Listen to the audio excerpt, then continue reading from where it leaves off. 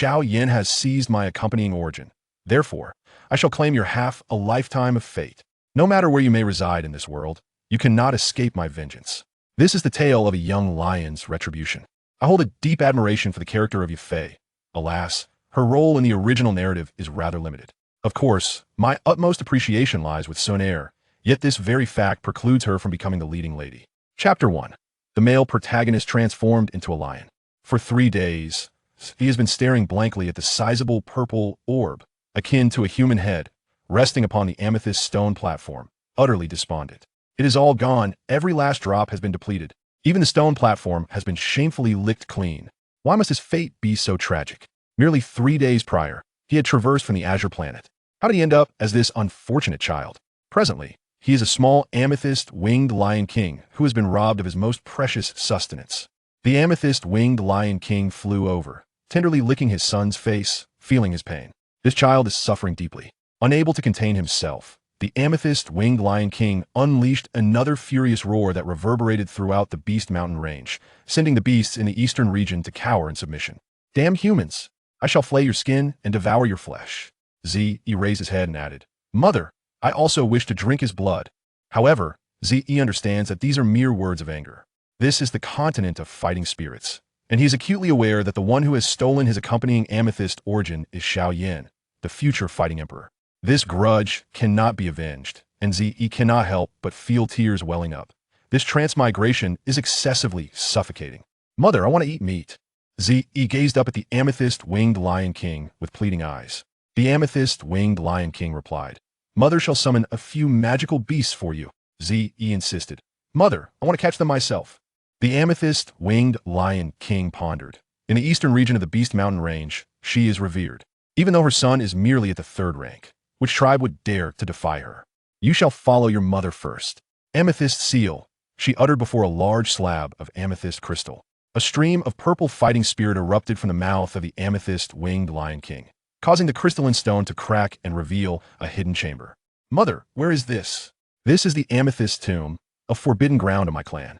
Without the unique sealing techniques of the amethyst-winged lion tribe, no one can breach this seal. The amethyst-winged lion king retrieved a crystal-like object from the amethyst platform. Mother, what is this? This is the purple nether crystal. Purple nether crystal? Is it not the purple spirit crystal? The purple nether crystal is a legacy from your lion ancestor. One is produced every 120 years, and it is the greatest treasure of our amethyst-winged lion tribe. Now, you shall swallow it. Although you have lost your accompanying amethyst origin, consuming this will enhance the purple fire within you. Reluctantly, the amethyst-winged lion king handed the purple nether crystal to Ze. He could sense her reluctance. Mother, why do you not eat it? The amethyst-winged lion king swallowed hard. Mother is already at the 6th rank. It makes little difference whether I consume it or not. Her words were clearly insincere, yet Ze could feel the deep affection hidden within. Naturally, his feelings for the amethyst-winged lion king were not yet profound. He swiftly accepted it and swallowed it down. All right, you may go out and play. A change of scenery would do you good. Her son had been moping in the cave for several days, and she too required a tranquil environment to weep, for her purple nether crystal, which she had preserved for over 100 years, was solely intended for her ascent to the 7th rank. After the little Ze consumed the purple nether crystal, an overwhelming force surged within him, nearly causing him to burst. He needed to vent. The eastern region of the Beast Mountain range erupted into chaos as countless magical beasts fled for their lives. A pitiable 4-horned sheep demon was driven to the brink by Ze, who gasped, Are you still running? Run again. Little prince, please spare me. The 4-horned sheep demon wailed in desperation. Spare you? Who has ever spared me? Little prince, but I have not provoked you. I am not even worthy to fill your gaps. No, today I shall indulge in my carnivorous desires. Ze slowly raised his sharp claws. The unfortunate sheep demon, facing imminent slaughter, hastily exclaimed, Little prince, I possess treasures. Please spare me, and I shall offer my treasures to you. Treasures? What kind of treasures? Choose wisely. If it does not stir my interest, not only shall I consume you, but I shall also flay your skin and devour your flesh. The sheep demon shuddered. Treasures? Absolute treasures. There is nothing more precious. Bring it forth. The sharp claws, descending with haste, abruptly halted before the sheep demon. You follow me. He was not afraid of any trickery. Throughout the eastern region of the Beast Mountain range, even a yawn from his mother would cause tremors. They arrived at an incredibly secluded valley. The little prince is just before you, beneath the skeleton in the cave.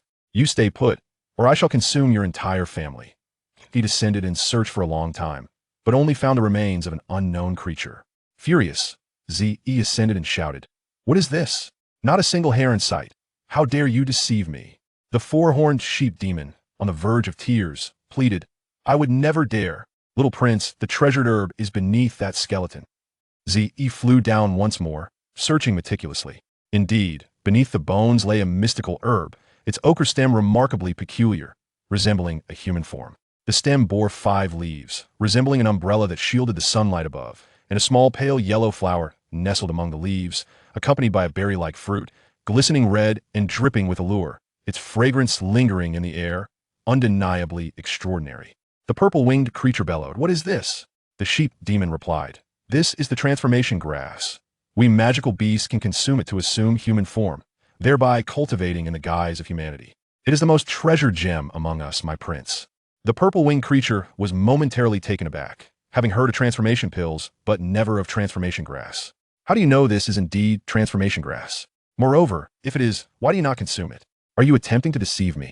The sheep demon hesitated briefly before exclaiming, "Young prince, my sheep demon clan feeds on myriad herbs.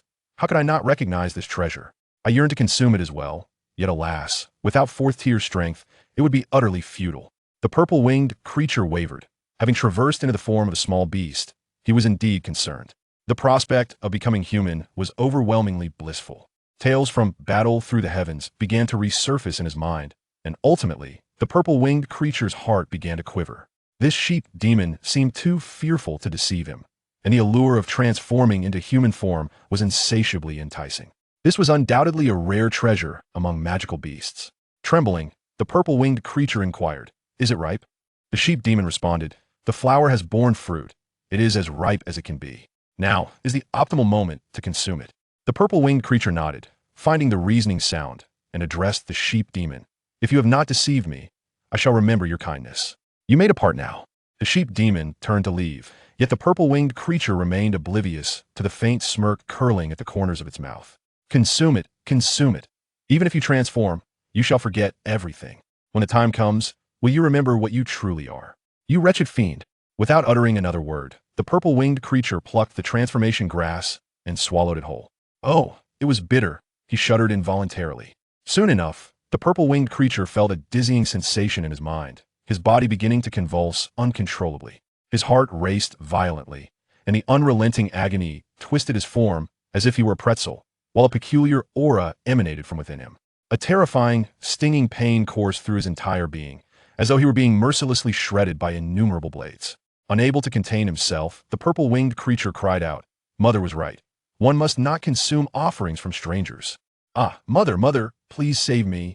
Oh, purple crystal-winged Lion King, your son is on the brink of demise. Why do you not come?" The purple-winged creature's complexion had long since turned an ashen hue. Indeed, for a magical beast to transform into human form was a trial beyond mortal endurance. This agony could likely only be borne by the resilient flesh of magical beasts, yet his spirit remained human. This was excruciating beyond measure. That detestable sheep demon. Once I endure this, I shall flay its skin. The pain intensified, as if it sought to pulverize the magical beast's flesh and blood within him. With a resounding crack, the purple-winged creature surmised that a bone had surely been fractured. He gasped desperately for air, his organs already soaked in blood, with his pores seeping forth scalding crimson. "Ah, damn it, I cannot perish here. If I survive this ordeal, I shall become human." The purple-winged creature roared, a surge of boundless courage igniting within him. "Being human is splendid. I yearn to be human." The torment of consuming the transformation grass was indeed far beyond what an ordinary being could withstand, as it seemed intent on tearing apart every sinew and shattering every bone, only to reassemble them anew. In the end, the purple-winged creature lost all consciousness, relying solely on instinct to persevere. Just as he believed his beastly existence had reached its terminus, dragging his battered form, the purple-winged creature finally succumbed to unconsciousness. Suddenly, a voice echoed, "Had you simply passed out earlier, it would have been for the best." Foolish creature, what a senseless struggle. It turned out that had he fainted sooner, he could have allowed the transformation grass to reshape his body without resistance. Alas, the poor purple-winged creature had received no such counsel. Yet, This was fortuitous. The closer he drew to death, the more his body's latent potential surged forth.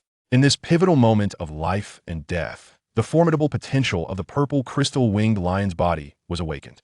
Time passed unmeasured, and when the purple-winged creature finally roused from his slumber, he was astonished to discover that his once crystalline skin had transformed into a smooth, refined, and elastic surface.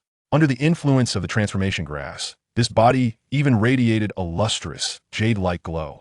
The transformation grass had erased the memories within the purple-winged creature's body, obliterating the remnants of the pitiful little beast's past. He hastily rose, inhaling deeply, and gazed up at the lofty cave opening. A sense of bewilderment washed over him. I have transformed into a human, yet I no longer possess wings. How shall I ascend now? Lying on the frigid stone, he stared at the opening above, the elation of his recent transformation dissipating entirely. He was famished. The exertion had been far too great. He cupped his hands to his mouth, creating a makeshift trumpet, and shouted towards the opening, "Mother, mother, your son is on the verge of starvation. If you do not come soon, there will be no lion left to send you off." Alas! A sigh reached his ears. The purple-winged creature sprang up, performing a swift roll. Who is sighing? He scanned his surroundings, finding nothing but a solitary skeleton before him. He shouted at the bones, "Surely, one cannot still speak in such a state. Foolish creature, I am your ancestor." Chapter 2. The Lion Ancestor. Foolish creature, I am your ancestor. With a swift kick, Xiao sent the skeletal remains before him, scattering in disarray. "How dare you? Return my ancestor to me, you pile of rotten bones. Damn you." Wait, that voice seems to be emanating from within my own body. Large beads of sweat rolled down Xiao's forehead. He had seized the body of the little purple crystal-winged Lion King. One might say it was so, yet now it felt as though a mantis was capturing a cicada, with a hidden sparrow lurking behind. Someone else was coming to claim his body. "I dwell within your spiritual sea. You may introspect now," came the voice. Xiao hurriedly crossed his legs and closed his eyes, his consciousness gradually sinking into his body. Introspection was a skill only those at the fighter level could master. The higher one's strength, the more thoroughly one could explore the inner workings of their being. As his spirit descended into the spiritual sea, he beheld a vast sea of flames, upon which a large purple crystal floated, slowly rotating. Surrounding this purple crystal were countless wisps of energy, swirling like nebulas. Within this cluster of star-like clouds was another smaller crystal, the very purple nether crystal he had just consumed. "Who are you?" Xiao inquired. The voice emanated from the purple nether crystal. "You may call me Lion Ancestor. Every winged lion born with a purple crystal source inherits a trace of my bloodline. The accompanied purple crystal source." Xiao felt disgruntled. "My accompanied purple crystal source has been stolen." Suddenly, his eyes darted around. "Lion Ancestor, grant me another chance. Bestow upon me more of the accompanied purple crystal source." The purple nether crystal flickered, and a vague shadow emerged from it. "That is not impossible, but you must have your mother conceive another 100 times. Perhaps there exists a 1% chance for another accompanied purple crystal source to manifest." "Foolish creature, you have given me greater surprise than the accompanied purple crystal source." The voice continued. "What do you mean? Take a closer look at your magic core." "Magic core? Where is it?" "That purple crystal spinning atop the spiritual sea." "Oh, I truly doubt whether you're a descendant of our purple crystal-winged lion clan." Xiao felt a twinge of guilt. "Lion Ancestor, I consumed transforming grass. I can't remember many things." The shadow shook its head. "Forget it. Do you notice anything different about your magic core?" Xiao felt a wave of confusion. "How would I know what is different? I've never seen anyone else's magic core." "Idiot. Introspect. Introspect. Introspect into your own magic core." "Foolish creature." "Ah," Xiao exclaimed. Upon introspecting his magic core, Xiao discovered a stream of information entering his consciousness. Strong fortune, purple energy arises. Strong fortune, purple energy arises? What is this? I sacrifice my life to borrow the purple energy to protect the bloodline of my winged lion clan. For millennia, you are the only descendant to awaken this talent." Xiao was momentarily taken back. "But what can this do?" "Purple energy arises. You are a child favored by heaven." "Foolish creature.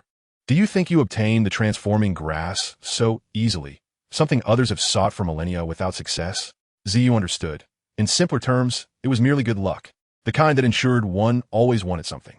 With this, he could bid farewell to his misfortunes. "Lion Ancestor, but luck cannot fill my stomach. Can you impart some unique skills, like that burning decision? Teach me how to absorb foreign flames?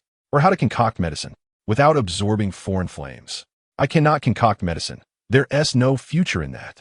The lion ancestor scoffed. Foolish creature. Foreign flames are not something our purple crystal-winged lion clan can touch. As for concocting medicine, don't even mention your lack of would attribute fighting spirit. Even if you had it, with your foolishness, could you possibly learn? Xiao felt exasperated. Lion ancestor, why do you persist in calling me foolish? The power of your soul is pitifully scarce.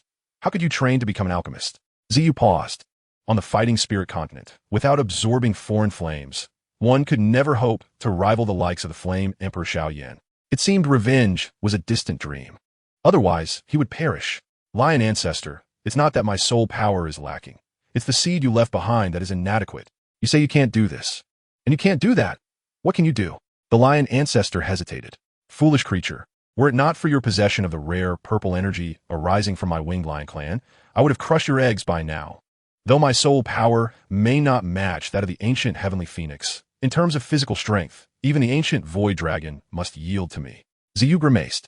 But without soul power, how can one achieve the ranks of battle sovereign, battle saint, or battle emperor?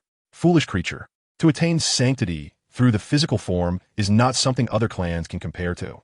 Attaining sanctity through the physical form? Forget it. Why should I argue with a foolish creature who has just begun to awaken their intelligence? Go back to find your mother. I will naturally find a way to assist your training. Oh, Xiao looked up at the high cave entrance. But now that I have transformed into a human, how can I fly up? The lion ancestor suddenly felt an overwhelming urge to crush this foolish creature and wait another 15,000 years for perhaps a better outcome. Use the purple fire within you to stimulate your magic core. You will be able to transform back into a winged lion. With that, the lion ancestor vanished, leaving Xiao to ponder. So that's how it is, Xiao thought, repeatedly transforming until he felt a sudden dizziness. Am I anemic? I need to return and ask my mother for a good supplement. Mom, I'm back. The purple crystal-winged lion king scrutinized her son. My dear, where have you been for so many days? I was worried sick. Mom, look. Xiao gathered his breath, and under the stimulation of the purple fire, he slowly transformed into human form before the purple crystal-winged lion king. The purple crystal-winged lion king stared in disbelief at her son, now human. How is this possible? Mom, am I impressive? My heavens, how did you manage this? Well, I consumed a piece of transforming grass. Transforming grass? My goodness. Are you certain you consumed transforming grass and not a transforming pill? The side effects of transforming grass are severe. At best, one may lose their memory, and at worst, even forget their own heritage. The purple crystal-winged lion king couldn't help but reach out to touch her son. Is this really still my child? Xiao suddenly jolted and quickly clasped his legs. Mom. At that moment, Xiao realized he was without clothing. The purple crystal-winged lion king ignored him, sniffing at her fingertips. It's the scent of the purple crystal-winged lion. It's definitely my son. My dear, although you have lost the accompanied purple crystal source, by a stroke of fortune, you have consumed transforming grass. Now you possess the cultivation talent of a human, and combined with the long lifespan of our winged lion clan, you will surely become the greatest king of the purple crystal-winged lion clan. Mom, don't we have a lion ancestor? The purple crystal-winged lion king nodded. Our purple crystal-winged lion clan, originally the purple nether lion, is the king of beasts, a cherished creature of heaven and earth. Even the ancient void dragon and the ancient heavenly phoenix must show us some respect. Unfortunately, after the lion phoenix calamity, our clan suffered greatly, nearly leading to our extinction. To protect our bloodline, the lion ancestor sacrificed himself to summon the purple energy, which is how we now have the purple crystal-winged lion clan. However, henceforth, due to our thin bloodline, it is exceedingly difficult for us to produce anyone capable of surpassing the 7th tier. Xiao paused. But wasn't the ancient heavenly phoenix wiped out? The purple crystal-winged lion king sighed. Indeed, they were extinguished. However, their descendant, the celestial demon phoenix, retains much of the ancient heavenly phoenix's bloodline. Presently, they are not something our purple crystal-winged lion clan can contend with. Xiao recalled that the celestial demon phoenix was a 9th tier magical beast, while their purple crystal-winged lion clan only reached a maximum of 6 tiers, and he had only just reached the 4th tier. How unfortunate! Xiao pouted. But why did the lion ancestor have to contend with the ancient heavenly phoenix to the death? Isn't that foolish? The purple crystal-winged lion king snapped. Silence. Xiao jumped in surprise. The purple crystal-winged lion king quickly softened her tone. One must not be disrespectful to our ancestors. Oh, How infuriating that a mere mortal would dare to steal my son's accompanied purple crystal source. I must catch him at all costs. The Amethyst Origin, imbued with the pure energy of the Amethyst-Winged Lion King, enables an Amethyst Wing to ascend to a 5th-tier magical beast simply by consuming it once it reaches the 4th tier. Furthermore, the inner purple fire will be significantly more formidable than that of other Amethyst-Winged Lions that have not consumed the Amethyst Origin. Alas, is no longer available. Mother, I am hungry again. Suddenly, the Amethyst Wing felt a pang of sorrow. I must transform this grief into appetite. Chapter 3. The Amethyst-Winged Lion Clan. A voice echoed once more within the spirit sea.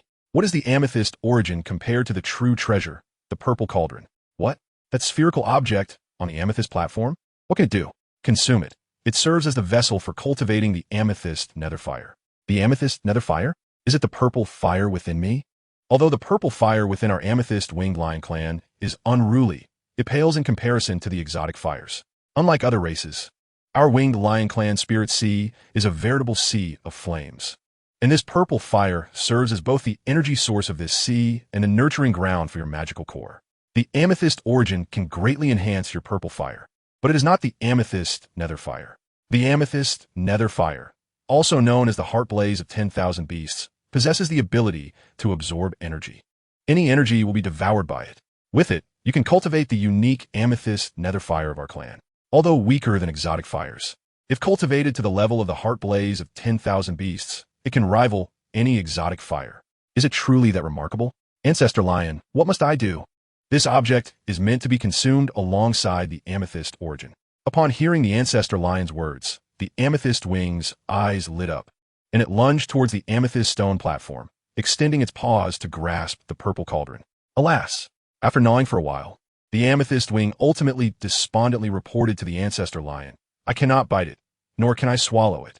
It is too large. Do not speak to me. I wish to be alone. The Amethyst Wing suddenly realized that if it could not swallow it in its humanoid form, transforming into the Amethyst-Winged Lion King would surely allow it to consume anything with that large mouth. It then called out loudly, Mother, Mother! What is it, my dear? The Amethyst-Winged Lion King flew over. Mother, I wish to eat this purple cauldron. Can you help me retrieve it from the Amethyst platform? Eat this? Are you certain? The Amethyst Wing nodded. An orb of energy appeared atop the Amethyst-Winged Lion King's sharp horn, and as that energy reached its peak, a beam of purple light shot forth, severing the connection between the Amethyst platform and the purple cauldron. The Amethyst Wing joyfully embraced the purple cauldron and turned back to give the Amethyst-Winged Lion King a sweet smile. Only then noticing that a portion of the Amethyst-Winged Lion King's horn had been sheared off. Mother, what happened to your horn? The Amethyst-Winged Lion King appeared somewhat fatigued, yet she still spoke to her son. My dear, remember that our Amethyst-Winged Lion's horn possesses unparalleled sharpness and strength, but it is also strangely fragile. The Amethyst Wing felt a bit dizzy. How could something deemed unparalleled in strength also be remarkably fragile? The amethyst crystals covering our bodies render us incredibly resilient, with our only weakness being this horn. It is precisely because of our horn that our Amethyst-Winged Lion Clan is one of the few capable of wielding lightning. We can resonate with thunder through this amethyst thunderhorn. Our bodies, enveloped in amethyst crystals, are impervious to thunder, so remember to protect your horn. All right, Mother will rest for a while. This was also the reason the Amethyst-Winged Lion King bestowed the amethyst nether crystal upon the amethyst wing. Without a decade or so for her horn to properly regrow, she would be unable to break through to the 6th tier and complete her transformation. Therefore, the damage to the amethyst thunderhorn had also significantly drained the Amethyst-Winged Lion King's vitality. Mother, please go rest. The Amethyst-Winged Lion King departed, and the amethyst wing could not help but call out to the Ancestor Lion, Ancestor Lion, Grandfather, are you awake? No one responded. He repeatedly called out affectionately in the spirit sea, Grandfather, Ancestor, Ancestor Lion. Foolish child, what do you want? Annoying as always. Ancestor Lion. The amethyst wing donned a flattering expression and asked, how can I grow stronger now? Our Amethyst-Winged Lion Clan can rapidly elevate our realm by devouring high-tier humans or magical beasts. Eatumans. The amethyst wing felt a twinge of aversion. Suddenly, a thought crossed his mind about a certain person, or rather a soul. He innocently asked the Ancestor, Grandfather, Ancestor, surely you have some techniques, skills, or treasures aside from eating humans, right? Please share them with me. The Ancestor Lion ignored him. Did you not say that transforming into a humanoid form would allow you to cultivate techniques? Upon hearing this, the ancestor lion rolled his eyes, realizing that this foolish child had become astute at this moment. What techniques do you desire? Are there any techniques more formidable than heavenly tier techniques? Perhaps even more powerful than exotic fires, that could render one invincible? The amethyst wing smile became even more ingratiating. First, bow 3 times, and then we shall see. Without hesitation, the amethyst wing bowed 9 times, and then gazed at the ancestor with an even more obsequious expression. Observing this obsequious face, the ancestor lion suddenly wondered if he had truly lost his vision to have chosen such a softling as his successor. The amethyst wing clearly sensed a flicker of inexplicable meaning pass over the ancestor lion's face. The ancestor lion also bowed, admonishing, "You must pass on to me. Otherwise, I shall merely languish, and this amethyst chi shall surely ensure my safety and well-being." The ancestor lion shot him a glare. All the techniques of our amethyst-winged lion clan are stored within this amethyst nether crystal. There are 8 amethyst nether crystals in total, containing 8 combat techniques. And the one in your mother's possession should be the technique for the amethyst nether king shield. The purple fire within you is the inherited technique of the amethyst-winged lion king.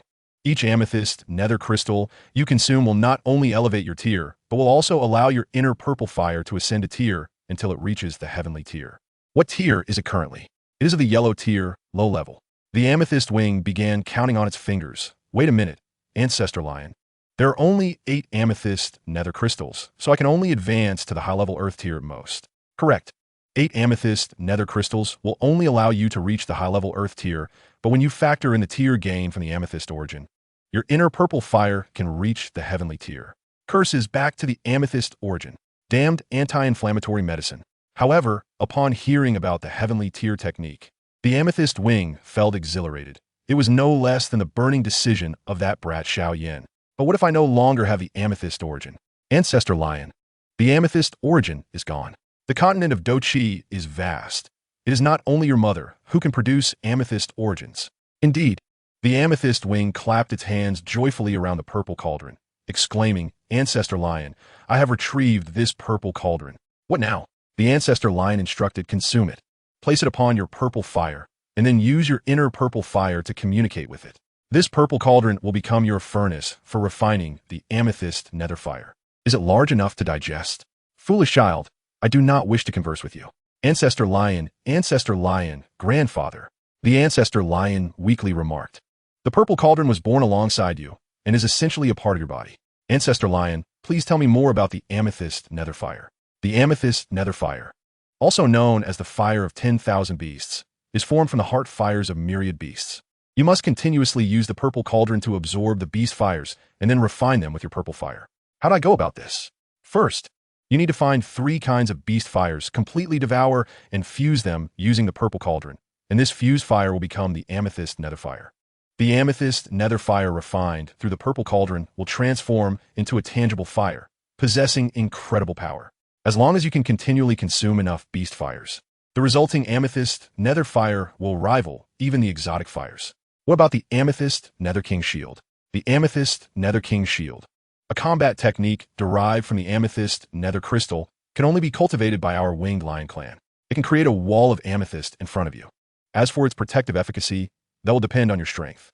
The amethyst wing counted. The purple fire is a technique. The amethyst nether king shield is a combat technique. Coupled with its impervious body and its own initial 4th tier combat spirit strength, it should face no significant issues in the Gamma Empire as long as it does not overreach. Mother, I wish to venture into the human world for training. Mother, do not worry. I am now human. Come with me, mother. In a secluded corner of the amethyst cave, there lay a heavy, imposing chest. Open it, commanded Zhongzhou, and obediently, she lifted the lid. A sudden cascade of brilliant light erupted forth. To her astonishment, the chest was brimming with gold coins and precious jewels, an unimaginable treasure that anyone could only dream of. Wow, so much wealth, Zhongzhou exclaimed, scooping up a handful of coins and caressing the jewels. Where did this come from? The amethyst-winged lion king chuckled darkly. These are gifts from those who have sought to undermine our amethyst spirit and its associated source over the past century. Zhongzhou comprehended the implication. These were offerings from those who had been vanquished by her mother. The amethyst-winged lion king regarded her with a bemused expression and asked, Do you truly cherish these, my dear? Do. Her throat constricting, stammered. I think no one in the world could dislike such treasures. The Lion King replied, if you desire them, take them all. Xiao shot a gleeful glance at her mother. Mother. The Lion King chuckled. If you like them, take whatever you wish. I have no need for these. Ultimately, Xiao shook her head. There's no way I could carry all this wealth. The Lion King extracted 2 rings from the chest. My dear, these are storage rings. They can hold items. Wear them. He placed 1 ring on each of her index fingers. Xiao glanced around, beaming. They look beautiful. Do you have more? I won't wear 10.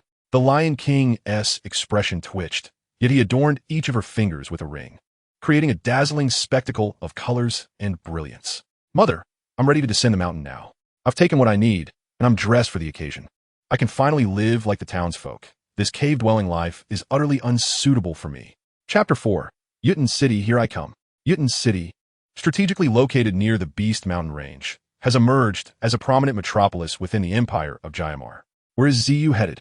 Apart from its proximity, the most significant reason is that Yutun City is the hometown of Xiao Yan. You dare to steal from my family? Well, I shall return the favor by stealing from yours. If you're absent, I'll target your father, uncle, and sister. You pilfer my source. I'll take your destiny in return. At this moment, the Xiao family had become the unrivaled power in Yutun City. With the decline of the Gale family and the assistance of the Miter family, the Uba family stood no chance against the Xiao family. Uba Pa shattered his teacup in frustration. What do you mean there's no stock left? The Xiao family has an abundance, while we Uba can barely manage a meager supply. Miter family, are you trying to starve us? The Miter auction house, the largest in Yutun City, is also affiliated with the wealthiest family in the Jiamar Empire, the Miter family. In terms of wealth, the Miter family is second to none in the empire.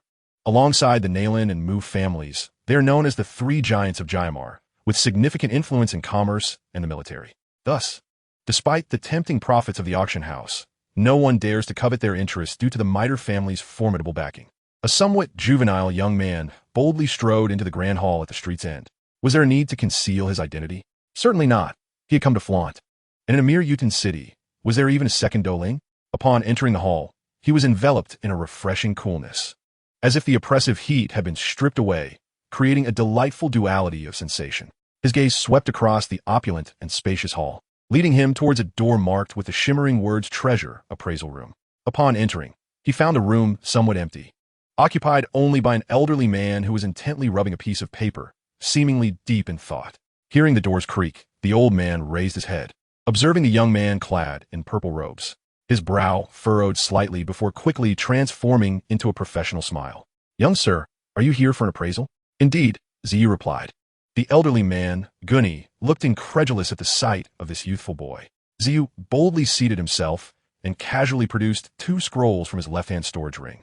Tossing them onto the table, the scrolls bore ancient characters, high-level yellow-gray dough technique, swift wind steps, and low-level Xian-gray dough technique, heavy rock wall. Gunny's eyes nearly bulged out. Those were indeed storage rings. While not exceedingly rare, he had never seen anyone adorned with 10 of them at once. Moreover, the vibrant rings were of fine quality, with the 2-finger rings being top-tier items. Whose child is this so ostentatious? Taking a deep breath, the middle-aged man attempted to steady himself, fixating on Xiao. I'll take these 2. After all, no one here can afford such expensive items.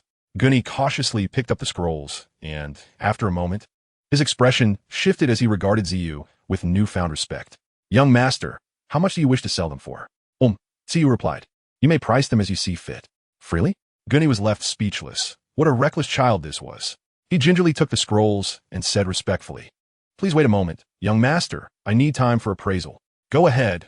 Xiao waved dismissively, unbothered, and began to explore the small room, which surprisingly contained a small bed for resting. Gunny nodded earnestly and immersed himself in a thorough appraisal. Apologies for the wait. Both of your items are genuine treasures. Young master, you may proceed to auction room 1, where an auction is currently underway. Your items will be featured as the main attraction, and our chief auctioneer will handle the bidding. I am confident you will be satisfied with the final price. Gunny beamed as he handed Xiao a sleek black iron token. Very well. Xiao accepted the token and exited the room without delay. Who is this young master? I've never heard of him. Gunny murmured to himself. My lord, shall we investigate his origins? A middle-aged man suggested quietly. Gunny narrowed his eyes thoughtfully, nodding slightly. Yes, do so. It's unusual for someone of such caliber to appear in this small place like Yutan City. But remember, keep it discreet. We must not offend. With that, Gunny departed with an air of cold authority. Under the guidance of a female attendant, Ziyu entered the ongoing auction. The venue was vast, comfortably accommodating hundreds. At the center, illuminated by bright lights, a stunning woman in a red gown was captivating the audience with her enchanting voice, detailing the features of the item she presented. As her melodious tones filled the air, the price of an otherwise unremarkable item surged rapidly. Ziyu took a seat in the front VIP section, where the chief auctioneer, Yafei, renowned for her beauty in Yutan City, was holding court. Her mature allure had caused many men to fall under her spell. Though this woman has some flirtation with Xiao Yan, she's not truly his. Perhaps I should target Xiao Yu and Xiao Mei instead. While plotting his schemes against Xiao Yu and Xiao Mei, Ziyu found his gaze irresistibly drawn to the alluring woman on stage, her voluptuous figure captivating him. Perhaps. Should I also make a move? It must be said that the woman named Yafei possesses an extraordinary talent for enlivening the atmosphere. Every subtle smile or frown of hers sends the prices soaring amongst the bidders, and at such moments, she bestows an enchanting smile upon those who raise their bids, instantly invigorating those who were previously hesitant. The ambience within the hall remains perpetually heightened, punctuated by her delicate laughter. Ladies and gentlemen, I believe the next item on auction will pique the interest of every woman present. After concluding the sale of the previous item, Yafei suddenly remarked with a radiant smile. With a graceful wave of her hand, a servant promptly presented a jade plate, upon which rested a resplendent necklace. This is a masterpiece crafted by the jewelers of the imperial city. She delicately lifted the brilliant necklace, placing it just beneath her collarbone. Is it not beautiful? Yafei asked with a captivating smile. The gem, nestled in the alluring curve of her neck, seemed even more dazzling, drawing all eyes towards it. The sound of numerous people swallowing in anticipation echoed through the hall, and soon the clamor began. 500. 600. I bid 1,000. In the realm of the Duki continent, nothing is more sought after than pills and martial arts techniques. And this woman has remarkably elevated the auction with a seemingly useless necklace. The starting bid for this necklace is 1,000 gold coins. Let the bidding commence. 1,001. 1,005. 5,002. A young boy named Ziyu called out a high bid, met with resentful glares from the crowd, as it was clear that this price exceeded their limits. Yafei couldn't help but cast a lingering glance at the small figure in the front row. 5,002 once. 5,002 twice. 5,002 thrice. Congratulations to this buyer. You are now the proud owner of this necklace. Ziyu gazed intently at Yafei, a smirk on his face. This gem is most beautiful when resting against your chest, so I shall gift it to you. Yafei, momentarily taken aback, quickly smiled and replied, I thank this young gentleman. Such audacity from this impetuous child, barely 15 or 16, attempting to woo women like an adult? Now, dear friends, we have reached the climax of this auction. With a flourish, Yafei donned the necklace around her neck and retrieved a silver plate from the stage, upon which lay an ancient blue scroll. The scroll emitted a faint azure glow, lending it an air of mystery against the silver backdrop. A high-level yellow-tier fighting technique, Gale Steps. Chapter 5, Yafei. The auction finally concluded, with the Uba family ultimately securing the scroll due to financial constraints. While the lower-tier Xian-level technique was acquired by the Xiao family, the foremost clan of Wutan City. Bid away, brothers shall reclaim it. The Xiao family's possessions are up for grabs, especially the women of Xiao Yan. Exiting the first auction hall, Ziyu returned to the appraisal room, quietly bowing his head in anticipation under the awed gaze of the middle-aged man. Moments later, hurried footsteps approached from outside, and two figures entered. It turns out that the young gentleman who gifted me the necklace is the owner of those two fighting techniques. Is this your first visit to Wutan City? A fragrant breeze wafted by, accompanied by a soft, alluring laugh that made Ziyu's heart skip a beat. Yafei approached, cradling a snow-white cat in her arms. What a captivating creature! Ziyu's gaze roamed unabashedly over the woman in the crimson dress. Standing beside her, the newly transformed Ziyu appeared considerably more youthful. While this woman radiated mature allure, her tight-fitting scarlet gown accentuated her voluptuous figure, and her slender, beguiling eyes seemed to emanate an irresistible warmth. Gently placing the cat on the ground, she playfully kicked at it as it attempted to climb back into her embrace, covering her mouth with a soft laugh. Little brother, what are you looking at? Ziyu followed her slightly bent posture, and with a gulp he beheld her exquisitely delicate collarbone, her slender waist, the graceful sway of her movements, and her intoxicating fragrance, which made him unable to resist inhaling deeply. Fool, don't sniff. Ziyu barely registered the lion ancestor calling him, feeling a flush rise to his cheeks. Unable to resist, he inhaled once more and blurted, "Sister, you're so beautiful." Yafei was momentarily taken aback, then swayed even more enticingly, beckoning him with a rhythmic cadence. "Come with me, little brother." Her voice was irresistibly captivating, causing Ziyu to slightly daze before eagerly following her. Casting a glance back at the young man behind, Yafei raised her eyebrows playfully, her rosy lips curling into a smile. Another ignorant youth has fallen beneath the spell of her charm. "Little brother, where do you reside? I've never seen you before," Yafei inquired sweetly. The Monster Beast Mountain Range," Ziyu exclaimed, suddenly realizing he had revealed too much. Panic surged as he pinched his thigh. This woman was frightening. "Cough, cough, sister. Must I disclose my identity in this place?" Ziyu protested. "Oh, I'm merely curious." "Dear brother, if you prefer not to share, I shall refrain from asking." Yafei chuckled lightly. At this moment, an elder beside Yafei whispered something in her ear. "Please wait a moment, little brother. I shall return shortly." "Is she beautiful?" The lion ancestor's voice suddenly resounded. Ziyu snapped back to reality and nodded fervently. "Need you even ask? That figure, that face, and her aura. She's undoubtedly the epitome of femininity, a paragon among women. Do you see the cat at her feet? Do you take me for a fool? With such a beautiful woman around, why would I look at a cat? Just take a look. This is how you will end up." "What do you mean?" "This woman possesses a natural allure. That much is obvious. Any man can see she is a living aphrodisiac. Notice the lotus blossom on her forehead? Yes, it is quite beautifully painted. It is not merely painted. Wait, can a birthmark be so exquisite? That blossom is known as the beast heart lotus. What is that? See that cat? It has already been captivated by her scent. Now, even if she were to kick it, that foolish creature would still prance over to her. It's just a cat. What does it matter to me?" Ziyu inhaled deeply once more, the lingering scent of her fragrance still present in the room. This woman truly smelled divine. The lion ancestor sighed, shaking his head. "Have you not understood anything after all this talk?" He looked at Ziyu with pity. "Is her scent pleasant? So fragrant." Ziyu sniffed again with renewed vigor, then continued to breathe it in. "You are beyond saving. You are the one who is beyond saving." "Fool, what did you say your ambition was before you came here?" Ziyu declared resolutely, "To snatch away Xiao Yan's women. Yes, to take all the women around him. If he dares to seize my fated companion, I shall take his half of fate. Continue dreaming. You are already out of the game." "Ha, out of the game?" Ziyu retorted with a cold smile. "I am but a pure little lion cub. Do you think I am like you? Finally, you remember you are just a little lion cub. If you were not a little lion cub, that would be a different story. Come on, lion ancestor, could you speak plainly? What I mean is you, poor little lion cub, have already fallen into her grasp. Listen to me and leave quickly. It will soon be too late." Ziyu chuckled. "Lion ancestor, you're foolish. I just auctioned something off, and I haven't even collected my money yet. Forget the money. If you don't leave now, your life will be over." "What exactly are you trying to say?" "Little brother, I apologize for my tardiness," Yafei said cheerfully as she produced a crystal card adorned with the emblem of the Maitel family. "Little brother, here's my VIP card for the Mittler auction house. With this card, you shall receive preferential treatment at any of the Mittler family's auction venues. Moreover, the tax rate payable at the auction will be reduced from 5% to a mere 2%. Once again, the alluring scent wafted through the air, prompting Ziyu to lean closer to Yafei, inhaling deeply as he grinned and remarked, "Sister, I'm not in need of money."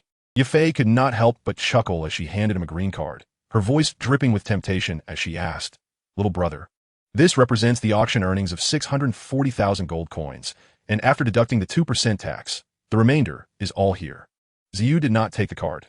Instead, he swallowed hard, tugging at the collar of his shirt, exclaiming, "Sister, why is it so hot in here?" Yafei paused momentarily. For even on the hottest summer days, the Mittler auction house remained refreshingly cool. With a charming smile, she replied, "Hee hee, little brother, you truly have a knack for jesting. Should you require any future auctions, do remember to keep your sister in mind." He replied casually, rising to his feet, preparing to exit the stifling appraisal room. "Foolish child, do you not feel it? Well, what then? You shall soon find out." Upon hearing Shizu's words, Ziyu was startled, licking his lips and abruptly turning to face Yafei. She was momentarily taken aback by the desire evident in his eyes, but this was her domain. With a frosty demeanor, Yafei crossed her arms over her chest, leaning back in her chair, and coldly sneered, "So, it appears you are quite pathetic. Do you intend to indulge in lust and bully me?" Yafei commanded sharply, "Someone come." Suddenly, the door swung open, and figures rushed in. Ziyu turned slightly, casting a glance at the henchman, and a surge of formidable fighting spirit erupted from within him, manifesting as a purple battle armor enveloping his form, while a pair of wings unfurled from his back. Battle Chi armor, Battle Chi wings. Before Do Wang Guni could finish his sentence, he felt a flash of purple light, and a hand struck his neck, causing him to crumple to the ground. In an instant, the 10 or so guards had all succumbed to unconsciousness. Thud, thud, thud. The bothersome intruders were kicked out the door. With a creak, the door was firmly shut by Ziyu. At this moment, the last shred of rationality remaining allowed him to utter one final phrase. Sister Yufei, I'm sorry. No sooner had he spoken than a tightening sensation gripped his shoulder as he was firmly embraced. Yufei, startled and furious, struggled to break free. But with her mere 2-star fighter capability, how could she escape? In her moment of shock, beads of cold sweat broke out upon her brow. Gazing up, she found Ziyu's face flushed, his breath hot as fire. Yufei's heart raced in terror as Ziyu lifted her effortlessly, placing her atop the round table. Let me go, let me go. Please, I beg you, release me, she cried, her voice trembling with despair. In a sudden gasp, her red robe was torn asunder, and Yufei screamed in horror, Do not touch me. If you dare to lay a hand on me, I will kill you. I swear I will. Chapter 6. His women are not to be provoked. As the clouds cleared and the rain ceased, it was already the early hours of the following day. Ziyu huddled in the corner, his gaze fixated on the pristine form upon the table. Shizu, I believe I have landed myself in trouble. Shizu exhaled deeply, lamenting the trials of existence. This young man has spent the entire night in revelry, while I've been left guarding the door, caught in a spring breeze. Foolish child, I warned you, but you refused to listen. That woman is a natural aphrodisiac, born with an enchanting allure and a beastly heart. Given the intoxicating aroma you inhaled, it's no surprise you found yourself in this predicament. Ziyu grimaced, but how could it have turned out like this? Shizu, I never intended to force myself. Shizu retorted, the beastly heart lotus presents an irresistible allure to young beasts, even to magical creatures. And you, my dear, are but an immature beast. Had you not taken on human form, it would have been less troublesome. But alas, you transformed into a young lion, and here we are, such is fate. Shizu, why must my life be so arduous? Perhaps her plight is even more burdensome. Shizu replied, somewhat exasperated. Shizu. Ziyu gazed at Shizu with a sense of melancholy. Enough, foolish child. Keep your distance from her. You are destined to become the king of beasts. That woman is inherently seductive. If you were merely a mortal, you might muster the willpower to resist her allure. But you are not human. You are a beast. I'm not a beast. Ziyu protested. Shizu, what will become of me? While she remains unconscious, you must flee far away. The farther, the better. Once she awakens, you will be unable to refuse any of her commands within a 10-foot radius. Ziyu glanced once more at the alluring figure sprawled before him. Is it truly that terrifying? Shizu shook his head. That is not even the worst of it. Is there something more dreadful than being under her control?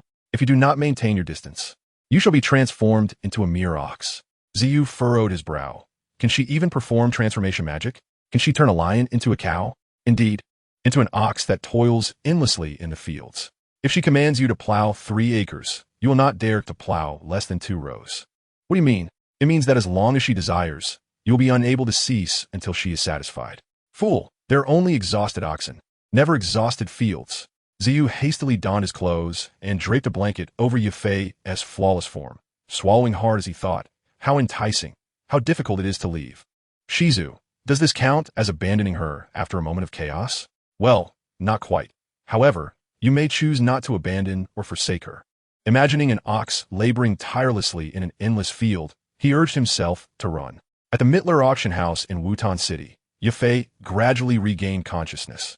Rising, she retrieved a new outfit from her spatial ring, intending to head to her room, but the lingering discomfort between her legs caused her to hesitate. That wretched boy.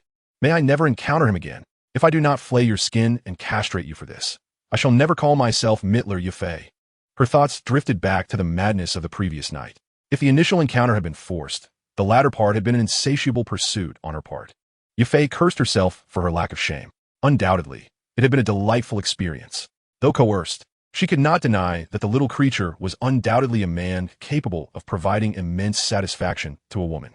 Her delicate fingers brushed against the necklace adorning her neck. Yufei chuckled bitterly, realizing that this had been her most regrettable transaction, having exchanged her body for a mere necklace. At that moment, Gunny entered. Miss Yufei responded, this matter must not be disclosed. you know the consequences. Understood. Outside Wutan City, Ziyu dashed away, exhaling heavily. As for the Xiao family, he was nearing a transformation into an ox. If they dared to pursue him, let them. Ziyu halted, panting, for this was not exhaustion but sheer fright. Shizu, am I truly a beast? Shizu scoffed, disdain evident in his gaze. Fool, having consumed the transformation grass, do you truly believe yourself to be human? You are a descendant of the Ziyu underworld lion, destined to become the king of beasts. The female creatures of this earth are meant to be your subservience. All right, Fine. Perhaps that ancient perspective holds some truth, Ziyu conceded. But what shall we do now, Shizu? Shizu replied. Aren't you still intent on seizing the woman who dares to take from our winged lion clan? Ziyu smacked his lips. Shizu. Suddenly, I feel a profound pain in my heart at the thought of becoming a lecherous brute. I believe, deep down, I am still a kind-hearted soul. Is that truly so? In truth, Ziyu genuinely wished to refrain from immoral deeds, yet his power constrained him. He just cracked his knuckles and calculated that, aside from Yafei, there seemed to be no woman of Xiao Yan whom he could contend with at the moment. Yin Yun, a Do Huang, capable of matching his mother in a duel. To bully her? Not doing so wouldn't lead to death, but to attempt would surely spell his demise. And then there's Nalan Yinran, the young master of the Yunlan sect, the prize jewel of the Nalan family, one of the three great families of the Gamma Empire, with formidable strength of her own. To bully her would also be courting death. As for the little medical fairy, though her power is modest, her poison is another matter.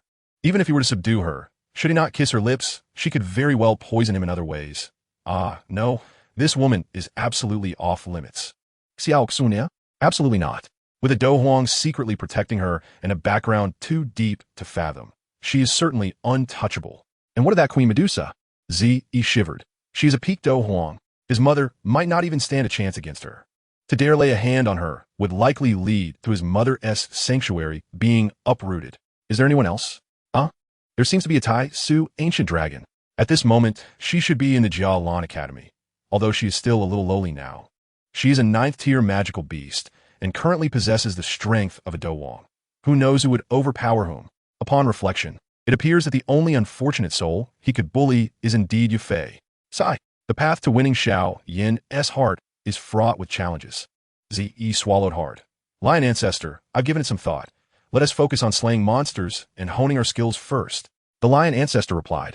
Indeed, refraining from bullying women shows a semblance of kingly demeanor in you. As for training, let us first cultivate the seed of the purple crystal nether fire. Zi nodded vigorously in agreement. You speak truly, Lion Ancestor.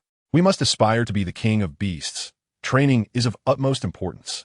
The Lion Ancestor continued. To cultivate the purple crystal nether fire, you must acquire at least 3 types of beast flames, one of which must be the nether fire. Lion Ancestor, what is nether fire? Nether fire is the flame that originates from the netherworld. Only those from the netherworld may possess it. Nether fire is a flame that brings immeasurable suffering to the world. It can siphon the soul energy of others, erasing their minds. The burns of nether fire inflict immense agony upon both body and soul until one can bear it no longer and willingly submits. Z's jaw dropped. So powerful. The Lion Ancestor chuckled. No living flesh can control it. To possess it, one must relinquish their physical form. Only then can one coexist with nether fire in life and death. Relinquish my body? Then I shan't train. He shook his head violently. After all, he had only just obtained this human-like body. For mere nether fire, he would not forsake his humanity. The Lion Ancestor shot him a glare. Wondering if the lad was unwell, he continued. Long ago, I tamed the purple crystal nether fire. It now exclusively belongs to the purple crystal winged lion clan. Fear not, your physical body shall remain intact. Zi grinned foolishly. Lion Ancestor, do tell. I am most eager to cultivate the purple crystal nether fire. The Lion Ancestor sighed. When magical beasts or humans die with heavy grievances or possess an unyielding desire to see a loved one once more, they may transform into a wisp of nether fire.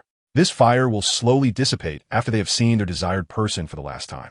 Your task now is to extract this wisp of nether fire and then refine it using the purple furnace. Chapter 7.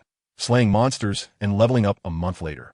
In the southern region of the Beast Mountain Range, a first-tier silver wolf cautiously crawled, its blue eyes vigilantly scanning the forest, sharp teeth and claws glistening ominously. Suddenly, a red shadow darted down from the trees, swiftly pinning the silver wolf, which had sensed danger and attempted to flee, to the ground. With a resounding crack, The beast's powerful arms tore the silver wolf asunder. A flawless ambush, executed by a fire ape, its body adorned with fiery red fur, known as the fire spirit ape, whose strength ranks among the pinnacle of second-tier magical beasts, rendering the one-tier silver wolf an easy target. After devouring the silver wolf, the fire spirit ape was about to seek its next prey when a sudden turn of events occurred. Bang! With a dull thud, a beam of purple light surged forth. The fire spirit ape, startled, leapt aside, only to see a figure rushing toward it from behind. Trying to escape? Taste my fist. The forceful punch struck the fire spirit ape's chest with tremendous impact. Boom! An explosive sound echoed as the fire spirit ape was sent soaring into the air. Its vicious jaws opening wide as it let out a roar, swiftly grabbing a tree branch to stabilize itself from the shock of the blow. Ha ha! A peak second-tier magical beast, with its intelligence, awakened, and formidable defenses. Just perfect for me to hone my skills. This individual was none other than Ze, who had escaped from Wutan City. As the fire spirit ape swung around the tree branch, it immediately dove towards Ze. Ze clenched his fists, shouting loudly as he met the beast's massive punch. With a thud, Ze's foot sank into the ground, but the fire spirit ape was sent tumbling backward. Enraged, the fire spirit ape hammered its chest a few times and charged at Ze once more. With a roar, Ze bellowed, flames of purple igniting fiercely within him. Just as they were about to collide, Ze sidestepped sharply, curling his right hand as a swirl of purple fire rapidly enveloped it. At the very instant the fire spirit ape rushed past, blood burst forth as Ze's right hand plunged directly into the ape's heart, causing blood to spurt out. With a huff, and a sizzling sound, as he extracted the searing, pulsating heart from the fire spirit ape's chest. The beast emitted several wailing cries before its body gradually ceased to move. Ze calmly opened his mouth and began to consume the heart, exhibiting a skillful technique in heart extraction that could only have been honed through the slaughter of countless magical beasts. Even mercenaries who hunted for magical cores would be taken aback by the gruesome sight of him devouring the heart raw. Sigh, lion ancestor. Does even the second-tier fire spirit ape lack beast flames? The lion ancestor replied, the fire spirit ape does possess beast flames, but only the third-tier fire spirit ape king has them. Suddenly, a thunderous roar echoed from behind. Ze turned to see an even larger fire spirit ape howling over the corpse on the ground, its blood-red eyes suddenly flaring with rage. And its already massive form expanded dramatically. It's gone berserk. Ze raised an eyebrow at the sight. Berserk? What fortune? What does that mean, lion ancestor? That is the fire spirit ape king, a third-tier magical beast. Ze's heart leapt with excitement. Truly, what one thinks of comes to pass. As he whistled toward the fire spirit ape king and swung his fist in its direction. Boom! Ze's body was actually sent stumbling back several steps from the recoil. How is this possible? Just as he was in shock, a foul stench assaulted his senses. The fire spirit ape king leaped high into the air like a mountain, crashing down upon him. As he gazed at the looming red shadow, Ze again struck with both fists, producing a thud. Damn it! Ze was forced to kneel under the immense weight. What overwhelming strength! Lion ancestor, is this truly only third tier? Beads of sweat trickled down his forehead. Fool! You are fortunate. If you consume it, it is a fourth-tier variant fire spirit ape saint. Ze cast a resentful glance at the lion ancestor. I've just reached fourth tier. Who knows whether it's mid or high tier among the fourth tier? Who knows who will consume whom? The fire spirit ape saint's blood-red eyes glared at Ze with malice and hatred. For it was clear that the fire spirit ape he had just slain was likely its offspring, and it was thoroughly enraged, with a furious roar escaping its monstrous jaws. The fire spirit ape saint reached out its long arms and snatched up a massive boulder, hurling it violently at Ze. Roar, purple crystal battle armor. With a commanding roar, Ze donned a layer of amethyst-like armor that enveloped his chest, propelling himself forward at an astonishing speed. As he clenched his fists, a surge of fighting energy erupted, and with a fierce punch, he shattered the massive rock before him. Undeterred, he charged straight towards the fire spirit ape king. Bang! The two collided instantaneously, unleashing torrents of energy. What immense strength! After a brief entanglement, Ze felt a tingling numbness in his arms. Bang! The fire spirit ape king struck Ze's amethyst-clad chest with its powerful arm, causing him to feel a sharp pain in his chest, nearly knocking the wind out of him, and blood began to trickle from the corner of his mouth. Roaring in pain, the fire spirit ape king, too, felt the searing agony in its abdomen. which only fueled its rage further. Flames erupted around it, rising a foot high as it swung its massive arms in a furious 360-degree sweep. Unleashing a violent gust of wind, Xiao leaped into the air with a fierce shout, performing a somersault as his energy surged within him. His fists ignited with thick purple flames, descending upon the Fire Spirit Ape King's head in a furious strike. Watch me play whack-a-mole. Clang! The Fire Spirit Ape King, quick as lightning, sensed the ferocity of Xiao's attack and crossed its arms to block the blows. To Xiao's dismay, it remained utterly unharmed. Damn it, what now? I can't budge at all. Ancestor! Ancestor! Xiao's expression changed as he called out to his mentor. You foolish creature, your combat experience is woefully inadequate. This is a perfect opportunity for you to hone your skills, came the response. The Fire Spirit Ape King launched another counterattack. Amethyst King Shield. An arcane shield materialized before Xiao. The Fire Spirit Ape King crashed into the shield, stars bursting before its eyes. Yet, its fury only intensified, and it pounded relentlessly against the shield with its fists. Ancestor, the Amethyst King Shield is about to shatter. I'm going to be hammered to death. Ancestor, I have nothing left but this shield. How do I fight this beast with its tough hide? Xiao lamented, on the verge of tears. You imbecile.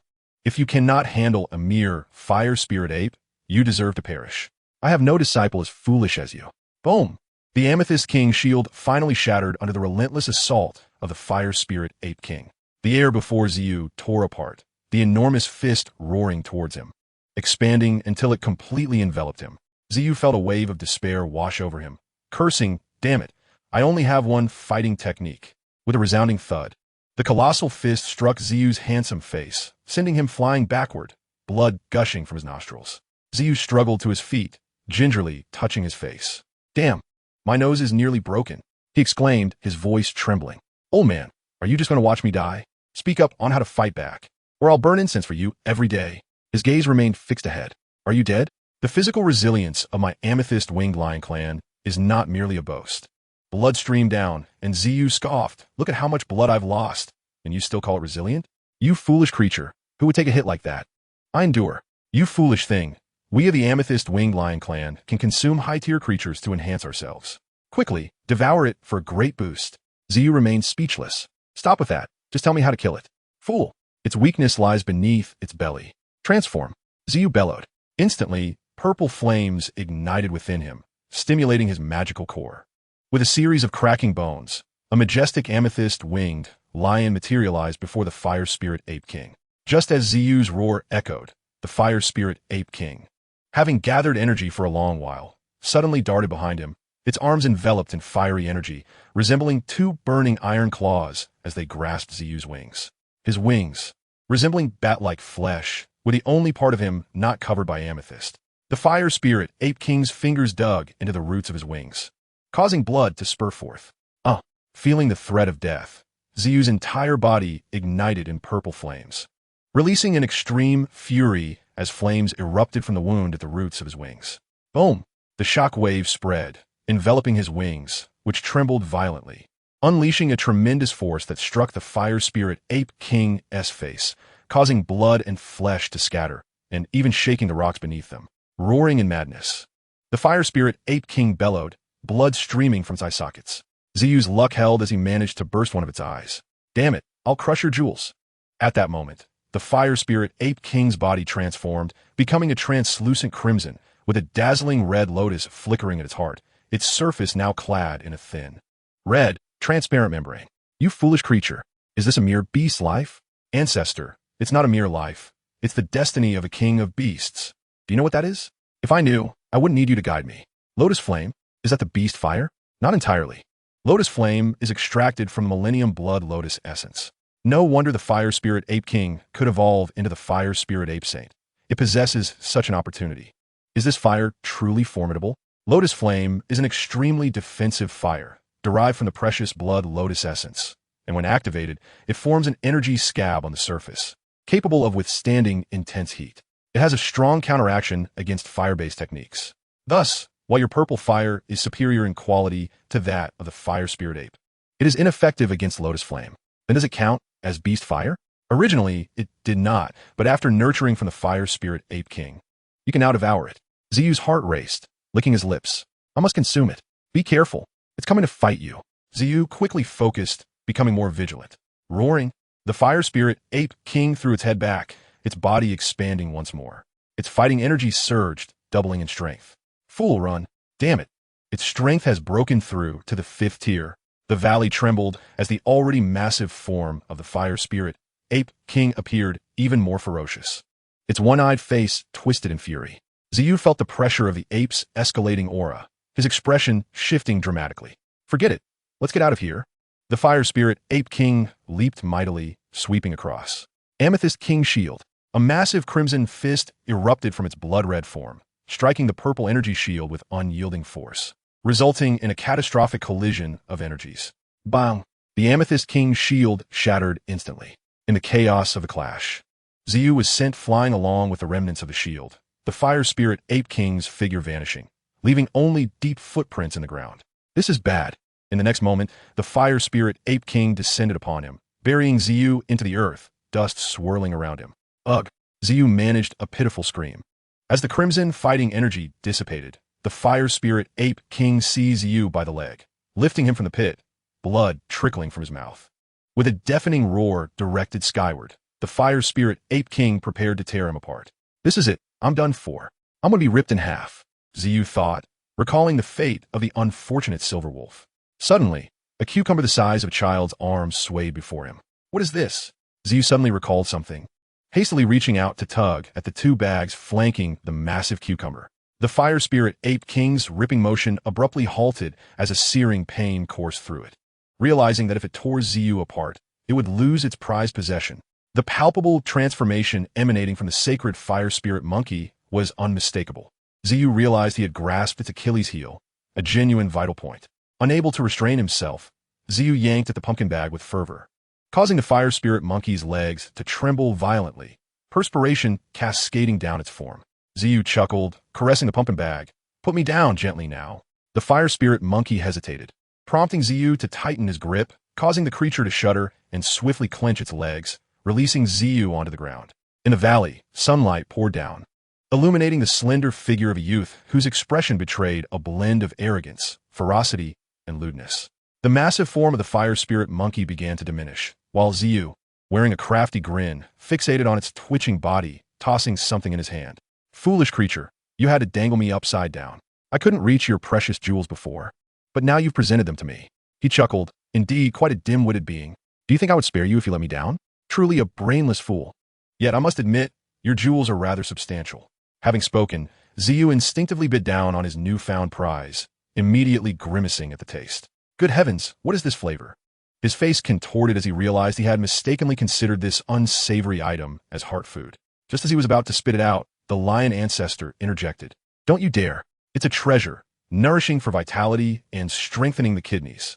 Xiu's face twitched again. For the sake of a blissful life, he resolved to endure, declaring, I will consume it.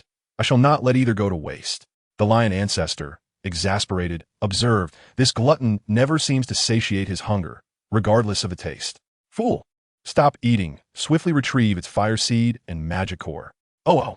Xiu hastily stuffed the remaining jewels into his mouth, licking his fingers before rising to approach the fire spirit monkey, forcefully tearing its head apart. Instantly, a crimson light erupted, revealing a fist-sized orb of light that pulsated with violent energy fluctuations. This must be its magic core, Xiu mused, rubbing the core against the monkey's fur before stowing it within his spatial ring. He then plunged his hand into the creature's chest, extracting its still throbbing heart, within which flickered a flame reminiscent of a blossoming lotus. Indeed, it is the flame lotus fire. This foolish creature refined it in the purple furnace. And we cannot waste the remains of this fire spirit monkey. We must consume it promptly. Wait, consume it? Lion ancestor, I've already devoured 18 magical beasts and 2 jewels today. Great nourishment, hurry. The ground lay in disarray. Xiu genuinely felt he could eat no more. The lion ancestor sighed in disbelief. You've left not even a bone fragment. Now what? First, refine the flame lotus fire and store it in your purple furnace. Once you obtain the nether fire, you can merge them. Beast fire is no simple matter. 4th tier and above fire attribute magical beasts are exceedingly rare. However, with your current strength, slaying a 4th tier beast is arduous due to your lack of powerful attack techniques. Having finally acquired a beast fire, especially one of such high quality as the flame lotus fire, How could Xiao not be elated? Xiao eagerly inquired. How do I refine it? Lion Ancestor, refining such a sentient object is no trivial task. Your soul force is lamentably low. Communicating with and merging such a sentient entity will take at least 3 to 5 years. Cough, Lion Ancestor, just tell me what to do. After a moment of thought, the Lion Ancestor proposed, there exists a method well suited to you. What method? Xiao, previously dejected, now brimmed with excitement. Your signature approach, simple yet effective. My signature approach? Xiao could not recall ever absorbing beast fire. Do you remember the last time you consumed the transformation grass? It's like that. Swallow it whole, digest it with your body, and conquer it with your will. Transformation grass.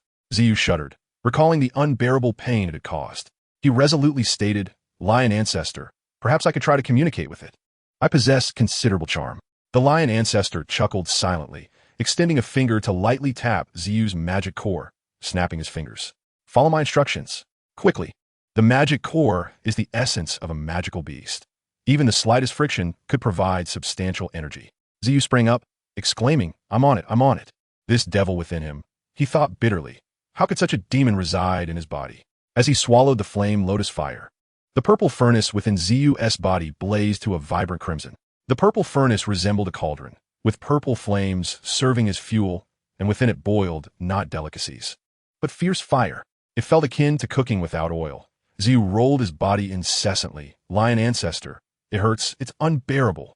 In that moment, he believed the entire Duki continent was suffused with malice. The pain in his chest was sharper than any knife piercing his heart, akin to swallowing scalding oil. The heat coalescing within his chest, drilling deeper into his heart, the agony unbearable. Xiao could only exhale, gasping for breath. In the sea of spirits, the Lion Ancestor reassessed the foolish creature before him. Indeed, this fool, with mediocre talent and negligible soul force, possessed an indomitable will, the most tenacious among creatures he had encountered. While one might endure the flames scorching their body, few could withstand the agony of flames consuming their heart. Xiao screamed once more, his body convulsing violently. His wings flared wide, striving to ascend into the air. Then, with a powerful thrust of his chest, he tucked his wings and plummeted from the sky. Xiao had exhausted all options, attempting to numb the pain in his heart with alternative suffering, yet to no avail.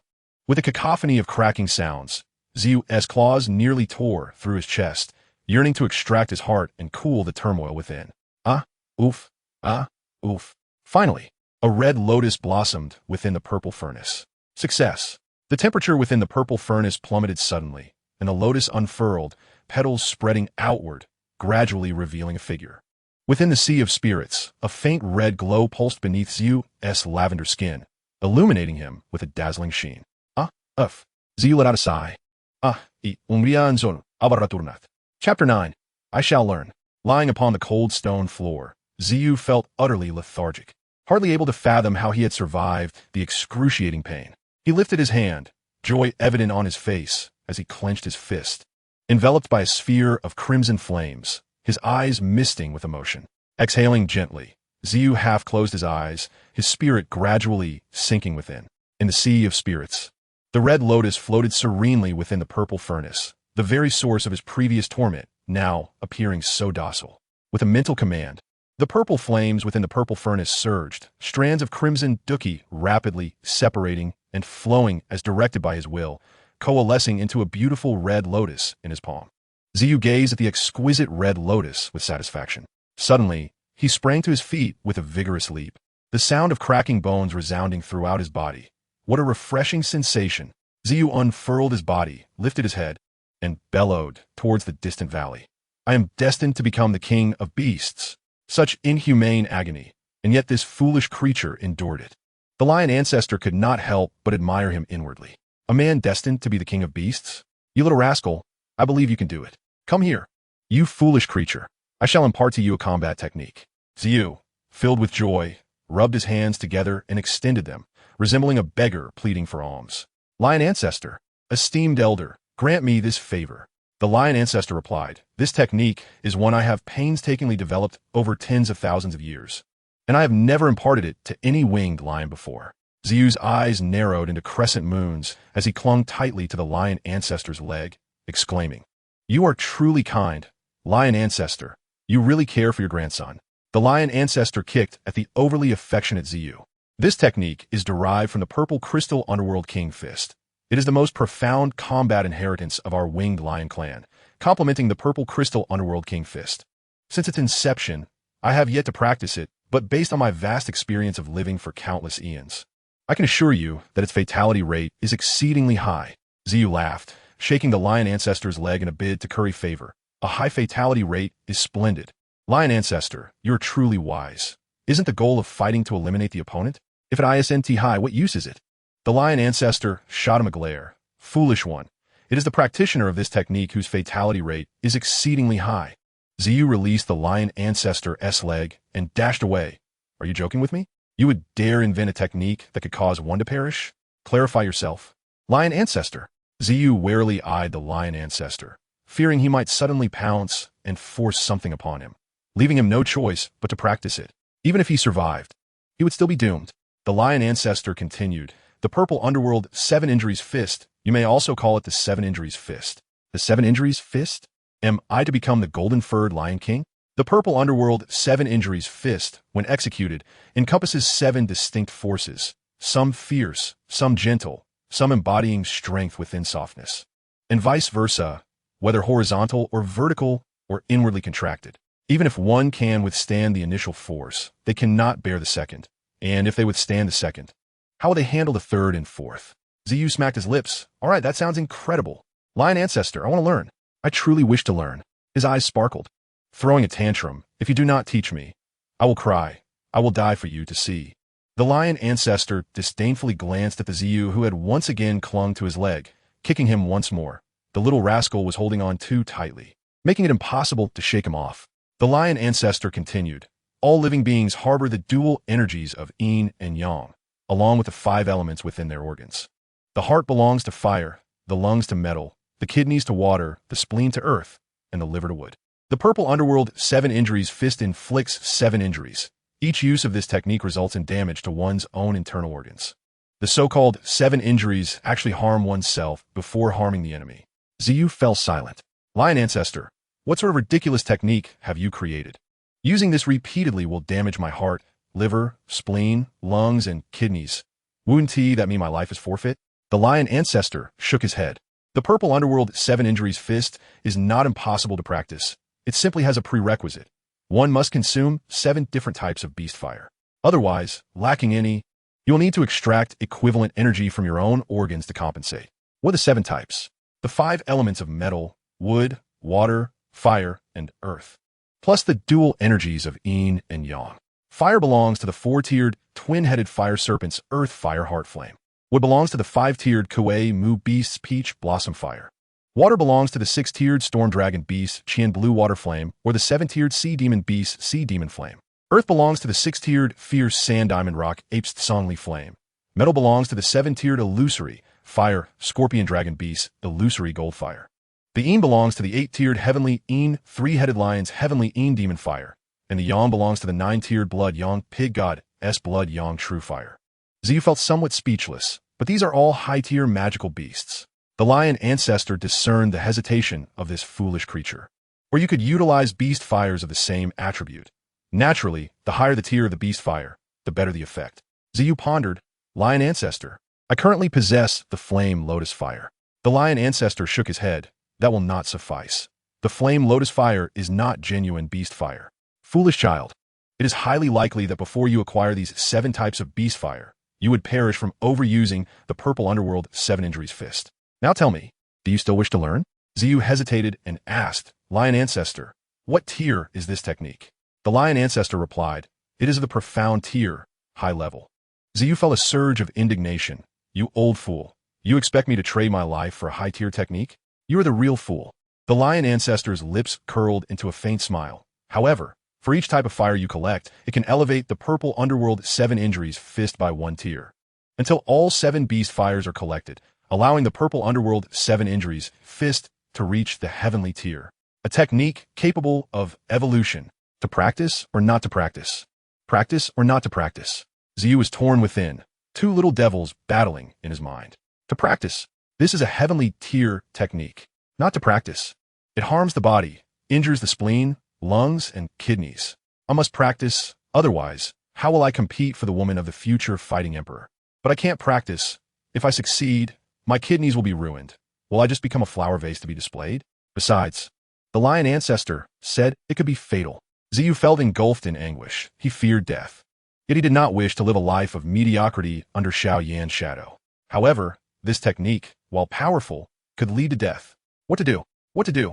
Xiao rubbed his fingers incessantly, entangled in hesitation and doubt. Observing the deeply conflicted Xiao, the lion ancestor's old face flashed with a hint of amusement as he softly said, "You mentioned wanting to take a fighting emperor's woman?" Xiao nodded vigorously, "Yes. He stole my companion's purple crystal source and injured my mother." The lion ancestor chuckled. "With your meager skills, if you wish to live, I suggest you serve tea and fan them when he and the beautiful women are enjoying themselves. Perhaps you might earn a reprieve." Xiao couldn't help but envision that scene, shivering involuntarily. He dared not approach them to wipe their sweat during their merriment unless he were to cut himself down. Otherwise, he would surely meet his demise. But that was not the main issue. The main issue was that Xiao Yan had stolen his belongings and was still able to embrace those beautiful women, among whom there might be his beloved Yafei. He dared to provoke him. Xiao's fur bristled with rage. Xiao Yan dared to disrespect his woman. No, this absolutely cannot be tolerated. Xiao's face suddenly stiffened. "I will learn.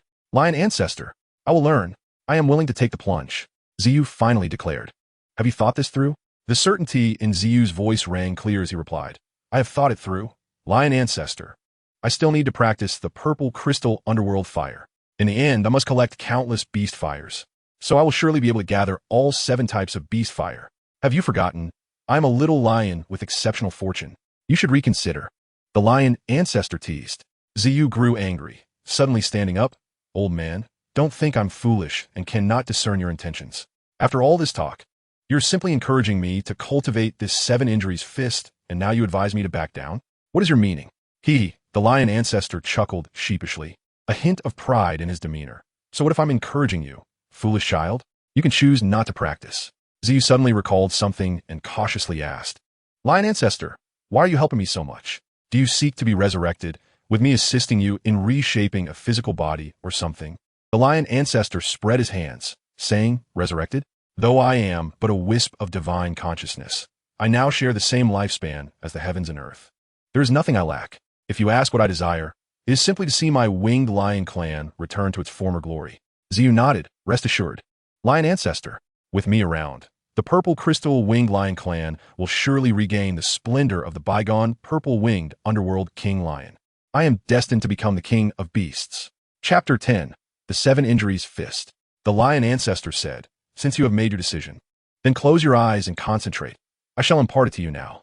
As the violet-winged one closed his eyes in concentration, the lion ancestor extended a finger, gently touching it upon the magical core of the violet-winged one. A sharp pang coursed through him as an influx of information surged into his spiritual sea, leaving his head momentarily dazed.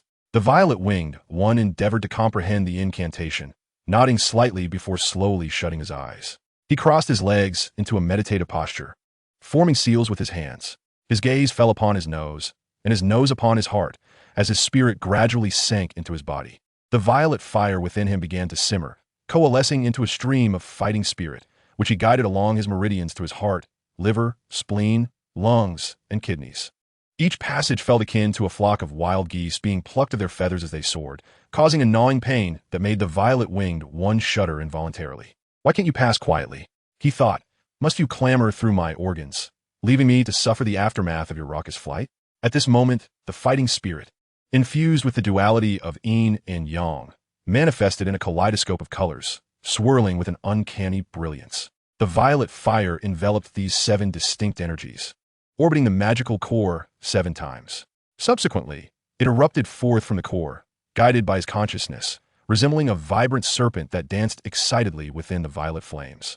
Soon, this serpent transformed into a fierce fire dragon, leaping from the sea of flames, tracing a graceful arc before plunging back into the inferno. This cycle of rising and diving continued, each eruption igniting the violet flames with greater ferocity, while the rainbow-hued dragon grew shorter and more robust. After countless revolutions, the violet fire finally settled, and the colorful dragon ceased its tumultuous ascent. "Fool! The purple nether 7 wounds technique has finally materialized. But where has it gone, Lion Ancestor? Fool, examine your violet fire within, came the response. The violet-winged one promptly focused his mind on scanning the depths of the fiery sea. After a while, he finally detected a wave of energy at the bottom of the flames. Give it a try, the Lion Ancestor urged. Nodding, the violet-winged one summoned a surge of fighting spirit, causing the violet fire to erupt, swiftly enveloping the entire spiritual sea in its purple flames. In an instant, the violet fire subsided, followed by a fierce burst of fighting spirit from beneath the fiery depths, where a small, colorful lion leapt forth. This vibrant little lion was the manifestation of the purple nether 7 wounds technique, with the fighting spirit surging forward at an accelerated pace. The purple nether 7 wounds technique began its vigorous journey, traversing the heart, liver, spleen, lungs, and kidneys, ultimately reaching the ultimate yang. The fighting spirit encased within the technique increased in volume, its speed intensifying. At last, the purple nether 7 wounds technique, accompanied by a howling wind, converged within the violet-winged one's right fist. A faint, prismatic glow emanated from the violet fire in his right fist, shimmering like a diamond ring refracting sunlight. Purple nether 7 wounds fist, he declared, launching his right fist toward the massive boulder. Amidst the multicolored glow, a small lion sprang forth from the radiance, burrowing into the stone before him. However, a cacophony of crows cawed overhead as they flew past the violet-winged one, who was left bewildered. The impact was not as earth-shattering as anticipated, nor did it send the stones flying. Everything remained eerily calm. With a furrowed brow, the violet-winged one muttered under his breath. "What the hell?" Clearly displeased, he exclaimed, "Lion Ancestor, what is this nonsensical technique? It's utterly lackluster. Not even a whisper of wind from a punch. A little noise would be appreciated." The Lion Ancestor regarded him with disdain. "Are you boxing or aiming for a dramatic effect? Feel your chest." Reluctantly, the violet-winged one withdrew his hand and pressed it against his heart. Suddenly, a searing pain shot through him, and a metallic taste filled his mouth as he involuntarily coughed up blood. Then came the heart palpitations, as if every organ had been struck by lightning, each one aflame with ache. What is this cursed fist? Is it meant to harm others or oneself? The stone remains unscathed, yet my internal organs feel as if they've been scorched with the highest intensity. He gazed at the Lion Ancestor with a rueful expression. "This technique truly has the potential to kill." The Lion Ancestor replied, "Now, touch the boulder before you." Upon hearing this, the violet-winged one gently tapped the enormous rock, which suddenly cracked and splintered into countless fragments. The Lion Ancestor shook his head. "Your power is still insufficient, and your understanding of the 7 wounds technique lacks depth. Remember this, the energy of the 5 elements harmonizes yin and yang, damaging the heart, injuring the lungs, and devastating the liver. Concealment and loss lead to confusion, while the 3 burners become reversed and the soul takes flight. This is the guiding principle. Then, the first strike of the 7 wounds technique, the heart-damaging strike, is a powerful blow that injures the enemy's heart while also inflicting harm upon your own. The second strike, the lung-damaging strike, is elusive, harming both the enemies and your own lungs. The third, the liver-crushing strike, balances firmness with softness, tearing the liver asunder. The fourth, the concealment and departure strike, combines gentleness with strength, drawing inwards to harm the internal organs. The fifth, the essence loss strike, is like thunder, reversing the 3 burners. The sixth, the spirit-distracting strike, impacts the soul, damaging both spirit and essence. The seventh, the 5 labors and 7 wound strike, is unparalleled in might. It leaves no marks upon the surface, yet within it rots away. Have you memorized this? Yes, I have. The Lion Ancestor nodded. You must practice further. Otherwise, this strike should have reduced the boulder to dust, rather than mere rubble. The violet-winged one paused, then excitement surged within him. This purple nether 7 wounds technique is intriguing. A single punch with 7 strikes, specifically targeting the organs, with a complexity of force that flickers and shifts like a tempest. It is truly formidable. Yet, the side effects are quite severe. How so, fool? Lion Ancestor, you are remarkable. Truly the best. You are just incredible. The violet-winged one could not help but give a thumbs up to the Lion Ancestor. With pride, the Lion Ancestor declared, the most formidable aspect of this fighting technique lies in that those struck by it may not even realize they have been affected. When they attempt to channel their fighting spirit again, they shall surely suffer. One could indeed describe it as a harbinger of doom. The violet-winged one nodded, then shook his head. Lion Ancestor, though the 7 wounds fist is powerful against enemies. It also inflicts heavy damage upon oneself. After just this one attempt, my internal organs feel as if they've been run over by a cart. Injured, truly injured, and the pain is unbearable for an ordinary person. The lion ancestor nodded. Fool. You're the most resilient fool I have ever encountered. Turning to the lion ancestor, the violet-winged one asked, can such a formidable technique be passed on to my mother? The lion ancestor pondered. If you do not wish for her to suffer, then you may teach her. Aside from you, this world is likely devoid of anyone capable of mastering it. The violet-winged one could only sigh in exasperation. Chapter 11. Such wild men. Continuing, the violet-winged one said, Lion ancestor, does the purple nether crystal not contain 8 fighting techniques? Why not teach me directly? The lion ancestor shook his head. The 8 techniques of the purple nether crystal require 8 crystals to activate. Teaching you would be futile. Very well, then practice some more. What? More practice? Lion ancestor, this is incredibly painful. It's detrimental to my health. My internal organs are all injured, truly injured. I need to hunt some magical beasts for nourishment. The lion ancestor replied. Hiss. The violet-winged one gasped as the old man lightly grazed his magical core. I must go at once. I adore training. An hour later, the violet-winged one leaned on his knees, a dark expression on his face as he panted heavily, blood pooling beneath him. This training was truly life-threatening. With a mournful face, he asked, Lion ancestor, is this enough? You must be able to pulverize stones into dust before it can be deemed proficient. Go. Hiss, I will go now. I will be obedient, I promise. Please no. 3 months later, facing a massive boulder, the violet-winged one roared, his eyes wide with fury, his violet hair billowing. 7 wounds fist. His right fist struck out with ferocity. Subsequently, a swift strike on the boulder sent a cloud of dust billowing forward. Who? Purple wing exhaled, lion ancestor. This should suffice, right? The lion ancestor nodded. Very well, you foolish creature. The 7 injuries fist inflicts harm upon oneself before it harms the enemy, unless absolutely necessary. You should refrain from using it.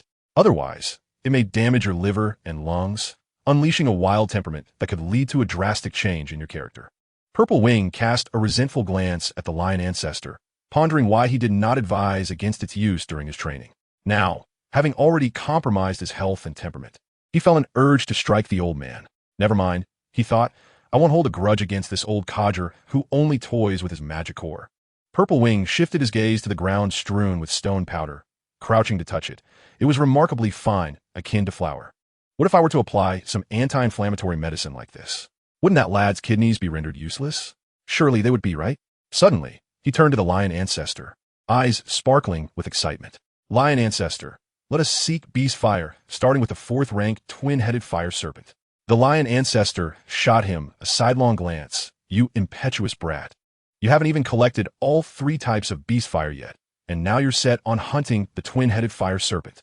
Very well, let us pursue the twin-headed fire serpent. But do you even know where to find it? Though it is merely 4th rank, it is notoriously elusive. Even I may not be aware of its whereabouts. How do you intend to locate it? Purple Wing nodded vigorously. I know. The book states it can be found in the Tagore Desert, near Stone Desert City. The lion ancestor was taken aback. The foolish boy actually possessed such detailed knowledge, a location even he was unaware of. After all, this dimwit had never ventured beyond the Monster Beast Mountain range. Let us proceed, lion ancestor. Surely there are magical beasts in the Tagore Desert as well, and we can obtain beast fire there. This is what I call efficiency, maximizing output with minimal time. The lion ancestor rolled his eyes, conceding that the fool had a point. Purple Wing rose, brushing off his hands, eager to take flight, when a sudden wave of pain coursed through his body. After 3 months of practicing the 7 injuries fist, he truly felt the toll of his efforts. Lion ancestor, I'm famished. Shall we not procure something to eat first?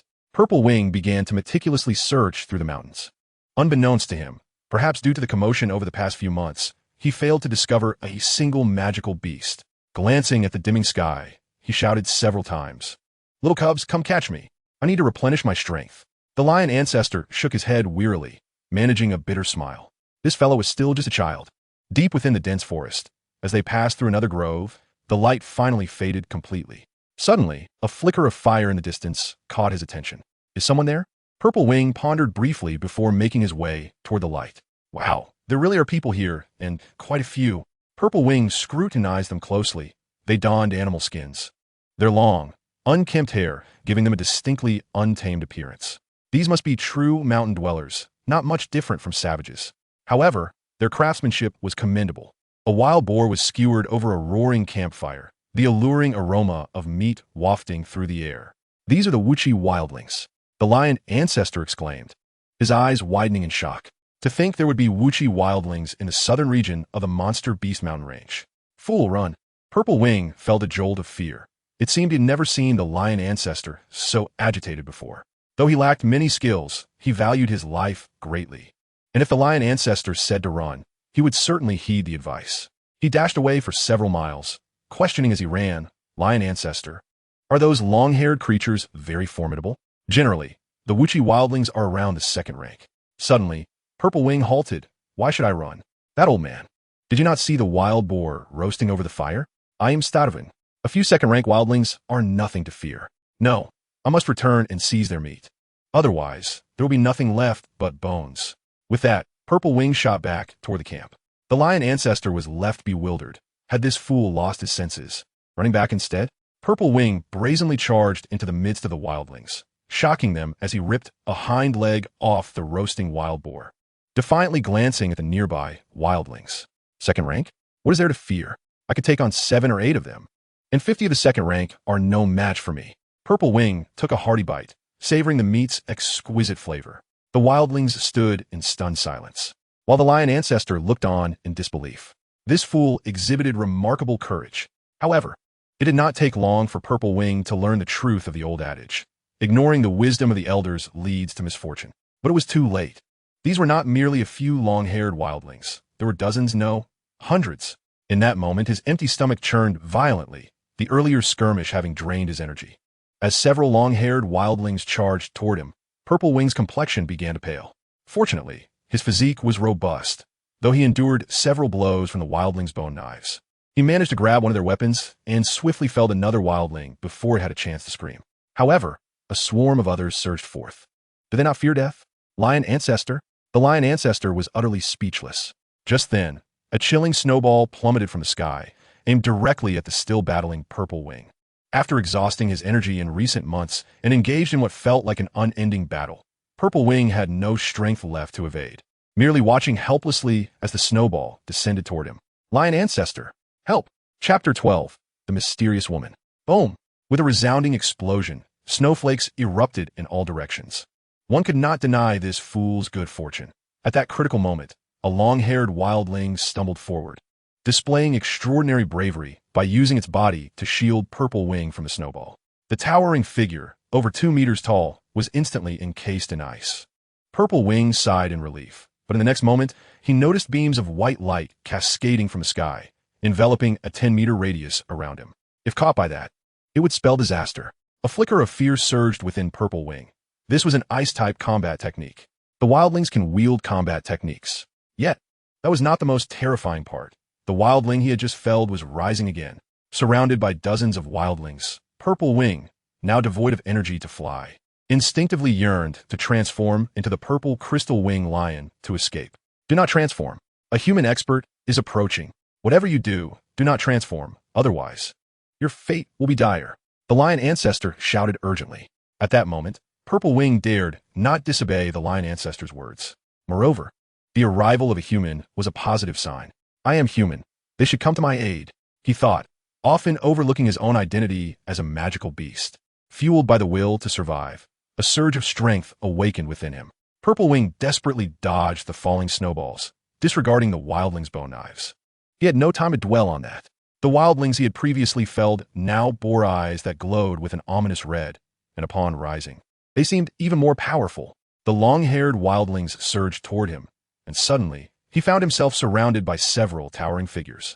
The bone knives slashing at him inflicted painful wounds, leaving him gasping in agony. Lion ancestor, if I don't transform, I will truly die. I have no energy left. Purple Wing gasped, realizing he was utterly drained.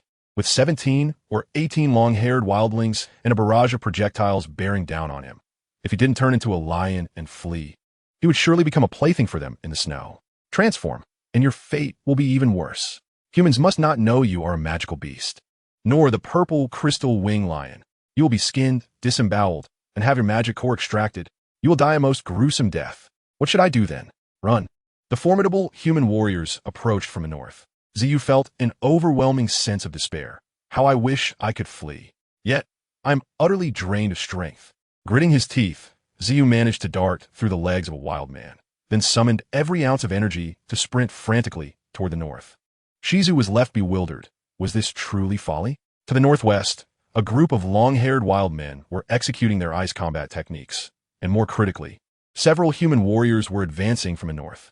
Was this lad truly lost in panic? The long-haired wild men who had been pursuing him regained their senses and turned to doggedly chase after Xiu. Ahead, the wild man wielding a flickering light in his hands hurled a barrage of snowballs towards him. Countless snowballs were hurtling toward him, and Xiu cursed his own fate. Was I truly destined to perish here, all for the sake of a pig's hind leg? Then came the voice of an elder from ahead. Ah, the Wuchi wild men. Who would have thought someone would dare provoke them? And a dashing young hero at that. Xiu steeled himself, lunging forward toward the striking silhouette ahead. As for the snowballs descending from above, he resigned himself to fate. Within the spirit sea, Shizu found himself at a loss for words. This foolish lad had surely exhausted himself. Yet even as he teetered on the brink of unconsciousness, he managed to muster a sweet smile toward the enchanting figure ahead. This fellow, he was doomed. His life was surely to be ruined by women, without a doubt. The figure before him was a handsome face, though weary. The warm smile it bore tugged at the heartstrings of the woman in black. Indeed, here was a little one who, upon nearing death, still remembered to offer such a heartfelt smile. How could she stand by and watch him perish? Uncle Yin, Uncle Yao, save him. Just as Ziyu's vision began to fade, he suddenly heard a commanding voice, followed by explosions of fighting spirit and the anguished cries of the wild men. Impudent! A gaunt elder beside the tall figure bellowed, extending claw-like hands in an attempt to obstruct Xiu. Bone uncle, it's of no consequence. He is merely a child. A hand emerged from the tall figure, steadying Xiu. Her voice was deep, lacking the melodious quality of silver bell, yet it possessed a unique charm. Ha, how amusing! A little rascal daring to wander alone in the monster beast mountains and provoke the Wuchi wild men. I wonder what sort of nonsense fills his head. A woman clad in a tight-fitting black ensemble toyed with a short blade, giggling softly. Let us depart. Since there are Wuchi wild men here, we shall seek refuge elsewhere. The woman in black declared. The elder known as Uncle Yin took Xiu into his arms, and they all transformed their fighting spirit into wings, soaring into the distance. Xiu slowly regained consciousness. Ah, you're awake? A black-clad woman with languid eyes surveyed him. Was it merely his nature to be infatuated? Xiu felt an inexplicable warmth surge within him, a dangerously intoxicating sensation. It was akin to the first time he laid eyes on Yafei, yet distinct. Her allure was laced with a trepidation that made it all the more captivating. What a terrifying woman!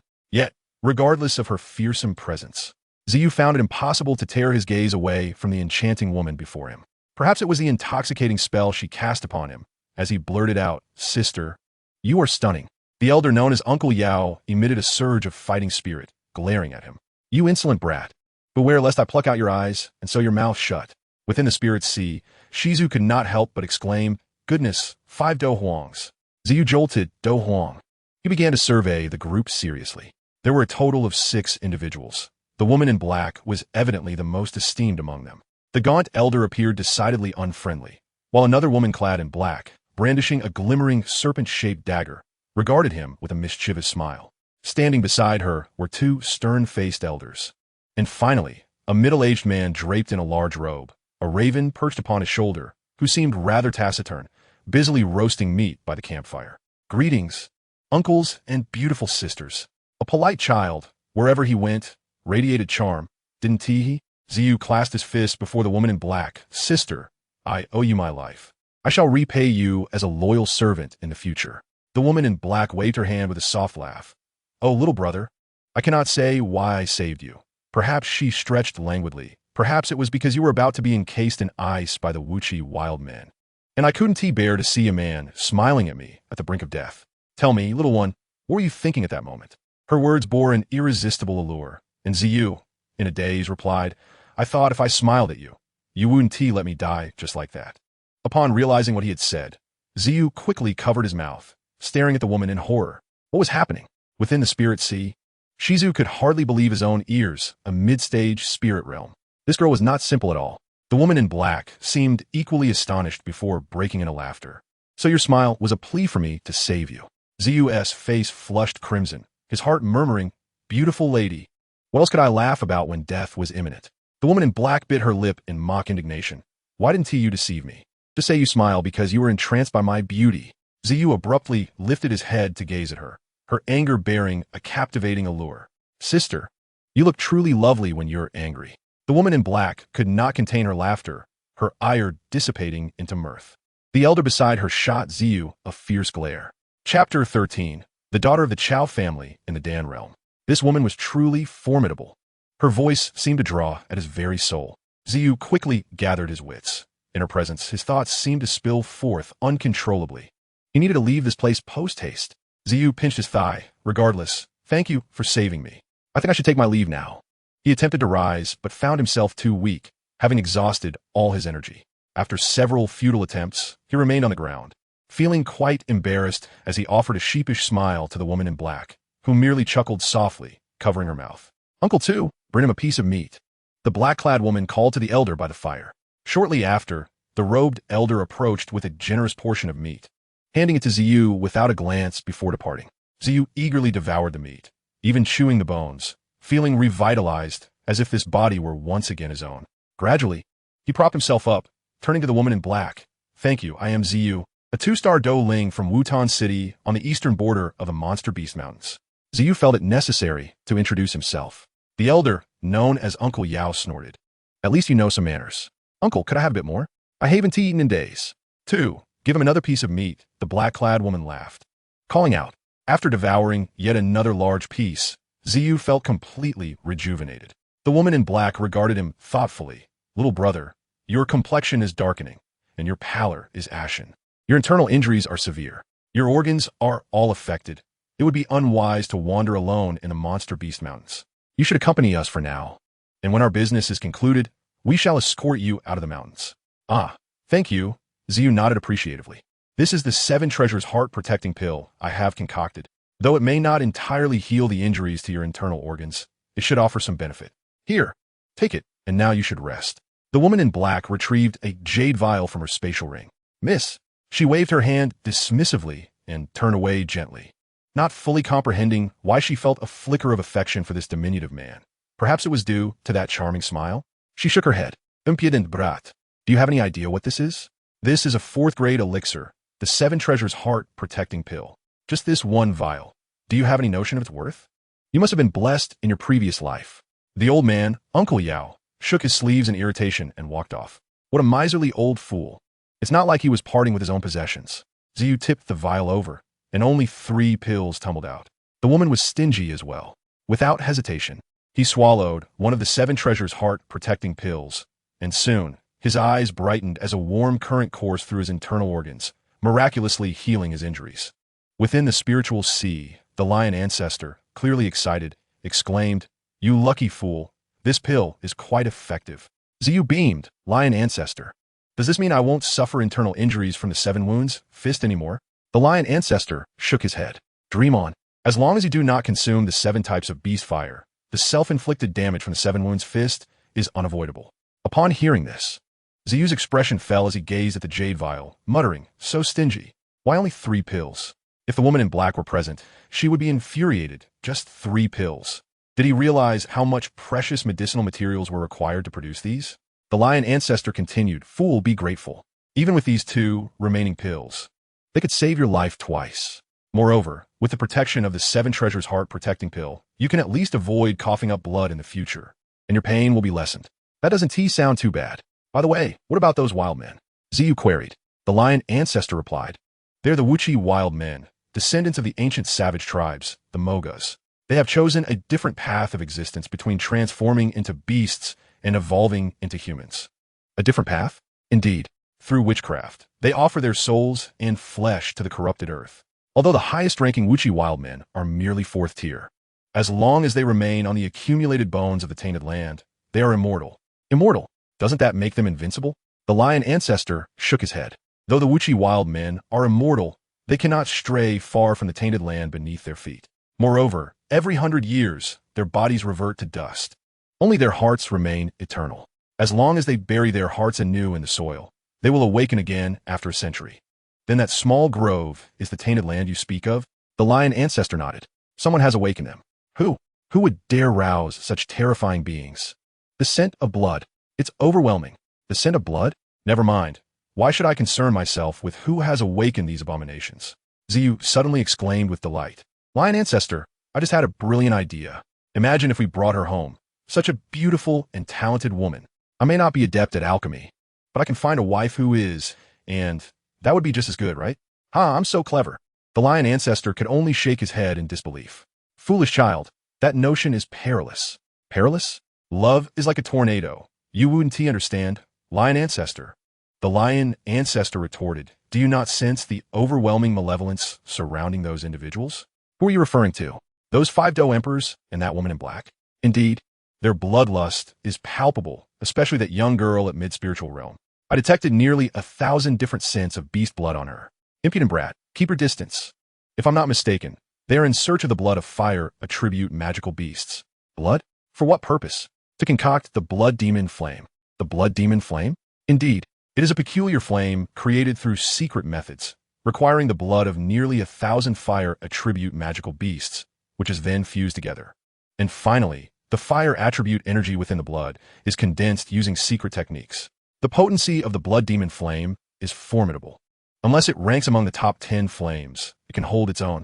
Of course, the blood demon flame also varies in strength, determined by the tier of the fire attribute beast from which the blood is sourced. I can assure you, this woman seeks to concoct a flame of exceptionally high quality. I detected the scent of a 6th-tier Earth Dragon Lion Demon King on her. A 6th-tier Earth Dragon Lion Demon King. This girl has quite a deep background. You, a mere little beast, dare to covet her? Dream on. What a blow to the lion's pride. Xiao swallowed hard and remarked, Lion ancestor, why do I feel as though I cannot hide anything from her once I look in her eyes? That's only natural. Her soul force has reached the mid-spiritual realm, and she seems to have practiced certain secret techniques related to soul force. Your soul force is woefully inadequate. It is alarmingly low. Oh, another 1,000 points of damage. With the talent bestowed upon me by my lion matriarch, what can I do? Their group wants you to join them. What do you think? Join them? It would be easier for you to acquire beast fire that way. If they truly are hunting for fire attribute magical beasts, your chances of obtaining the beast fire will be significantly higher. That does make sense. Xiao nodded in agreement. The lion ancestor cautioned, fool. Let me reiterate. Never let these people discover that you are a purple crystal-winged lion. Otherwise, you will become the next ingredient for their blood demon flame. Xiao nodded resolutely. As the sun rose in the clear morning, having filled his belly and healed his internal wounds, coupled with a refreshing sleep, Xiao emerged from the tent, standing before the woman in black. He bowed in gratitude. Sister, may I ask for your name? I promise to repay your kindness in the future. Uncle Yao couldn't help but scoff. Impudent brat, telling you would be pointless. With your strength, you may never reach your level in this lifetime. What is there to discuss in terms of repayment? Old man, am I truly that inferior? I have achieved the Do Ling level after all. Xiao protested vehemently. Do Ling? Do you know the status of our young lady? Uncle Yao scoffed. At the Do Ling level, you will be nothing more than a speck of dust in the eyes of our Chao family. The woman in black halted Uncle Yao, gently smiling, little brother. You can call me Sister Chao.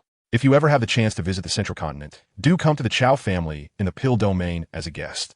The Chao family in the Pill Domain? I shall remember. Chapter 14. Sister, I'll be waiting for you. The Chao family is one of the 5 prominent families in the Pill Domain and is the most powerful among them. The alchemists of this family have always been numerous, which has only served to enhance their prestige. Additionally, the Chao family is connected to the Pill Tower, even major forces in the Central Continent, such as the Ice River Valley and the Blazing Flame Valley, would not dare to provoke them lightly, for the Pill Tower's influence is well known throughout the region. They are in no way comparable to the 3 prominent families of the Gamma Empire. Little brother Xiao, what brings you to the magical Beast Mountain range all alone? The woman clad in tight black attire asked. Her name was Julie, and she bore some resemblance to Yun Yun, also a wind attribute Do Emperor. Xiao replied, I cultivate fire attribute techniques and came to the magical Beast Mountain range in search of beast fire. I need to consume it to enhance my power, but my strength is too feeble. Had I not encountered you, I might not have survived. The black-clad beauty named Julie blinked and said, searching for beast fire? It seems our paths align. If we find something suitable, I shall gift you one. That said, since you practice fire attribute techniques, why not aspire to be an alchemist? Xiao's expression fell, shaking his head. Sister Julie, please don't tease me. You know, my soul perception ability is nearly non-existent. Huh. The enchanting beauty of Xiao could not help but let out a light laugh. Is this little creature devoid of any soul perception? How aptly put. Perhaps this was a reason for her lack of disdain towards him. Just imagine, a little brother, utterly exposed before her, unable to conceal or disguise himself, ready to be played with at her whim. The sensation of having complete dominion over another was simply exquisite. Truly, she was a seductress. Ziyu couldn't resist, raising his eyes once more to gaze at Xiao Yan. Although he was aware that he should not look in her eyes, he found it impossible to refrain. At that moment, the rising sun cast its glow behind the enchanting Xiao, illuminating her long, raven locks with a halo of golden light, highlighting her delicate skin and exquisite features, rendering her exceptionally beautiful. She was undeniably stunning. Ziyu's eyes sparkled like stars. "Oh dear, miss. Perhaps you ought to don your veil again. Look at our handsome young man, utterly entranced by your breathtaking beauty." Suddenly, the mature figure known as Julie pressed herself against Ziyu, enthusiastically wrapping her arm around his neck. Sister Julie, it's quite warm, very warm." Ziyu quickly averted his gaze, his face flushing crimson. A naive child is often endearing to others, and after a while, as everyone became more familiar, they at least grew less averse to Ziyu. With adoration shining in his eyes, Ziyu exclaimed, "Sister Xiao, you've actually managed to refine a fourth-tier elixir. You're incredible." The elder known as Uncle Yao glanced at Ziyu with discontent, retorting, "Fourth tier? Boy, open your eyes. My young lady is now a sixth-tier alchemist." Sixth tier? Ziyu was utterly astounded, unable to fathom that this woman, who appeared to be no more than 20 years old, was indeed a sixth-tier alchemist. Unlike Xiao Yan, she lacked the extraordinary advantage of an alchemical master. She was undoubtedly a genius, a prodigy, surpassing even Xiao Yan. This woman must be brought home. His mother would surely adore her. Ziyu's eyes gleamed even brighter, radiating at least 5 carats of brilliance. Julie, unable to suppress a giggle, playfully covered her mouth and pulled Ziyu closer, teasingly saying, "Little brother, I can see everything on your face. Your thoughts are laid bare, but I advise you not to dream too grandly. Our Ying is a cherished disciple of Zhongzhou, the president of the Alchemist Association, one of the 3 great leaders of the Dan Tower. You, my boy, are but a mere toad in comparison." Ha ha ha. The older men joined in laughter, including the elder clad in a long robe with a crow perched on his shoulder, who could not help but grin. Julie winked flirtatiously. "So, have you thought about me? My threshold is low, and I don't mind your youth." Ziyu was speechless. "You're teasing me again." Suddenly, Ziyu's eyes widened in realization. The alchemy domain. The Qiao family. Yingya. A name surged into his mind. Qiao Ying. Indeed, the woman before him was Qiao Ying, known as the enchantress of the Qiao family. The young lady of the alchemy domain S. Qiao family, possessing a terrifying innate soul realm. Upon her birth, her astonishing soul power nearly resulted in her mother's demise from overwhelming shock. By the age of 7, she had already become an alchemist, and, at 15, she was taken under the wing of Zhongzhou, becoming his cherished disciple. By 20, she had attained the rank of a 7th-tier alchemist, and at 22, she became a junior 8th-tier alchemist, her talent unparalleled among her generation in the alchemy domain. Zhongzhou was also a close friend of the revered medicinal elder, a semi-saint. Alas, being an alchemist had always been a regret for Ziyu, as he could never achieve that status in the Duki continent. The Dan Tower, the Qiao family. What colossal entities they must be. If Queen Medusa and Do Huangyunyun were already formidable, then Xiao Yan was undoubtedly a being of terrifying caliber. Ziyu's heart raced at the thought of winning over such a beauty. For someone who was obsessively passionate about alchemy, Xiao Yan had never contemplated what her future partner might be like. Perhaps, in her eyes, a man worthy of her affection must either surpass her in alchemy or exceed her mentor in combat prowess. Otherwise, how could he capture her interest? Xiao Yan merely regarded the suddenly melancholic young man before her with amusement, teasingly saying, "Little brother, though you may not possess alchemical skills, if you can surpass my mentor and reach the sage realm, perhaps I might consider marrying you." Ziyu abruptly lifted his head to gaze at Xiao Yan, who was now tossing flirtatious glances his way. "She's indeed teasing me." His once dimmed heart ignited with renewed vigor. "Really?" The crowd exchanged glances, momentarily taken aback. Did this foolish boy not realize that the young lady was intentionally provoking him? How naive! Yet his expression conveyed such sincerity that they all burst into laughter. "Is this amusing? It's merely a Do Sheng. I aspire to become the man of the Do Di." Ziyu glared at the group, declaring, "No laughter." I am destined to be the man of the Do D.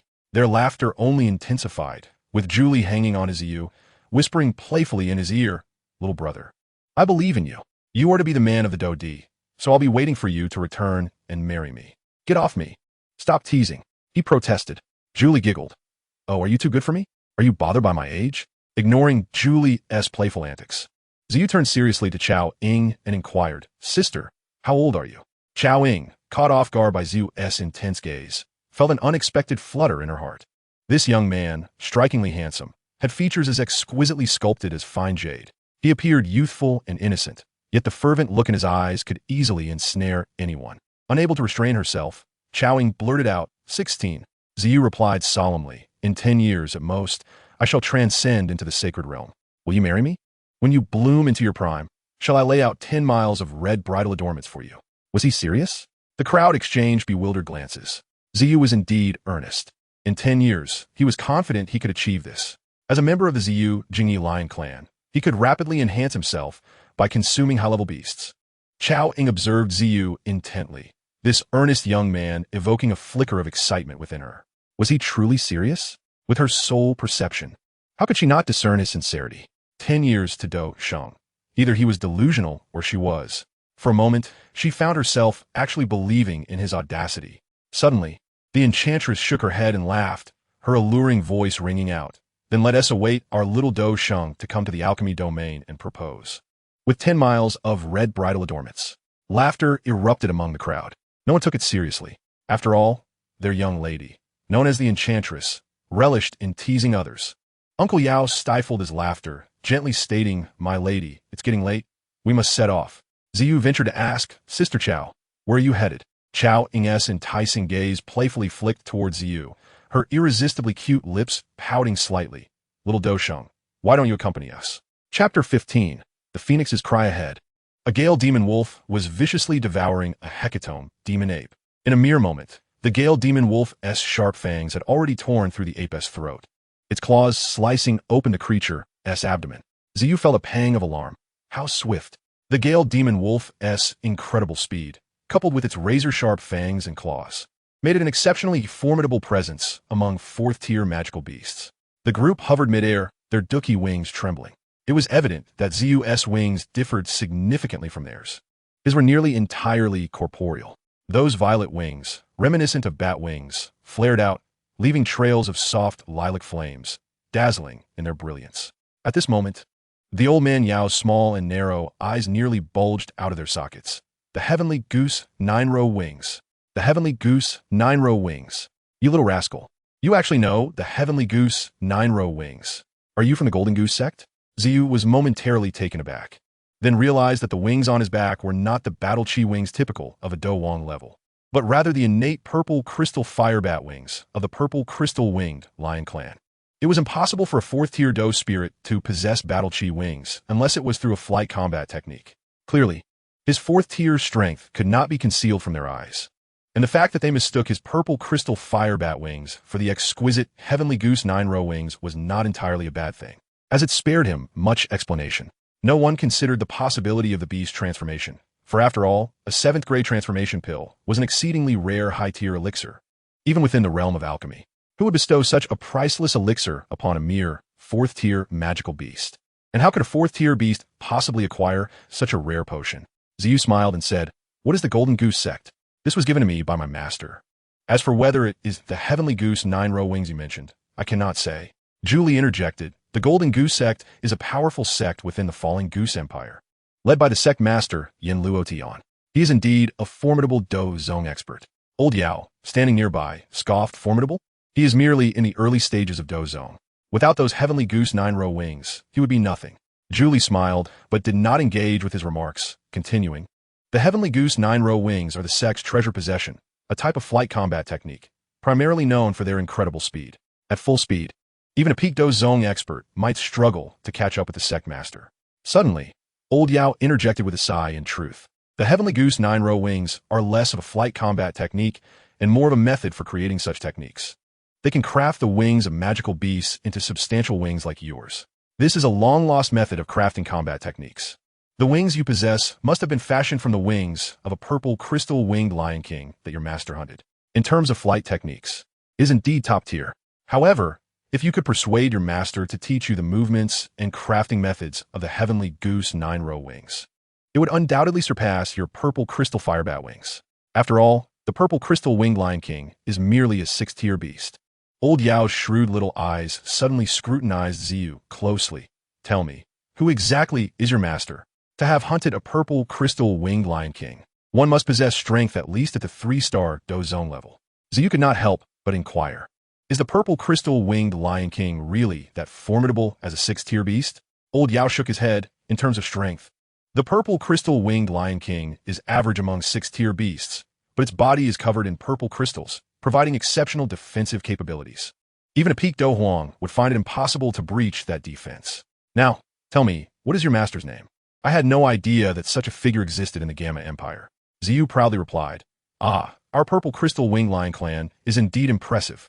He thought for a long while before saying, it was a summer when I was 4 years old, on a rather cold day. An old man with a white beard fainted at my doorstep. I offered him some water, and he asked me to take him as my master and call him Lion Ancestor. After imparting a scroll of techniques and a combat skill to me, he vanished without a trace. I have not seen him since. Old Yao, what do you think? Is my master impressive? He even claimed that no beast in the entire magical Beast Mountain range is worthy of carrying his shoes. Xiao uncovered her mouth and chuckled softly. This little one, does he not even prepare his material when he spins tails? How could someone faint from the cold in summer? Old Yao's lips twitched. You little rascal. If you don't want to say, that's fine, but such arrogance. To claim that no beast in the entire magical Beast Mountain range is worthy of carrying his shoes. Does that include the 8th-tier Frostfire Violent Bear King? Why not just say your master is a Do Sheng or a Do Di? Old Yao smirked. You claim your master, who fainted in the summer, is so great. Why not show us what you can do? Let us see how large your master's feet are. If even the beasts of the entire magical Beast Mountain range are not enough to carry them. In the Sea of Spirits, Lion Ancestor's mouth twitched. Did I ever say that? Yet this foolish child speaks the truth. Even if these little ones were to carry my shoes, they would not be worthy. In the Sea of Spirits, Lion Ancestor thought to himself with satisfaction. Foolish child, such flattery is pleasing. I shall not crush your magic core next time. Xiao felt elated. Yes, next time, I'll use a slingshot. He nearly exclaimed in frustration. You are an untrainable demon. Seeing Xiao's expression shift from joy to distress, Old Yao remarked. What is the matter, little rascal? Are you afraid? Xiao came to his senses, aware that they all knew he was merely a 4th-tier Do spirit.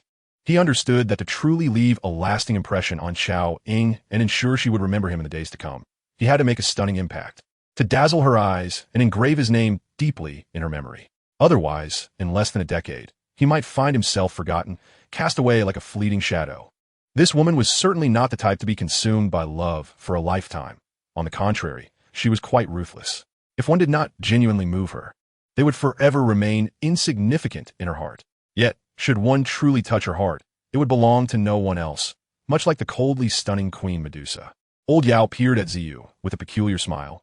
Adopting an air of superiority, we, the Qiao family, are certainly not comparable to the renowned families of your Gamma Empire.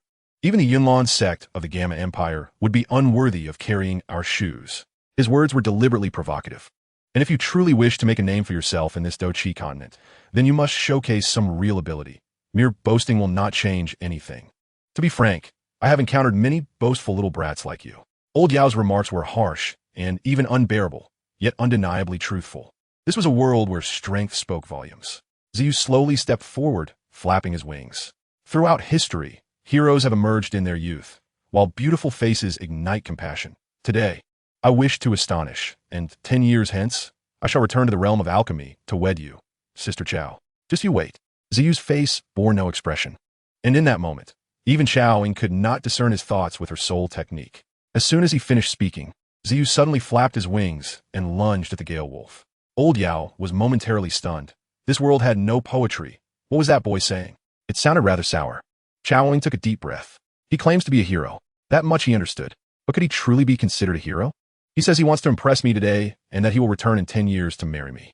Old Yao inhaled sharply. This boy. Is he serious?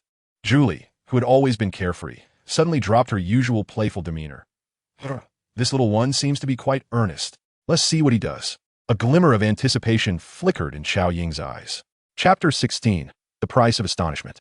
A meteor fell from the sky, and the Gale Wolf swiftly dodged, leaving a small crater in the ground and kicking up a cloud of dust. Had its reflexes been a moment slower, it would have been crushed. The Gale Wolf glared furiously at the man standing before it as the dust settled. Xiao emerged from the pit, flapping his wings dismissively and beckoning to the Gale Wolf with a finger. Instantly, the Gale Wolf erupted with furious rage. Sensing the palpable malice and disdain emanating from this human, it dared to provoke it.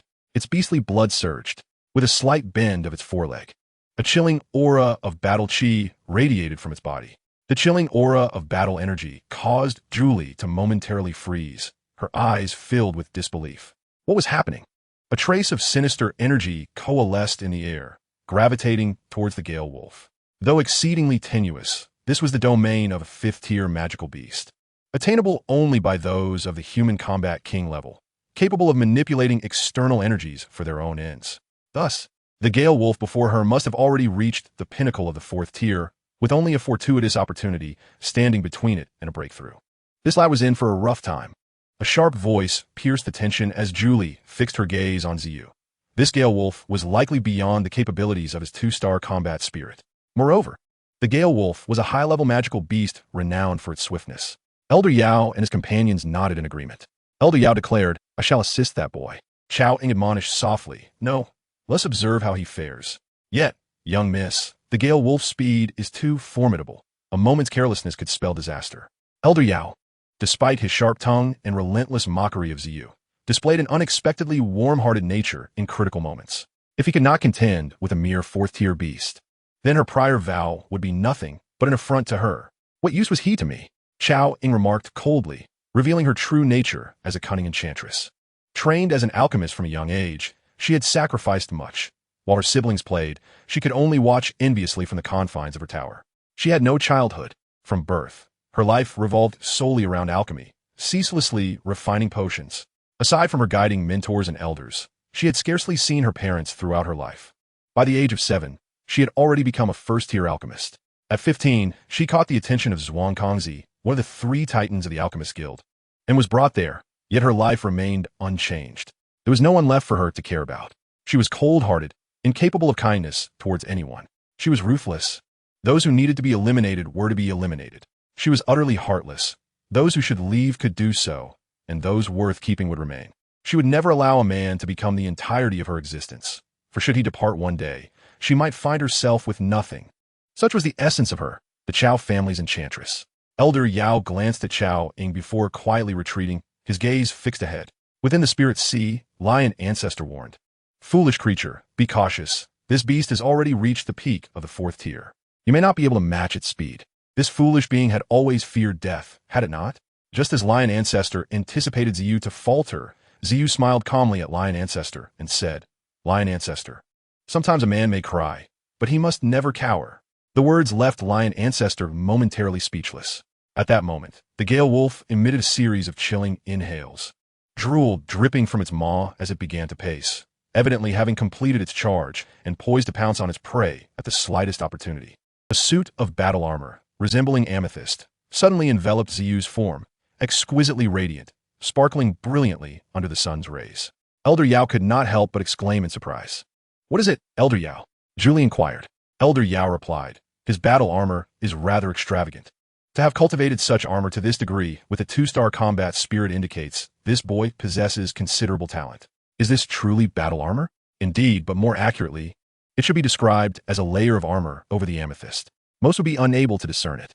Clearly, this human was more composed than they had anticipated. Aside from the 2 swirling orbs of purple flame rising from his fists, he stood almost perfectly still. A piercing wolf howl erupted as the Gale Wolf lunged, dashing towards Xiao with terrifying speed. In the blink of an eye, the dark shadow was upon him, its claws extended, and the fearsome wolf head lunged to bite down on Xiao. Could Xiao truly stand a chance against a 9-star beast with his 2-star spirit? The 5 combat kings, including Julie and Elder Yao, inhaled sharply, their fists clenched tightly as they fixated on the Gale Wolf's next move. Meanwhile, Xiao Yan's eyes sparkled with excitement. She fixed her gaze on Xiao, who, at that moment, had purple flames swirling around his right fist. But what captivated her was the flickering spectrum of colors emanating from his fist. Realizing that the Gale Wolf's overwhelming force was barreling towards him, Ziyu quickly understood that he could not hope to match its speed. Engaging in a drawn-out battle would not bode well. Instead of attempting to keep pace, he bent his knee, channeling all his battle energy into his arms. With his left arm thrust forward towards the Gale Wolf, he pulled back his right fist, where the concentrated purple flame had coalesced into a radiant, seven-colored light. With a resounding clash, Ziyu's left fist collided with the wolf's claw. The Gale Wolf was taken aback. It had not anticipated that someone would dare to confront its lethal claws with bare hands. Yet, it was even more astonished to find that Ziyu's fists remained unscathed. The Gale Wolf, furious, snapped its massive jaws down, intending to crush Ziyu's entire left arm, convinced that nothing could withstand its powerful jaws. Human, I shall sever your arm before savoring your flesh. Crunch. The Gale Wolf felt as though it was biting into steel rather than flesh. But even steel should crumble under its might. Yet at this moment, it began to doubt its own teeth. Those once indomitable jaws seemed to have lost their strength. The next instant, it sensed a sharp rush of wind approaching its chest. The Gale Wolf's menacing gaze shifted as it hastily released its grip and sprang aside. But could Ziyu let it escape so easily? I offered my flesh as bait, risking the loss of an arm to lure you in, and now was the moment. With a sudden motion, Ziyu opened his left fist, transforming it into a claw that firmly grasped one of the Gale Wolf's paws. With a thunderous roar, Ziyu shouted, "Purple Ming 7 injury strike." A violent spasm coursed through his insides, as though 7 steel blades were piercing his heart, lungs, liver, and blood vessels. A mouthful of blood erupted forth. "You beast! This is the full might of my condensed battle energy, the 12th degree of the Purple Ming 7 injury strike. If you survive, I shall perish for you." His right fist, enveloped in amethyst, slammed into the Gale Wolf's chest. Gripped tightly by Ziyu, the Gale Wolf, on the brink of life and death, unleashed its most terrible power, its massive jaws snapping towards Ziyu's left arm while its right paw clawed viciously at Ziyu's chest. The sound of tearing echoed as 4 deep gashes were carved into Ziyu's purple battle armor. Bang! There was no explosive sound, no special effects, just a soft, unremarkable thud. Following the punch, both Ziyu and the Gale Wolf staggered back several meters. Ziyu gradually regained his footing, lifting his left hand to wipe the corner of his mouth. The 5 combat kings, with their exceptional vision, noted the 2 rows of deep bite marks clearly visible on Ziyu's left arm. The 8 depressions, 4 deep and 4 shallow, beginning to ooze blood. With a mere lift of his hand, Ziyu's left arm trembled uncontrollably, a searing pain radiating from his arm. Even with the protection of the amethyst, the agony felt as though his bones were shattering. He gritted his teeth, suppressing any cries, and turned to give a slight smile to Xiao Yan above, a smile brimming with confidence and pride, as if to convey, "I shall not disappoint you." Meanwhile, the Gale Wolf seemed only to have been momentarily shaken by the punch, feeling no real injuries. It was utterly enraged now, its eyes turning a furious crimson. With a slight bend of its forelegs, just as Ziyu turned, the Gale Wolf opened its gaping maw once more and lunged at him. Buzz! The body of the Gale Demon Wolf transformed into a fleeting shadow, its speed accelerating, its momentum intensifying. In the blink of an eye, its bone-white fangs and gleaming claws had already materialized behind Ziyu. If it were to bite or claw him, even a boulder weighing 1,000 pounds would likely be shattered to pieces. "Be careful," Julie exclaimed, unable to remain still. She was poised to intervene. She could not bear to see this charming little creature perish, even at the cost of being scolded by the young lady. However, Old Bone reached out and grasped her hand, shaking his head. "No need. It has already met its end." The chilling aura emanated from behind, yet Ziyu stood resolute, merely lifting the corners of his mouth in a faint smile. Just as the Gale Demon Wolf was about to make contact with Ziyu, a torrent of blood erupted from its mouth, followed by a resounding thud as its body crashed to the ground. Nevertheless, its sharp claws still raked across Ziyu's back, leaving 8 deep, jagged gashes. Ziyu forced a self-deprecating smile. Indeed, the cost of trying to appear cool was steep. He could feel the piercing sensation from the back of his body, a reminder of the toll it had taken. He lamented the damage to his battle armor, wondering how long it would take to mend. Blood continued to pour from the Gale Demon Wolf's mouth, mingled with bits of flesh. Xiao Yan floated over, and upon approaching, she noticed Ziyu's pallor. With her keen spiritual perception, she quickly discerned the internal injury he had sustained. Her expression turned icy. "Why would you do such a thing? Are you not afraid of losing that arm? A person who cannot protect themselves will hardly be able to protect others." Ziyu offered a gentle smile, a warmth capable of melting the frost of early winter. "Sister Xiao, I simply wish for you to remember me for a lifetime. Gao Xing Zipli? I think I've already made a note of you, Ziyu. Chapter 17. Can I have two? Suddenly, Ziyu's expression hardened. Chest puffed out as he shouted to the crowd. I am Ziyu.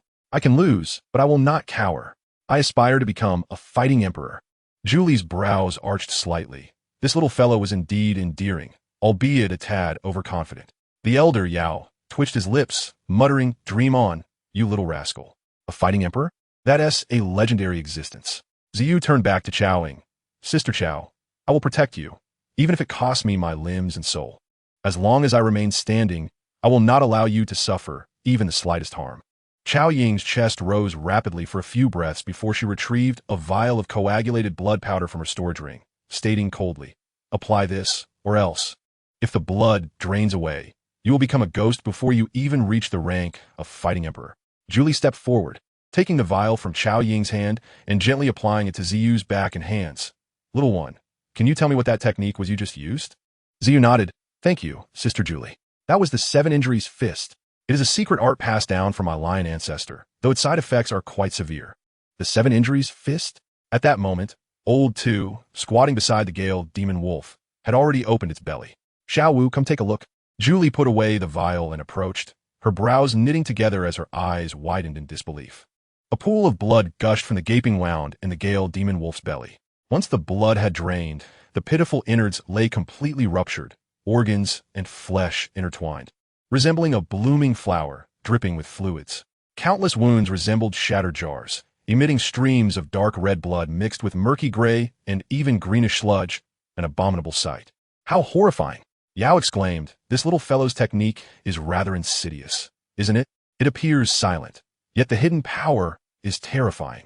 Ziyu forced a bitter smile, Elder Yao.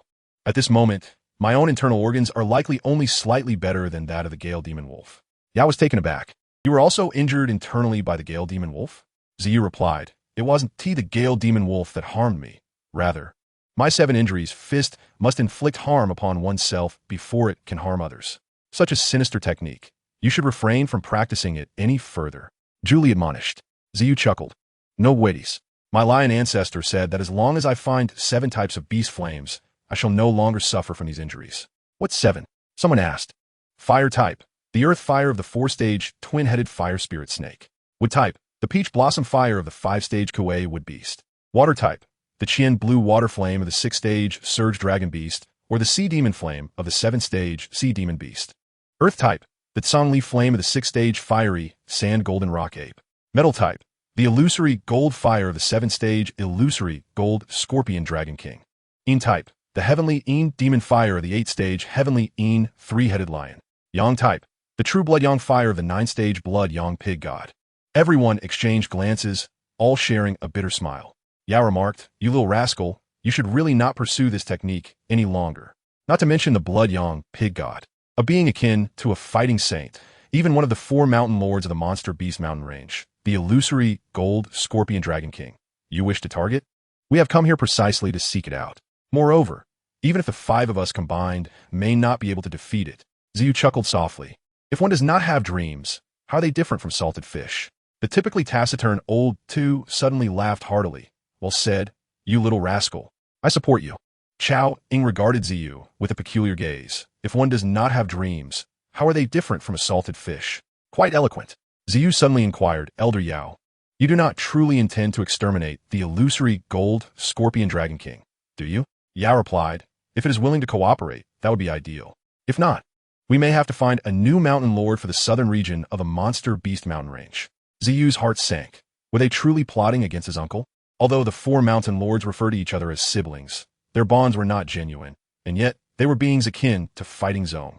Ziyu cautiously asked Elder Yao, did you not say that even the 5 of you may not be able to defeat it? Yao chuckled. Our combined attack technique would compel even a fighting Zhong to yield. Ziyu, Gaoxing Suli spoke up. Ziyu, you mentioned you came to the monster beast mountain range in search of beast flames, but with your current strength, you might not even be able to defeat the twin-headed fire spirit snake, right? As Chao Ying's words echoed, Ziyu instinctively raised his gaze to meet hers. Oh no, he had made eye contact again. Ziyu confessed honestly, my cultivation method requires the absorption of countless beast flames to enhance my power. As long as I consume enough beast flames, I will be able to defeat them. Xiao Ying's eyes narrowed into crescent moons. This little man was truly amusing. Forever unguarded around her. You're so obedient. Sister will reward you with candy, she said, turning to Old Two. Uncle Two, open the box. Old Two complied, retrieving a box from his large robe. It was a stone-like chest, dark and glossy. Open it, he instructed, gently lifting the lid. Inside, it resembled a 9-grid layout, radiating multicolored light. Xiao leaned in to take a look and was astonished to find 6 different colored flames within. In the spirit sea, the lion ancestor couldn't help but exclaim, "Goodness, they're all beast flames and of high quality." Gaozing note that. And Old Two took out one flame. The wind-blazing fire of the fiery gale horse, the poison heart flame of the bloodthirsty human-faced spider, the flashing spirit fierce flame of the phantom spirit weasel, the azure lightning fire of the fire-eyed thunder leopard, the azure scale poison fire of the scorpion-tailed azure scale lion, and the wailing soul ghost fire of the earth dragon lion ghost. Chowing said, "Choose one. It's a gift from your sister. You little rascal. I want that green one and that silver one." Xiao's lips twitched. Lion ancestor, how greedy of you to ask for 2. Given your taste, you likely chose the best ones. Xiao swallowed hard. Sister, may I have that green one and the silver one? At this moment, the elder Yao Lao, who was sipping wine nearby, followed the direction of Xiao's finger and couldn't help but spit out a mouthful of wine. You little rascal, you truly dare to speak up. Asking for 2 right off the bat. And not just any 2, but the 2 most formidable among these 6 beastly flames. The soul-piercing ghost fire of the 6th-tier earth dragon lion phantom beast and the venomous fire of the 6th-tier scorpion-tailed azure-scaled lion. You really have an eye for quality.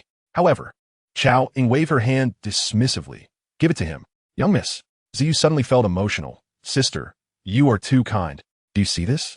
The woman he admires is indeed exceptional. Her generosity is absolutely grand. Chao Ying stepped forward and retrieved a jade vial from her spatial ring, pouring out a single pill. I can't give you these 2 beastly flames for nothing. This is the poisonous dream corruption heart pill. Swallow it. The pill exuded a strong fragrance, enveloped in a green mist.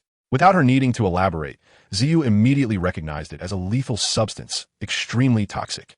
Meanwhile, within the spiritual sea, the lion ancestor also exclaimed, "You foolish creature, eat it." Xiao's heart sank. If the lion ancestor urged him to consume it, then there was no room for hesitation. In the astonished gazes of everyone present, Xiao boldly accepted the poisonous dream corruption heart pill and swallowed it whole. Even Xiao Ying did not expect him to be so decisive. Did he not realize the deadly nature of this poison? Chapter 18, Trouble for Yafei. Xiao swallowed the poisonous dream corruption heart pill without a trace of nausea. Instead, it tasted surprisingly sweet and quite delectable. Xiao Ying furrowed her brows and asked, "Do you not know this thing is poisonous?" Xiao nodded. Xiao Ying smiled. "Xiao, there are few whom I admire, and you are one of them. This poisonous dream corruption heart pill is extraordinarily toxic. Each year, I will have someone deliver an antidote to you. In 10 years, if you do not come to the pill domain to have me extract the poison from you, then you will end up like that Gale demon wolf, with all your organs turning to pus and blood." The lion ancestor said it was edible. "If I don't show some bravado now, then when will I?" Xiao declared earnestly, "Sister Chao, even if you demand my life, I would willingly offer my heart to you. Why go through the extra trouble?" The crowd fell silent. This fellow truly had no shame. Chao Ying shot him a cold glance. "I do not trust anyone, and I am unafraid to tell you that this poisonous dream corruption heart pill is forged from the world's deadliest toxins. However, as long as you possess my antidote, this pill not only poses no harm, but can also render you immune to all poisons, benefiting you without a doubt." Xiao nodded. 10 years. In 10 years, I shall seek you out in the pill domain." Chao Ying regarded him with a piercing gaze. 10 years. I will await you in the pill domain. Xiao replied, "Agreed." "It's a promise." Chao Ying affirmed. "A promise indeed." In the city of Wutan, within the Gamma Empire, whenever Ye Fei thought of that man, an unshakable hatred surged in her heart. Gritting her teeth, she spat, "You little lecher, you better not let me catch you." Yet she was acutely aware that the flower-picking rogue had already left Wutan City and perhaps even the Gamma Empire. At 15 or 16 years of age, to attain the rank of Battle King, he must either possess extraordinary talent or be backed by an immensely powerful force, one that the middle family could hardly contend with. Where could she seek vengeance for this grievance? She hoped he had perished outside. However, she could not forget him. It had been 4 months, and she discovered she was pregnant. Yafei gently caressed her belly, harboring resentment for this offspring. She had contemplated terminating the pregnancy and had even taken medication for it. yet the child stubbornly clung to life. As she felt the painful struggles of the child within, her heart softened. She had never envisioned spending a lifetime with a man. He would never know she bore his child. Perhaps she could give birth to this child, one that would forever belong solely to her. Was this not the outcome she desired most? Uncle Gu and I have sent away those who are aware of the matter. Yafei nodded. Thank you, Uncle Gu. Gu and I turned to leave but hesitated. Miss, there is something I must speak, though I am unsure if I should. Speak, she replied. After my mother left, you and my second brother have become the closest to me. Thus, I shall speak frankly. There is no wall that does not have a leak. There may be those with ill intentions who will spread this matter. It would be best for you to take care of it. Yafei caressed her slightly protruding abdomen. I understand, Uncle Gu. You may go now. Heuni, wishing to say more, ultimately sighed and retreated. As an elder from Yafei's maternal family, he was eager for her to resolve this pregnancy, born under such unfortunate circumstances. Could the child truly endure such a fate? Meanwhile, in Wutan City, the Uba Manor, Uba Pa leaned forward. Is this matter true? Master, I spent 100 gold coins to bring that fighter over from the middle auction house. Uba Pa chuckled maliciously. Middle Yafei, you shameless woman, look at your current predicament. Old Do, make sure to treat that fighter well. I refuse to believe that she, Middle Yafei, dares to refuse to sell medicine to the Uba family. I want not just her medicinal supplies, but the lowest possible discount. Let us go. We shall visit this pitiful woman at the middle auction house. Master, I shall prepare the carriage at once. Middle Yafei looked coldly at Uba Pa, this avaricious man. Thank you for your concern, Uba clan leader, but I am unworthy of such attention. If you redirected your focus toward the marketplace, I believe the Uba family could achieve even greater success. Uncle Gu, please see Uba clan leader out. With that, she rose to leave. Ms. Yafei, I sincerely hope to establish a partnership with the middle family. Though the Uba family is not large and lacks the financial resources of the Xiao family, I can assure you that here in Wutan City, we are undoubtedly your most amicable allies. As for those fighters you dismissed, I have made proper arrangements for them. Uba Pa interjected at the opportune moment. In truth, Uba Pa's actions were not solely to embarrass Yafei. He preferred a friendly collaboration over offending her. Profit was what truly mattered to him. The fundamental issue was that Yafei looked down upon the Uba family. The Uba family needed substantial amounts of medicinal supplies, and the only place capable of providing them in bulk was undoubtedly the middle auction house in the Gamma Empire. The rapid expansion of the Xiao family had become a thorn in Uba Pa's side, and if this continued, the Uba family's market would inevitably be devoured by the Xiao family. This kept him tossing and turning at night, unable to sleep. Now that such an opportunity had arisen, how could he let it slip away, even if it meant offending this formidable woman? What do you mean? Yafei sat back down. Obapa smiled silently. Yafei could no longer restrain herself, her tone icy. Are you threatening me? Notijin hervisink anger. Obapa similit faintly. Miss Yafei. You are as sharp as ice. The facts are as such. I believe you will choose the Uba family, won't you? After all, our demands are modest. Only half of what the Xiao family receives. And we expect the same discounts as well. It seems quite fair to me, does it not? Yafei fixed her gaze upon Uba Pa, and after a prolonged silence, she smiled sweetly, causing his face to flush and his heart to race. However, her next words plunged him into despair. Uba clan leader, you truly stand out. I can agree to allocate 30% from the supply meant for the Xiao family to you. Uba Pa grew anxious. Miss Yafei, I misspoke just now, and for that, I apologize. But you must think this through. I require 50%. 30% will not allow the Uba family to survive in Wutan City. I will not be able to endure it, and then I will have no choice but to disregard everything. I believe you have misunderstood me, Uba clan leader. 30% is my unwillingness to sever ties with the Uba family. Yafei smiled gently. If anyone could threaten the middle family, will we still be one of the 3 great families of the empire? Do you comprehend my meaning? Yafei's expression turned cold. Uncle Gu, see our guest out. Obapa gazed at Yafei with a sullen countenance. We shall see, middle Yafei. If the Gale family still possessed a mere 30%, it would be considerable. But the pressing issue is that currently, the city of Wutan is dominated solely by the Xiao family. Sooner or later, that 30% will be devoured. A fiery rage ignited within Obapa. This damned woman. Upon his departure, Yafei was left alone in the room. She gently caressed her abdomen, muttering, that wretched father of yours. He better be dead in some mountain ditch out there. At that moment, she felt 2 kicks from within. Yafei chuckled softly, you little ingrate, even before your arrival. You're already defending your despicable father. Chapter 19, The Spirit Fire of Beasts. Southern Beast Mountain Range. The crowd gazed at the purple-winged creature with a mixture of emotions. Xiao Yan spoke softly, "Uncle Gu, please commence." Old Gu nodded and soared towards the dense forest ahead, while the other several Dou emperors dispersed in various directions. Julie approached, affectionately pinching the little one's cheek. "Little brother, I wish I could be 20 years younger." Alas. And then she took to the skies as well. The purple-winged creature settled cross-legged in meditation, quietly accompanying Xiao Yan.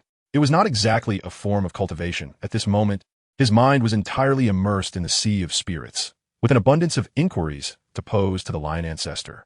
Within the sea of spirits, the purple-winged one inquired, "Lion ancestor, the beast fire is ready. What should we do next?" The lion ancestor replied, "Let be for now. The most crucial task at hand is to locate a type of nether fire, which will enable the cultivation of the purple crystal nether fire." The purple-winged one nodded. "Oh, by the way, lion ancestor, what about the poisonous nether corrupted heart pill? Is it really safe?" A hint of trepidation lingered in his heart. Beautiful women are splendid, but one must also safeguard their own life. The lion ancestor remarked, "Young one, the auspicious energy of the purple is upon you. Your fortune is truly boundless." The purple-winged one could not help but nod vigorously. "Fortune, indeed, it is the most potent of all techniques in this world. I would trade it for a heavenly grade technique." The lion ancestor continued, "The 6th grade earth dragon lion's wailing ghost fire, and the 6th grade scorpion-tailed azure scale lion's azure scale poison fire. Such rare beast fires. You are indeed fortunate." Fortunate? The purple-winged one suddenly felt a chill. This thing is certainly not delectable. He quickly diverted the topic. "Lion ancestor, you still haven't mentioned the poisonous nether corrupted heart pill." The lion ancestor explained, "The toxicity of this pill rivals only that of the legendary misfortune poison body." The misfortune poison body. I know about that. It's incredibly toxic. The lion ancestor chuckled. "Ah, you are quite knowledgeable, recognizing the misfortune poison body. Pray enlighten me." The purple-winged one cleared his throat. "The misfortune poison body is a type of extremely toxic constitution.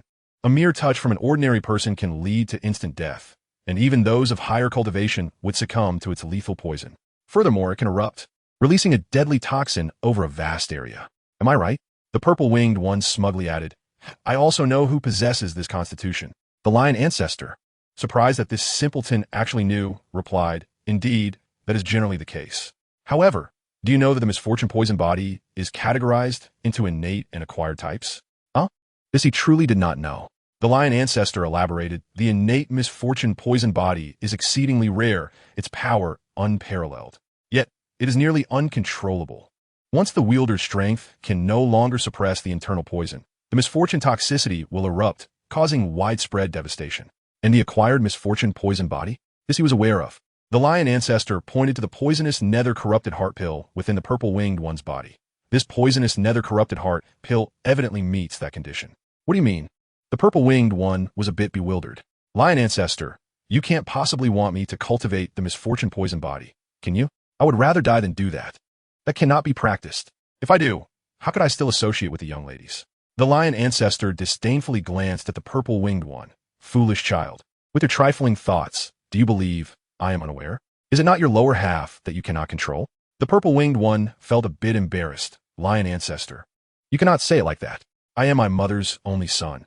I must continue the lineage of the purple crystal-winged lion clan. Moreover, that is the source of happiness for the little lion, the thirst for life. The lion ancestor looked down upon this foolishness, unable to suppress himself, yet still searching for excuses. The lion ancestor assured him, "Fear not. The acquired misfortune poison body can be controlled at will, causing no harm to those around you. Of course, its might is not comparable to that of the innate misfortune poison body. Simply storing the absorbed toxins within the poisonous nether corrupted heart pill will grant you control." Yet the purple-winged one remained hesitant. "But I could simply cultivate my purple crystal nether fire. Why must I resort to this misfortune poison body? What if I cannot control it either?" Listen well, young man. Beast fire exists beyond the yin-yang 5 elements, including nether fire, wind fire, thunder fire, poison fire, soul fire, and other extraordinary beast fires. I have previously stated that the highest realm of purple crystal nether fire is the burning heart of 10,000 beasts. And the cultivation of the burning heart of 10,000 beasts serves but one purpose: to become a Dou emperor, the lion ancestor stated. By igniting the blood of 10,000 beasts with the heart fire of 10,000 beasts, you will summon the spirit fire of 10,000 beasts into existence. The purple-winged one queried, What is this spirit fire of 10,000 beasts? The lion ancestor answered, the spirit fire of 10,000 beasts is one of the 23 extraordinary fires ranked on the list of evil. The only one our purple crystal-winged lion clan can consume. The purple-winged one asked, is it powerful? The lion ancestor replied, it ranks 22nd on the list of extraordinary fires. The purple-winged one was rendered speechless.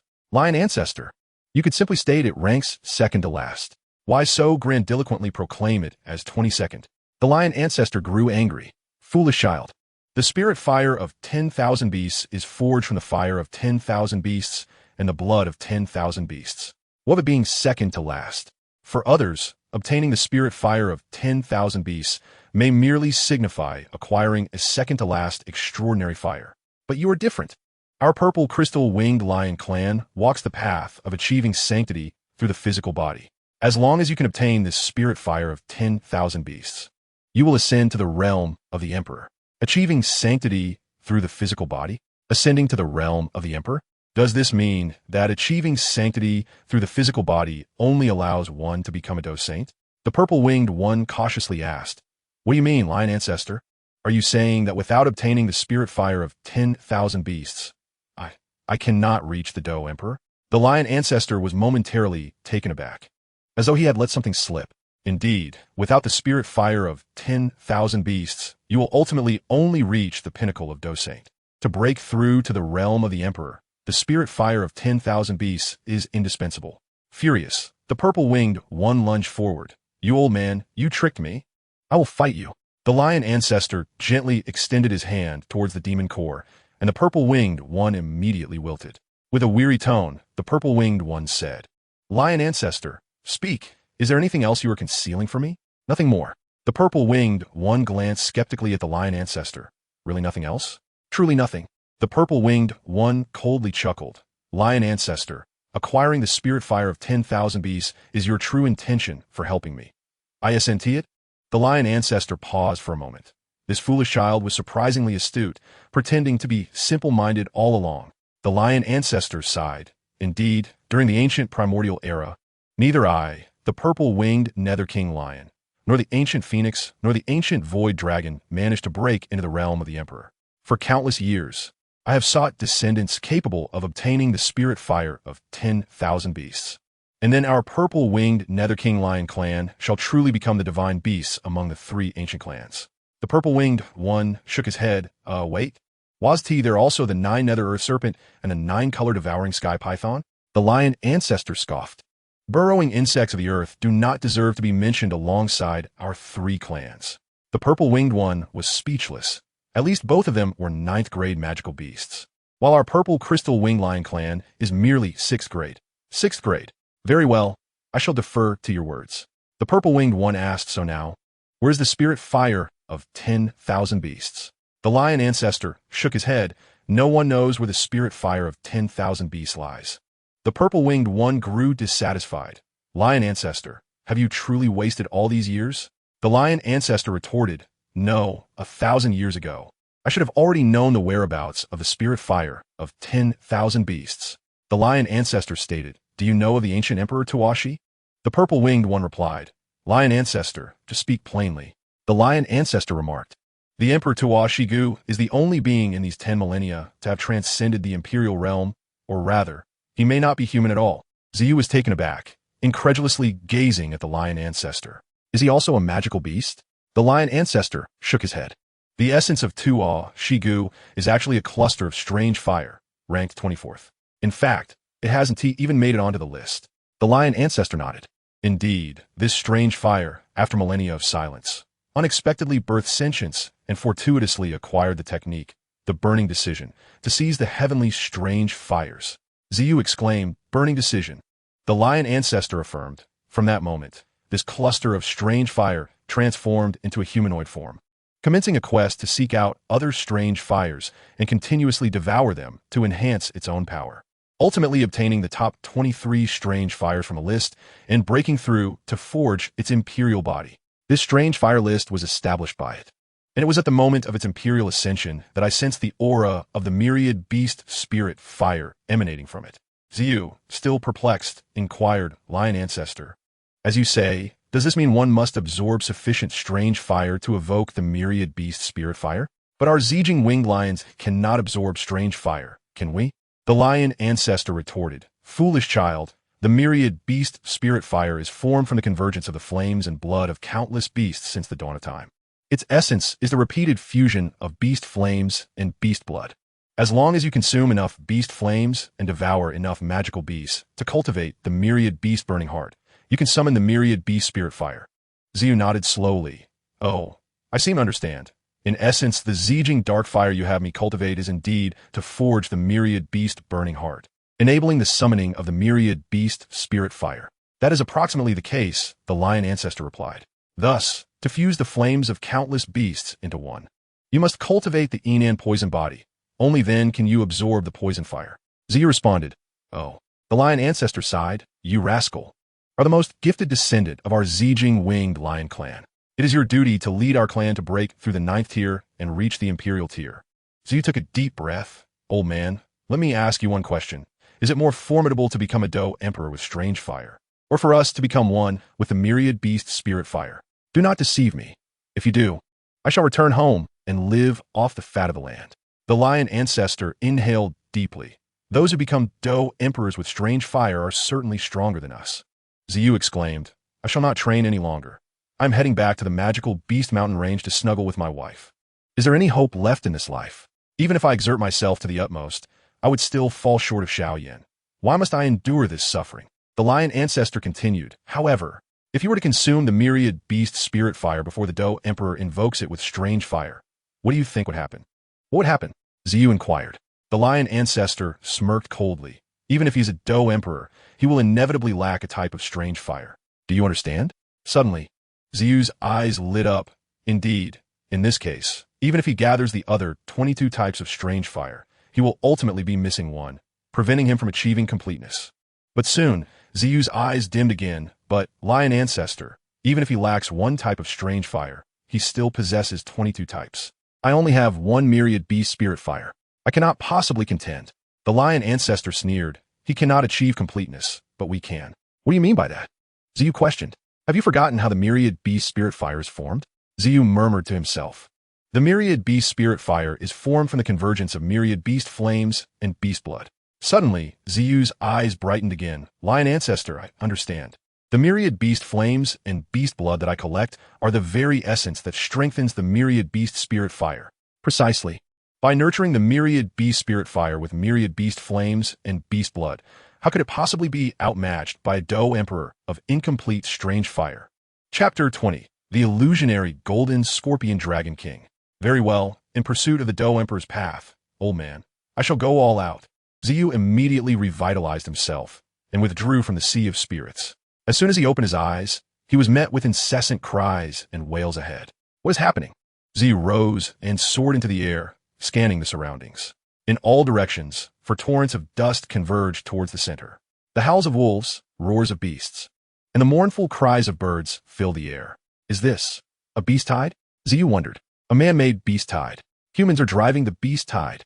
For Dou emperors were herding a throng of magical beasts from the east, west, north, and south, all converging at the heart of the southern magical beast mountain range.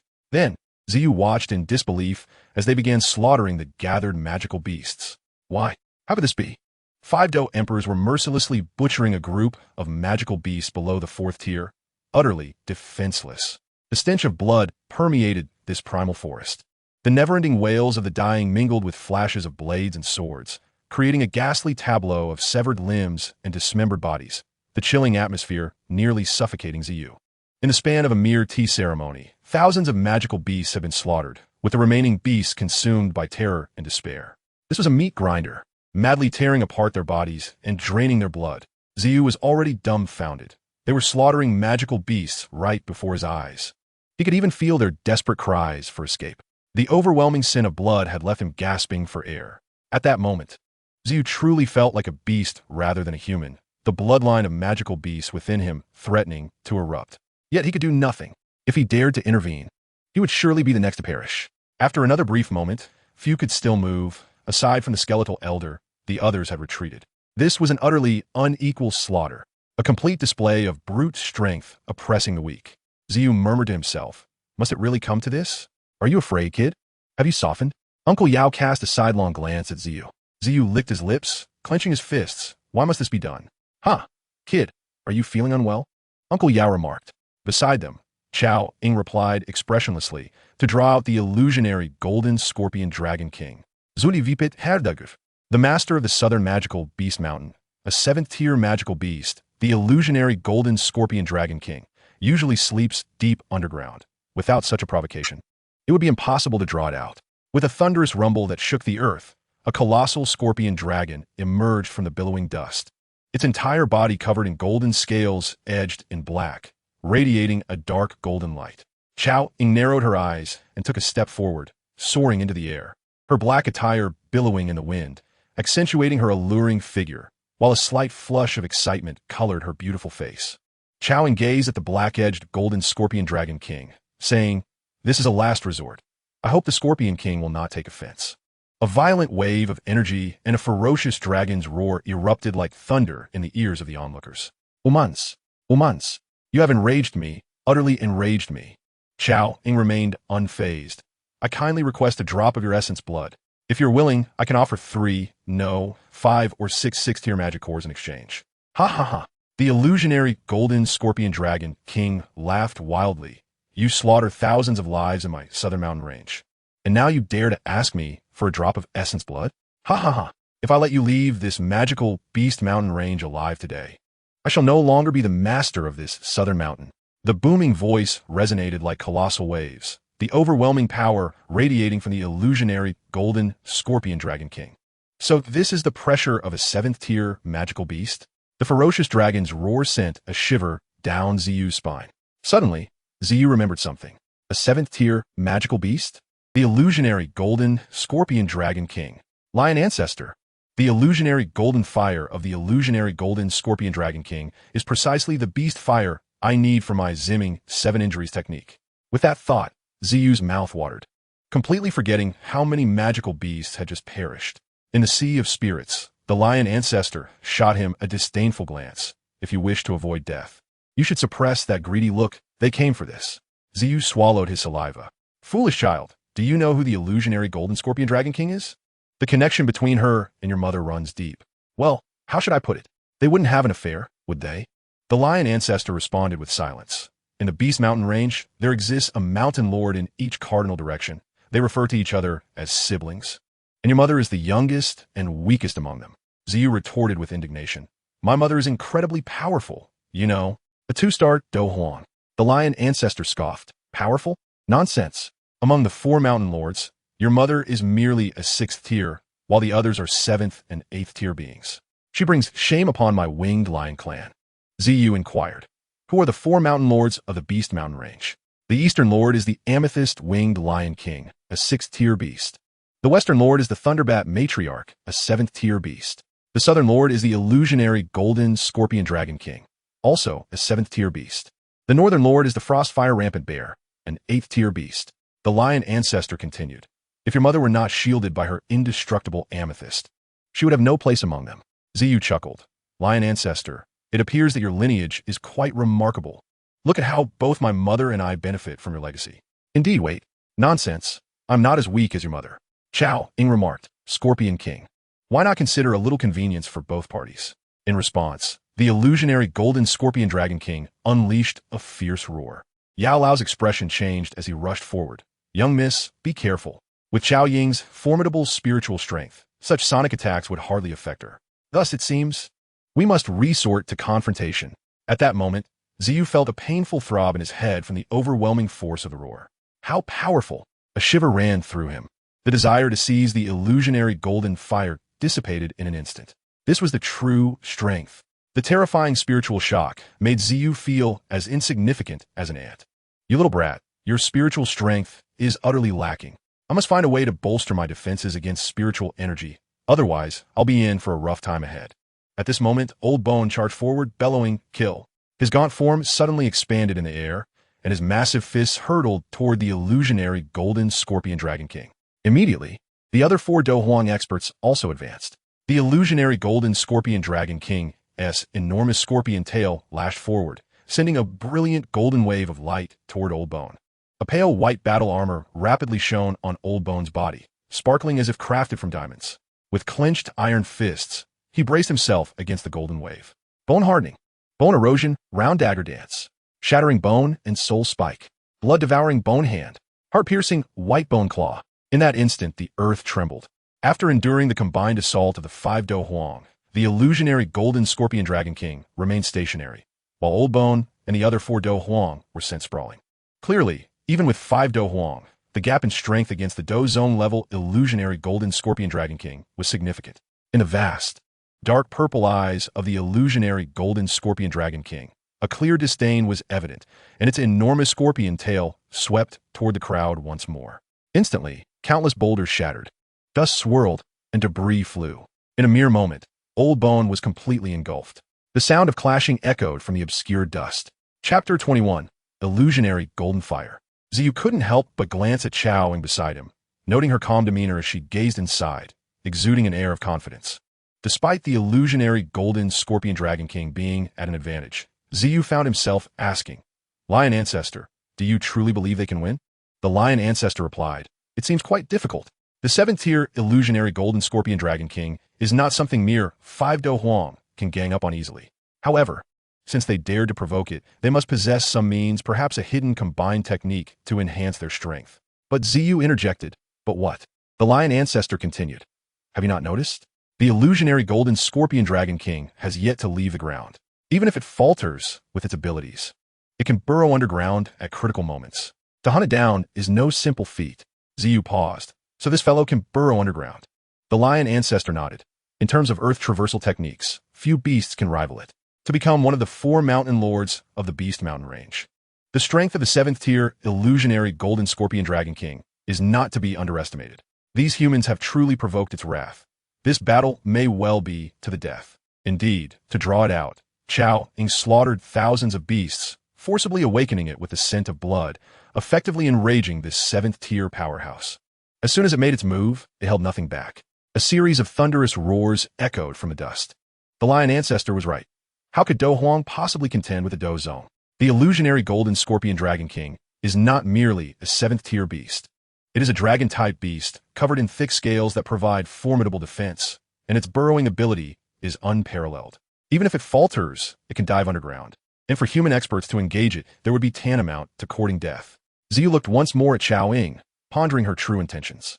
With a resounding crash, Old Bone was struck by the illusionary golden scorpion dragon king's massive pincers, sent soaring from the swirling dust. He spat out a mouthful of blood, his face paling. At this moment, he was in tatters, blood streaming from numerous wounds, a horrific gash stretching from his waist to his left shoulder. "Old Bone, how are you?" "Yao Lao In Guit," Old Bone replied. "It's done. Set up the formation. Set up the formation." Old Bone swiftly darted back into the swirling dust, while Yao Lao and the other 4 Do Huang quickly formed a pentagram, encircling the illusionary golden scorpion dragon king. Suddenly, the air around them became turbulent. 5 fierce pillars of light surged into the sky, forming a cage that firmly locked in the illusionary golden scorpion dragon king. In the sky, Xiao Yan tucked a strand of hair blown by the mountain wind behind her ear and softly said, "Dragon King, this 5 bones linking worm formation possesses considerable power. All I seek is a drop of your essence blood, and it is not too late to comply."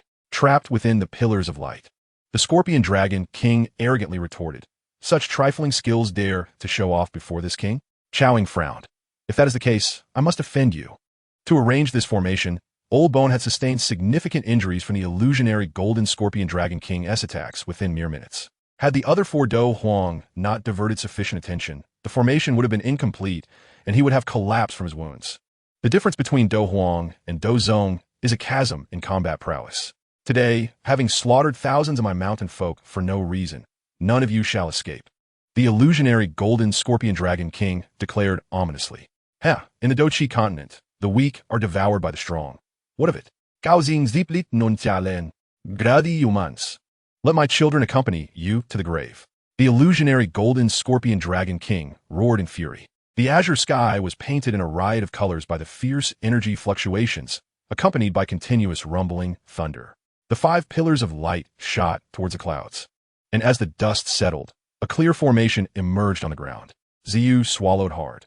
The formation, formed by the convergence of 5 energies, exuded an overwhelming pressure that even made his heels tremble. What? Feeling fearful? Xiao Yan turned her head, gazing at the slightly trembling Ziyu. Her smile was wickedly enchanting. A hint of sinister charm radiated from her alluring figure, terrifying yet undeniably captivating. Ziyu struggled to avert his gaze, managing a bitter smile. They're the true powerhouses. I am but a mere child compared to them. Xiao Yan smiled and said, Z, there's no need for you to underestimate yourself. The continent of fighting Qi is vast, and there are countless individuals stronger than Bone Uncle. You possess great potential, and I eagerly await the surprises you will bring me in 10 years. Z nodded vigorously. At that moment, 5 beams of light, propelled by the 5 Do Huang, began to expand slowly, drawing in an abundance of energy from the heavens and earth. Ultimately, the 5 beams converged into a brilliantly colored tornado, completely enveloping the illusionary golden scorpion dragon king. Moments later, the multicolored tornado began to spin rapidly, transforming into a colossal and vibrant storm. Ancient trees and giant boulders in its vicinity were forcibly uprooted and swept away. The dust that had just settled surged once more. OPMC, let my children pay the price. The illusionary golden scorpion dragon king sneered, gazing at the increasingly massive tornado. It let out a deep roar that reverberated throughout the mountains. With that roar, a brilliant light emanated from its mouth. In the blink of an eye, blazing golden flames erupted from within, piercing directly through the massive storm ahead. Shooting towards Xiao Yan and Z, the fiery column surged past them, a mere 3 meters away, unleashing an intense wave of scorching heat. What a formidable, illusionary golden fire! Its temperature surpasses my purple fire by such a margin. Z swallowed hard. The lion ancestor remarked, the 7th-tier illusionary golden fire is indeed far more ferocious than your purple fire. Alas, I am not fortunate enough to consume this illusionary golden fire. Z gazed longingly at the distant storm and fiery column. The lion ancestor chuckled. However, if you can consume the accompanying purple crystal source, your purple fire will be no less than it. Upon hearing the lion ancestor's words, a glimmer of excitement flickered in Z's eyes. If I could absorb the accompanying purple crystal source, what magnificence would my purple fire possess? The thought of the purple crystal source tore open the wounds within Z's heart once more. Damn, Xiao Yan, I shall not rest until I settle this score with you. But there is no need to be so pessimistic. Apart from acquiring the illusionary golden fire directly from the illusionary golden scorpion dragon king, there is another method. Z's eyes brightened. What other way? Lion ancestor, please tell me. The lion ancestor explained, after the young, illusionary golden scorpion dragon beast hatches. A trace of the illusionary golden fire will remain within its shell. This shell will only turn to ashes after burning for 3 days and nights. If you can find the shell of the young, illusionary golden scorpion dragon beast, it will also be a means to obtain the illusionary golden fire. Oh, Z exclaimed. It seems they truly possess a combined attack technique. Will they really win? At this moment, Z fervently hoped for their victory. Even without the illusionary golden fire, being able to devour its remnants would be a significant boon. The lion ancestor shook his head helplessly. I cannot say. Chapter 22. The Secret Technique of Bone Maggots, 5 Apertures. The colossal multicolored storm continued to compress under the relentless pressure of the 5 Do Huang experts. The raging Do Qi shrank wildly, accompanied by incessant thunder and sonic booms. As the storm gradually contracted, it carved through the earth as if wielding a gigantic iron plow. Such immense energy, Z felt as if he were being inexorably drawn into the storm by a powerful suction force. Xiao Yan commanded, follow me. Without hesitation, Z plunged downwards alongside her. Observing the storm's continued compression, the illusionary golden scorpion dragon king was gnashing its teeth, muttering something. Illusionary fire, golden shield. With a thunderous roar, a gigantic golden shield, 3 zhong in diameter, materialized above the illusionary golden scorpion dragon king's body. The golden shield expanded outward, and with a resounding crash, it met the storm. The rapidly spinning multicolored storm relentlessly rubbed against the golden shield, creating a symphony of thunder and lightning. The storm kept contracting, while the golden shield continued to expand outward, each force refusing to yield to the other. The entire southern region of the Monster Beast mountain range seemed to tremble under the violent collision of energies. Boom! After several minutes of stalemate, a thunderous explosion echoed throughout the mountains as the golden shield shattered, and the multicolored storm dissipated into nothingness. Wow! As the storm and golden shield vanished, The 5 Do Huang experts simultaneously spewed forth a mouthful of blood. At that moment, the illusionary golden scorpion dragon king moved. Its scorpion tail lashed out, coiling with a dazzling golden light, striking forward like a bolt of lightning towards Bone Lao. Brother, be careful.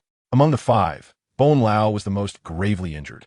The closest, Julie, shouted as she brandished her serpent-shaped dagger, leaping forward to shield Bone Lao. Wind serpent illusion. Julie appeared before Bone Lao, her serpent-shaped dagger thrusting outward, unleashing a flurry of sharp wind blades towards the incoming golden bolt. Clang, clang, clang. The wind blades clashed against the lightning, producing a series of crisp sounds in midair. Yet the force of the lightning showed no sign of abating. Julie's brows furrowed as she swiftly formed a hand seal. Thousand Wind Barrier. With her command, walls of wind surged forth before her, howling as they advanced towards the golden bolt. They shattered against it like glass colliding with a steel spike. But they managed to momentarily halt the massive golden bolt. Seeing its attack thwarted, the illusionary golden scorpion dragon king's eyes gleamed with a dark purple light. Its massive form lunged forward, trailing a brilliant golden glow. The scorpion tail struck downwards at Julie, while its pincers lunged outwards, entirely sealing off her escape route. The pincers tore through the air, producing a piercing sound that echoed ominously above. Gazing at the ferocious onslaught of the illusionary golden scorpion dragon king, Julie's expression turned grave. With her elder brother severely wounded, she had nowhere to retreat. In this critical moment, the other 3 Do Huang had already arrived, each positioning themselves between the illusionary golden scorpion dragon king's pincers and its tail. Bang! The 3 intercepted the illusionary golden scorpion dragon king's attack. A brilliant clash of Do Chi erupted. Crack! Crack! Crack! The sharp sounds rang out. Wow! Zan Lao! Tu Lao! And Yao Lao could not help but spit out another mouthful of blood, as the sounds indicated the breaking of their bones. The illusionary golden scorpion dragon king's attacks were indeed overwhelmingly powerful. Lion Ancestor, it seems utterly hopeless.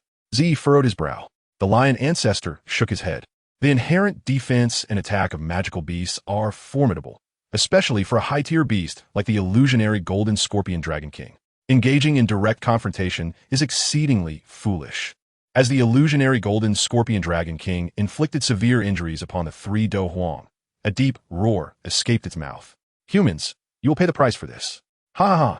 Its massive body surged once more, and the scorpion tail, ablaze with violent golden flames, swept forward with incredible speed, a stark contrast to its enormous size. Bone Lao, slightly pale, coughed up a mouthful of phlegm-laden blood. As the primary defender among the 5, he had sustained considerable injuries in just a few minutes under the assault of the illusionary golden scorpion dragon king. Had it not been for the timely arrival of his brothers, he might have been gravely wounded, if not dead. Regrettably, as a Do Huang specializing in earth-type defensive techniques, no matter how astonishing his defenses were, he still fell short against the Do Zong expert. Furthermore, the illusionary golden scorpion dragon king completely surpassed him in both defensive and offensive capabilities. That he could remain standing despite the brutal melee was already a remarkable feat. Bone Lao wiped the blood from the corner of his mouth and declared, Kakik, Scorpion King, it is premature for you to boast. Brothers, bone maggots, 5 apertures. First aperture. Hand, tying meridian. With bony fingers, the elder formed a peculiar hand seal before him, and soon an abhorrent worm gradually materialized in his sight. With a sudden thrust, the elder's index finger pierced through his own left wrist, creating a gaping wound, which seemed to attract the vile worm that burrowed eagerly into the flesh. In the instant that the elder completed his seal, the other 4 swiftly followed suit, embedding the repulsive creature into their own left wrists. As the 5 completed their actions, a ferocious surge of fighting energy erupted in the air, enveloping the illusory golden scorpion dragon king entirely. Now, with a soft whistle from the elder, their fighting spirit surged to new heights, and in that fleeting moment, the 5 vanished, only to reappear beside the illusory golden scorpion dragon king. As the energy from the 5 intensified, a glint of cold light flickered in the dragon king's eyes, and its massive pincers swept out violently. The elder shouted, and his pallid form swelled an additional 3 feet, his now enormous arms blocking the onslaught of the pincers. Simultaneously, Julie launched a vicious strike aimed at the dragon king's vital spots. Just moments ago, they were on the brink of annihilation, yet now their momentum surged. Lion Ancestor, what is happening?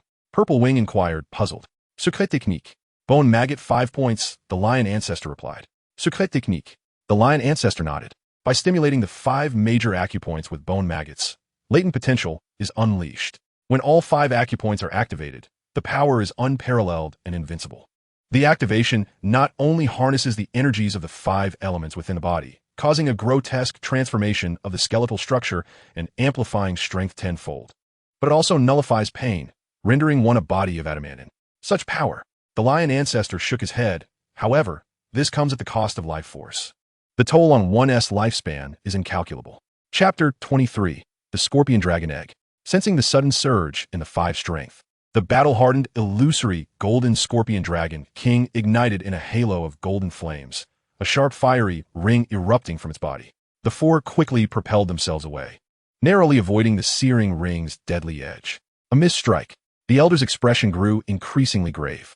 Bone maggot 5 points. Second point, hand sun meridian fire point. Another worm was planted into the right arms of all 5. Futile trick. The illusory golden scorpion dragon king sneered, its body suddenly spinning like a top. Amidst the whirlwind of golden light, a striking white glimmer stood out, the dragon king's indestructible tail casting a chilling gleam. The golden top advanced relentlessly, while the elder shielded himself with his arms, desperately fending off the dragon king's assault. 1 strike, 2 strikes, 3 strikes. His pallid bone armor was relentlessly sliced apart by the whirling top. Bone maggot 5 points. Third point, foot time meridian gold point. Simultaneously, innumerable white marks began to appear on the Dragon King's body. Brother, this isn't working. We still can't break through its defenses, Julie exclaimed. Bone maggot 5 points. Fourth point, foot sun meridian wood point. With a final slash, the top shattered the elder's fighting armor, leaving him defenseless. Retreat. The elder pressed his palm against his waist, crimson blood seeping through his fingers, dripping incessantly as excruciating pain drenched his face in cold sweat. As they relentlessly amplified their strength, the illusory golden scorpion dragon king too escalated its might. With the activation of the bone maggot 5 points after the 4th point, the 4 were finally able to breach the thick scales of the dragon king. Yet, the scales were still too formidable. The deep wounds showed no signs of bleeding, indicating that they had yet to pierce its flesh. What deepened their despair was that their elder's armor had completely disintegrated, without the elder to restrain it. They could not withstand the Dragon King's onslaught head-on. In the brief span of mere seconds, from the initiation of their attack to the elder's forced retreat from injury, the Dragon King ceased its rapid spinning. Humans, you may take pride in the fact that you have managed to breach my scales and nearly injure my organs. The illusory golden scorpion Dragon King, now covered in wounds, stood proudly before them. Alas, each wound was merely superficial, existing only upon its scales. Unless they penetrated deeper, they could not harm its vital organs, and at this moment, all 5 bore injuries to varying degrees. The Dragon King inhaled deeply. Humans perish. A dense, golden flame brewed within its maw. The elder took a deep breath. Brothers, let us fight to the end. Bone maggot 5 points, 5th point, central nerve earth point. The 5 strength surged once more, and a bone armor enveloped the elder anew. At that moment, the Dragon King unleashed its fiery breath towards them. The elder managed to withstand the inferno, yet his trembling arms and the melting bone armor warned him that if this continued, even with the bone maggot technique, his adamantine form would dissolve beneath the searing flames. Following the fiery assault, the illusory golden scorpion Dragon King lunged toward them once more. Everyone charge! We must breach its defenses and claim a drop of its blood. Just as the Dragon King was about to pounce upon the elder, a low feminine voice suddenly rang out. Scorpion King, do you see what this is? A beam of golden light shone under the sunlight, directed toward the Dragon King. Xiao Yan, having ascended into the sky, held a rounded object that sparkled brilliantly in the sunlight. What is that? Purple Wing, who was closest, had followed Xiao Yan into a cavern and witnessed her emerging with the object. Now he could see clearly that it was a massive egg, uneven and adorned with countless barb patterns, glimmering with golden light. The illusory golden scorpion egg. What does this woman intend to do? The lion ancestor's anger flared. As the golden light flashed, the Dragon King's head snapped toward Xiao Yan. Human woman, put down what you hold, or you shall face a fate worse than death. The illusory golden scorpion Dragon King bellowed, unable to contain its rage. Xiao Yan smiled. Scorpion King, can you escape this formation? Ignoring the 5 fighting emperors behind her, the illusory golden scorpion Dragon King lunged at Xiao Yan. However, as it took a few steps, the formation on the ground manifested as a barrier before it. The Dragon King slammed against the barrier multiple times, yet it found itself unable to break through. Meanwhile, Xiao Yan cast a beguiling smile at the Dragon King, and the massive egg slipped gently from her delicate hands, plummeting from a height of 100 meters. No! The illusory golden scorpion Dragon King roared. A flash of golden light surged from within the Dragon King, and an unprecedented aura erupted from its body. The Dragon King charged once more at the barrier that obstructed its path. With a resounding crash, the barrier shattered instantly. The illusory golden scorpion Dragon King lunged toward the giant egg. The terrifying pressure emanating from the Dragon King caused both Purple Wing and Xiao Yan to spew blood and faint, plummeting from the sky. The elder's face turned ashen. This is bad. With the illusory golden scorpion Dragon King's might, should it break through the formation and reach Xiao Yan, she will undoubtedly be torn to shreds. Gritting his teeth, the elder declared, "Brothers. Bone maggot 5 points, all maggots unite." Suddenly, 5 small bulges appeared on the elder's body at the acupoints of the hand Taiyin, hand Sun, foot Taiyin, foot Sun, and central nerve. The 4 bulges on his hands and feet began to race toward the central nerve earth point, clearly the 4 worms that had just been implanted. 4 bone maggots swam toward the central nerve's earth cavity, merging with those already present there. 5 small bundles coalesced into a larger one as the diminutive creatures consumed one another, ultimately transforming into a singular, formidable maggot that rolled incessantly within the nerve cavity. Suddenly, an elder with bony hands plunged deep into the cavity, forcefully extracting a massive bone maggot from his own body, before inserting it into Julie's corresponding nerve point. The bone maggots gathered at the hand of Sun Meridian, the elders at the foot Tai Meridian, the butchers at the foot Taiyao Meridian, the 3 Do Emperors. Their expressions grave and resolute, each tore the bone maggots they had formed within their bodies and inserted them into Julie's corresponding acupoints. As the bone maggot nestled against Julie, it swiftly burrowed into her from the tiny wound. Julie cried out in agony. The 5 maggots, 5 bones. This was the highest essence of the secret method. The sacrifice of the 4 individuals included their very lives, converging into one. At that moment, Julie's rank surged to the pinnacle of Do Emperor. Under the enhancement of the bone maggot's 5 acupoints, for the duration of a single incense stick, Julie would unleash her full potential, breaking through the peak of Do Emperor to reach Do Zone. Her dark hair turned eerily pale, resembling frost, mirroring her skin tone, while in her azure eyes, countless worms swam visibly. 5th, I entrust the eldest miss to you. Eldest brother, 2nd brother, 3rd brother, 4th brother. Quickly, tears streamed down Julie's face as she leaped forward, charging at the illusory golden scorpion Dragon King. After merging with the 5 maggots, Julie moved with an ethereal swiftness. Meanwhile, the illusory golden scorpion Dragon King's thoughts were consumed by the plummeting illusory golden scorpion dragon egg and that damned woman. Wake up, you little brat. The lion ancestor grasped the Purple Wing's magical core, inflicting a heart-wrenching pain that jolted him awake. Run, or you'll accompany this woman to her grave. What's wrong? Lion ancestor, this woman has gone mad. She's driven the illusory golden scorpion Dragon King insane as well. Both have lost their minds. The Dragon King has already shattered the seal, and his power is nearing the 8th rank. Oh, Lion ancestor, if you say to run, then we must flee. Just as the Purple Wing prepared to take flight, he noticed Xiao Yan still descending uncontrollably. I've run. She certainly won't survive. Summoning his resolve, the Purple Wing soared toward Xiao Yan, wrapping his arms around her waist. The Lion ancestor remarked. At that moment, the falling scorpion dragon egg was directly in front of him. The Purple Wing hastened to catch it securely. This item was indispensable. His illusory golden fire depended on it. Yet, this very action saved his life. The illusory golden scorpion Dragon King charged towards them, its colossal pincers brimming with rage, poised to crush the waists of the couple before it. Seeing the Purple Wing catch its precious scorpion dragon egg at a critical moment, the illusory golden scorpion Dragon King's pincers abruptly halted mid-air, releasing a heavy, labored breath. Clearly, the egg was saved, and the illusory golden scorpion Dragon King exhaled in relief. In that moment of relaxation, Julie had already leaped onto the back of the illusory golden scorpion Dragon King. Hurricane pierces the sun. The serpentine dagger pierced through the scales on the Dragon King's back as Julie, now wielding the power of Do Zone, drove the dagger through its heart, emerging from its chest. A wretched scream erupted from the illusory golden scorpion Dragon King's mouth as its tail, infused with its remaining strength, aimed viciously at Julie's back. Knowing it was doomed, the Dragon King unleashed an attack in its final moments, a strike of unparalleled ferocity. The speed was blindingly swift. Had Julie not been a fraction faster, it would have been fatal.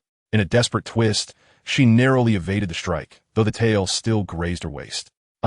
Julie plummeted from the sky, unconscious. Chapter 24. The Emergence of Netherfire. The illusory golden scorpion dragon king, dragging its dying body, crawled laboriously toward the purple wing. He realized its heart had been pierced and its time was short, yet it still clung to life, crawling toward him. The purple wing understood that it sought the enormous egg in his possession. Gently, he set Xiao Yan against a large tree and hurried toward the illusory golden scorpion dragon king with the egg in hand. Facing the Dragon King at such close quarters, the purple wing felt no fear. Instead, a profound empathy welled within him. He carefully placed the illusory golden scorpion dragon egg within reach of the Dragon King and took 2 steps back. The Dragon King extended its tongue, licking the egg with satisfaction, then turned to the purple wing. "Thank you." The purple wing shook his head. "You need not thank me, Scorpion King. I'm also a magical beast." The Dragon King paused, surprised. "You're also a magical beast?" The purple wing nodded. "My mother is the Lord of the Eastern Mountains, the purple crystal-winged Lion King." Purple crystal? So you're the child of the 4th family. Very well, very well. Speaking of which, we share some ties. I am Dayin. May I ask you for a favor? The purple wing shook his head again. "Rest assured, Scorpion King, as long as I draw breath, I will ensure the safety of your little scorpion dragon. So you need not plead with me. When your little scorpion grows, if I possess the strength, I will assist it in returning here.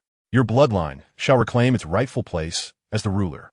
I never imagined the 4th family would bear such a loyal little lion." "Thank you."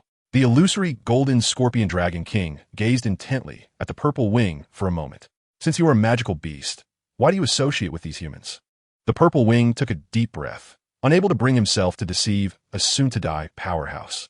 He gestured toward the illusory golden scorpion dragon egg. "I came to absorb the cluster of illusory golden fire that will emerge when a little scorpion hatches." The Dragon King was taken aback. The child's eyes were clear, and he was not lying. "You protect my child, and I will not let you do so for free." With that, the illusory golden scorpion dragon king opened its massive mouth, releasing a ball of flame. The flames surged forth, and the Dragon King visibly weakened. "Scorpion King." The illusory golden scorpion dragon king gasped. "My time is short. This is the source fire of my illusory golden fire, incomparable to the cluster of fire within the egg. I bestow it upon you." Within the spirit's sea, the lion ancestor remarked, "You little brat, what it says is true. This source fire, forged over hundreds of years by the illusory golden scorpion dragon king, is far beyond the remnants of fire left on the shell. However, the pain of consuming it is unparalleled." The purple wing swallowed hard, trembling as he extended his hands to accept it. "Scorpion King, your kindness shall not go unthanked." The illusory golden scorpion dragon king smiled weakly. "After I die, you may consume my body. I know that your purple crystal-winged lion clan can enhance their power by devouring high-tier creatures." Scorpion King. The illusory golden scorpion dragon king shook his head. "I have given you all I can. I only hope you honor your vow today and protect my child." In its dimming eyes, a sudden spark ignited. "Otherwise, I shall haunt you in death." The purple wing raised his hand, swearing, "From this day forth, the little scorpion dragon shall be my dear brother, and I will not betray the Scorpion King's great kindness. I swear by the honor of the lion ancestor, the most revered of the purple crystal-winged lion clan." The illusory golden scorpion dragon king nodded in satisfaction, casting one last glance at its precious egg before its massive head finally fell to the ground.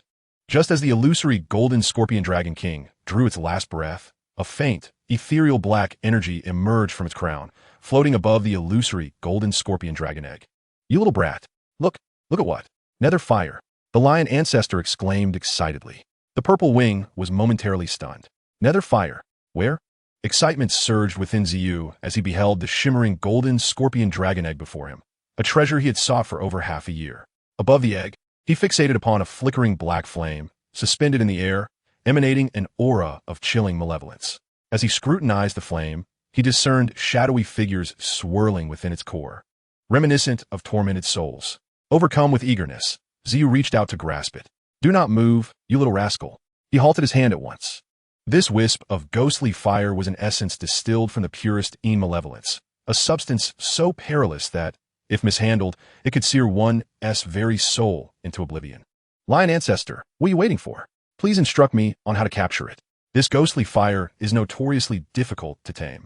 and attempting to do so with mere flesh will only incite greater resistance. You must refine it into the primordial flame of purple crystal ghost fire. The risks are substantial. Have you considered this carefully? Xiao swallowed hard and replied, just tell me what to do. I'm ready to go all in. Lion Ancestor smiled. You have not disappointed me. Now follow my instructions precisely. He flicked Xiao's magic core with his finger. Xiao promptly closed his eyes, settling into a meditative posture, allowing his consciousness to delve within. Inside, purple flames blazed fiercely, while the purple crystal magic core began to spin rapidly within the sea of spirit. Gradually, a slender stream of purple energy seeped forth from the core. What is this, Lion Ancestor? Xiao inquired. This is the essence of magic. You may regard it as the very soul of each magical beast. You must summon it to guide the ghostly fire. As the essence flowed forth, two strands intertwined like braided dough, encircling the core in a spiraling dance, ready to lead the ghostly fire. Xiao swallowed again, steering the essence with care as it coursed through his meridians, eventually reaching his throat. With a forceful expulsion, he released the braided essence, encircling the ghostly fire with lightning speed. At the moment of contact, a primal essence erupted, akin to a tempest, enveloping the ghostly fire entirely. Be cautious. This is the most perilous moment. Beware of its resistance, Lion Ancestor observed, somewhat speechless, as the ghostly fire exhibited no defiance whatsoever. It remained docile, gently suspended in mid-air, as if it were a part of the essence itself. Lion Ancestor swallowed hard, reclaimed the magic core. Xiao opened his mouth, allowing the essence to flow back into him. As it re-entered, the ghostly fire was drawn into the magic core as well. And then? Xiao asked. Then? Lion Ancestor chuckled wryly. It is done. For now, keep it within the magic core. The two young ladies will awaken shortly. Once they regain consciousness, you can find an opportune moment to merge it with other beast fires to refine the purple crystal ghost fire. Xiao, incredulous, exclaimed, Are you saying it's that simple? Indeed, Lion Ancestor replied. And where's the danger you spoke of? Where's the pain? Lion Ancestor sighed. How was I to know you would be so fortunate? This ghostly fire, steeped in the endless grievances of the golden scorpion dragon king, shows no aversion to you whatsoever. Little rascal, they should be waking soon. Chapter 25, a sister added. Who exactly are you? Xiao trembled at the voice, turning to see Julie's elegant silhouette gliding towards him under the moonlight. As she approached, the smiling countenance became clearer, and Xiao's heart momentarily settled, though he found himself at a loss for words, lowering his gaze in silence. Julie, pressing against her grievously injured waist, gently crouched behind Xiao. The moment the essence contacted the ghostly fire and that primal aura spread, it roused her from her slumber. Leaning against Xiao's back, she murmured softly, Little one, I suddenly find you quite mysterious, and my curiosity has only grown. Julie, Xiao began.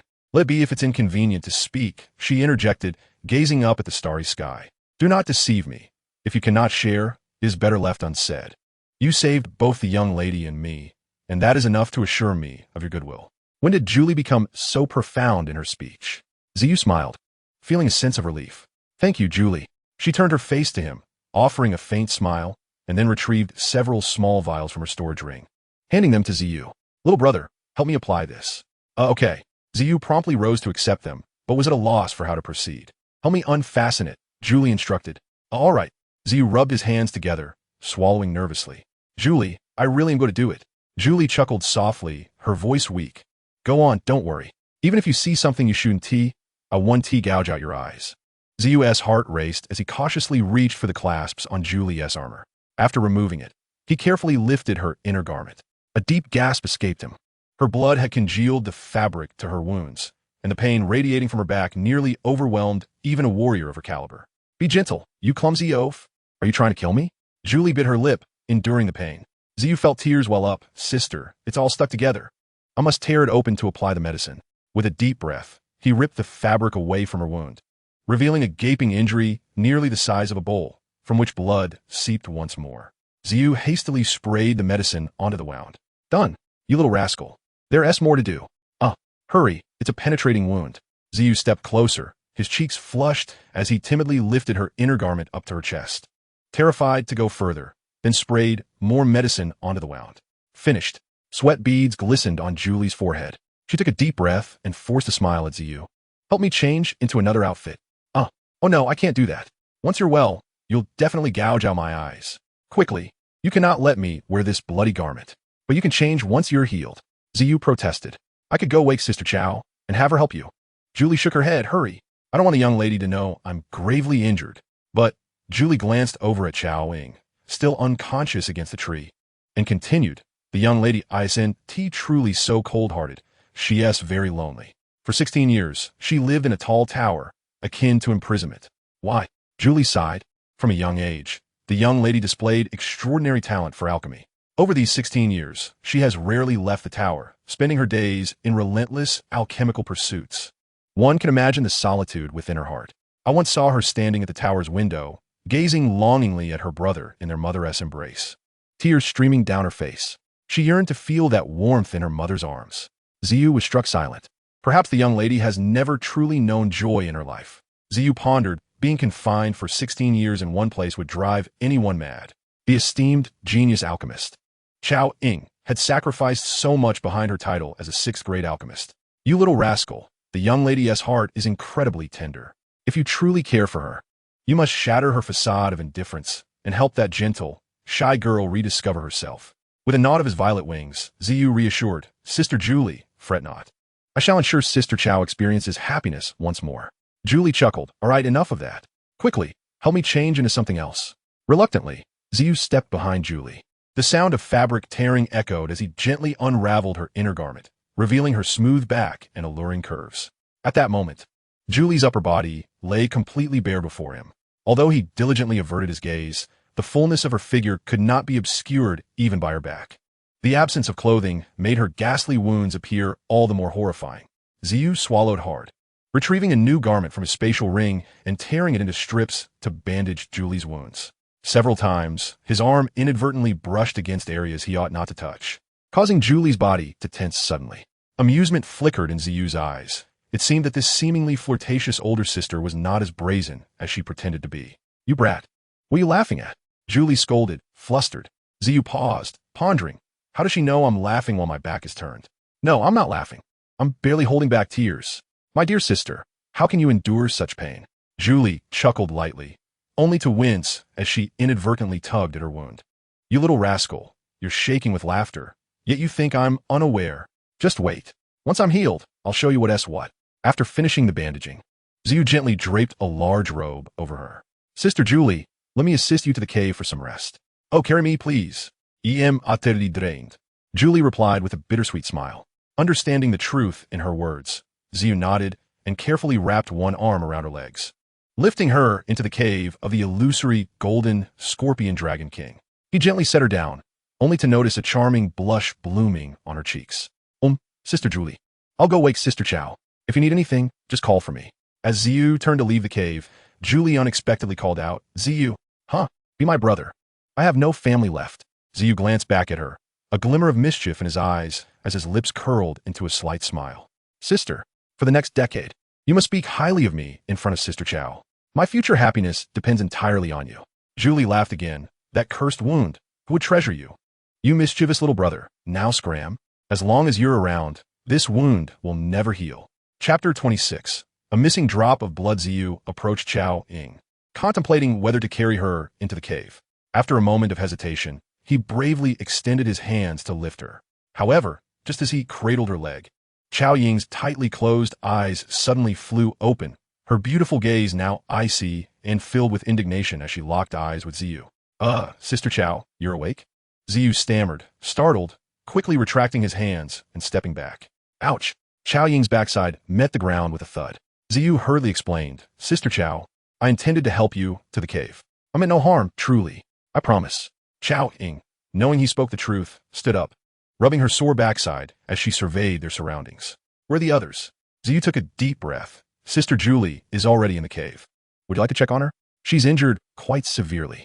Xiao Ying frowned as she walked toward the cave.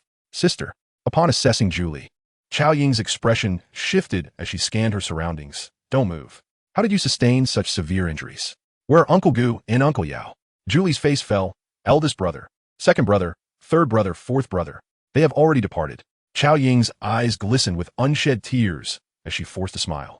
I never imagined that a mere illusory golden scorpion dragon king would claim 4 elders from the Qiao family. Had it not been for their assistance in crafting the blood demon flame, they would not have met such a fate. Julie shook her head. The four brothers never regretted their choices, even in death. There is no need for you to grieve, sister.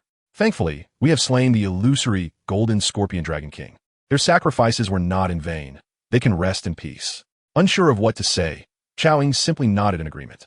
Sister, it was Ziyu who bravely stepped forward. Otherwise, we might have perished at the hands of the illusory golden scorpion dragon king. Xiao Yan turned to Ziyu, nodding in gratitude. Ziyu, thank you. Ziyu responded with a goofy smile. Xiao Yan then retrieved a vial from her spatial ring and handed it to Julie. Sister Julie, you're wounded quite badly. This is a 4th grade elixir, the 100 refinements blood coagulation powder. Take it and focus on healing first. Julie accepted the elixir gratefully, recognizing its superiority over her own healing potions. She thought it wise to have that mischievous boy as sister once more and glanced at Ziyu, hoping he wouldn't suffer any ill effects from seeing what he ought not to. Meanwhile, Ziyu was busy casting flirtatious glances at Julie, thinking, this sister, no words needed. A good sister indeed. Xiao Yan addressed Ziyu. Ziyu, please retrieve the essence, blood, and magic core of the illusory golden scorpion dragon king for me. Ziyu nodded and exited the cave. Xiao Yan turned to Julie. Sister Julie, I plan to begin crafting the blood demon flame shortly. Julie gasped, sister. Here? This isn't a suitable place for alchemy. Xiao Yan nodded resolutely. Here it is. But sister, Julie anxiously interjected. Alchemy requires undisturbed focus. And this location is far from ideal. Xiao Yan waved her hand to silence her further protests. It wasn't too urgent at first, but I never anticipated slaying a 7th-tier illusory golden scorpion dragon king with its magic core. Along with the magic core from the Earth Dragon Lion Ghost King we hunted 5 days ago, I now possess 2 dragon-type magic cores. As for the dragon roar grass, shadowy wood, and 100 yang flowers, I have ample supplies in my spatial ring. Time waits for no one. If I can successfully craft the blood demon flame, I wish to attempt creating the 7th grade elixir, the Yin Yang Profound Dragon Pill. What? Sister, a 7th grade elixir? Are you certain about this location? Julie could no longer remain seated, forcing herself upright despite the pain. This was madness. Xiao Yan replied earnestly, Sister Julie, there is no time to waste. It must be done here. Julie's already pale complexion turned even more as she exclaimed, Sister, such a high-grade 7th grade elixir will surely attract a pill thunder. Xiao Yan smiled bitterly. Sister Julie, am I not aware of that? However, the Yin Yang Profound Dragon Pill can only be crafted using magic cores from Earth Dragon-type magical beasts that have died within 7 days. It has already been 5 days since we defeated the Earth Dragon Lion Ghost King. But, Julie protested. Xiao Yan asserted with determination. We only have 2 days left. The 4 elders exchanged their lives for this. I refuse to let their sacrifice go to waste. Julie pondered, still unconvinced. Sister, my injuries may take 10 to 15 days to heal. Moreover, the day of alchemy will attract countless magical beasts. Gaozing Ansua, Na Wadi. The high-tier magical beasts in the southern region of the Beast Mountain have been nearly exterminated. And we still have Ziyu, don't we? Taking a deep breath, Julie realized that her sister was resolute about crafting the Yin Yang Profound Dragon Pill. I understand. At that moment, Ziyu returned with the magic core and essence blood of the illusory golden scorpion dragon king. Xiao Yan addressed him. Ziyu, I will be crafting the blood demon flame shortly. Will you guard me? Ziyu nodded, unaware of the dangers that lay ahead. All right, leave it to me. Xiao Yan, without uttering a word, swiftly flicked her fingers, causing a resonant thud as a colossal medicinal cauldron, measuring approximately 4 to 5 feet in diameter and adorned with 3 legs and 2 ears, landed heavily in the cavern of the illusory golden scorpion dragon king. The cauldron's ears were fashioned into the likeness of dragon heads, and its fiery red body was etched with scale patterns. Upon closer inspection, one could almost perceive the crimson hue pulsating like flowing blood within the cauldron, emanating an eerie and enchanting aura. Ziyu muttered, this cauldron could probably feed 100 people. The medicinal pellets are so small, yet the cauldron is so grand. Xiao Yan could not help but cast a reproachful glance at Ziyu. What do you know? This is the Blood Dragon Cauldron. Although it is not a celestial cauldron, it ranks among the top in the realm of earth cauldrons. A fine medicinal cauldron can significantly enhance a pharmacist's success rate in concocting elixirs. This cauldron has been nourished by my own blood for years, resonating with my very essence. Though not a celestial cauldron, it surpasses one. Ziyu replied with an O. Countless jade vials were extracted from Xiao Ying's storage ring, floating in the air. With a sigh, Xiao Yan lamented, alas. If only I could acquire a drop of the purple crystal-winged Lion King's blood, it would be splendid. Ziyu, eager to seize the opportunity to devour the corpse of the illusory golden scorpion dragon king, while Xiao Yan was busy concocting, halted in his tracks at these words. Sister Xiao, do you truly desire the blood of the purple crystal-winged lion king so much? Gao Xing note that the purple crystal-winged lion king is among the finest of fire attribute magical beasts. An ancient text in the Dan Tower have recorded that certain individuals possess blood imbued with a trace of purple aura, which would greatly benefit the elixir when used in alchemy. Ziyu continued, unfortunately, our time in the Dan domain is nearly up. Master has set a limit of about 10 years. I cannot re-enter the Dan domain, and with 4 elders perished and Sister Julie severely injured, even if time permitted, we would be too weak to confront the purple crystal-winged Lion King. Ziyu furrowed his brow. Sister Xiao, do you not wish to absorb a rare flame? The rare flame, a violent fire existing between heaven and earth, could enhance the potency of elixirs. Countless alchemists have spent their lives in search of a rare flame, often to no avail. Yet, a fortunate few have managed to refine a small cluster of it, cultivating it into their own flame seed. And such individuals are invariably the elite within the alchemical community. Xiao Yan felt a surge of excitement, her cheeks flushing slightly, but she quickly shook her head. Rather than squander a lifetime seeking that elusive rare flame, it is far more prudent to dedicate my time to studying alchemical techniques. She paused, seemingly frozen in place, before finally lifting her gaze from the myriad jade vials to Ziyu, and chuckled. A rare flame is not something one can obtain easily. Ziyu was tempted to exclaim, I know where to find a rare flame. Sister Xiao, I promise that within 10 years, I will traverse mountains and rivers to procure a rare flame for you. Observing the regretful expression on Xiao Ying's face, Ziyu felt a pang of heartache. Chapter 27, Refining Blood Essence. Sister Xiao, I promise that within 10 years, I will traverse mountains and rivers to procure a rare flame for you. Watching Xiao Yan meticulously organize the floating jade vials, Ziyu seemed to have made up his mind. Sister Xiao, may I trouble you for another jade vial? I wish to collect some blood from the illusory golden scorpion dragon king for future needs. Xiao Yan was taken aback, pondering whether Ziyu would find it useful. Nevertheless, she retrieved a few jade vials from her storage ring. Take them. Now, do not disturb me. I shall begin preparing to refine the blood demon flame. Ziyu exited, caressing the jade vial in his hand, and suddenly steeling himself, he prepared to bite his tongue. Within the spirit's sea, the lion ancestor spoke languidly. Have you thought this through? Ziyu inhaled deeply. I made up my mind. I will give it to her. The lion ancestor smirked. Do as you wish. After all, that Do Huang is gravely injured and unable to fight. This girl is merely a 5th-tier Do Huang. Even if she knew you were the purple crystal-winged Lion King, she couldn't do much. Ziyu opened his mouth and bit down on his tongue. Ouch. That really hurts. Of course, the pain was not the main concern. The real issue was that having bitten his tongue, it would be inconvenient to consume the corpse of the illusory golden scorpion dragon king afterward. If only it were easier to draw blood from another part of my body, I would have to resort to this foolish method. At that moment, the lion ancestor leisurely remarked, However, you little rascal, since you have decided to give her your blood, why not offer your blood essence as well? Ziyu was taken aback. Blood essence? What is that? The lion ancestor rolled his eyes, realizing this fool lacked the awareness of a magical beast and was utterly ignorant of such matters. Blood essence is essentially a concentrated form of your vital blood. Oh, Ziyu nodded. The lion ancestor continued, Speaking of blood essence, let me remind you about your ancestral soul, which I suspect you have forgotten. Ziyu thought to himself, did I forget? I was completely unaware. The lion ancestor said, Do you recall the magical essence you ignited from the magic core when guiding the netherfire? The reason your magical essence could lead the netherfire into your magic core is that it contains a trace of my ancestral soul. The netherfire did not incinerate you because I am its true master. This revelation was overwhelming, and Ziyu was left with numerous questions. Lion ancestor, what is the use of magical essence and ancestral soul? The lion ancestor replied, What is their use? You little rascal, I am at the pinnacle of the 9th tier. Even a fragment of my residual soul can command the submission of myriad beasts. Submission of myriad beasts, Ziyu exclaimed joyfully. That's incredible. Surely it includes the primordial ancient dragon and the heavenly phoenix, right? The lion ancestor cleared his throat. Naturally, they are not included. Ziyu pouted. All right then. How can I utilize this ancestral soul? This fool actually did not retaliate with insults. The lion ancestor continued. You can use your vital blood as a contract.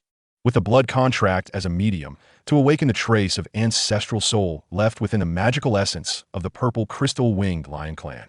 When the ancestral soul possesses you, it can temporarily elevate your strength by 1 tier. Ziyu's eyes brightened. So, when I summoned the ancestral soul during my Do Shang phase, I would directly become a Do Di? The lion ancestor was speechless. You need not confirm. Clearly, I was overthinking it. With the old man silent, Ziyu already knew the answer. However, you little rascal, you should use this sparingly, as it will greatly deplete your essence.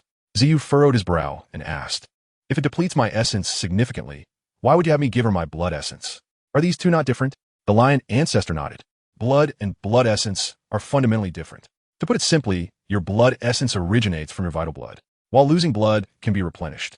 The loss of blood essence is difficult to recover. The girl was correct. The blood of my purple crystal-winged lion clan indeed contains a trace of purple aura. But this is only feasible if accompanied by the birth of the purple crystal source. Ziyu replied, but I was born alongside the purple crystal source. The lion ancestor nodded. Indeed, thus your vital blood contains a trace of purple aura. However, if you do not refine your vital blood into blood essence, she may not be able to access that trace of purple aura. Oh, but lion ancestor, why did you not tell me earlier? Must you wait until I bite my tongue to say this? I could say it's because you acted too hastily. You old fool, you did that on purpose. Ziyu decided not to bicker with the old man any longer. Ziyu then inquired, lion ancestor, how do I refine blood essence? Use purple fire to temper your vital blood. The lion ancestor grinned. However, it is evident that merely a drop from a tongue's bite is far from sufficient. Ziyu cautiously asked, how much do I need? I can't just start chopping off limbs, can I? The lion ancestor pondered for a moment. Do you recall that fire spirit ape saying from last time? Huh? The lion ancestor continued, what it enjoyed doing the most. Ziyu was a loss for words. How would I know what it enjoyed? Think carefully. What did it most enjoy doing in battle? What did it most enjoy doing? Ziyu contemplated deeply and suddenly narrowed his eyes. No way. It can't be that extreme. The lion ancestor gently patted the head of the little purple-winged one within the spirit sea and then vanished without a trace. Ziyu swallowed hard, forcing a bitter smile. Sister Qiao, you must promise to marry me in the future, or else this gamble will truly be a disastrous loss for me. After uttering these words, Ziyu let out a series of howls, striking his chest with his massive fists. Suddenly, a copious amount of purplish-red blood erupted from his mouth, which then floated before him, held aloft by his fighting spirit. Time was of the essence, and Ziyu wasted no time. 2 orbs of purple flame appeared in his palms, enveloping the purplish-red blood. As he exerted pressure with his hands, the large pool of purplish-red blood was incessantly refined in the purple flames, evaporating and concentrating steadily. As its volume diminished, the crimson hue within the purplish-red blood gradually faded, revealing a single drop of deep purple blood essence that shimmered within the flames. Not enough, the lion ancestor murmured softly. Upon hearing this, Ziyu was momentarily taken aback. Then, with a fierce determination, he curled his fingers sharply, unleashing another surge of purple flames. A terrifying heat radiated forth, and the purple drop of blood, as the flames intensified, transformed into a deeper shade of purple, ultimately coalescing into a droplet of black blood. That will suffice. Ziyu finally exhaled, retrieving a jade vial with delight to contain the droplet of black blood, clearly impressed by the exceptional quality of the vial given by Qiao Ying. For otherwise, it might have burst under pressure. Ziyu slowly breathed a sigh of relief, clutching the jade vial as he re-entered the cavern. Inside the cavern, Qiao Ying's hands glided over each jade vial, meticulously inspecting them before turning to the blood dragon cauldron. At that moment, Ziyu stealthily mingled the vial in his hand among the thousands of others. Although this scene evaded Qiao Ying's notice, it did not escape the watchful eyes of Julie. Furrowing her brow, Julie observed as Ziyu approached her slowly. Sister Julie, do you believe in me? Julie was momentarily taken aback, but eventually nodded slowly, the tightness in her brow finally easing. Indeed, if this young man harbored ill intentions, he would not have intervened to save the young lady. Chapter 28. The Blood Demon Flame. Within the cavern, Qiao Ying's hands gently withdrew from the medicinal cauldron. Taking a deep breath, she spread her palms outward, and 2 flames, white with a hint of purple, began to rise softly and steadily.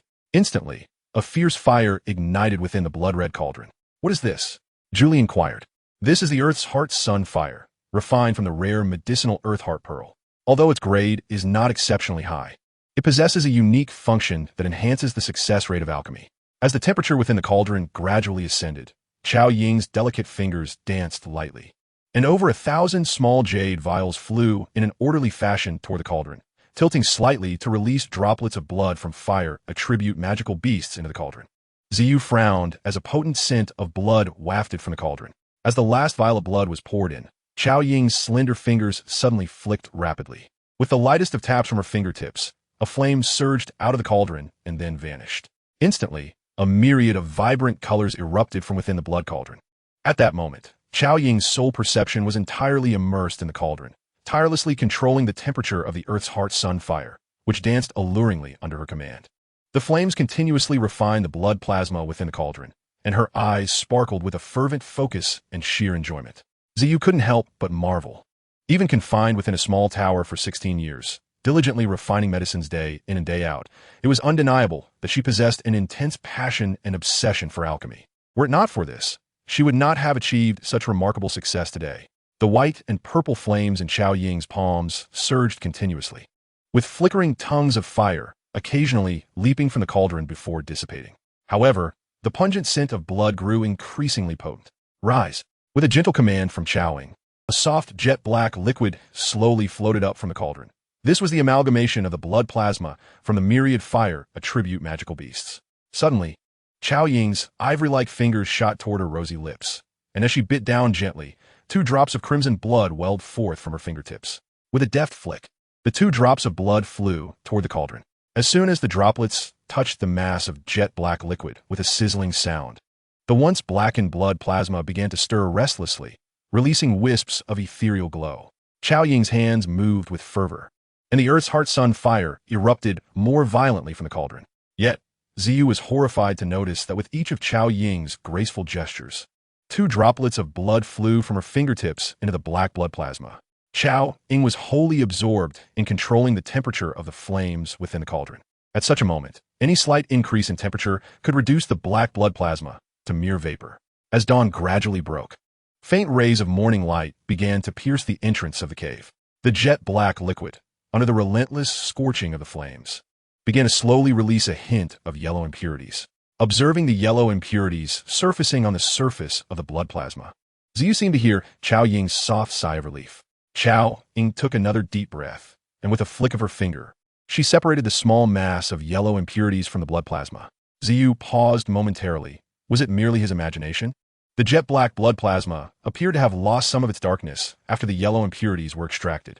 Following the expulsion of the yellow impurities, numerous different colors of impurities gradually emerged, all of which were meticulously cleared away by Xiao Ying.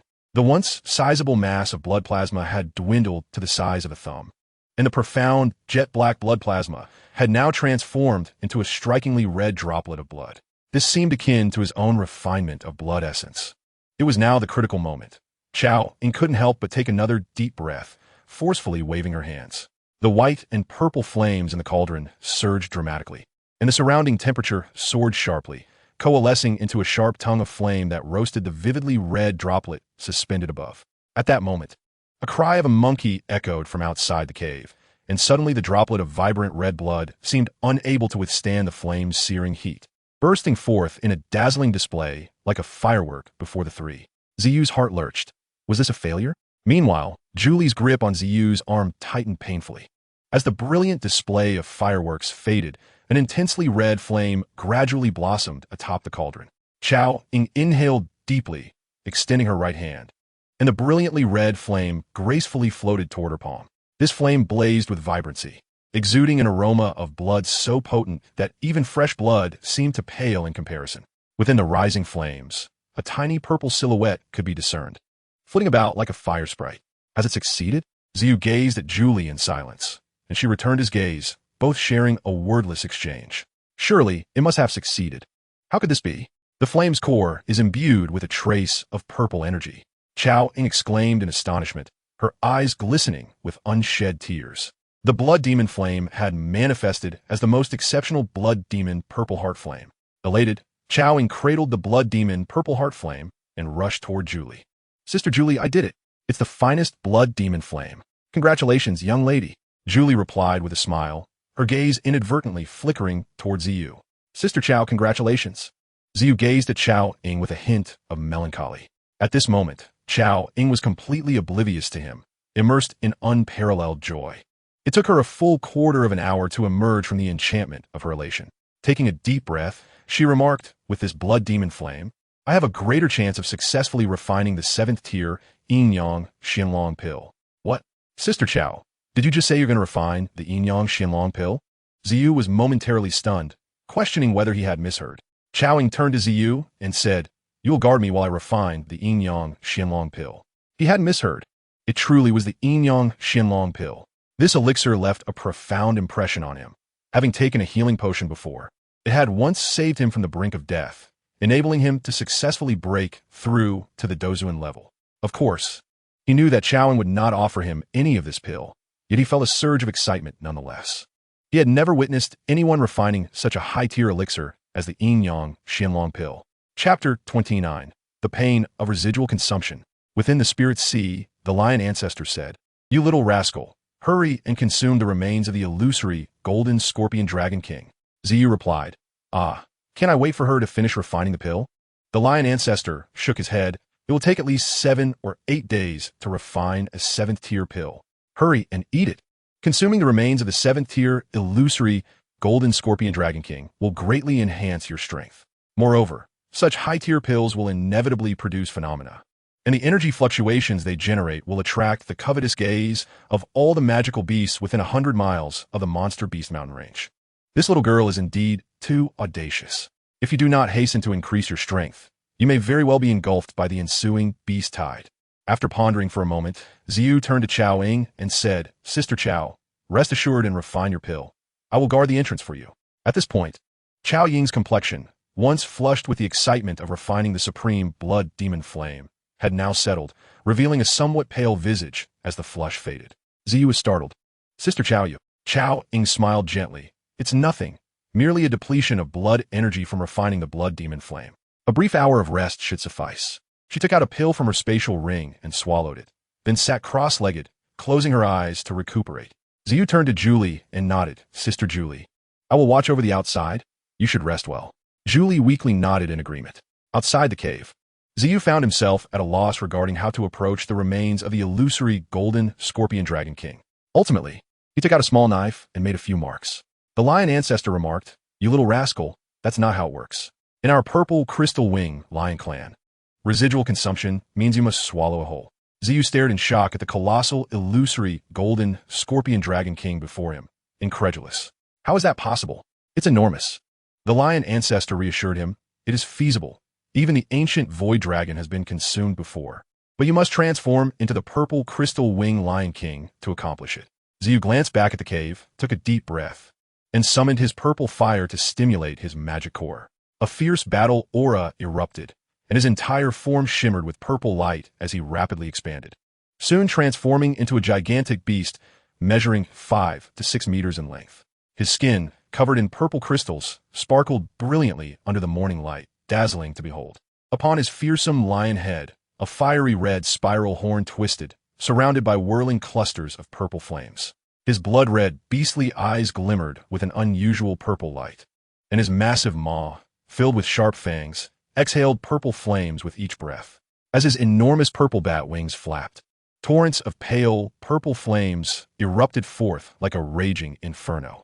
Ziyu cautiously approached the illusory golden scorpion dragon king, and with each light step of his robust crystal-covered claws, the ground trembled as if quaking beneath his might. Yet, even so, he felt diminutive before the nearly 10-meter-long dragon. Taking a deep breath, Ziyu bit down on the dragon's head. Though the illusory golden scorpion dragon king was no longer struggling, its massive head remained beyond his capacity to swallow. Slowly, he began to chew through it.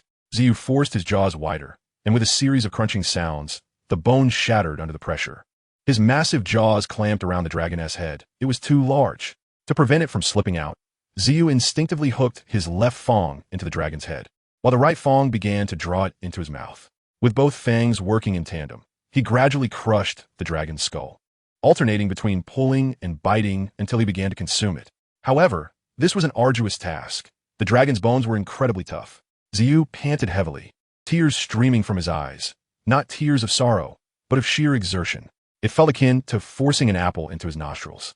At this moment, the gastric juices in his stomach were boiling under the heat of the purple fire, and the morsels of flesh and shattered bones he had ingested began to dissolve, flowing through his limbs. Xiao continued to swallow, tears mingling with the flesh he consumed until he reached the dragon's neck.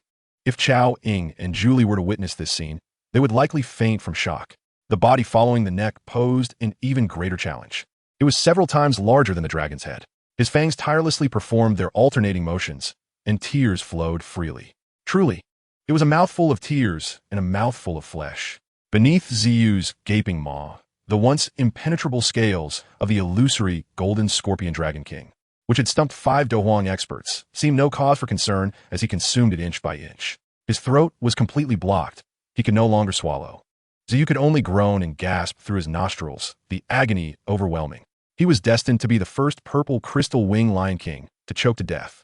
As the scorching sun shone brightly, its rays illuminated Xiao's crystalline skin, causing the purple flames within him to surge with ferocity. The purple crystal wing lion clan could absorb energy from the sun through their crystalline bodies, and the purple fire within them was catalyzed by this energy. Simultaneously, a surge of purple fire erupted from his stomach, gradually softening the illusory golden scorpion dragon king's body. Xiao's spirits lifted, and he hastened his consumption, relaxing his jaw to swallow and then repeating the process. Little by little, the massive form of the illusory golden scorpion dragon king was drawn into Xiao's belly. Xiao was utterly exhausted. As he consumed more flesh, digestion slowed significantly. His belly felt as though it might burst, and he was on the verge of choking. The most torturous part was that he had no space to breathe. He could only exhale through his nostrils bit by bit. Tears flowed like an endless spring, mingling with the taste of his meal. At this moment, a wave of intense heat emanated from the cave, prompting Xiao to frown.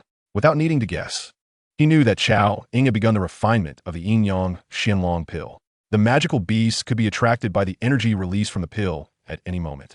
He needed to hasten his efforts. Xiao quickly steeled himself and increased his pace of consumption. Soon, only a small tail remained of the illusory golden scorpion dragon king.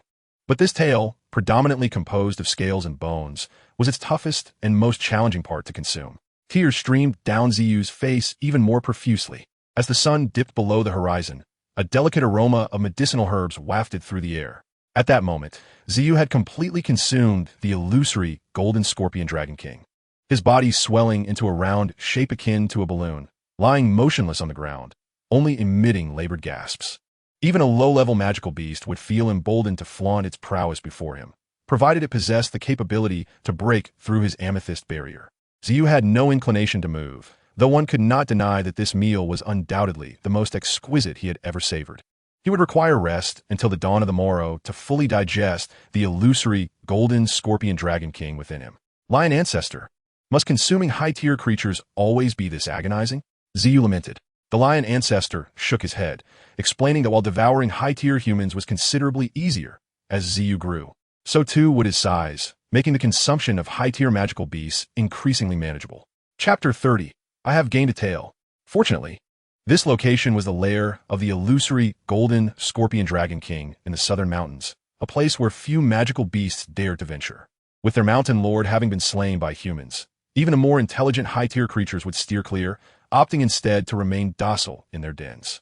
As the first light of dawn broke, heralding the arrival of a new day, it became evident that the 7th-tier illusory golden scorpion dragon king was indeed formidable. Even after an entire night, Xiao had yet to fully digest the energy it contained. He lay there like a lifeless dog, utterly still, while the violent energy surges emanating from his body, accompanied by a continuous cycle of expansion and contraction, indicated that he had not yet succumbed to his own overindulgence. The fragrance of the medicinal concoction wafting from the cave became increasingly potent. Hurry and absorb it, urged the lion ancestor. Xiao nodded heavily, closing his eyes once more as his consciousness slowly delved within.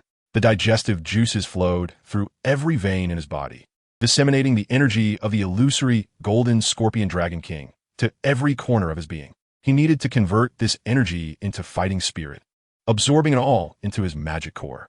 Within the sea of spirits, purple flames surged, transforming into currents of violet fighting spirit that coursed throughout his body, seeking out and refining the energy of the illusory golden scorpion dragon king.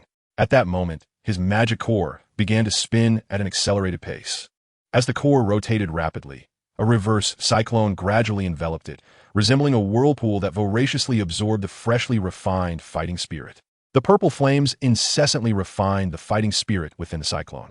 The torrents of fresh fighting spirit surged toward the magic core like a flood breaching a dam. The overwhelming power of the illusory golden scorpion dragon king far surpassed Ziyu's own.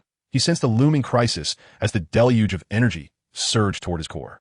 If he failed to absorb it in time, his magic core could very well explode under the strain of such colossal force. Lion Ancestor, what should I do? Ziyu cried out. Fear not. The consumption of high-tier creatures is intended to enhance your strength. Let this fighting spirit crash against your magic core, and you shall ascend in tier, the Lion Ancestor replied. The fresh fighting spirit battered against Ziyu's magic core. With each impact, the core trembled violently, and the pain it inflicted was unfathomable. Waves of fighting spirit energy melded into the core, yet Ziyu's body continued to receive an unending stream of fresh fighting spirit. No matter how much the core shook, Ziyu gritted his teeth and persevered. The excruciating pain radiating from the core contorted the features of the poor little lion, compelling him to bury his head into the earth and gnaw at the stones frantically. The magic core, even with the slightest flick of the Lion Ancestor's finger, could plunge Ziyu into unbearable agony. At that moment, he could no longer endure. Lion Ancestor, kill me. I no longer wish to live. Just crush my magic core. I truly cannot bear it. His limbs had already gouged 4 deep grooves into the boulder beneath him, and beads of cold sweat erupted from his forehead like a fountain, trickling down his face and filling the 4 deep depressions. It was unimaginable that a creature with Ziyu's robust nerves could not withstand such torment. It must have been a suffering beyond comprehension. Hold on, you little rascal. You are destined to become the king of beasts. The Lion Ancestor encouraged. Ziyu retorted through gritted teeth, to hell with being the king of beasts. I no longer desire it. Just kill me. The Lion Ancestor continued to encourage him. You little rascal, there are many women yet to claim, and do not forget the vendetta you must avenge. That scoundrel who struck your mother, assaulted you, and stole your amethyst essence. If you do not survive, he may even take your wife. Ziyu paused. Lion Ancestor, it is true he struck my mother and me, but I have no wife. I intended to take his. The Lion Ancestor scolded, you little rascal, if you do not survive. Even your mother may be taken as his wife. Ziyu took a deep breath, reigniting his will to live. I will endure. Damn it, I do not wish to die. I haven't even pursued a single girl yet. Yet the agony emanating from the magic core was truly unbearable. Lion Ancestor, just kill me. I no longer want any girl, not even my mother. Just end my suffering. Hold on, you little rascal. Finally, after an indeterminate span of time, as Ziyu prepared to relinquish even his mother, a crisp sound resonated in his ears. The Lion Ancestor exclaimed, you little rascal, you have broken through to mid-4th tier. Following that sharp sound, the excruciating pain that felt worse than death vanished. Ziyu gasped for air. Lion Ancestor, let us refrain from consuming high-tier creatures in the future. It truly makes one wish for death. It is unbearable. The Lion Ancestor replied, you little rascal, you are only at 4th tier. The illusory golden scorpion dragon king is a 7th tier beast. The gap between you is immense. If you were at 6th tier, consuming high-tier creatures would surely be an indulgence. Soon, the magic core was once again filled with the overwhelming fighting spirit, and the previously alleviated pain surged back with a vengeance. Though pain may arrive late, it would never forget to strike Ziyu. The harrowing experience replayed, forcing Ziyu to fantasize about the future wives of the medicinal herbs, for that was the only way he could endure. With another crisp sound, Ziyu realized he had broken through to high 4th tier. The agony persisted, an endless reverie of spring dreams weaving through his mind. Yet Ziyu could distinctly feel that with each breakthrough, the pain he endured diminished slightly. Though the difference was not stark, it was exceptionally notable compared to the initial desire to simply die. After breaking through to high 4th tier, Ziyu's taut muscles gradually relaxed, and his contorted face began to regain some semblance of normalcy. Although the pain continued, it was now within the realm of his endurance. The gradually alleviating agony allowed Ziyu to breathe a sigh of relief. He found it hard to imagine surviving without the abundance of medicinal herb maidens. Could he truly endure? The magic core continued to absorb fighting spirit, and the feeling of expansion and pressure within his body began to wane. Indeed, my greatest delight remains in occupying married women. Ziyu murmured to himself in relief. Images of Xiao Yan, Medusa, Yafei, Yun Yun, and countless others danced in his mind, their significance soaring to unprecedented heights. How fortunate I am to have you all. As he entered high fourth tier, the energy of the illusory golden scorpion dragon king within Ziyu's body was absorbed even more rapidly by the purple flames. The purple flames within him grew increasingly ferocious. Only the final segment of the scorpion's tail remained in his stomach. Yet, regardless of how the gastric juices corroded it or how the purple flames burned, that last segment of the tail remained unmoved. A subtle, nagging irritation gradually crept into Ziyu's heart. The sun blazed high in the sky. "You insufferable brat," roared the lion ancestor. "Utilize the purple crystal within you to absorb the energy of the blazing sun. No flame can surpass the energy of the sun." Ziyu paused for a moment, as the purple crystals on his back stood erect, fervently absorbing the solar energy. Finally, after digesting the last segment of the scorpion dragon's tail, a crisp crack resonated, and Ziyu successfully broke through to the pinnacle of the fourth tier. The lion ancestor exhaled a long sigh of relief. The results are quite commendable. You've advanced directly from the lower fourth tier to its peak. With just a few more high-tier beasts to consume, you'll surely break into the fifth tier. Ziyu felt a mix of astonishment and joy. He could sense an overwhelming surge of power coursing through his body. And the form of the purple crystal-winged lion had now grown to over 6 meters. Crackling his neck, Ziyu, stimulated by the purple flames, transformed back into human form. Stretching his limbs, he sighed. "Ah, being human is indeed preferable." The lion ancestor exclaimed, "You little rascal, your tail." "My tail?" Ziyu turned to look, and his expression shifted as he noticed that his tail had morphed into a scorpion-like appendage, reminiscent of the scorpion dragon. "Lion ancestor, what is this?" The lion ancestor's eyes sparkled. "Bloodline beast mimicry." "You lucky fool." Ziyu could not help but inquire, "Bloodline beast mimicry? What is that?" The lion ancestor explained. "A select few magical beasts, after consuming high-tier creatures, inherit the most potent abilities of their bloodline. Yet, even I, after devouring countless magical beasts eons ago, ended up with merely a pair of fire bat wings." Ziyu paused, then broke into a wide grin. "So this is a good thing, right?" The lion ancestor nodded. "Is there anything more splendid? The most formidable aspect of the illusory golden scorpion dragon king is indeed that tail." Ziyu smiled brightly, dismissing the matter, and turned to walk towards the cave. However, after taking only 2 steps, he halted, his expression suddenly changing. "Lion ancestor, why is my tail not retracted now that I've transformed back into a human?" The lion ancestor pondered for a moment. That scorpion tail was not digested. "It has become a new bone within your body." Ziyu shook his head. No, that's not what I'm concerned about." "Lion ancestor, how do I retract it?" The lion ancestor shrugged. "I have no idea. Who else loves being human as much as you do?" Ziyu's face fell instantly. "I can't very well meet people with a tail, can I? Anyone would see that I am not human." The lion ancestor remarked, "Indeed. Which beauty would fancy a human dragging a tail, no matter how handsome he is?" Ziyu grimaced, gazing hopefully at the old creature. "Lion ancestor, you must have a solution, right?" The lion ancestor shook his head. "You should be able to control it. Perhaps try to contract it." Ziyu gave it a try, and to his surprise, he could indeed make it thinner when extended, while it became considerably thicker when retracted. Yet, no matter what he did, a segment always remained outside, unable to be fully retracted. As Ziyu touched the inexplicably extra tail, he noticed that its hooked tip bore a resemblance to his belt buckle. Suddenly, his eyes lit up. The resplendent golden scorpion tail had wrapped around his waist several times, transforming into a splendid belt. The lion ancestor was speechless. "Well, that's something." Chapter 31. The Beast Tide. The young lion was quite pleased with his current appearance, and he nearly lost his life. He wasn't even at the 5th tier yet. The lion ancestor admonished. "Be content. You must realize that this energy does not contain the core of the illusory golden scorpion dragon." Ziyu asked in astonishment. "The core can be consumed too?" "Naturally. The core holds nearly half the energy of the illusory golden scorpion dragon.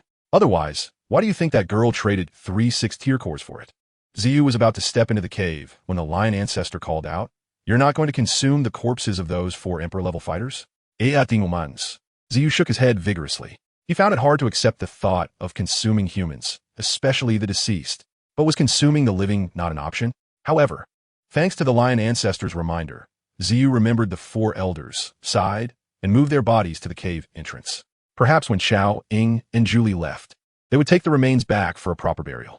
The lion ancestor quietly observed Ziyu and could not help but ask, "You truly want to leave? Are you certain you wish to protect that mad girl?" Ziyu nodded firmly, "Of course." The lion ancestor warned, "You best think this through. Currently, No magical beast dares approach this place, but once the 7th tier elixir is unveiled, the allure will drive them mad to rush here. Is there a way to stop them? The lion ancestor smiled wryly. Unless the illusory golden scorpion dragon is resurrected. Otherwise, you cannot intimidate them. Xiao was taken aback, falling silent as he stepped gently into the cave. Within the cave, the blood dragon cauldron was slowly rotating. Crimson flames surged violently within, and, as the cauldron spun, thin strands of golden energy ripples were cast outward. These energy ripples expanded in a circular shape from the cauldron's center, spreading outwards in all directions. Clearly, the fragrant golden scent wafting outside was emanating from these ripples, and the cave was now completely enveloped in the lingering aroma of elixirs. Inhaling the golden fragrance, Xiao peered into the cauldron, yet saw nothing. Sister Xiao, are you managing well? Xiao Ying smiled faintly. With the assistance of the blood demon flame, the refining time has been halved, but we still require at least 3 more days. Xiao frowned. Sister Xiao, the scent outside is growing stronger. I fear that before you finish refining, countless magical beasts will be drawn here. Xiao Ying's brows knitted slightly, and after a moment of contemplation, she raised her jade fingers. Suddenly, the crimson flames within the cauldron surged violently. An invisible soul energy swiftly formed a transparent energy shield within the cave. I have enclosed the cauldron with soul energy. However, when it comes time for the 7th tier elixir to condense, it cannot be contained. At that moment, it will be up to you. Xiao took a deep breath. Rest assured, as long as I remain, I will not allow a living creature to enter this cave. Xiao, come here. After 3 days of recuperation, Julie's complexion had visibly improved. What is wrong, Sister Julie? Change my bandages. In 3 days, we are likely to face a fierce battle. Xiao frowned. He knew Julie spoke the truth, and at this moment, he fully believed the lion ancestor's words. The woman, who was still deeply engrossed in refining the yin-yang profound dragon pill, was indeed a madcap. After assisting Julie with her bandages, Xiao exited the cave alone and stood guard at the entrance. Time flew by, and in just over 2 days, with the fragrance of the elixirs wafting through the air, a few keen-nosed magical beasts began to approach the cave. With Xiao's current strength, he dismissed the scattered magical beasts entirely. However, on the afternoon of the 3rd day, the clear sky suddenly turned ominous, and dark clouds gathered, unleashing a violent surge of elemental energy. Xiao was still in a daze when a sharp cry from within the cave rang out.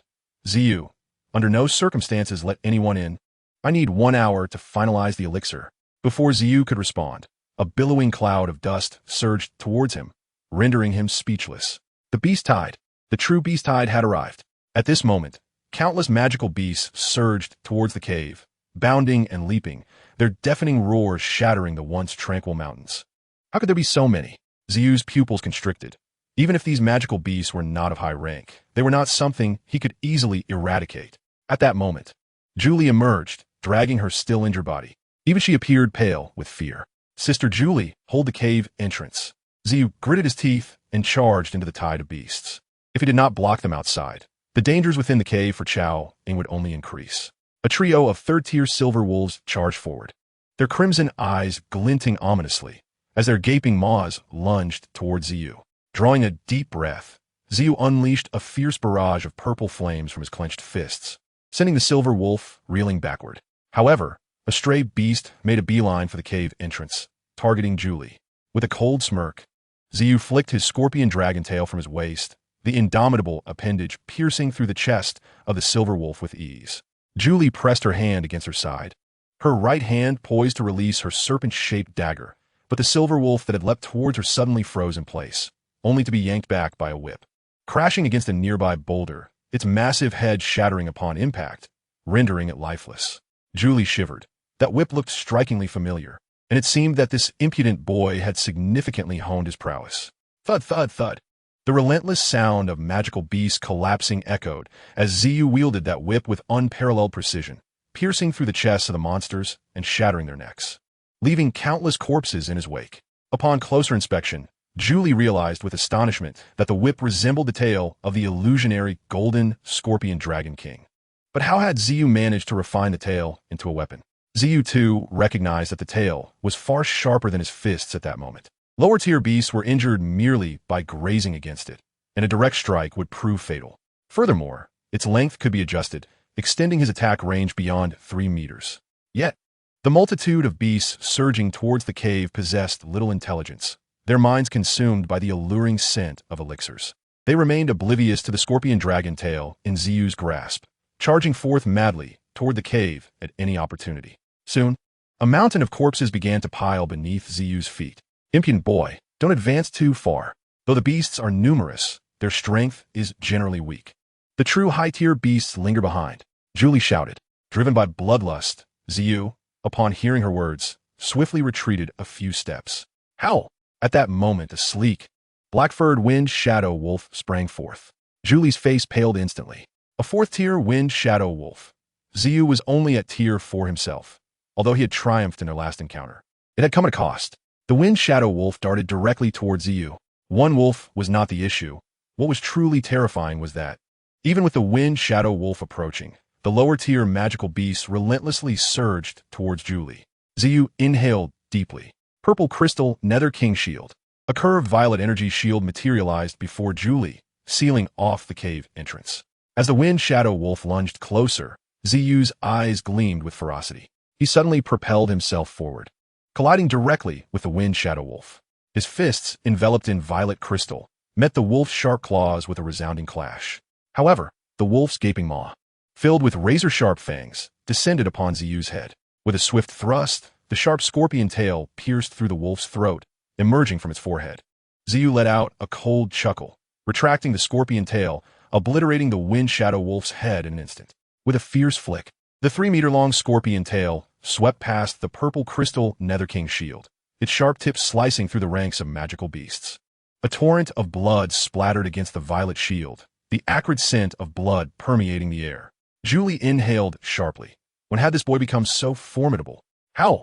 Almost simultaneously, a chilling wolf's howl resonated.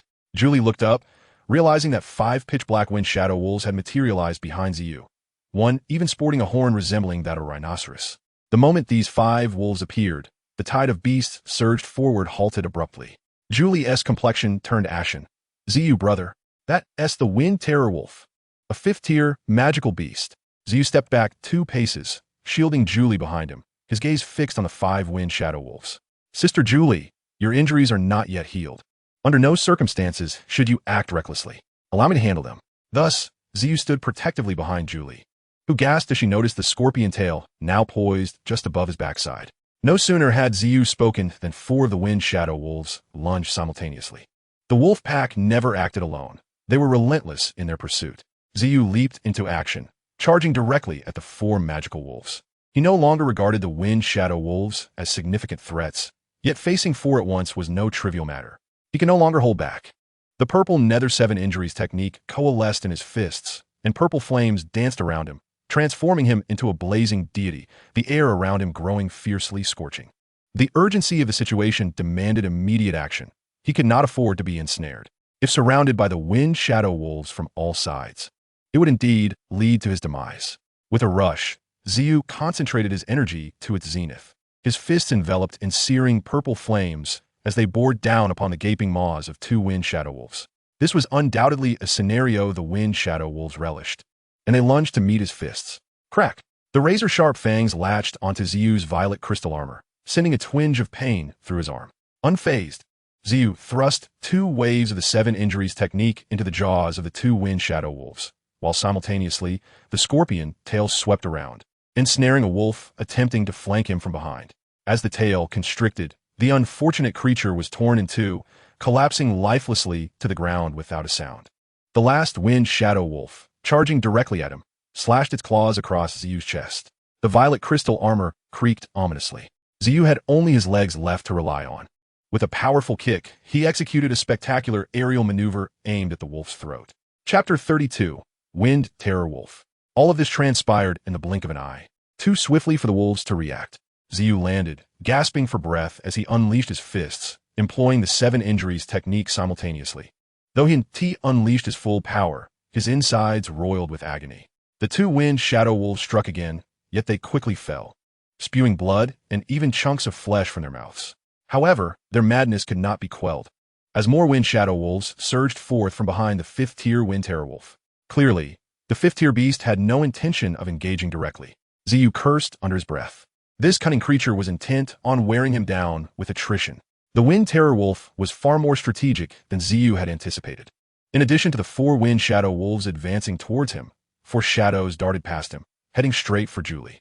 "Be careful," Xiao shouted, pivoting to summon another purple crystal Nether King shield, positioning it before Julie. Yet, a shadow darted past him in an instant, its claws striking violently against his back.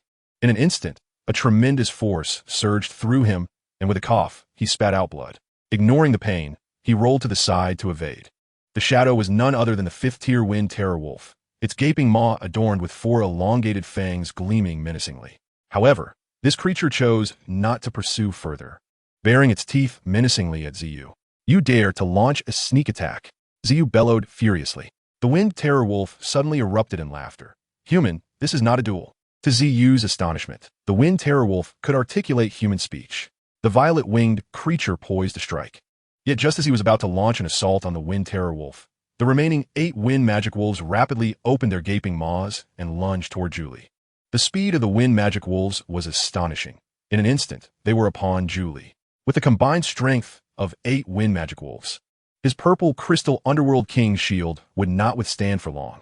As the violet-winged one prepared to advance, the 5th-tier Wind Terror Wolf also leapt towards him. He violently flicked his scorpion dragon tail, but to his astonishment, the invulnerable tail was ensnared by the 4 elongated fangs of the Wind Terror Wolf. The sound of gnashing teeth echoing ominously. He was unable to free his tail. "Sister Julie, be careful." The violet-winged one was now constrained by the Wind Terror Wolf and could do nothing to intercept the 8 Wind Magic Wolves. As he witnessed the imminent shattering of his purple crystal Underworld King shield, he realized that although Julie might handle one, facing 8 of these lightning-fast Wind Magic Wolves would surely mean death. Contemplating desperately, his previously fleeting gaze hardened with resolve. With a fierce roar, he declared, "I have said that as long as I am here, no beast shall set foot into the abyss." His voice reverberated throughout the valley as violet light surged from his body, erupting with a ferocious, fighting spirit, while his form rapidly expanded into a majestic 6-meter-long purple crystal-winged Lion King. As the fighting spirit surged from him, the Wind Terror Wolves retreated in haste. In the crimson depths of his beastly eyes glimmered fierce intent, as his massive maw continuously expelled violet flames. With a powerful flap of his enormous violet bat-like wings, the violet fire surged forth, sweeping over the beast's hide. The purple crystal-winged Lion King, in both strength and bloodline, far surpassed the Wind Magic Wolves. In their astonishment, the violet-winged one descended from the heavens, crashing heavily upon them. His robust thighs trampled the 8 Wind Magic Wolves into a pulp in an instant. "Purple crystal-winged Lion King?" the 5th-tier Wind Terror Wolf exclaimed. "You are the little prince of the East. I shall grant you this courtesy. You may take that woman and leave, but the elixir must remain." Purple Wing, Julie, though vaguely aware of the change in the violet-winged one, could not reconcile the imposing 6 to 7-meter-tall beast before her with the charming young man from her memories. The violet-winged one strode towards the Wind Terror Wolf. His 4 massive claws, covered in purple crystals, caused the very earth to tremble with each step, making the beast-tide retreat momentarily. "Leave this place. As long as I am here, none shall covet the soon-to-be-formed elixir." The Wind Terror Wolf scoffed. "Little prince, if your mother were here, I might yield to her, but you are merely 4th tier? Look behind me at the hundreds of wolf cubs. If you do not recognize the situation, you shall surely be buried here." Indeed, the numbers of the Wind Magic Wolves were staggering among the various beast clans.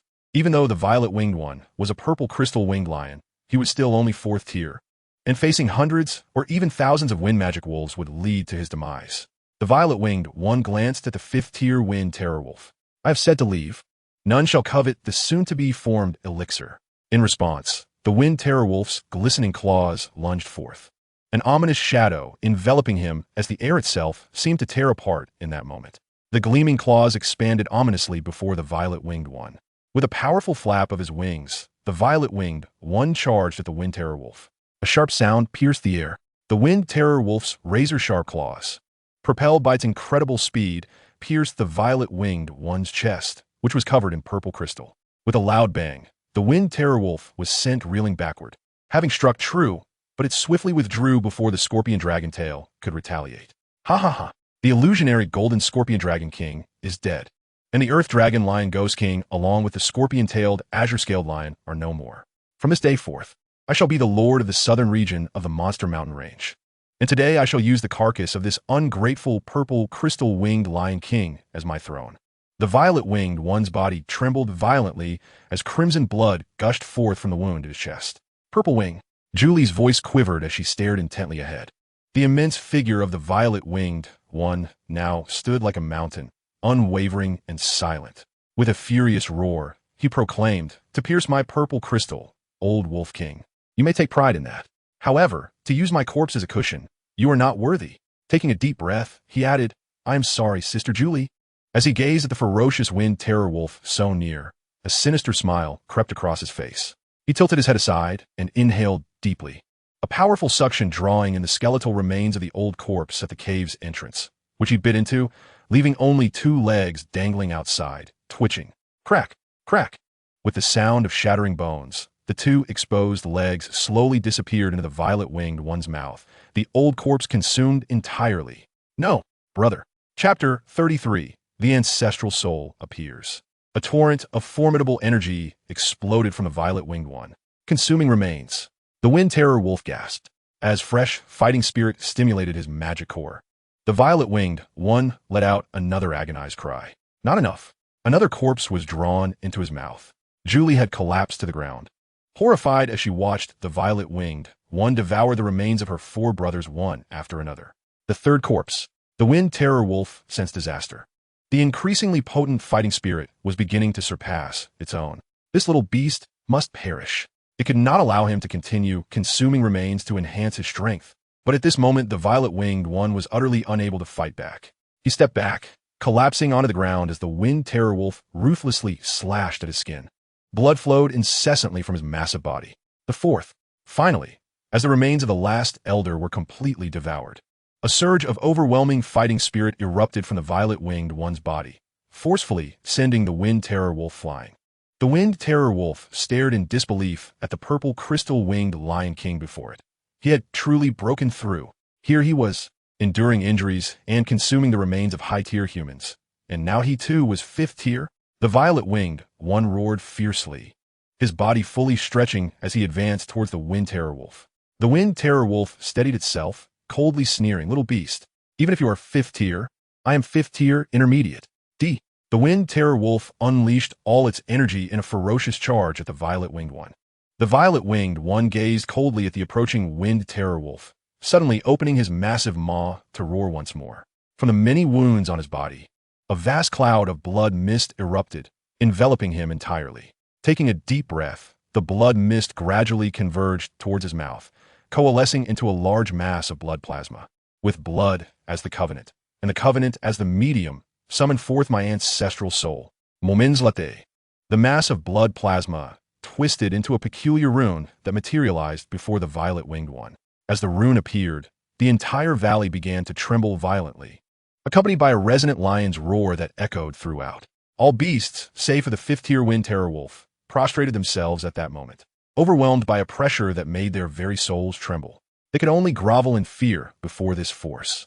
And as the violet-winged one spoke, the rune exploded with brilliant light, a radiance cascading from the heavens, gradually descending upon the valley. Boom! A colossal purple crystal-winged Lion King emerged from behind the violet-winged one, an ancient and desolate aura instantly spreading forth. Under this aura, Julie felt her own fighting spirit within her body suddenly become obstructed. What is this? Julie looked up in terror, her gaze fixed upon a colossal amethyst-winged Lion King, measuring a staggering 20 to 30 meters in height. No, it was not merely a Lion King. Its entire form was engulfed in a black flame that sent shivers coursing through her very soul. To her astonishment, the fearsome lion's head bore 3 separate visages, each crowned with a pair of deep crimson spiral horns, encircled by rings of ink-black fire. As its massive, purplish-red bat-like wings unfurled, waves of soul-chilling black flames surged forth, sweeping across the horizon. Was this the 8th-tier magical beast, the Tianyin 3-headed lion? No, this was not the Tianyin 3-headed lion. It was the progenitor of the amethyst-winged Lion King, the long-lost monarch of beasts from eons past, the purple-winged underworld lion. The purple-winged underworld lion advanced slowly, each step reverberating with an ominous weight that pressed upon the hearts of the lower-tier magical beasts beneath it. In that moment, they trembled uncontrollably, paralyzed by sheer dread. The windstorm Fear-Wolf, sensing the chilling aura, swiftly changed its expression and retreated hastily. The presence of the Beast King, the purple-winged underworld lion, intensified, and from its eyes shot forth beams of black light. As its right paw lifted, the purple-winged lion mirrored the action, unleashing a torrent of destructive energy that surged toward the fleeing windstorm wolf. Despite having already fled nearly 100 meters away, the windstorm Fear-Wolf was suddenly yanked back, crashing heavily before the beast. It could move no more. An invisible force bore down upon it, and the wolf's eyes widened in horror as the colossal paw descended mercilessly. No, surrende, surrando. Please don't kill me, it howled in desperation, with a thunderous crash that sent dust billowing. The right paw of the purple-winged lion crushed the windstorm Fear-Wolf into a mere puddle of flesh. Finally, it was over. The purple-winged lion inhaled deeply. Boom, boom. Thunder rolled through the heavens. The purple-winged lion instinctively looked up, witnessing the sky darkening further, heavy clouds pressing down upon the valley, while countless bolts of lightning writhed within, like silver serpents dancing in chaos. Simultaneously, two fierce energies, one yin and one yang, erupted from the blood dragon cauldron within the cavern, shooting skyward. Purple Wing, intercept the Danlei. Xiao Ying rushed out from the cave. Yet before her stood a terrifyingly immense beast. Xiao Ying swallowed hard, bewildered. Where's Purple Wing? At this moment, Julie regained a fragment of her senses, raising her finger to point gently at the colossal creature ahead. There, Xiao Ying looked up at the sky, where the ominous clouds swirled with flashes of lightning, revealing two contending energies, a lion and a dragon, locked in battle. Dunlei, the purple-winged lion, gazed solemnly at the raging thunder within the clouds and the battling energies. However, the dark clouds and the energy they contained far exceeded Xiao Ying's comprehension. She swallowed hard again. Could human strength truly withstand such celestial might? Xiao Ying could not afford to ponder further. Purple Wing, run. The Danlei is far too powerful. If you are struck, you will be obliterated. The resonant voice of the purple wing underworld lion echoed. Sister Xiao, if we do not prevent the Danlei, the yin-yang profound dragon Dan will be wasted. Xiao Ying quickly replied, forget about the elixir. It cannot be stopped. Come back. The purple-winged lion laughed heartily. Danlei, I am the amethyst-winged lion king, fearless of thunder. Rest assured, with me here, your hard work shall not be in vain. Xiao Ying shouted in desperation, come back. But the purple wing was undeterred, flapping its wings and soaring towards the two energies of the elixir. You little rascal, come back. This Danlei is extraordinary. Julie cried out, her voice strained. Xiao Ying fell to the ground in despair. It's over. That little one is doomed. What should we do, miss? Gaozin, OVM, lamentet. An alchemist prided themselves on producing Danlei, but only if someone could intercept it. Otherwise, all efforts would be in vain. And now, that little lion was risking its life. Xiao Ying reflected, I have only seen my grandfather produce Danlei once.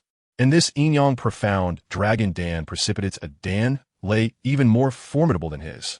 That little rascal will surely withstand the Danlei. I have faith in him. Despite her words, Julie's beautiful eyes remained filled with dread as she stared at the sky. Hearing this, Xiao Ying hesitated briefly before her eyes sparked with determination. Yes, he can do it. Even if he cannot, he will survive. He said he would marry me. After all, the dead cannot marry me. Yet, a pang of bitterness gripped Julie's heart. As the personal guard of the young lady, she had witnessed the Danlei that day, which required the combined strength of the three elders of the Chao family to resist. And those elders were all at the Dozone level, with the clan leader being a Dozone. Please, little rascal, you must survive for your sister. Chapter 34, The Wrath of Thunder.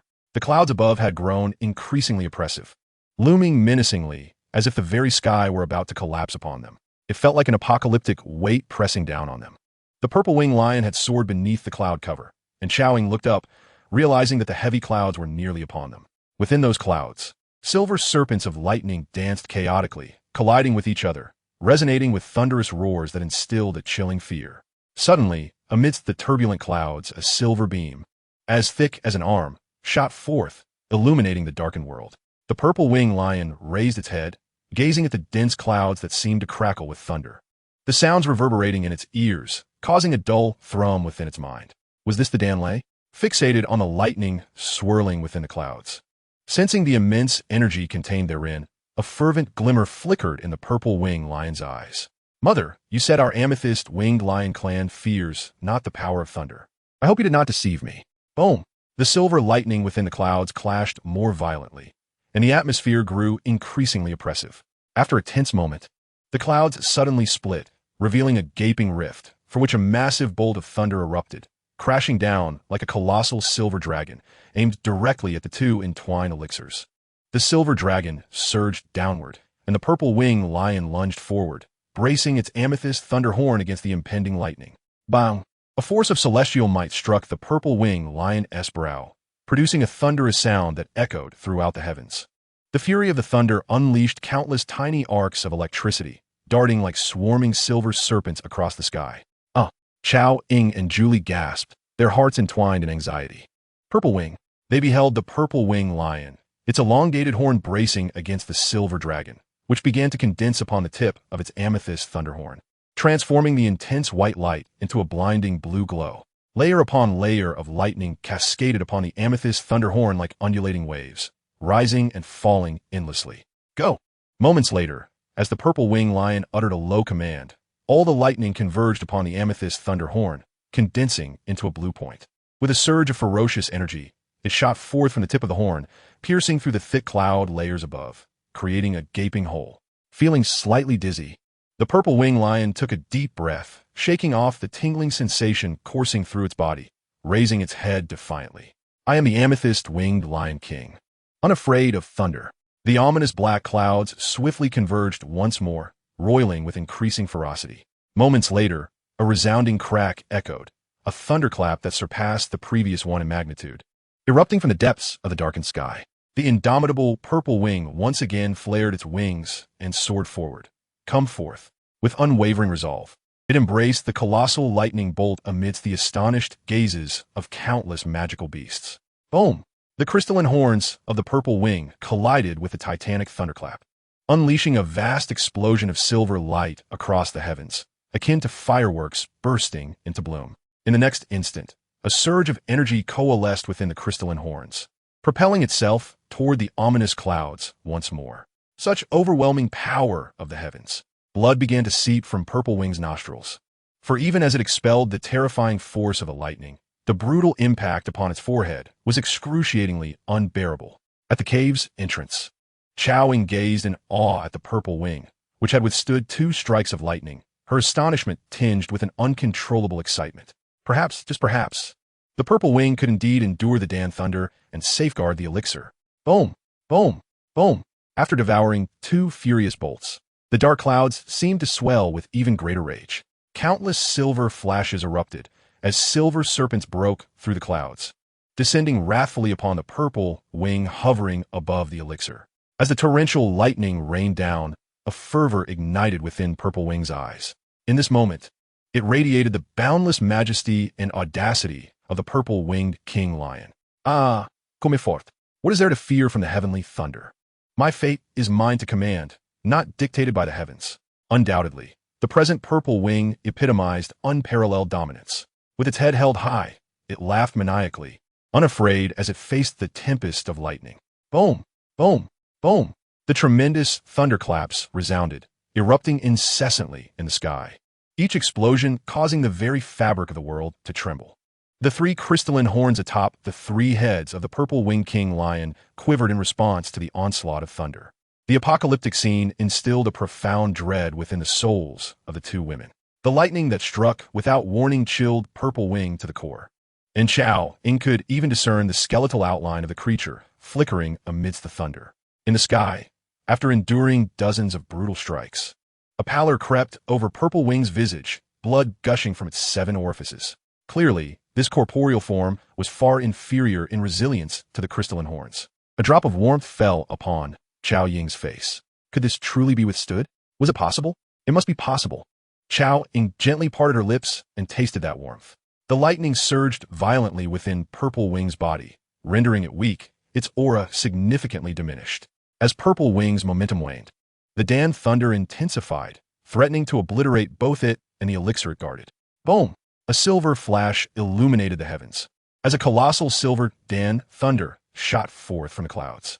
Sensing the ferocity of this bolt, Julie was tempted to ascend and shield Purple Wing, but once again, The creature's voice rang out. Purple incinerator. Absorb it. A surge of violet light emanated from Purple Wing. As the power of the thunder it had absorbed from the crystalline horns coalesced, no longer rebounding outward, but instead flowing inward, lightning coursing through its entire being. Suddenly, the world fell silent. The thunderous roars ceased. Xiao Ying's gaze was fixed upon the beast silhouetted against the blinding silver light, and moments later, her brow arched in astonishment. A strange brilliance flickering in her beautiful eyes. This creature could absorb the power of lightning. The lightning in the sky gradually diminished, seemingly consumed entirely by Purple Wing. While Xiao Ying reveled in surprise, blood streamed from Purple Wing, dripping incessantly. It wiped the blood from its face, panting heavily. With its current strength, forcibly absorbing the Dan thunder proved impossible to refine. Gritting its teeth, Purple Wing persevered. Come fort, come fort. Boom! The oppressive black clouds churned once more. Silver light flickering as the thunderous roars erupted anew.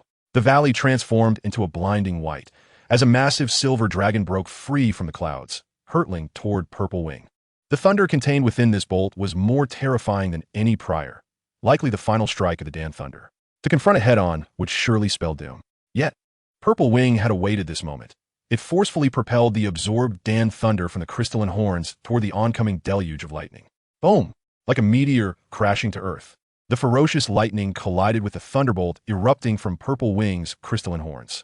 An explosive sound reverberated through the air, and waves of dreadful energy rippled across the sky. Purple Wing's thunderous strike was quickly engulfed by the immense bolt. Clenching its fists, it hesitated not for an instant. Crystalline King Shield. 12-fold Purple Fiend's 7 Wounds Technique. Purple Wing had no choice but to gamble everything. If the 7 Wounds Technique could rend and tear, then surely it could dissipate the energy of this colossal thunder. Bang! The crystalline King Shield held for merely 2 seconds. The sharp sound of an explosion erupted from its fists as 2 radiant lions charged ferociously toward the titanic thunder. The full might of the 7 Wounds Technique surged into the silver giant, causing the heavens to erupt in a blinding flash, reminiscent of a sun bursting apart. In that instant, an explosion resonated deep within the souls of all present, a cataclysmic sound that echoed throughout the sky. It took a considerable time for Xiao, Ying, and Julie to regain their sight, and as they stared in astonishment, the clouds gradually dispersed, the thunder slowly collapsing. At that moment, a massive beast plummeted from the sky. Boom! Purple Wing crashed heavily before a throng of magical beasts, the ground collapsing instantly. Fissures spreading like cracks in glass. Purple Wing, Xiao, Ying, and Julie gasped in horror, rushing forward. In the pit, Purple Wing writhed incessantly, blood bubbling from its lips. Purple Wing, Xiao, Ying, and Julie called out from the edge of the pit. At that moment, Purple Wing lay helplessly, its limbs splayed, as 2 Dan souls streaked down like lightning from the heavens. Coughing, Purple Wing spewed another mouthful of blood and cried, "Retrieve the elixir." Xiao Ying snapped back to reality, taking a few steps before halting, then charging into the cave. As the clouds parted and the thunder dissipated, the oppressive weight that had shrouded the sky vanished, signifying the conclusion of the Dan thunder. After taking several deep breaths, Purple Wing summoned its strength, crawling from the pit to bellow at the massed magical beast below. The lion's roar, a force that could subdue all beasts, resonated powerfully, instilling terror among the horde. From this day forth, I am the master of the southern mountains of the beast realm. Those who follow shall live. Those who oppose shall perish. Chapter 35, Marrying him wouldn't be so bad. From this day forth, I am the master of the southern mountains of the beast realm. Those who follow shall live. Those who oppose shall perish. Though Purple Wing appeared weak, as if a single bite could render it unable to rise again, the imposing presence and power of the Purple Winged King Lion compelled all beasts in the vicinity to cower in submission. Purple Wing surveyed the assembled magical beasts, none daring to meet its gaze, all bowing their heads in deference. In that moment, all beasts surrendered. Now begone. Purple Wing roared once more. After the resonant roar of a lion, the beast tide retreated swiftly like a receding wave. At that very moment, the enormous figure of Xiu, reminiscent of a mountain, could no longer sustain itself and collapsed into the pit. Fortunately, this young lad had the presence of mind not to revert to his human form, for the 2 women would have been unable to move him. Observing Xiu's battered body upon his restoration to human shape, Julie felt a pang of sympathy. She stepped forward, grasped his face, and shook her head with a sigh. "You are such a lecher, risking your life for a woman." noticing the small marks on his face. Julie smiled gently, but quite adorable indeed a man. In such circumstances, he did not abandon his sister. Her efforts to take him under her wing were not in vain. Julie carefully assisted him up and guided him into the cave. Within the cave, as the final ripple of energy dissipated from the medicinal cauldron, Xiao Yan raised her hand and beckoned towards the blood dragon cauldron. Instantly, a brilliant beam of golden light erupted forth. The unexpected brilliance compelled even Xiao Yan to involuntarily shut her eyes. When she reopened them, a faint dragon's chant resonated through the air, gradually emanating from within the cauldron. As a golden elixir the size of a dragon's eye soared out, resting quietly in her palm. Xiao Yan could not help but inhale deeply. Was this the Yin-Yang Mystic Dragon Pill? A 7th grade advanced elixir. From this moment forth, she would be recognized as a 7th grade alchemist. The elixir in her palm was exceptionally smooth, with 2 streams of golden energy swirling restlessly within. Upon closer inspection, the golden energy coalesced into 2 slender golden dragons. Entwined together, the delicate dragon's chant, reverberating through the air, spread forth gradually, even causing those with weaker spiritual powers to tremble involuntarily under the weight of this dragon's might. Julie placed Ziyu upon a large stone. Xiao Yan took a deep breath and handed the Yin-Yang Mystic Dragon Pill to Julie, saying, "Feed it to him." Young miss, what did you say?" Julie asked incredulously. Xiao Yan smiled gently. "To me, the enjoyment lies merely in the process of alchemy. As for the elixir itself, I hold little regard. Moreover, this brat exerted himself greatly today and is now grievously wounded. Consider this a small compensation for my recklessness towards him." Julie still found it hard to believe and asked again, "Young miss, have you truly thought this through? This is a 7th grade elixir." Xiao Yan brushed a strand of hair from her temple and urged, "Just do it." She placed the elixir into Julie's palm, then turned towards the cauldron, declaring it was time to call it a day and return home. At that moment, another ripple of energy surged from the cauldron. "Suden li, gaozing et glim lao li." Julie paused, witnessing Xiao Yan beckon again, as another beam of golden light shot forth from the cauldron. The dazzling golden light halted Julie's hand mid-motion as she was about to feed the elixir, prompting her to approach gently and stand beside Xiao Yan, both transfixed by yet another Yin-Yang Mystic Dragon Pill in Xiao Yan's hand. After a brief moment, Julie swallowed hard and extended the elixir she held, comparing the two. There was no discernible difference apart from a clear size disparity. "Young miss, what is this? The Yin-Yang Mystic Dragon Pill?" Julie exclaimed in astonishment. "Just much smaller." Gao Xing, regaining her composure, gazed at the 2 pills of differing sizes before her. The smaller Yin-Yang Mystic Dragon Pill, though only the size of a dragon's eye core, emitted a fragrant aroma, clearly not an ordinary item. Xiao Yan placed the smaller pill on a smooth stone and, somewhat excitedly, instructed Sister Julie, "Please place your Yin-Yang Mystic Dragon Pill on the stone as well." Julie hesitated, then complied, setting her pill beside the other. The 2 pills were separated by more than a foot, yet a strange occurrence unfolded. The smaller Yin-Yang Mystic Dragon Pill began to roll toward the larger one, soon resting against it. "Young miss, what is happening?" Julie asked, bewildered. Xiao Yan suddenly burst into laughter. "Just as I suspected, a mother and child companion pill." "A mother and child companion pill?" Julie echoed, puzzled. "This smaller pill is the companion pill of the Yin-Yang Mystic Dragon Pill, embodying the essence of mutual generation. I came across this entry in an alchemical compendium by chance. During the alchemical process, there exists a minuscule probability that energy overflow may yield a companion pill. The effects of the companion and main pill are similar, but if consumed separately by 2 individuals, they will create a bond of mutual understanding. Although this effect only manifests when they are in proximity. Sister Julie, you should feed it to him now." After speaking, Xiao Yan also took the small pill and swallowed it. "Young miss, you truly wish to marry him?" Julie exclaimed in disbelief. Xiao Yan smiled enigmatically. "Why not?" Julie's eyes widened. "But young miss, this lad is a lion." Xiao Yan replied. "In the central continent, there are no shortage of beast clans. As long as they cultivate a human form, what difference is there?" Julie frowned. "Yet, there are no records of intermarriage between humans and them." Gaozing Lauget, still maintaining her enchanting demeanor. "Sister Julie, do you not find that he and I are quite suited?" Julie was momentarily taken aback. "Suited? You? And him? How could that be? One is the eldest daughter of the foremost family in the Dan domain, the pinnacle of the younger generation, a paragon of excellence. The other is merely a lion in human form. Is this truly a suitable match? Is the young miss still that proud enchantress of the Qiao family?" Xiao Yan chuckled. To me, the type of man I seek matters little. This small creature, risking his life for us today, demonstrates loyalty and righteousness. Oh, and the most crucial point, he can shield me from heavenly tribulations. Julie was speechless. Xiao Ying's eyes sparkled as she gazed at the unconscious Ziyu, a look of insatiable desire gracing her features. My greatest dream in this lifetime is to pursue the ultimate realm of alchemy. Ninth grade, even imperial grade. This little man is of great assistance to me. Why should I not marry him? Julie suddenly understood. So it was merely a matter of finding a man to act as a lightning rod for her. Indeed, the young miss remained the same enchanting figure. Chapter 36, Black Rock City. 3 days had passed. Julie's injuries had healed to a considerable extent, yet Ziyu remained in a deep slumber. Xiao furrowed her brow and said, "Sister Julie, we must depart. My master's deadline is fast approaching." Julie expressed her concern. "Now? But do not worry. You have witnessed Ziyu's strength. Leave the remaining beast fires for him." "All of them?" Julie was taken aback.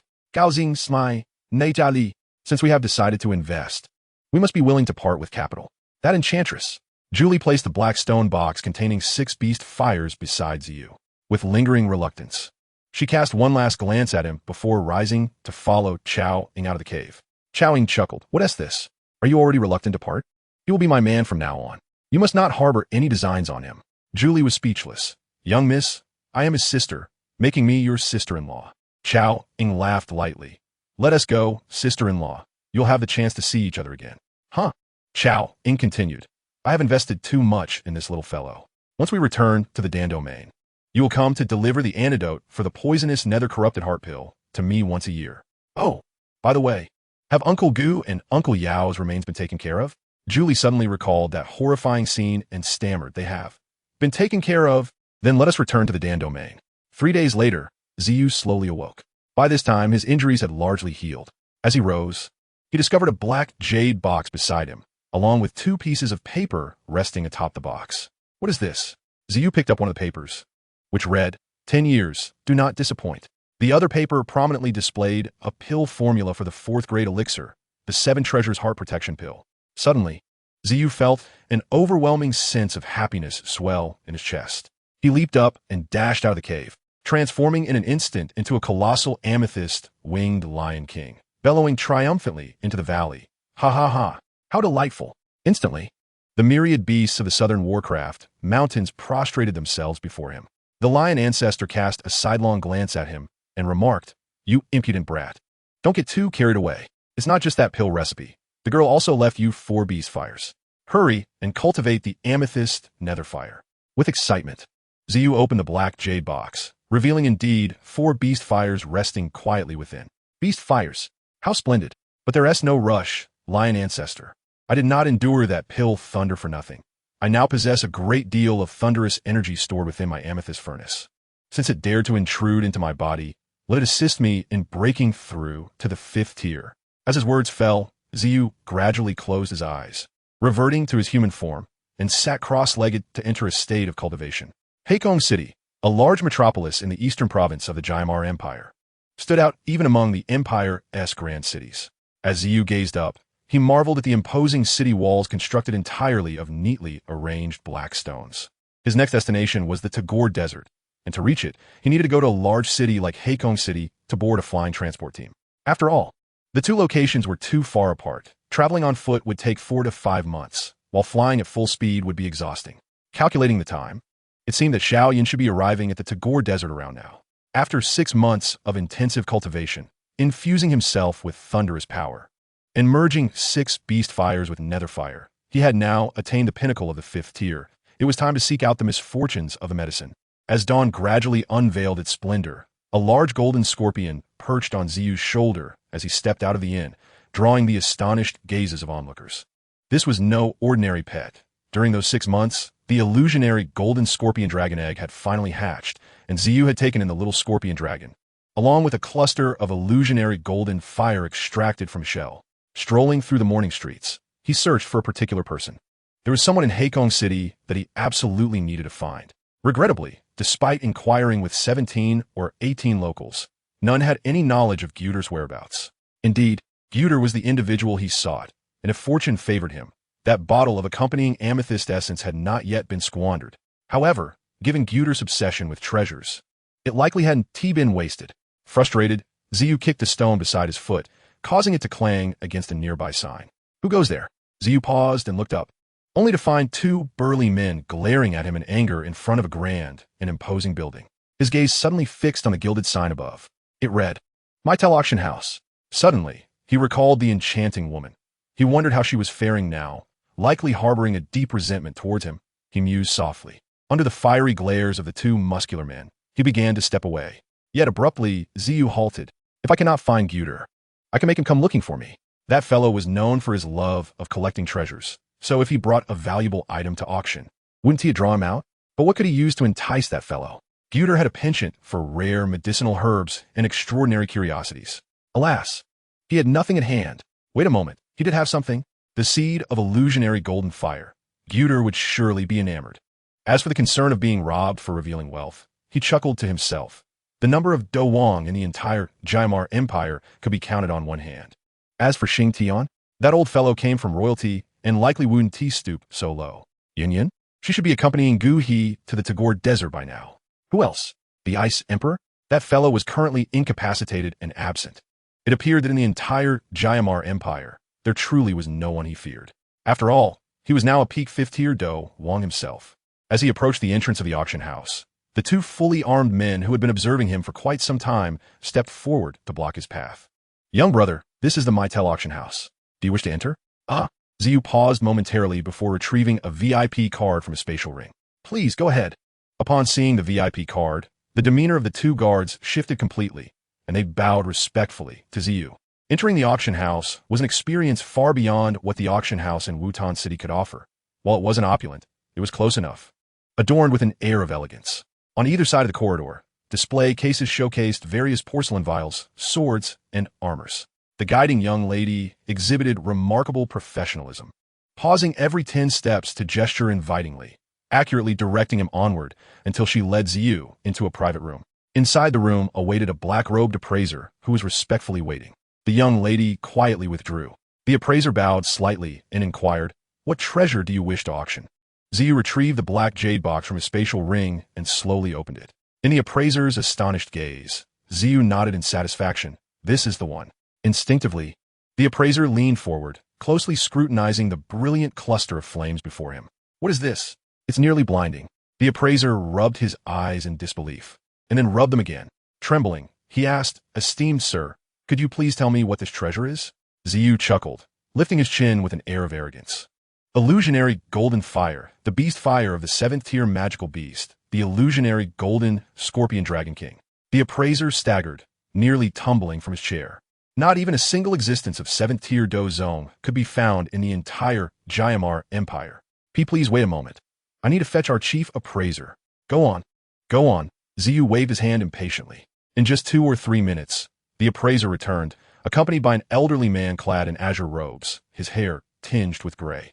The azure robes were of extraordinary quality, shimmering subtly, and the old man's otherwise ordinary face bore an unmistakable air of pride. Xiu observed the elder, noting an emblem resembling a medicinal cauldron adorning his chest, with 3 silver ripples glimmering with noble splendor. Sir, this is our chief appraiser at the Heikong Auction House. Master Dutton. He is a 3-star Do Ling and also a 3rd-tier alchemist. The appraiser introduced reverently. Xiu raised an eyebrow. Was a 3rd-tier alchemist truly so haughty? What are you waiting for? Hurry and appraise it. The elder's face flushed with indignation, clearly angered by this young man who regarded him with such disdain.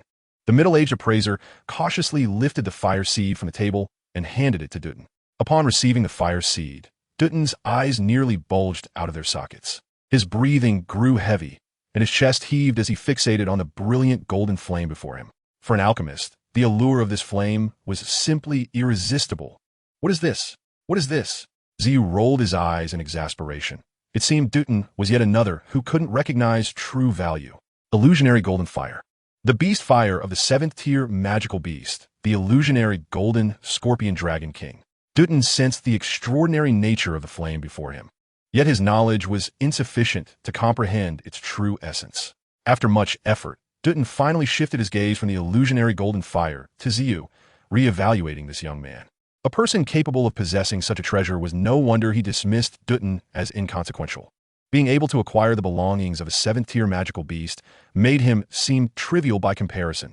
Dutton inhaled deeply, my lord. I am unable to identify this object. Might you be so kind as to wait a moment? I need to summon someone. Xiao chuckled, wondering if he would directly fetch that old fellow, Guter. Go ahead, go ahead, Xiao smiled warmly. Reluctantly, Dutton cast one last glance at the illusory golden fire, suppressing the urge to leap forward and stomped his foot before dashing out. Approximately half an hour later, a loud voice resonated from outside. Dutton, you hastily dragged me and Frank over here.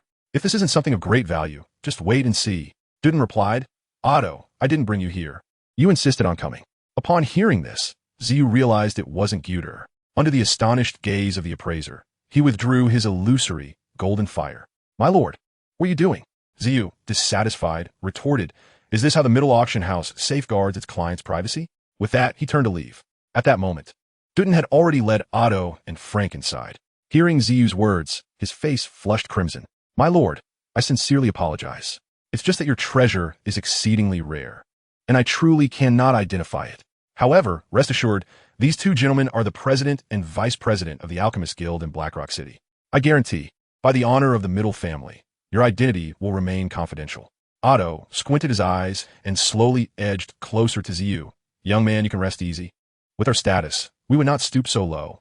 Xiao pondered for a moment and placed the black jade box back on the table. Dutton, trembling with excitement, gently opened the box, revealing a cluster of resplendent golden flames, reminiscent of molten gold flowing within. Quite a marvel to behold. Unsurprisingly, Otto and Frank's eyes widened in disbelief. The three pale heads crowded together, peering into the box. Xiao could even feel the three intense breaths emanating towards him. Otto breathed deeply. What is this? This is Frank. What do you say? Frank inhaled sharply, confirming this should be the illusory golden fire of the 7th-tier illusory golden scorpion dragon beast. He then looked up at Xiao, scrutinizing the young man before him. What is your surname, young brother?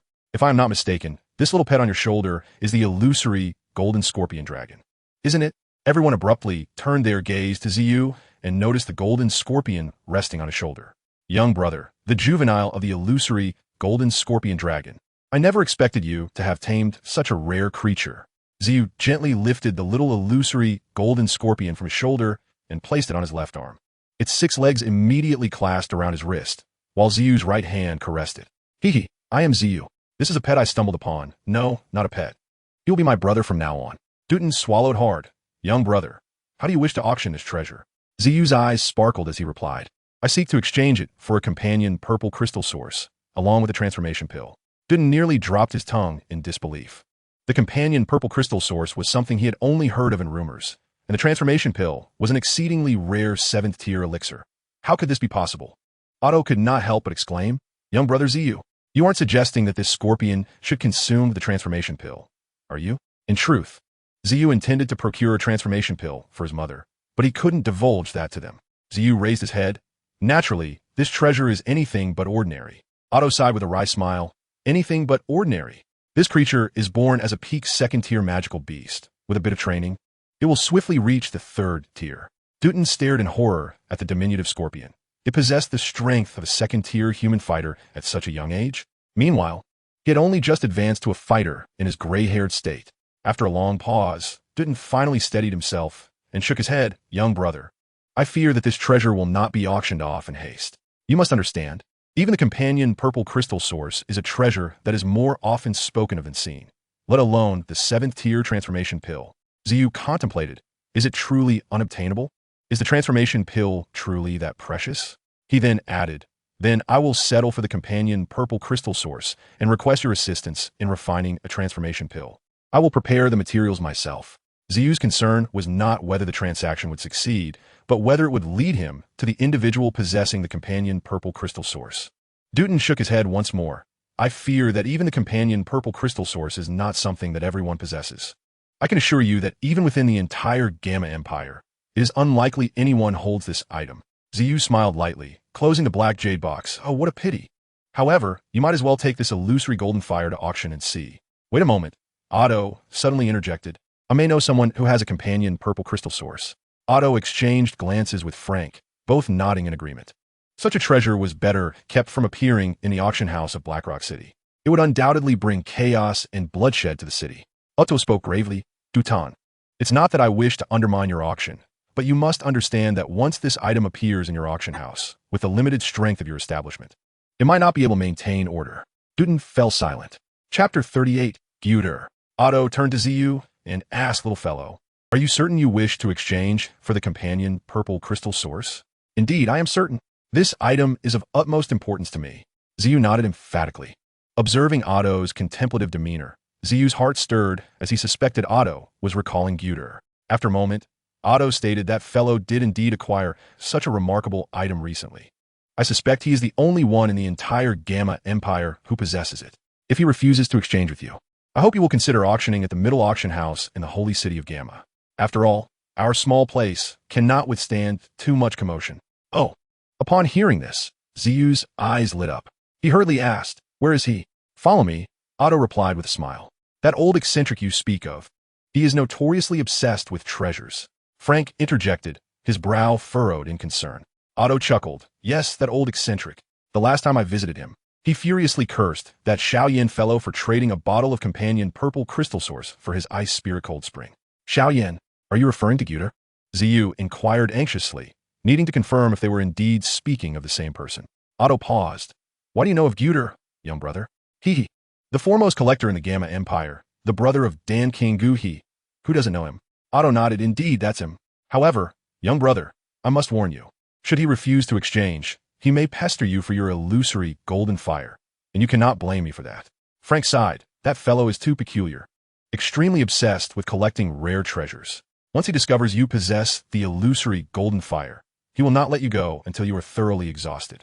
Then I kindly request President Otto to introduce me to him. Xiao nodded earnestly. Otto glanced at Xiao, smiling. Are you truly certain? Xiao nodded firmly. I am certain. I desperately need the companion purple crystal source. It is simply unavoidable. Otto turned to Frank. Then I shall take young brother Xiao to seek out that old man. Frank waved his hand. Go ahead. After navigating through a dizzying array of streets in Blackrock City, Xiao and Otto finally arrived at an eccentric building in a secluded corner of the southern part of the city. Gazing up at the peculiar structure, Otto exhaled a sigh of relief and turned to Xiao with a smile. This is the place. Upon hearing this, Xiao took a deep breath. My companion purple crystal source. I have arrived. Otto beckoned to Xiao, took a couple of steps forward, and pushed open the door. However, they had yet to step inside. A tumultuous surge of energy erupted from within the chamber, accompanied by a deluge of black powder that filled the air. The sudden turn of events caught everyone off guard. Fortunately, Z had anticipated this and refrained from approaching the door. Just as the black powder was about to spill out of the room, Otto smirked and with a swift motion of his sleeve, summoned an even more formidable force that sent the black powder flying back into the room. As the darkness gradually dissipated, the disorderly state of the room was revealed. Clapping his hands, Otto tilted his head and chuckled. This old coot always enjoys these little pranks. While that black powder isn't poisonous, it does cause an unbearable itch if it comes into contact with the skin. Come on. Follow closely behind me and refrain from touching anything. With a smile, Otto stepped into the dimly lit room. Upon entering, the door slammed shut with a resounding thud. Z glanced around, his brow furrowing in dismay. The amethyst-winged Lion King possessed a peculiar obsession with cleanliness, and the sight of this room, resembling a garbage dump, made him wish he could set it ablaze. Following Otto, they traversed several rickety wooden ladders that seemed on the verge of collapse. After enduring a series of chaotic obstacles, they finally reached the pinnacle of the building. As they ascended the final staircase, Z lowered his hand from his nose and raised his head. Before an iron door, Otto gritted his teeth and shouted, "You old rascal, I've brought you a treasure." "Treasure, you say? What could a scoundrel like you possibly have?" Came a gruff voice from the room at the end of the corridor. "Open up, or I'll kick the door down like last time." "Master Otto, let me handle this." A powerful surge of fighting spirit emanated as Z's right fist ignited with a burst of purple flames. The iron door melted away like ice before the intensity of the purple fire, leaving a gaping hole in its wake. Otto's face contorted in shock as he gasped. This was a manifestation of genuine fire, and Z's power far surpassed his own. Observing the magnificent purple flames in Z's grasp, Otto instinctively took 2 steps back, astonished that this youth appeared no older than 14 or 15. Truly terrifying. Z gently pushed the door open, and Otto rushed ahead. "Ah, you old rascal. You've destroyed yet another iron door." As footsteps approached, A peculiar voice echoed from within. Z scanned the eccentric room, finally resting his gaze on a disheveled old man. Otto, oblivious to the chaos around him, settled onto a sofa and poured himself a cup of tea. Gyut, today you shall treat me to fine tea and wine, whether you like it or not. Can you believe it? Heh, you old scoundrel, I've seen treasures far more valuable than yours. This is the second time you've brought a stranger to my abode. The scruffy old man, clearly displeased, waved him off and resumed fiddling with his treasures. Ha, Otto retorted. Have you ever seen illusory golden fire? Illusory golden fire? Gyut's eyes widened in disbelief as he focused intently on Otto's movements. You can't be serious. Otto schlugt, dismissing the old man's incredulity. Z, bring forth your treasure. Z casually surveyed the room, which was filled with an array of dazzling gems and treasures, yet he recognized none. What kind of gaze is that, young man? How dare you look down upon my collection? Gyut exclaimed, his expression turning fierce as he confronted Z. This is the Fireheart 7-leaf flower. This is blood crystal grass. This is blue rock heartstone. Z's gaze remained fixated on the frail, disheveled figure before him. With such an appearance, it's no wonder you haven't become a high-level alchemist. He remarked, Master Gyut, your collection is rather underwhelming. Cough, cough. Otto nearly choked on his tea. Gyut was so enraged he nearly turned purple, his chest puffing up as he leaned closer to Z, pointing an accusatory finger. You little brat. My collection rivals that of the royal family of the Gamma Empire. How dare you say it's nothing special? Get out, you're not welcome here. As Gyut prepared to explode with rage, Z slowly retrieved the black jade box and produced the illusory golden fire, a brilliant blaze of golden flames resting in his palm. Clatter. A crystal in Gyut's grasp suddenly slipped from his fingers and plummeted to the floor. Z could have caught it, but instead, he retracted his foot, allowing the precious yellow spring blood crystal to shatter.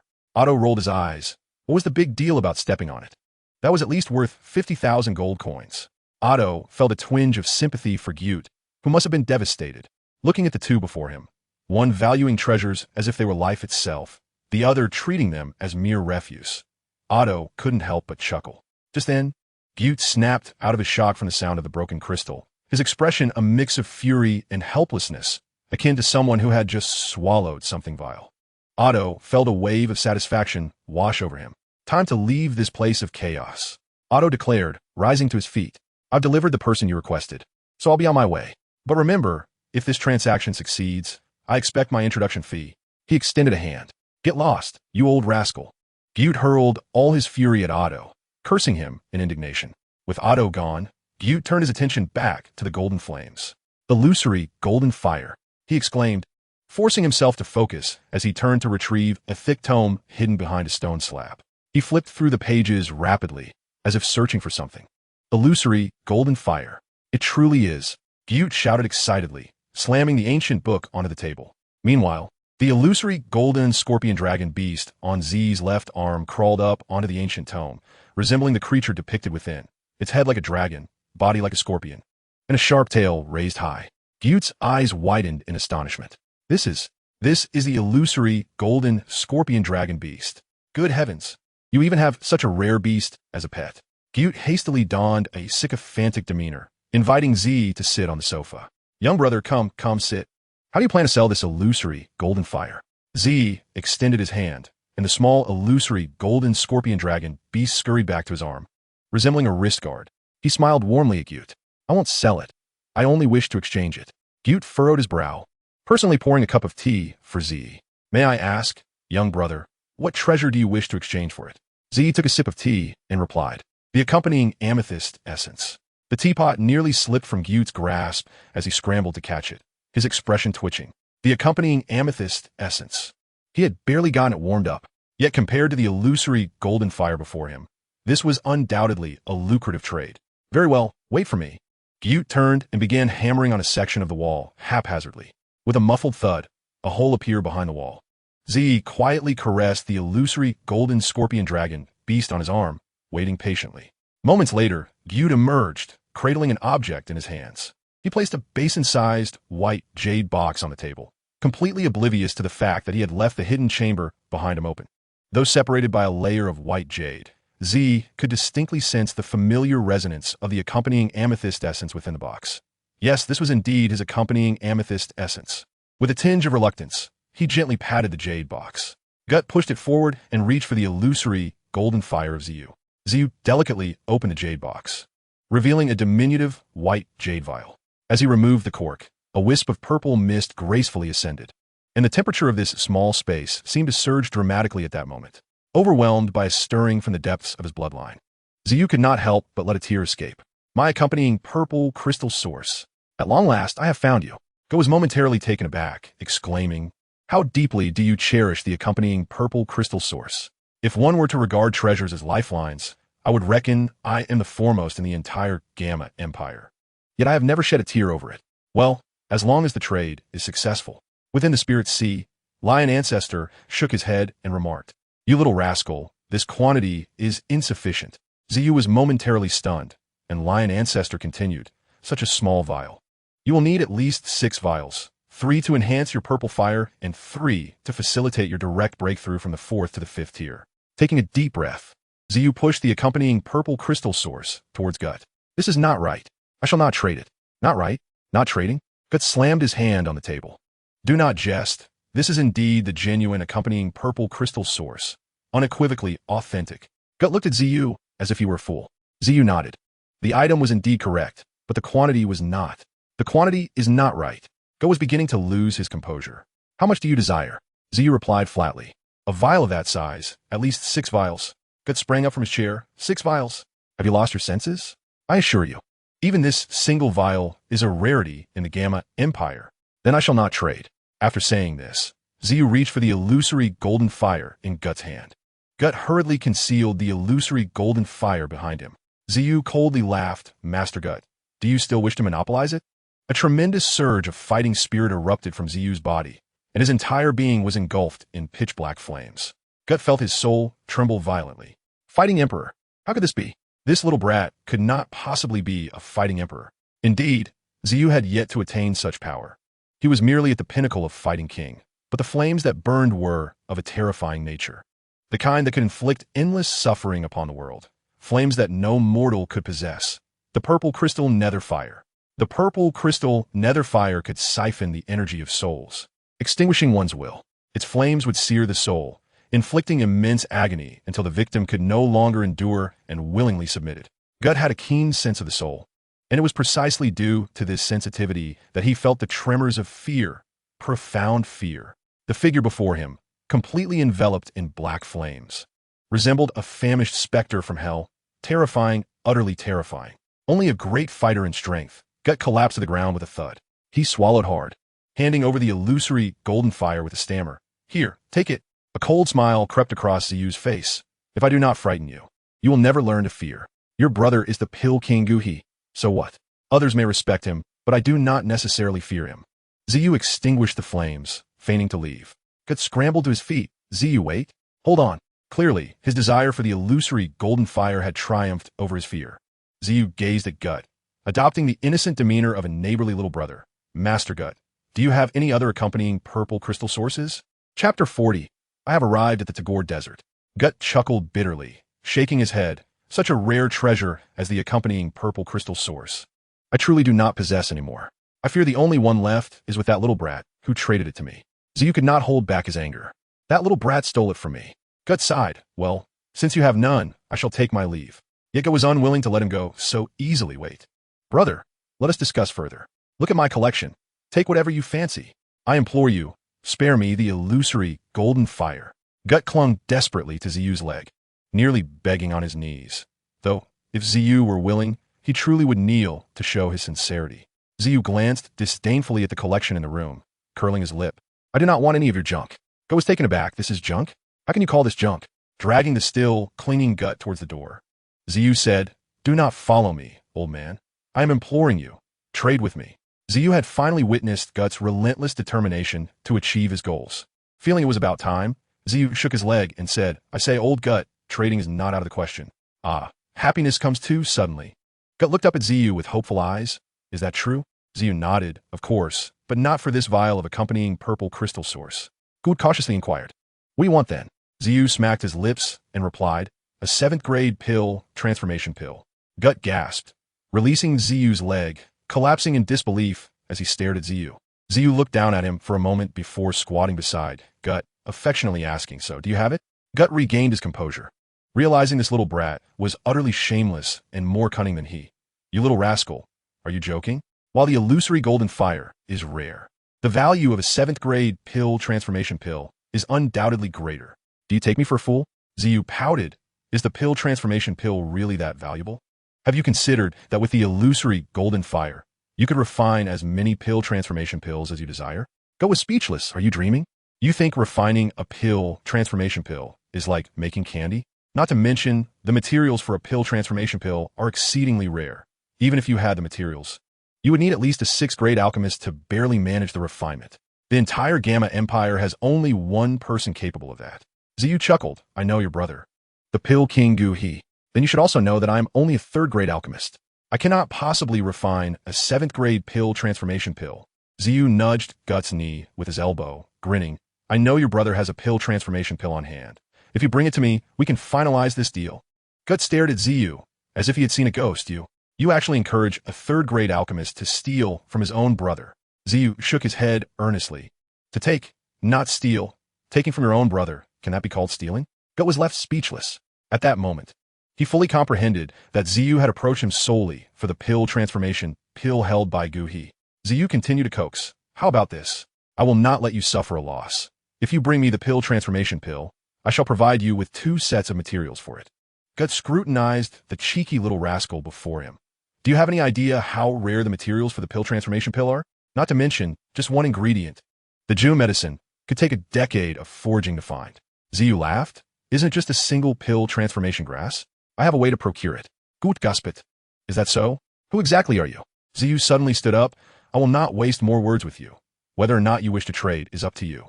I will be taking back the illusory golden fire for now. In 6 months, I will return to seek you out. In 6 months, if you procure the pill transformation pill, I shall present the illusory golden fire to you." Xiao departed.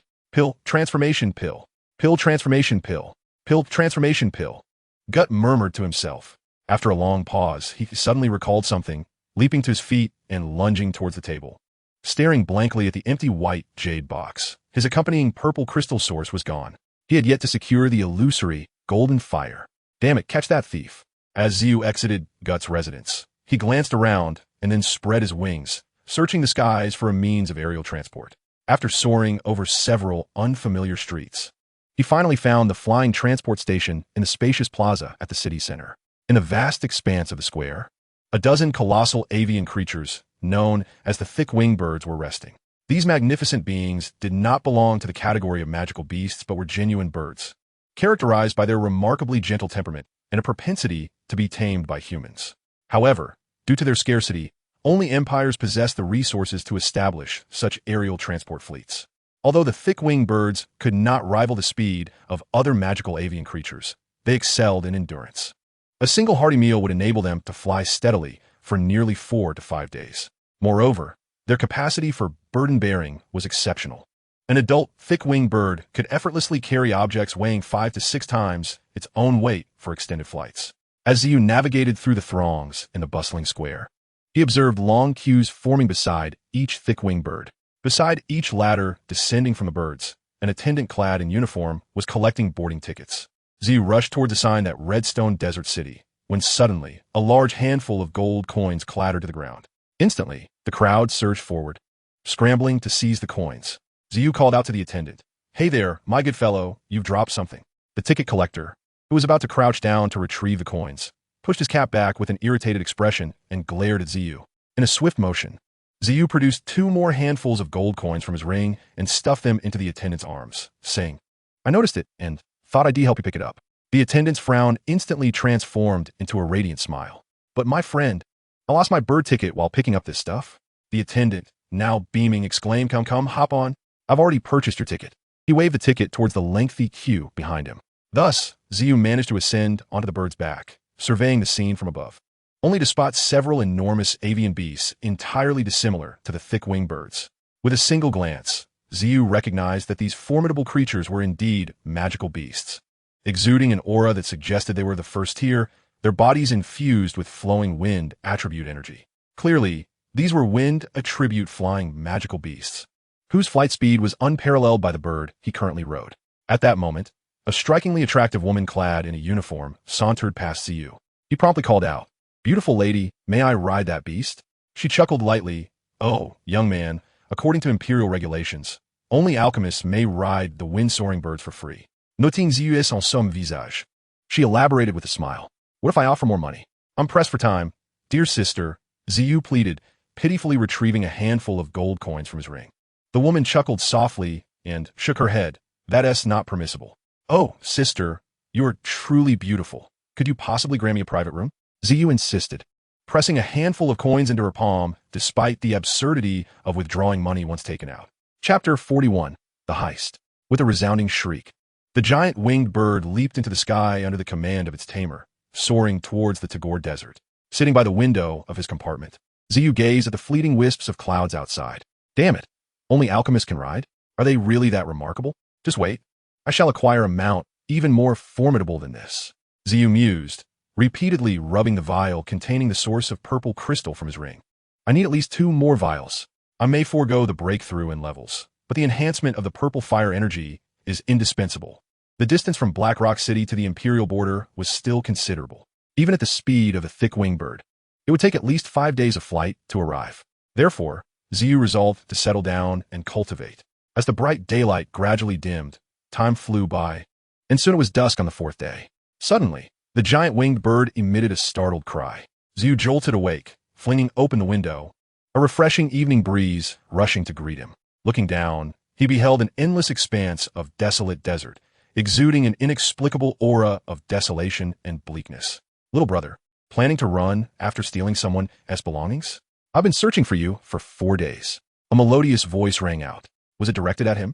Xiao's expression shifted slightly as he stepped out of his compartment, only to find a strikingly voluptuous woman in revealing attire hovering in the sky.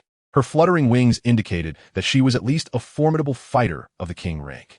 Xiao replied nonchalantly, "Sister, you're not looking for me, are you?" The woman in red laughed heartily. "Of course I am. Little brother, you've been quite naughty, daring to pilfer from the esteemed Dan Wanggu He."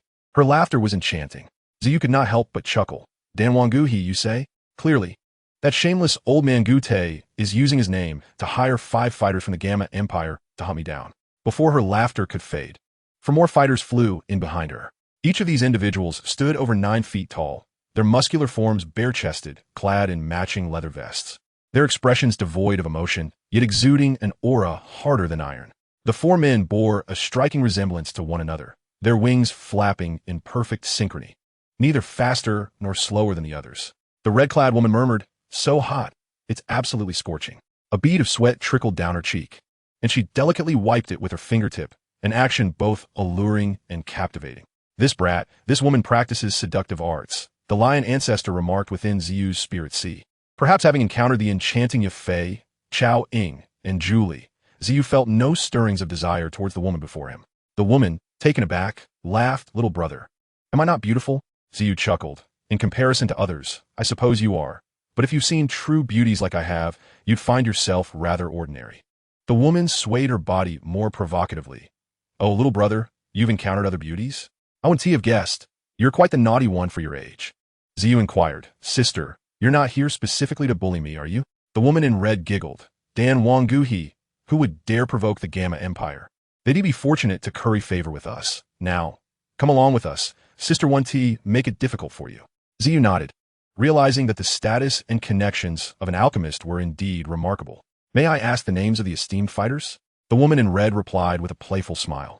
"We're merely 5 common crows, nothing of great renown. So let us just leave, little brother." Xiao shook his head with a smile. "Why should I accompany you? I haven't wronged you." The woman laughed. "Well, not coming with us is fine, but I've heard you possess a rather extraordinary item. Hand it over." Was this a desire to seize it for themselves? Xiao responded silently. The woman continued. "Sister is simply too curious about what kind of treasure could compel even the wealthy Gute to invoke his brother's name and send us 5 to fetch it. It must be something of great value." Xiao chuckled softly, shaking his head. The strength of these 4 was roughly equivalent to the 12th star of the king rank, while the woman herself seemed to be around the 5th star of the king rank. The woman in red laughed. "Little brother, we, the 5 thieving roosters, never leave empty-handed. Why not reward us with that item? Seeing your charming face, I might even offer myself as compensation." Xiao suddenly burst in a hearty laughter. I'm merely reclaiming what rightfully belongs to me. The woman remarked, "Why haven't you agreed yet?" Before her words had fully left her lips, a glimmering silver light shot towards Ziyu's chest. In the blink of an eye, a woman found herself wielding a peculiar, shimmering weapon that resembled a garden hoe. Yet upon closer inspection, it was a chicken-headed staff. The advanced martial technique, henpeck's feathers dance, was unleashed as the weapon darted towards the entirety of Ziyu's form like a bolt of lightning, leaving in its wake a flurry of 7 or 8 luminous blades. The staff struck at Ziyu's head, neck, chest, and waist with the relentless precision of a rooster pecking at grains. Ziyu executed a backflip in midair, revealing a pair of fiery red bat wings, realizing that this woman was truly no benevolent soul. Just a moment prior, she had been laughing and jesting, and now she was intent on his annihilation without a hint of hesitation. The woman in red momentarily faltered. Although she knew that summoning the 5 combat kings indicated their formidable prowess, she did not expect a youth of such tender years to also be a combat king.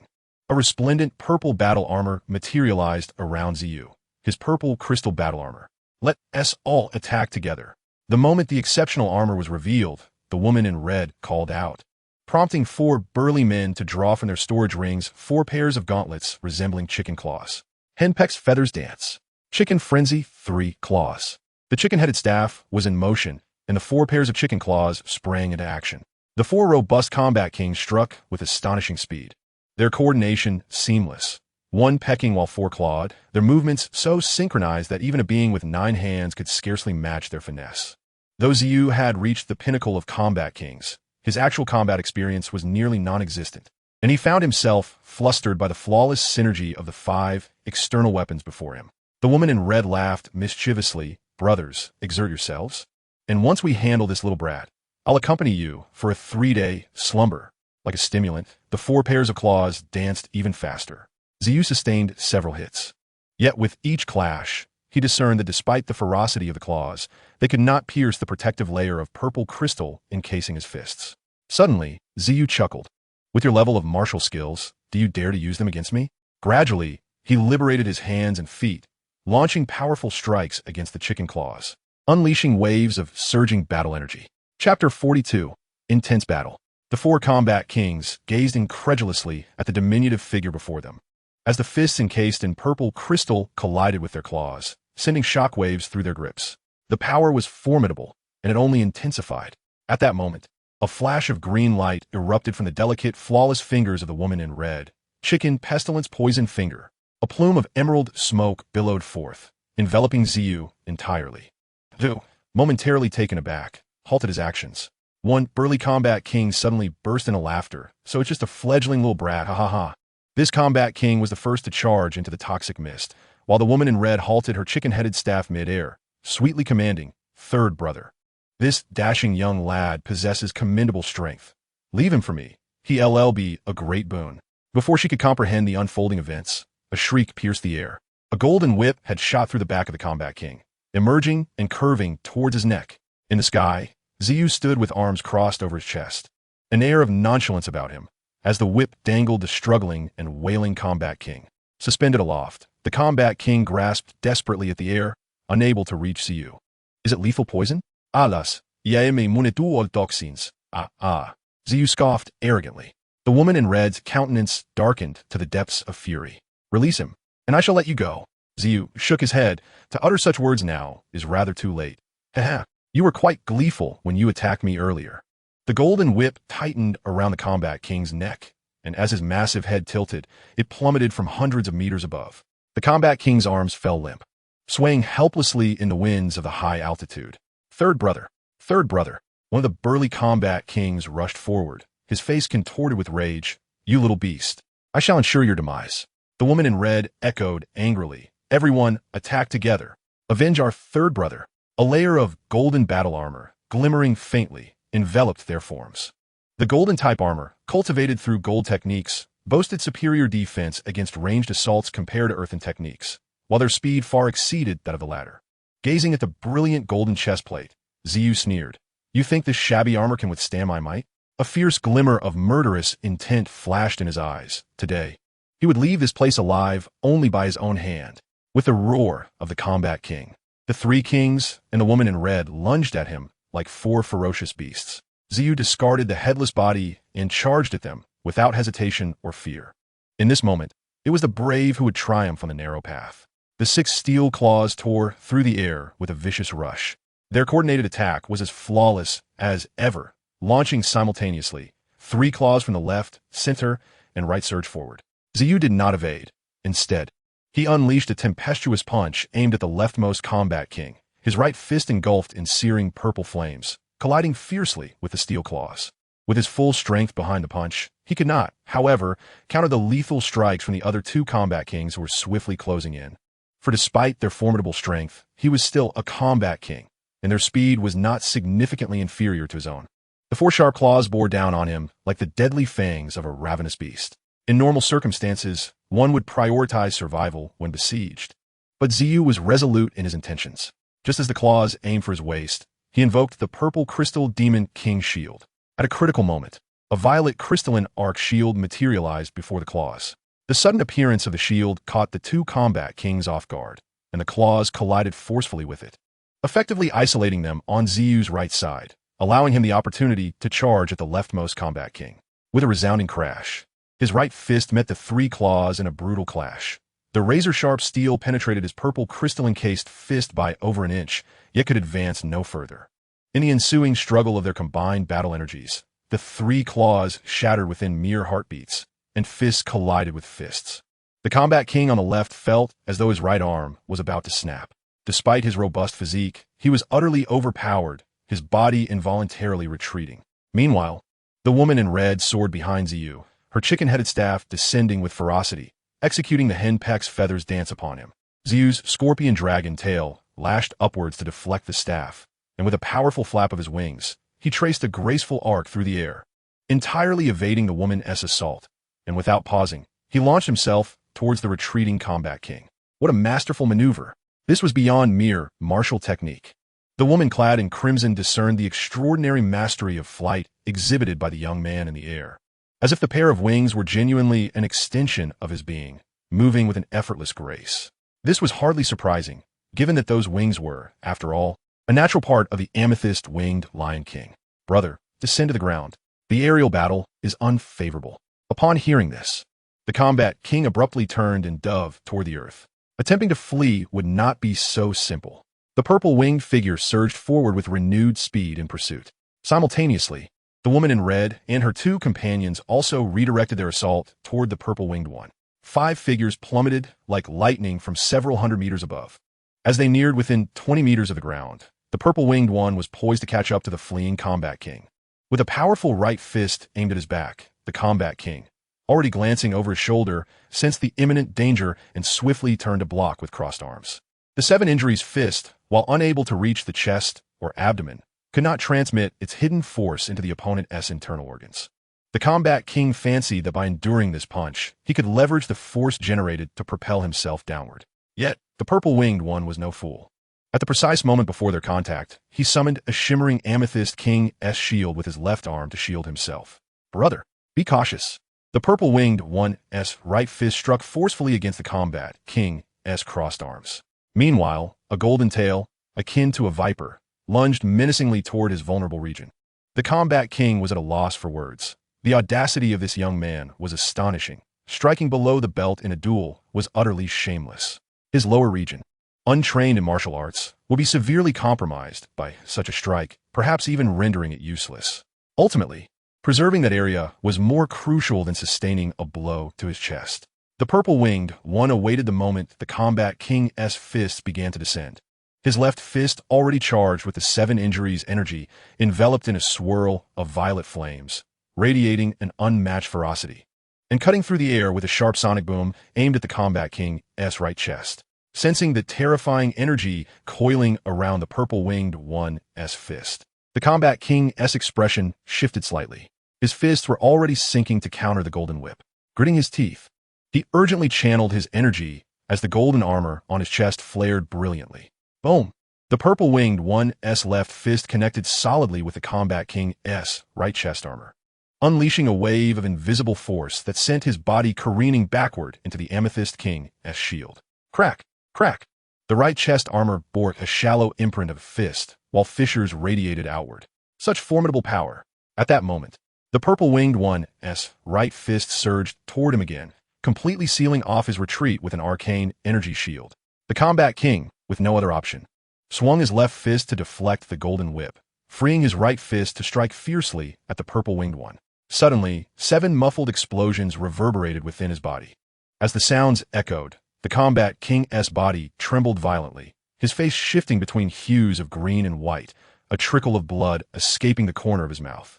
Hidden energy? Indeed, the human Combat King was incomparable to any beast.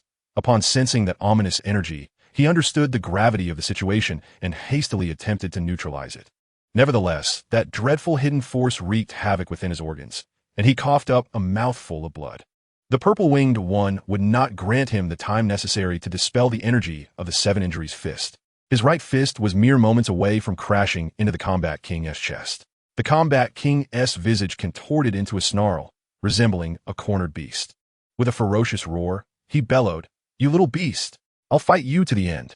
His fists, imbued with overwhelming energy, surged toward the purple-winged one, who merely scoffed, suddenly transforming his fist into an open palm, ensnaring the Combat King's fists with his fingers. At that moment, a flash of golden light erupted. "Brother, be careful." The voices of 3 siblings echoed from ahead. Unfortunately, it was too late.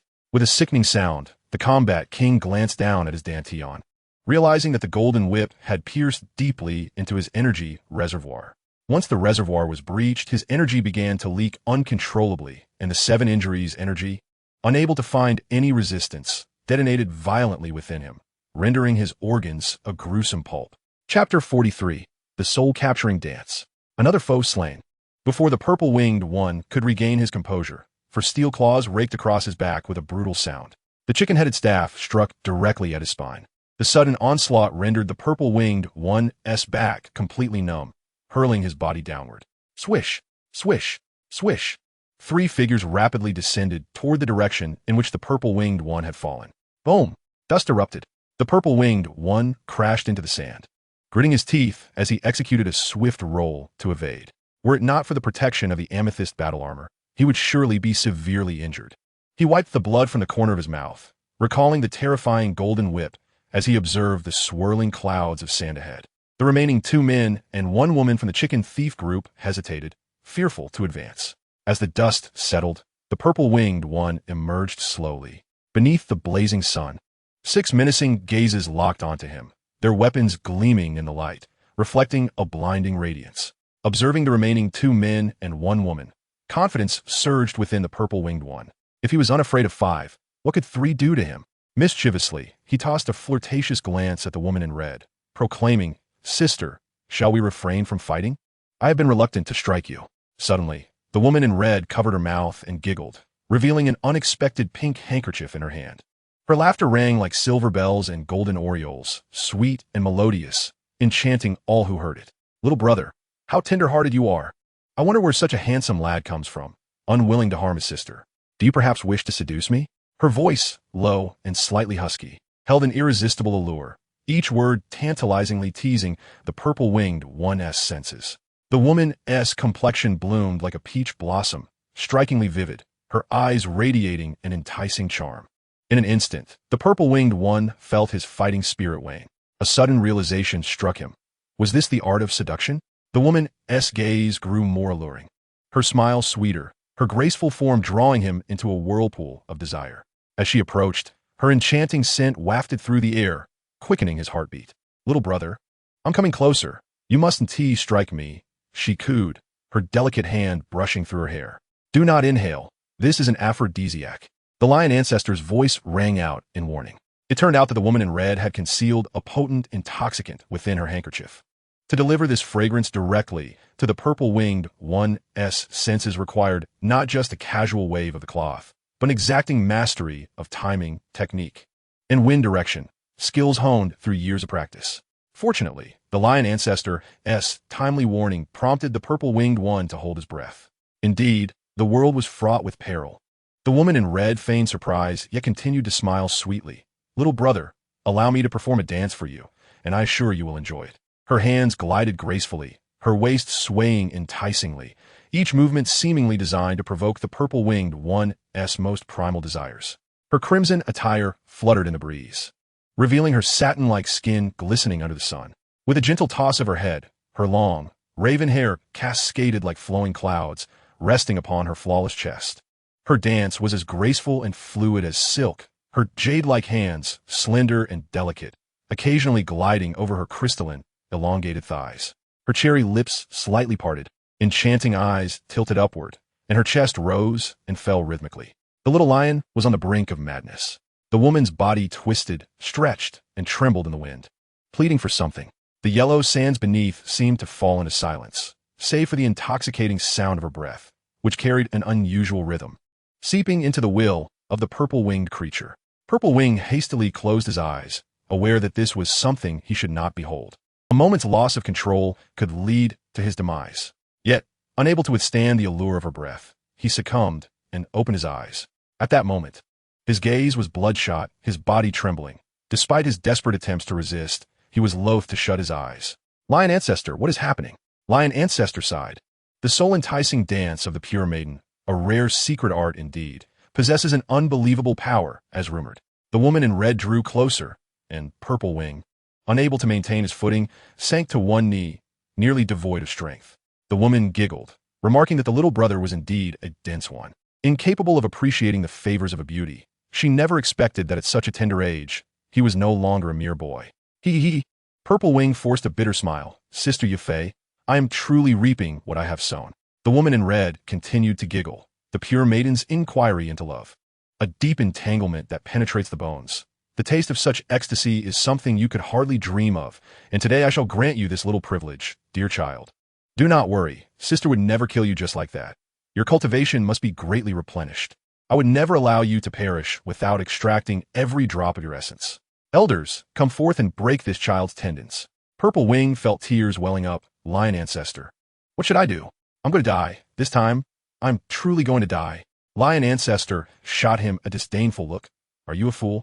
While your spiritual power is low and unable to resist such a secret art, do not forget, you are a little lion. The soul-enticing dance of the pure maiden is indeed formidable, but her target is ultimately human. Purple Wing's vacant eyes suddenly sparked with light, and at that moment, a wave of purple fire surged towards his magic core. Instantly, a purple glow enveloped him, and he lunged forward, seizing the arms of the two approaching spirit kings with a fierce grip. Not good. Second brother, fourth brother, come back quickly. Purple Wing's form rapidly expanded, and a torrent of ferocious fighting spirit erupted from him, transforming into a 7-meter-long purple crystal-winged Lion King before the astonished eyes of the two spirit kings. The unfortunate duo was instantly pinned beneath the might of the purple crystal-winged Lion King. The beast's blood-red eyes gleamed with ferocity as it raised its right paw, capturing one of the unfortunate spirit kings and bringing him closer to its gaping maw, lined with jagged fangs. Ah, no! The spirit king screamed in terror. As a plume of purple flame erupted from the Lion King's massive jaws, the hapless spirit king watched helplessly as the maw closed in, revealing the approaching, menacing fangs. In a mere heartbeat, only the lower half of the spirit king's body remained, gushing blood. Gulp, gulp! The woman in red, terrified, collapsed onto the yellow sand, exclaiming, "You are not human. You are a monster, a true monster." Gulp, gulp! The massive jaws opened once more, and the remaining half of the body was unceremoniously tossed inside. The Lion King raised its left paw, and the other spirit king frantically struggled against the beast's grip, his eyes wide with terror as he realized he was being drawn closer to that gaping maw filled with teeth. Yet, the enormous paw was not something he could easily escape from. The spirit king pleaded desperately, his voice breaking, "No, please do not eat me, no." Crack! In an instant, the spirit king was silenced, his body savagely bitten in half by the purple crystal-winged Lion King. Gulp, gulp! The Lion King swallowed, exclaiming, "Ah, indeed. Humans are truly delicious." The Lion King's head hung low as it gazed upon the last naked woman, its gigantic purple bat-like wings flapping violently, propelling it forward in an instant. "No, do not eat me. Please." The Lion King extended its right paw toward the woman, who fainted from the overwhelming stench of blood as she witnessed her two brothers being devoured. "Perhaps it is for the best, less suffering for you. After all, you did put on a striptease for your final moments." With a crack, the woman let out a muffled groan as her bones shattered almost entirely. The purple crystal-winged Lion King effortlessly swallowed her whole. Chapter 44. first encounter with the Serpent People. After devouring 4 formidable Spirit Kings, he felt this surge of energy within his magic core. Just a step away from reaching the 6th tier, Purple Wing flapped his massive wings, surveying the vast desert from the sky. The body of the first Spirit King he had slain had long been buried beneath the yellow sands, utterly untraceable. What a pity. Had he consumed that one too, he was certain he could have broken through to the 6th tier. Shaking his head, he abandoned the search and returned to the ground to quietly absorb the 4 energies. Upon opening his eyes again, it was already the dawn of the 2nd day. With a mighty roar, Purple Wing expelled 3 storage rings. Transforming back into human form, he examined the rings in his hands. 2 were rather ordinary, but one was distinctly of a higher grade, glimmering with a faint blue light that was quite exceptional. As he toyed with the pale blue storage ring, he cautiously probed his spiritual power into it. To his astonishment, he discovered a thin, membrane-like barrier within the ring that obstructed his spiritual force. One intriguing protective feature. Clearly, the contents within are extraordinary. Purple Wing grinned. High-grade storage rings could be imbued with the owner's soul mark. Thus, even if someone fortuitously obtained the ring, they would first need to erase the soul mark to access its contents. This would alert the owner, making it a near-autonomous defense mechanism, a key reason for the ring's elevated value. A surge of spiritual power flowed in, erasing the soul mark entirely. With a mental command, his spiritual force entered the storage ring without hindrance. After a brief moment of investigation, Purple Wing slowly withdrew his consciousness, his brow furrowed in disbelief. He persisted, once more channeling his spiritual power into the ring, extracting everything within in one fell swoop. What he beheld left him speechless. The clothing and jewelry of women filled an entire 8 large chests. Clearly, these belonged to the woman in red. Additionally, there was a chest overflowing with gold coins, estimated to be around 1 to 200,000, evidently indicating these 5 individuals had engaged in substantial illicit dealings. As for pills, there were some, though none of high quality. A few gathering pills and vitality pills were among them. Regrettably, these items held little value for Purple Wing, who finally unearthed several scrolls of combat techniques amidst the clutter. This was the root of his frown. He was in dire need of combat techniques. However, the scrolls before him were titled Mid-Level Xian Rank Combat Technique, Hen Hen Pecking Feather Dance, Secret Art, Pure Maiden's Combat Tactics, Secret Art, Pure Maiden's Soul Enticing Dance. What were these? Moreover, the woman had hidden these tightly. Discarding her clothing, Purple Wing carelessly tossed the 3 scrolls along with the storage ring into his spatial ring. Xiao rose and surveyed his surroundings. As far as the eye could see, there was nothing but sand. Where had he flown to? He must have reached the Tagore Desert. Yet he was at a loss as to how to navigate to Stone Desert City, under the blazing sun in the vast expanse of the desert. It was undeniable that this was indeed an ideal locale for the Amethyst Winged Lion King to absorb solar energy and refine purple flames. However, while the Amethyst Winged Lion King was unafraid of heat, he still required water, and at this moment he was truly parched. If he failed to locate water soon, he feared he might become the first lion to perish from thirst. After flying for 2 days across this boundless desert, he had yet to find a single oasis. Sand. Nothing but sand. Xiao glided slowly, trapped in a dire predicament. This was a true deadlock. The relentless sun hung high in the sky like a fiery orb, warping the space before him into a distorted and surreal tableau. How could he have forgotten to purchase a map? Xiao licked his dry lips and muttered to himself. At last, the heavens showed pity upon this unfortunate lion. In the distance, a glimmer of verdant green emerged. He fervently prayed it was not a mirage. After a moment of silent supplication, Xiao unfurled his wings once more and sped toward the distant oasis. Though it seemed so close, he flew nearly an hour before the lush scene finally unveiled itself before his eyes. What a breathtaking oasis it was. For the first time, Xiao found the vibrant green leaves to be utterly endearing, and the resplendent flowers radiating golden hues were simply exquisite. Even the clusters of verdant grass appeared charming. And as he basked in the cool shade beneath the trees, Xiao dove into the pristine waters of a small lake, allowing the refreshing liquid to rejuvenate his parched body. The comfort. The colossal form of the Amethyst Winged Lion King luxuriated in the entire expanse of the small lake. It truly felt like paradise. Now, it was time for a delightful slumber.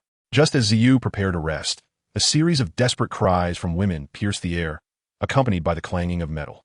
Xiao abruptly opened his eyes and transformed into human form, darting toward the source of the commotion. He finally came to a halt atop a towering tree.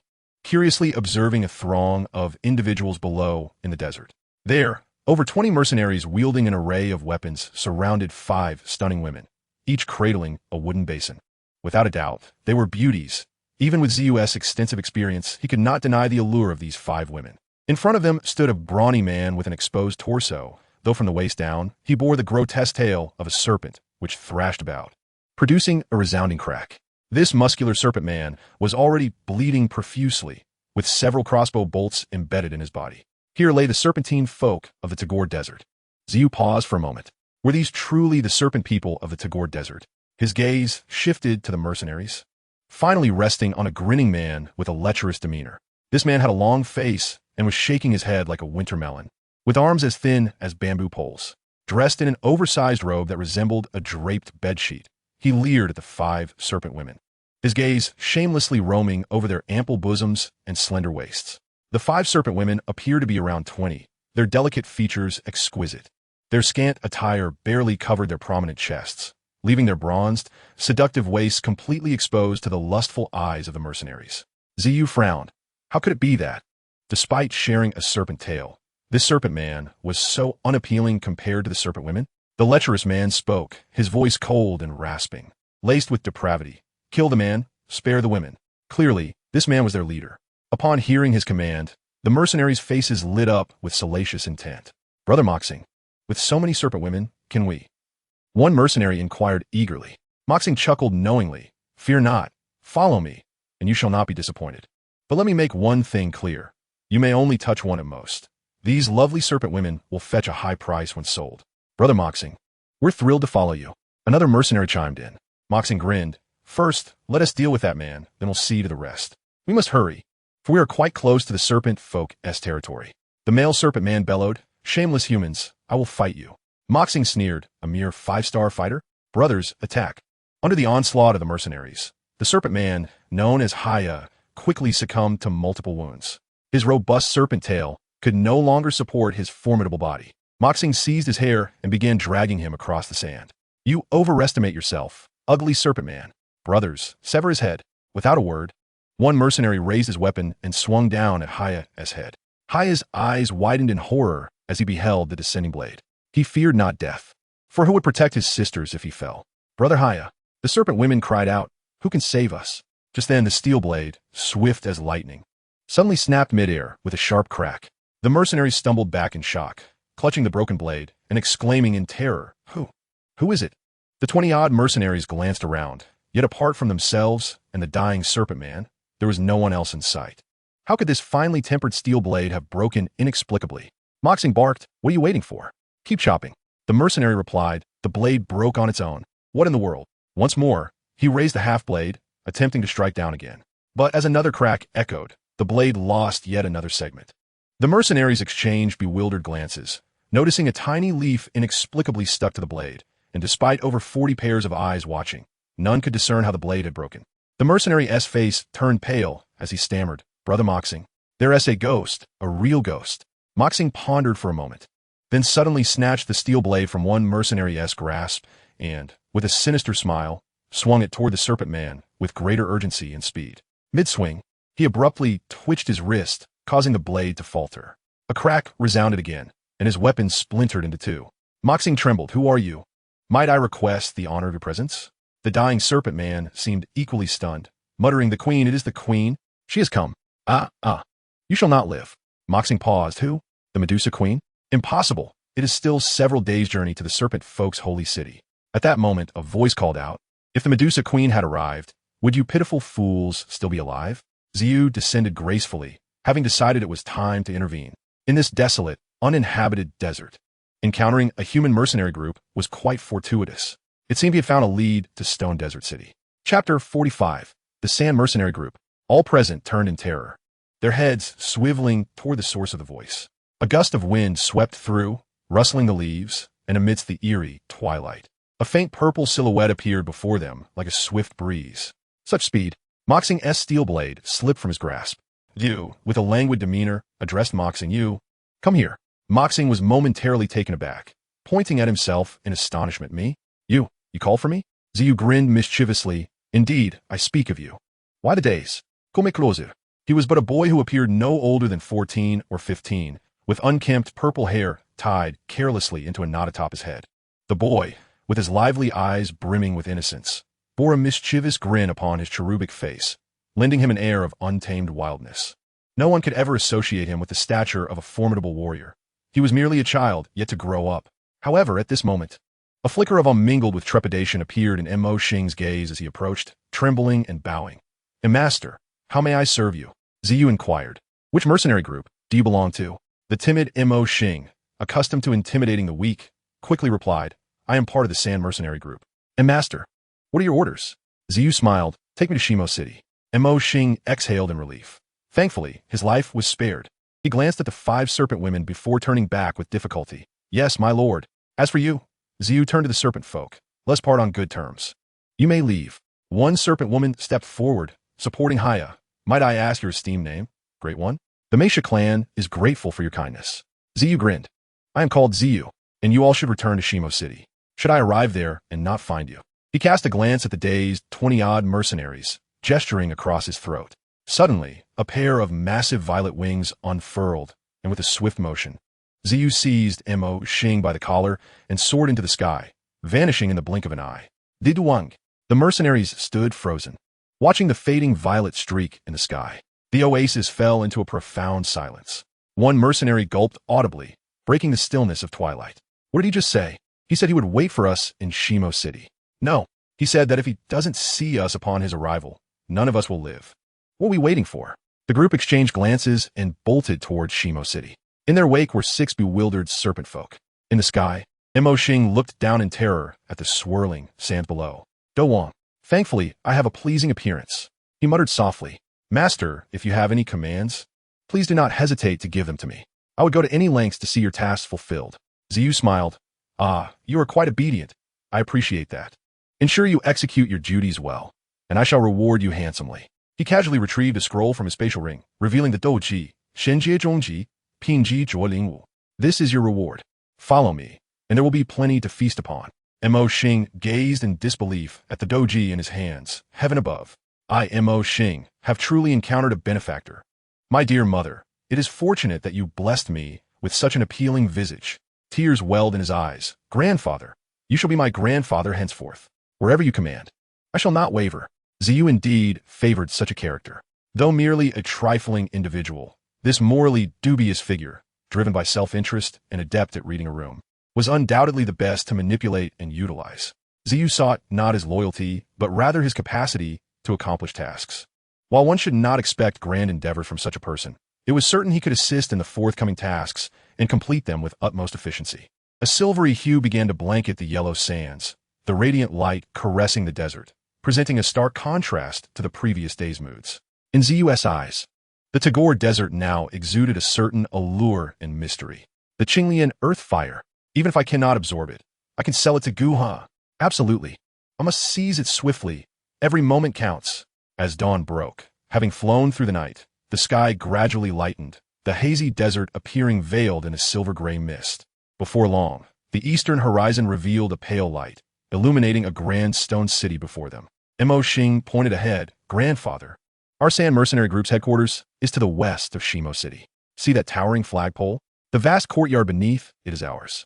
With a whoosh, Ziyu darted towards the courtyard. He landed abruptly on the square beneath the flagpole, abruptly silencing the laughter and revelry within. Dozens of burly men emerged, weapons drawn. Who goes there? Their voices dwindled, fading to whispers barely audible. A middle-aged man, armed with twin blades, stared in horror at the winged youth standing beneath the flapping flag. Mo Xing bowed deeply. Grandfather, this is our group leader, Rob. Rob, quickly greet Grandfather. Rob's lips quivered. Gee, Grandfather? Ziyu chuckled. From now on, call me the Little Prince. Little Prince. Rob echoed in disbelief. Ziyu approached the dual-blade warrior. You are Rob? Are you their leader? His youthful face emanated innocence, yet instilled profound fear in Rob. Duki, transformation. A Dowang, at just 14 or 15. Rob swallowed hard. Why, yes. Ziyu nodded. You shall remain the leader of the Sand Mercenary Group. And Mo Xing here is your second in command. On what grounds? I am the second in command. A burly man with thick brows and a bald head stepped forward, kicking up dust with his massive feet. His muscular arms rivaled his thighs. In the blink of an eye, Ziyu was before him, lifting a hand that grasped his face, causing the towering man to cry out and kneel in submission. No dissent, Xiao stated coolly. With a chilling scream, the man's face was crushed by the violet-haired youth. Writhing in agony on the ground, he howled in pain. Xiao surveyed the crowd, his indifference striking fear into the hearts of the Sand mercenary members. A swirl of purple flames appeared in Xiao's hand, cleansing the blood from his palm, and in an instant, he wore a cheerful smile once more. Having just arrived, I wish to request a favor from my brothers. Of course, the Emperor is not without his rewards. With that, he scattered a handful of gold coins from his spatial ring, the clinking sound echoing as hundreds of thousands of coins tumbled to the ground. Distribute these among yourselves. Gulp. As mercenaries, they coveted wealth. But at that moment, they hesitated to bend down and collect the glimmering coins. Xiao paused. Why aren't you picking them up?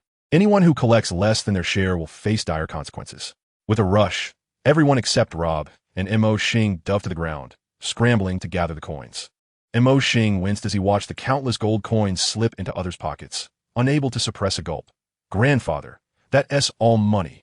Xiao beamed. These are meant to be spent. Why would you hoard them? Aren't those who love to gather wealth yet refuse to spend it just fools? Montak Xing chuckled, Grandfata. You are absolutely right. Yet in his heart, he mused, aren't you the fool? Xiao strode into the hall, followed closely by Rob and Mo Xing. He tossed a large chest filled with coins onto the floor. Rob, I need your assistance. Rob promptly replied, Little Prince, what do you need? Just say the word. Chapter 46, Qinglin. Xiao addressed the still-dazed Rob. Rob, I need you to help me with something. Rob was filled with trepidation as he addressed the little prince. Speak. My lord, command me. Xiao gestured toward the half-filled chest of gold coins and said, These are for you. You live a life fraught with danger, seeking only wealth. Now, gather all the brothers of the Sand Mercenary Corps and assist me in digging a cave. The more hands, the better. Rob nodded. This young man had a sense of propriety. His fear dissipated as he replied, Rest assured, leave it to me. I promise I can expand our numbers to hundreds in no time. Xiao nodded and turned to Mo Xing, grandson. Mo Xing promptly responded, Yes, grandfather, what is your command? Xiao continued, There's a girl named Qinglin in the Majin Mercenary Corps. You know her, don't you? Mo Xing quickly affirmed, Of course, I know her. She is the offspring of a serpent and a human. Before he could finish, Xiao delivered a sharp slap to his forehead. How dare you? That is your great aunt. Go and fetch her for me, and remember to treat her with respect. If she loses even a single finger, I shall take one from you to replace it. Mo Xing, nearly terrified for his life, hurried off, aware of the ferocity hidden beneath Xiao's seemingly benign exterior. Once they had left, Xiao reclined comfortably in the grand hall, savoring the cool air with wine and grapes. At midday, Mo Xing returned, drenched in sweat, carrying a large bundle. Grandfather, I have brought your great aunt, he exclaimed joyfully. Xiao, pleased with the efficiency, set down his grapes. Where is she? Mo Xing patted the bundle on his shoulder, which visibly shook. He carefully placed it down and opened it, revealing a small head with a gag in her mouth, looking pitiable. Xiao's expression darkened as he swiftly removed the gag. The girl immediately let out a startled cry. Fool! What did I instruct you to do? A swift slap met Mo Xing's forehead. He rubbed his head, looking aggrieved. Grandfather, I tried to persuade her, but she absolutely refused to come with me. I was left with no other option. Xiao barked, Get out. Tell them to prepare a feast. Oh yes, I'm on it. Mo Xing wiped his brow and darted out. This ancestor was hard to please, truly terrifying. Xiao tore open the bag around the girl and gently untied the ropes binding her hands. She appeared to be a young girl, about 12 or 13, petite and clad in a light green skirt. At that moment, she looked at him with fear. Xiao's heart softened, and he offered her his most gentle smile. Do not be afraid. But as soon as she regained her freedom, the girl shrank back into a corner, hugging her knees tightly. Her eyes filled with terror as they gazed at Xiao. Xiao took a step closer, and she recoiled further, her expression becoming even more fearful. His smile faltered. Was he truly that frightening? He spoke softly, I understand you dislike this place and the people outside. Truth be told, I feel the same. Qinglin scrutinized Xiao carefully, her gaze still laced with caution. The young man before her appeared to be around 15 or 16, with a youthful countenance. Xiao crouched down and gradually inched closer to her. Little sister, am I really so unappealing? Qinglin timidly replied, No, you're not unappealing. Xiao grinned, Take a closer look. Especially in my eyes. He pointed to his features. What about my eyebrows, my nose, my mouth? They are not unappealing, are they? Not unappealing. In fact, quite handsome.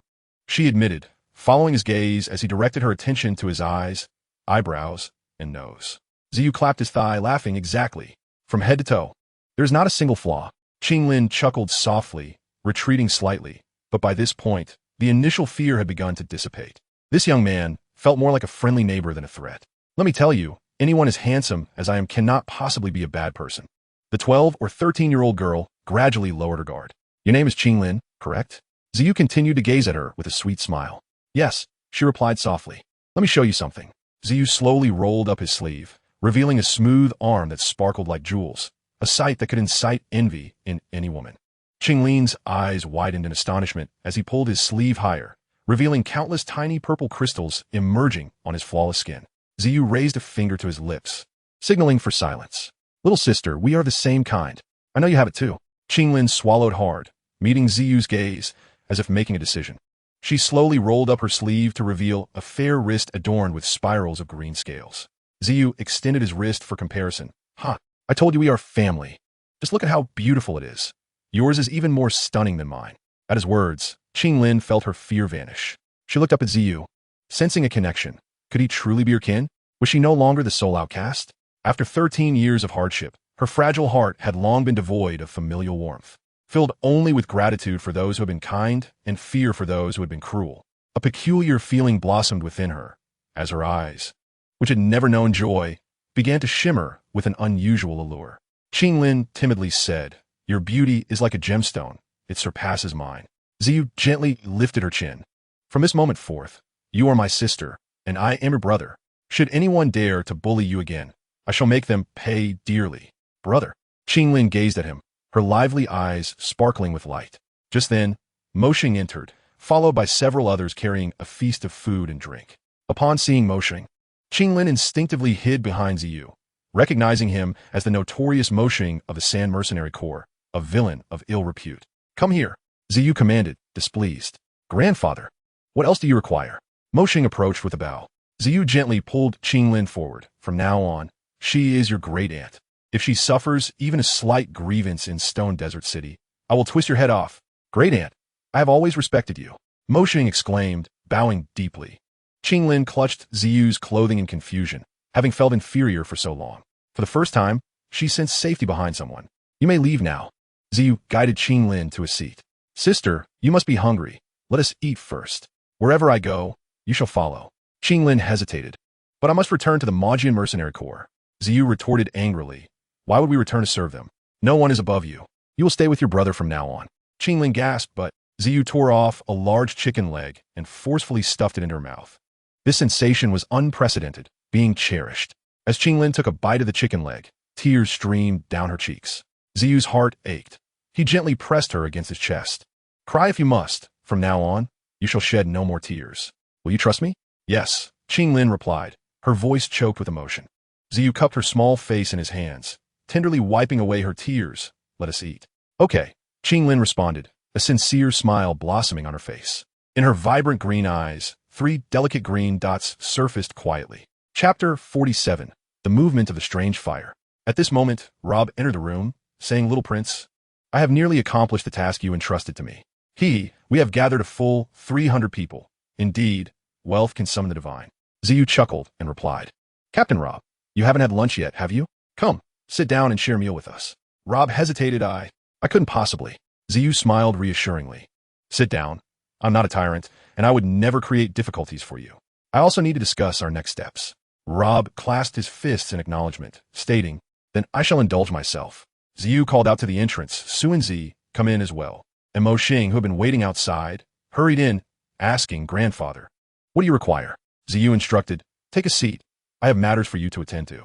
And Mo Xing sat down nervously. I am at your command. Noticing they were about to discuss serious matters, Qinglin rose and moved to stand behind Ziyu. Ziyu smiled, pulled a chair beside him, and patted it, saying, Qinglin, sit next to your brother. There will always be a place for you at my side. Qinglin trembled slightly, but obediently took her seat beside Ziyu, who nodded at her with a smile. He turned to Rob and Mo Xing, saying, I have come to the Tagore Desert in search of a treasure. Treasure? This Tagore Desert is nothing but sand. What treasure could possibly exist here? Rob replied hesitantly. Ziyu slowly uttered 2 words, Yihuo. Instantly, the room fell silent. Rob looked at Ziyu in confusion. Yihuo? Little Prince, are you an alchemist? No, came the reply. Hearing this, Rob's expression stiffened. Ziyu chuckled lightly. Who says one cannot collect Iwa without being an alchemist? Rob gazed at Ziyu in terror. Iwa? That thing can easily reduce a person to ashes. Are you truly going to seek it? Ziyu nodded. It is imperative. Rob shook his head, but little prince, I have roamed the Tagore Desert for many years and have never heard of such a thing. Ziyu smiled. Do you have a map?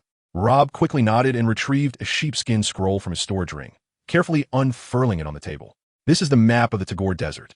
Look, here is the Shimo city where we currently are. Upon hearing this, Ziyu pulled the map closer, his gaze fixed intently upon it. He couldn't recall the direction of the Yiyawa mentioned in the text. Ziyu pointed to the 4 cardinal directions on the map, saying, starting tomorrow, instruct the brothers to dig in these 4 directions. There must be a place where we can excavate a cavern. A timid, soft voice suddenly resonated in the room. Brother, it seems there is indeed something peculiar in the eastern part of Shimo City. At her words, Ziyu felt a wave of relief. My dear sister, I was counting on you to speak up. Ziyu turned his head toward Qinglin, joyfully exclaiming, Qinglin, you know? Rob and Mo Xing also shifted their astonished gazes toward Qinglin. Under the scrutiny of the 3, Qinglin's small face flushed with shyness as she stammered, I don't know if my perception is accurate, but about half a year ago, I sensed some unusual activity in the southern part of Shimo City. Ziyu nodded encouragingly. Yes, please continue. About half a year ago, I sensed an extremely powerful aura emerging from outside Shimo City. This aura is somewhat similar to some of the bloodlines within me. In its presence, even you, brother, would be significantly weaker. Qinglin clung tightly to Ziyu's clothing, speaking softly. Upon hearing this, Rob's expression changed. The little prince before him was a Do Wang. And if even he was much weaker than that mysterious aura, then the other party must be a Do Huang-level expert. Ziyu nodded. That person should be Queen Medusa. Qinglin, please continue. Queen Medusa. Rob and Mo Xing's faces turned pale. In the Tagore Desert, Queen Medusa is undoubtedly a true imperial-level powerhouse. Encouraged by Ziyu, Qinglin's courage gradually grew, and she spoke softly. I only vaguely sensed that half a year ago, in the eastern part of Shimo City, the energy was extremely tumultuous that night. Moreover, I sensed that when she left, she seemed to have sustained some injuries. Listening to Qinglin's account, Ziyu exhaled deeply. This sister of mine was truly invaluable. Do you know the exact location where she lingered? I should be able to, although half a year has passed. However, the residual aura she left behind is quite strong. I believe I can find that place by relying on that trace of bloodline within me. Speaking of this bloodline, Qinglin's small face no longer bore the same inferiority as before. Ziyu grasped Qinglin's hand. Can you lead me there? Qinglin nodded. If brother wishes to go, Qinglin will do her utmost to take you. Who would have thought that taking a sister could actually assist me so greatly? Good sister. We shall set off to explore tomorrow morning. Ziyu's eyes sparkled with excitement as he gazed at Qinglin. Qinglin's cheeks flushed slightly as she nodded. Before her was a handsome face, high nose and radiant eyes. What a good-looking brother. The next morning, little princess. The once fearsome members of the Sand Mercenary Group now bowed slightly, respectfully addressing her as little princess. This was the sense of security her brother had bestowed upon her. The little girls sweetly returned their smiles and headed towards Ziyu's room. Soon, Ziyu felt the world spinning around him. Brother, it's time to get up. Qinglin gently shook the still slumbering Ziyu, who was wrapped in his blankets. Just a little longer. Ziyu grumbled, still grumpy from sleep. It's getting late. Didn't we agree to search for the treasure today? Qinglin reminded him. If we delay, the treasure might be taken by someone else. Treasure? Ziyu opened his eyes in confusion, noticing Qinglin holding his clothes, and suddenly remembered their quest for the Iowa. Reluctantly, he sat up on the edge of the bed, sighing. But it doesn't have to be this early. He was still somewhat dazed, eyelids heavy, yawning repeatedly, while Qinglin's tender little hands expertly dressed him. Ziyu, like a wooden puppet, raised one hand and lowered the other. Suddenly, his heart ached fiercely, and he abruptly looked up at Qinglin, grabbing her small hand and pulling her tightly to his chest. Silly girl, you never have to serve anyone like this again, understand? Not even me. Such familiarity indicated that this girl had spent her 13 years in servitude. Qinglin felt that no one had ever spoken such beautiful words to her before, and her heart swelled with emotion. A soft blush blooming on her delicate face as she whispered, Qinglin is willing. Slowly, Qinglin released Ziyu from his embrace, saying, Brother, I prepared your meal early. You should eat it while it's hot. Chapter 48, Excavating the Cavern. How does it feel? With Qinglin on his back, her head bobbing in and out, Ziyu laughed heartily, clearly amused yet protective. Gazing at the countless rooftops within Shimo City and the boundless desert beyond, Qinglin's eyes sparkled with excitement. "Thank you, brother," she exclaimed. "The sky is so beautiful." Ziyu smiled. "You will be able to fly in the future. Believe me."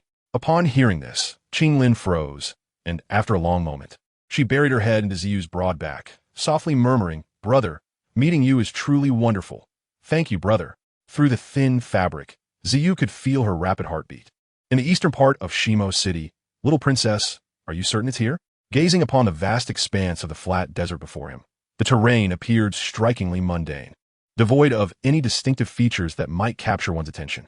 Such unremarkable stretches of sand were, in fact, countless amid the boundless desert. Rob found it difficult to fathom that this seemingly inconspicuous patch could harbor traces of extraordinary flames. 100 mercenaries from the Sand Mercenary Corps, along with over 300 temporarily hired mercenaries, cast skeptical glances towards the azure-scaled Qinglin, who cowered behind the formidable figure of Ziyu. Feeling the weight of their scrutiny, Qinglin timidly retreated further behind Ziyu. Ziyu, incensed, exclaimed, "Enough of this nonsense.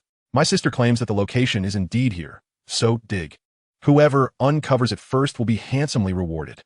The small girl behind him mustered her courage and softly affirmed, "Brother, my senses definitely indicate that it's here." As if fearing Ziyu's disbelief, Qinglin added, "Truly." Ziyu reassured her, "Of course it is true. I believe you." The heat was oppressive, urging them to delve below. Ziyu dove toward the ground, calling out, "Moxing, come here and set up that tent." "Yes, coming right away." You come here." The tent was swiftly erected, and Ziyu bellowed to the gathered mercenaries, "Hurry and dig. Whoever finds it first will earn 10,000 gold coins." "No, 60,000. In that moment, the laborer's enthusiasm surged. However, the task of excavating in this vast desert was evidently no simple feat. An hour passed, then two. Suddenly, one mercenary lost his footing, and a torrent of treacherous quicksand engulfed him. "Help!" he cried, his voice quaking with fear. The surrounding individuals gazed on in horror, while his pleas grew fainter, punctuated by incessant coughing. With each gasp, he inhaled the quicksand that crept into his mouth, rendering him breathless. No one dared to assist him.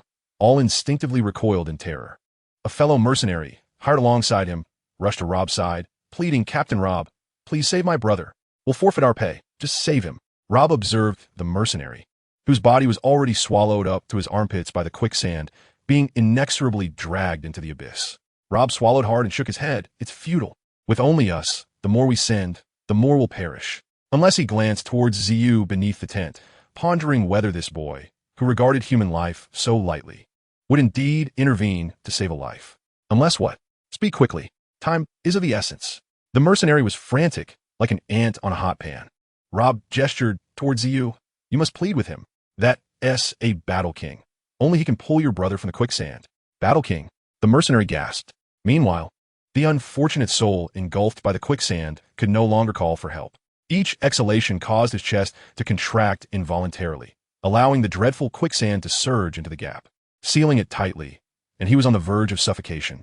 As he flailed his arms desperately, the mercenary gritted his teeth and dashed towards Ziyu. "My lord, please. I beg of you, save my brother. He is on the brink of death, about to be consumed by the quicksand." Ziyu set aside the grapes he was holding without hesitation. In a flash, he soared into the air, revealing a magnificent pair of violet-red wings, and darted towards the crowd surrounding the sandy surface. There he spotted only two outstretched arms flailing in the sand, and with a powerful grip, he pulled the mercenary free. The crowd collectively exhaled in relief. "Thank you, my lord. Thank you. We will forfeit our pay." The mercenary bowed repeatedly in gratitude. Ziyu waved his hand dismissively. "Go to Captain Rob and collect 1,000 gold coins as compensation. The rest of you continue digging. If anything goes awry, I will handle it." All gazes turned to Ziyu with admiration, and soon they resumed their labor with renewed vigor. Watching Ziyu soar through the air, Rob mused to himself about the enigma that was this young boy. "Brothers, let us keep at it. The rewards are plentiful. You shall not be shortchanged." "Captain Rob," a mercenary inquired, "is this Battle King your protector?" After a moment's pause, Rob exhaled deeply and declared, "The young prince is the head of my Sand Mercenary Corps." "Captain Rob, may we join your Sand Mercenary Corps?" Rob smiled. "Certainly. Once this matter is settled, I welcome you to join us." Under the scorching sun, the 400 mercenaries were now invigorated, diligently searching.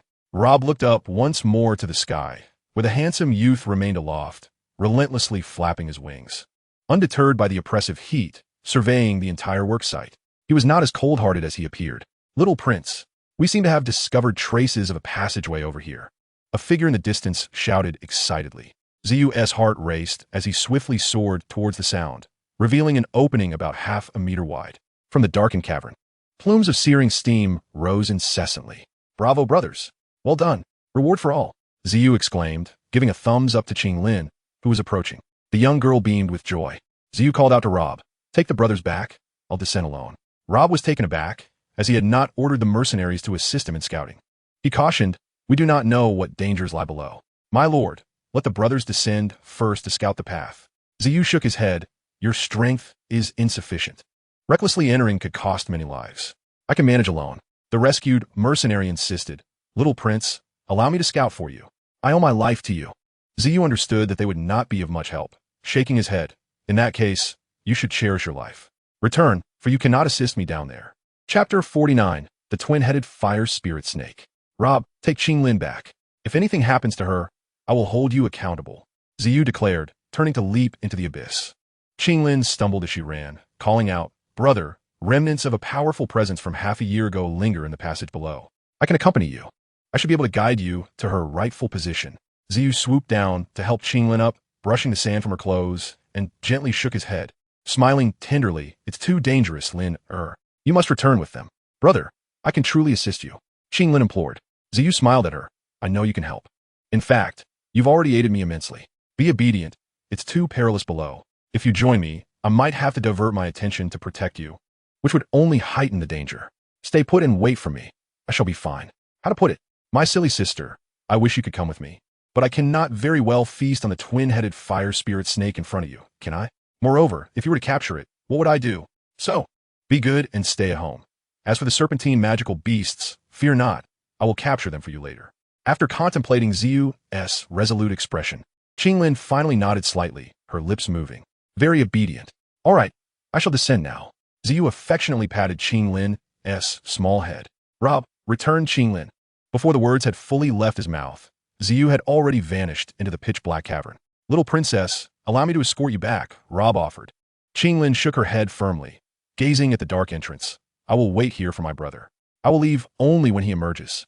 Rob paused, then addressed everyone solemnly. "All of you, spread out and remain vigilant.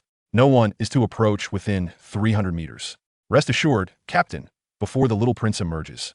Anyone who dares enter this area will face lethal consequences." The surrounding mercenaries responded in unison with fierce expressions. Within the cavern, a voice echoed. "Heart of the Blue Lotus Fire, I have arrived." The body swiftly glided through the passage. At this moment, Zhu was overwhelmed with excitement. "Once I obtain the heart fire of the Azure Lotus, I shall have the power to torment the anti-inflammatory medicine at will, molding it as I please." After nearly 3 minutes of descent, he finally landed safely. Before him, however, lay numerous passages, more than a dozen in number. Just as Zhu stood there, uncertain of which path to take, his gaze was drawn to a particularly distinctive passage. Unlike the others, its walls were as smooth as if they had been hewn by a blade, with hardly a stone protruding from the cavern walls. Clearly, this had been meticulously cleared by someone. This must be it. 6 months ago, Queen Medusa traversed this path, and it should be the very one she opened. Following in her footsteps, I cannot possibly go astray. Suddenly, Zhu's eyes widened in realization. 6 months ago, a sense of foreboding crept into his heart. The purple crystal battle armor. Fully armed, Zhu glided slowly toward the end of the passage. This was an exceedingly deep corridor. As he ventured deeper, a faint wave of heat emanated from ahead. Time passed, and after navigating countless twists and turns, a flicker of crimson light emerged at the end of the passage. Zhu's body involuntarily shuddered, a thrill of exhilaration coursing through him. At the passage's end lay a world ablaze in fiery red. Molten lava erupted intermittently from dark crimson pools, with rocks heated to the point of melting being hurled into the air like fireworks, bursting and showering down, splashing countless droplets of lava, while the air shimmered with myriad fiery rings. The intense heat enveloping him brought Zhu to the brink of discomfort. He had not anticipated such a terrifying realm beneath the earth. If memory served correctly, the two-headed fire spirit snake should be residing obediently beneath this searing lava. With a determined thrust of his chest, Zhu leapt toward the lava lake, his fiery bat-like wings propelling him forward. Soaring above the molten lake, he kept a vigilant watch, scrutinizing the surface closely. This was an expanse of lava that seemed to stretch infinitely.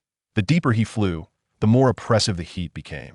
The air was laden with a foul stench, nauseating enough that without the protection of the toxic nether corruption heart pill, the noxious gases bubbling from the lava might have suffocated him.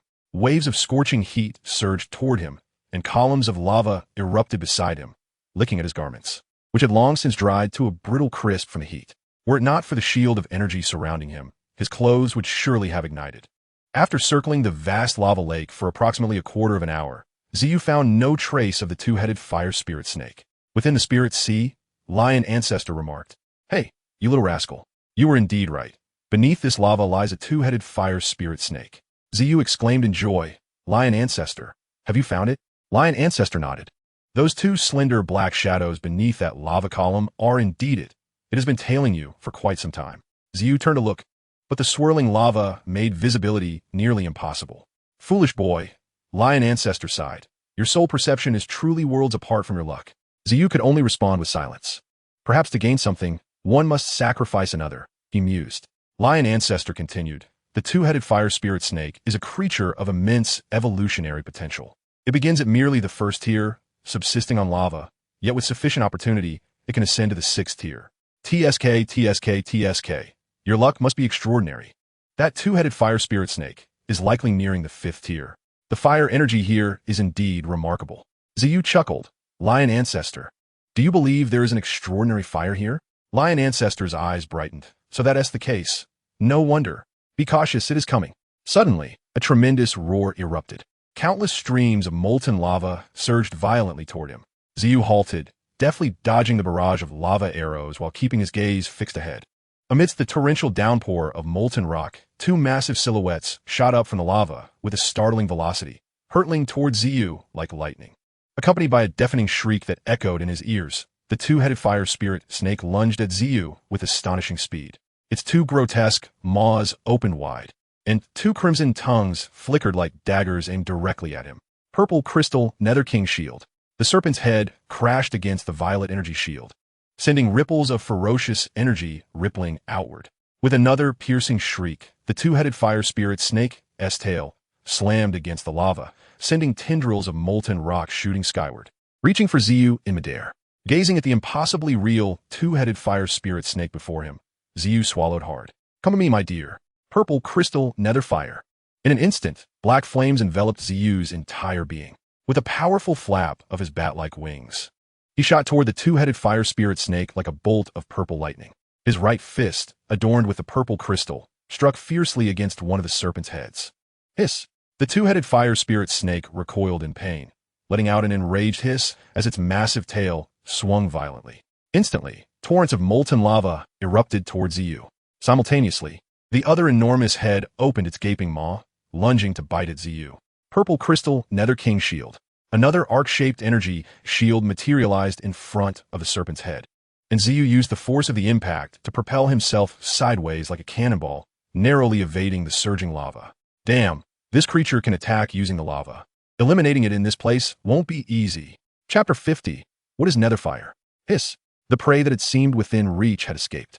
The two-headed fire spirit snake let out another furious hiss, its massive tail swinging down with ferocity. In an instant, a hard stone pillar, battered by the molten lava countless times, exploded with a thunderous crash.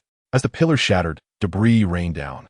The serpent's colossal tail swung wildly, sending shards of stone hurtling towards Xiao like cannonballs. Purple crystal Nether King shield. Clattering against the shield, the fragments exploded with sharp whistling sounds. Boom! Boom! Boom!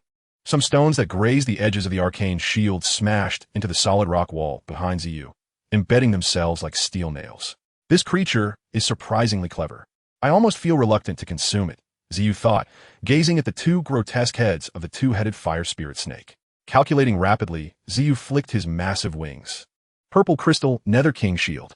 With the shield held aloft, Xiao accelerated toward the two-headed fire spirit snake with fierce determination. Suddenly, the serpent's neck swelled violently, as if about to unleash something. Not good. In the next instant, the two fearsome maws gaped wide, and two colossal columns of lava and fire erupted forth, akin to a volcanic explosion. With no time to retreat, Xiao clenched his teeth, bracing himself against the purple crystal Nether King's shield as he charged forward. The twin jets of fire erupted from the serpent's mouth with such force that they pushed Xiao and his shield backward. What immense power! Were it not for the protection of the purple crystal Nether King's shield, I would have surely been engulfed. The sudden wave of scorching heat ignited the fabric of Xiao's sleeves. As the fire columns faded, the human stood defiantly, wings still beating before the serpent. The two-headed fire spirit snake, now enraged, prepared to unleash another attack, its neck swelling once more. Within the spirit's sea, Lion Ancestor shook his head and sighed, "Foolish boy, do you still not comprehend what the purple crystal nether fire truly is? You utter the name of the underworld fire, yet in truth, you are merely wielding the enhanced violet flame." Huh? To be candid, ever since I mastered this amethyst underworld fire, the instances in which I have employed the violet wings have scarcely exceeded 5. The Lion Ancestor shook his head. What constitutes underworld fire? Rather than being a mere flame, it is more accurately described as the chilling winds that emanate from the netherworld. What you currently possess is merely the released energy from the fusion of 6 types of beast flames. This does not encapsulate the true essence of underworld fire. If one were to rely solely on the temperature of the flame itself, how could underworld fire contend with the most searing of exotic fires found throughout the heavens and the earth? The violet wings, the heart fire of countless beasts, is but a sacrificial offering to the underworld fire. The true essence of underworld fire should not be a flame, but rather the malevolent energy capable of extinguishing even flames. Do you comprehend? So that's the case. No wonder the underworld fire is not as fearsome as I imagined. The Lion Ancestor remarked. What significance does the magma flame of a mere two-headed fire spirit serpent hold? As long as it is not an exotic fire, your current underworld fire can instantaneously absorb its heat. Allow the violet fire to refine your purple furnace. All the beast flames you have accumulated shall, at this moment, serve solely to sacrifice to the underworld fire residing within your heart. The Lion Ancestor, I understand now. A surge of inspiration coursed through Purple Wings as he closed his eyes, sinking his consciousness into the sea of spirits. At that moment, the violet fire erupted in full force, and the purple furnace was completely transformed into a pitch-black entity, releasing a wave of sinister energy that emanated from within. Slowly, Purple Wings opened his eyes, his violet irises glinting with 2 traces of cold, dark energy. The two-headed fire spirit serpent unleashed another pair of flaming columns that surged forth. The colossal magma pillars threatened to engulf a radius of several meters around Purple Wings. Underneath this seemingly inescapable torrent of flames, Purple Wings inhaled deeply and, with a powerful flap of his wings, navigated through the gaps between the fire pillars with the grace of a fish gliding through water, leaving behind a perfect arc of violet and black in midair. Hiss! The already crimson body of the two-headed fire spirit serpent suddenly became translucent, its neck swelling dramatically. An enraged hiss echoed fiercely within the scorching cavern. Just as the hissing subsided, the 2 massive heads of the serpent entwined, thrashing violently. In an instant, the 2 scorching magma pillars merged into one and shot towards Purple Wings with tremendous ferocity, the temperature far exceeding that of the previous fire pillars. Gazing into the serpent's savage eyes, Purple Wings smirked, saying, "Attempting this maneuver again, have you exhausted your repertoire?" Amethyst underworld fire. A wave of black flames began to billow from Purple Wings, and with a swift movement, he countered the oncoming fire pillar. The two-headed fire spirit serpent, in its foolishness, lunged forward to meet the lava flames. This foolish human shall be reduced to ashes by the lava fire. Yet even if you become naught but ash, I shall still swallow you whole. Amethyst 7 Wounds Technique. A fierce punch, accompanied by a roaring wind, surged towards the lava fire pillar. The dark flames appeared strikingly ethereal. Boom! The 2 flames collided violently, and a bizarre scene unfolded. An overwhelming aura of sinister energy enveloped the scorching fire pillar, causing the surrounding temperature to plummet. The once searing fire pillar seemed to have plunged into a millennium-old ice cave, its heat rapidly dissipating. The two-headed fire spirit serpent stared in horror as its magma fire pillar began to solidify, a wave of extreme malevolent energy creeping ever closer. Terrifying. The black flames emanating from this human seemed to siphon the heat from its lava fire pillar entirely. The astute two-headed fire spirit serpent abruptly turned tail and fled. Purple Wings offered no chance for the serpent's escape, as it pivoted his right fist, infused with the Amethyst 7 Wounds technique, slammed down upon its head. Instantly, the hardened crimson scale shattered, crimson blood seeping through the cracks. The serpent's head was struck with such force that it was driven deep into the molten lava. Hiss! Hiss! After thrashing violently in the magma for what felt like an eternity, the serpent re-emerged, its two heads gazing up in terror at the human hovering above. The enormous diamond-shaped pupils glimmered with sheer fear.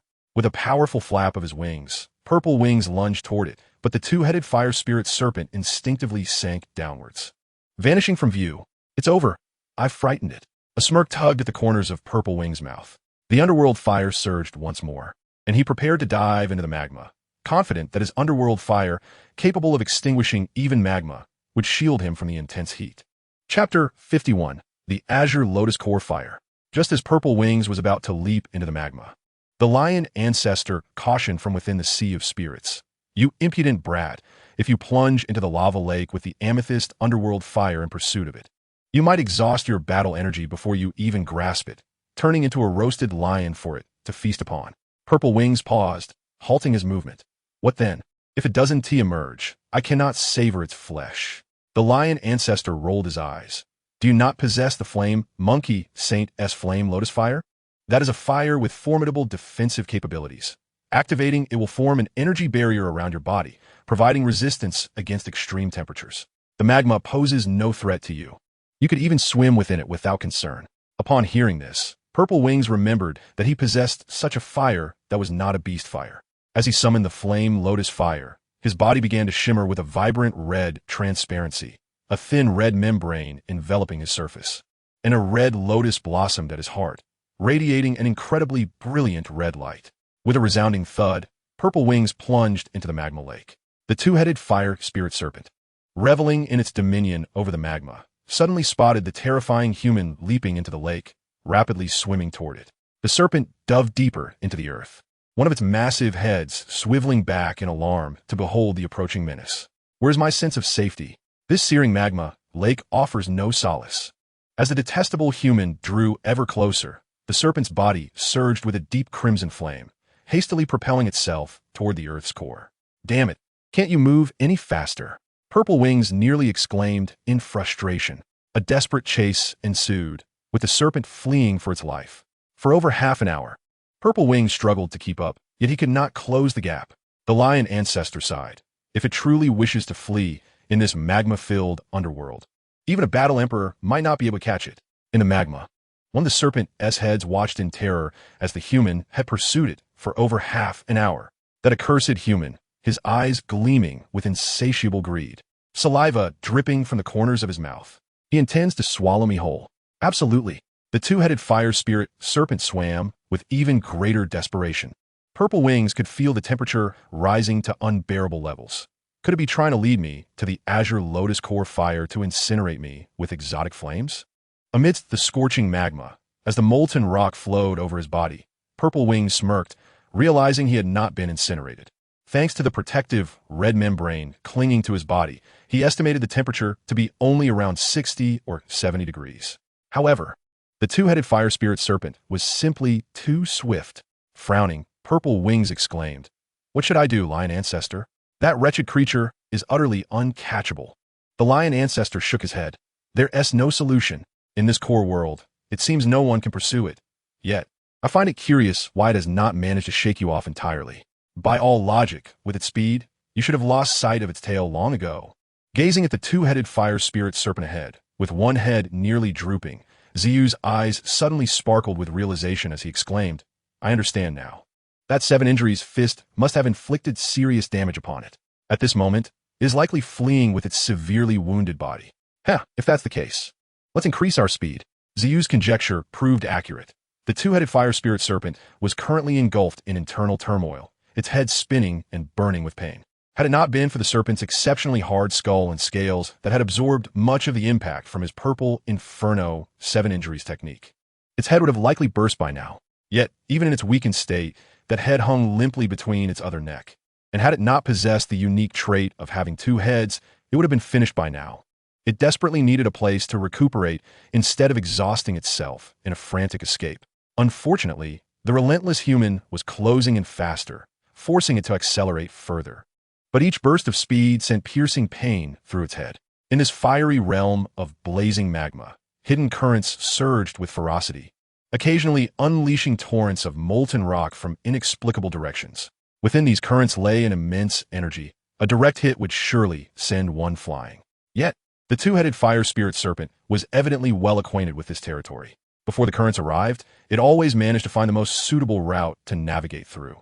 Zhu, closely following behind, adeptly evaded these dangerous flows as well, as they continued to delve deeper into the seemingly endless depths of magma. Even with the protection of the flame lotus, the external temperature was nearing the melting point of the thin membrane surrounding him. Zhu had no choice but to infuse strands of purple crystal inferno fire to absorb the excess heat from the membrane. However, as they ventured further, a sense of trepidation began to gnaw at Zhu's heart. If the two-headed fire spirit serpent was not heading towards the green lotus earth fire, and if the 7 injuries technique within it had not fully unleashed its power before his own fighting spirit waned, then the consequences of pursuing it further could indeed lead to his demise, as the lion ancestor had warned, ultimately being melted away by the molten core.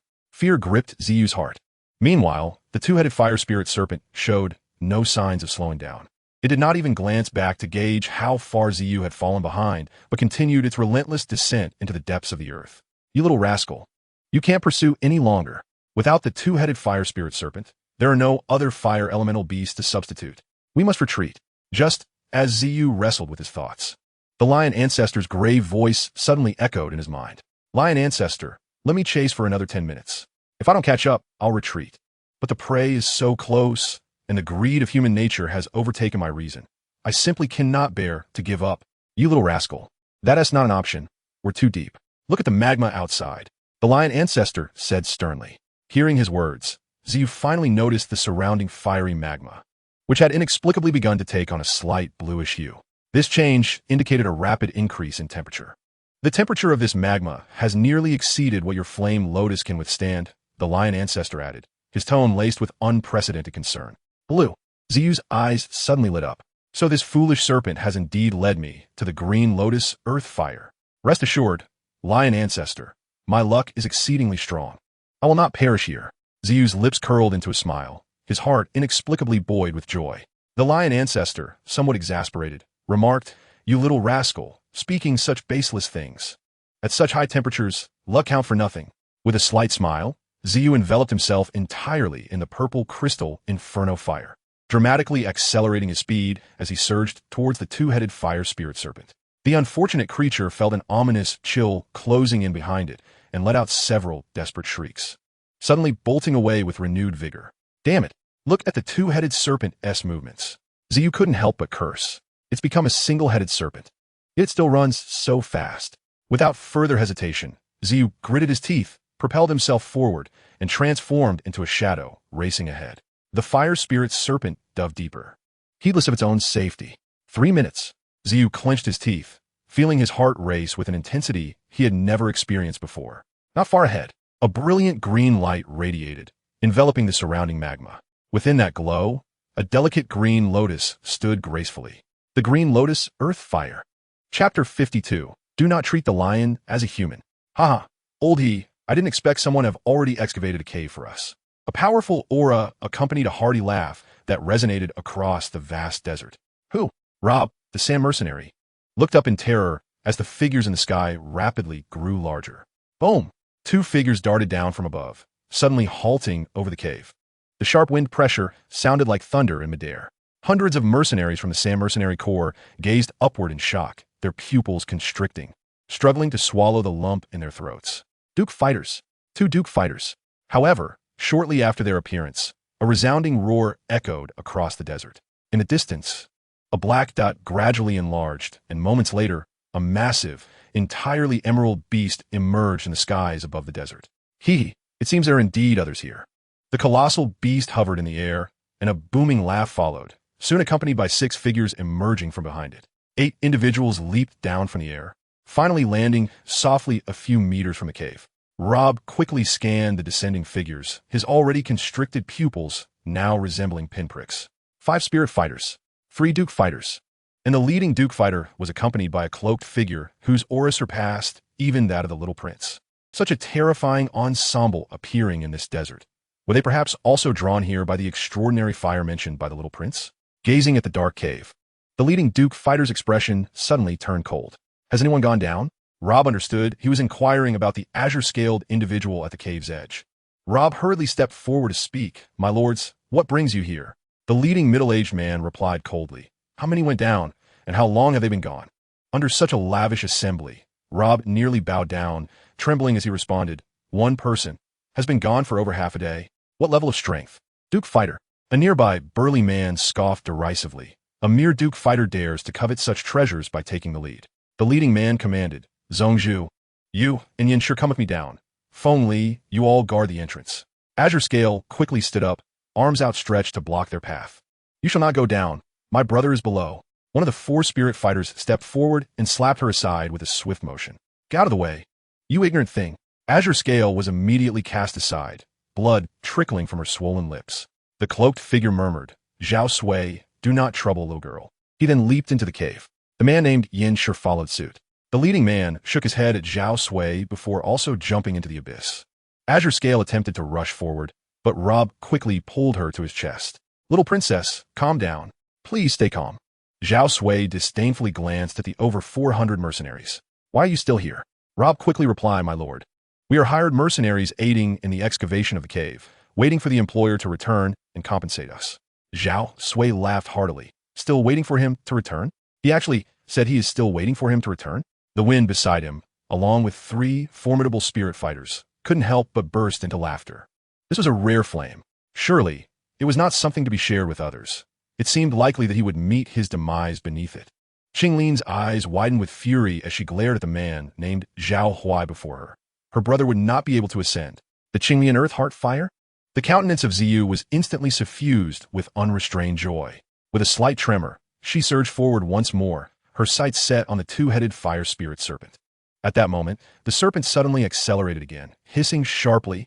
A torrent of blood erupted from its massive jaws, and its body finally succumbed, drooping helplessly. Ziyu seized its thick neck and sped toward the distant Qinglian Earth Heart Fire.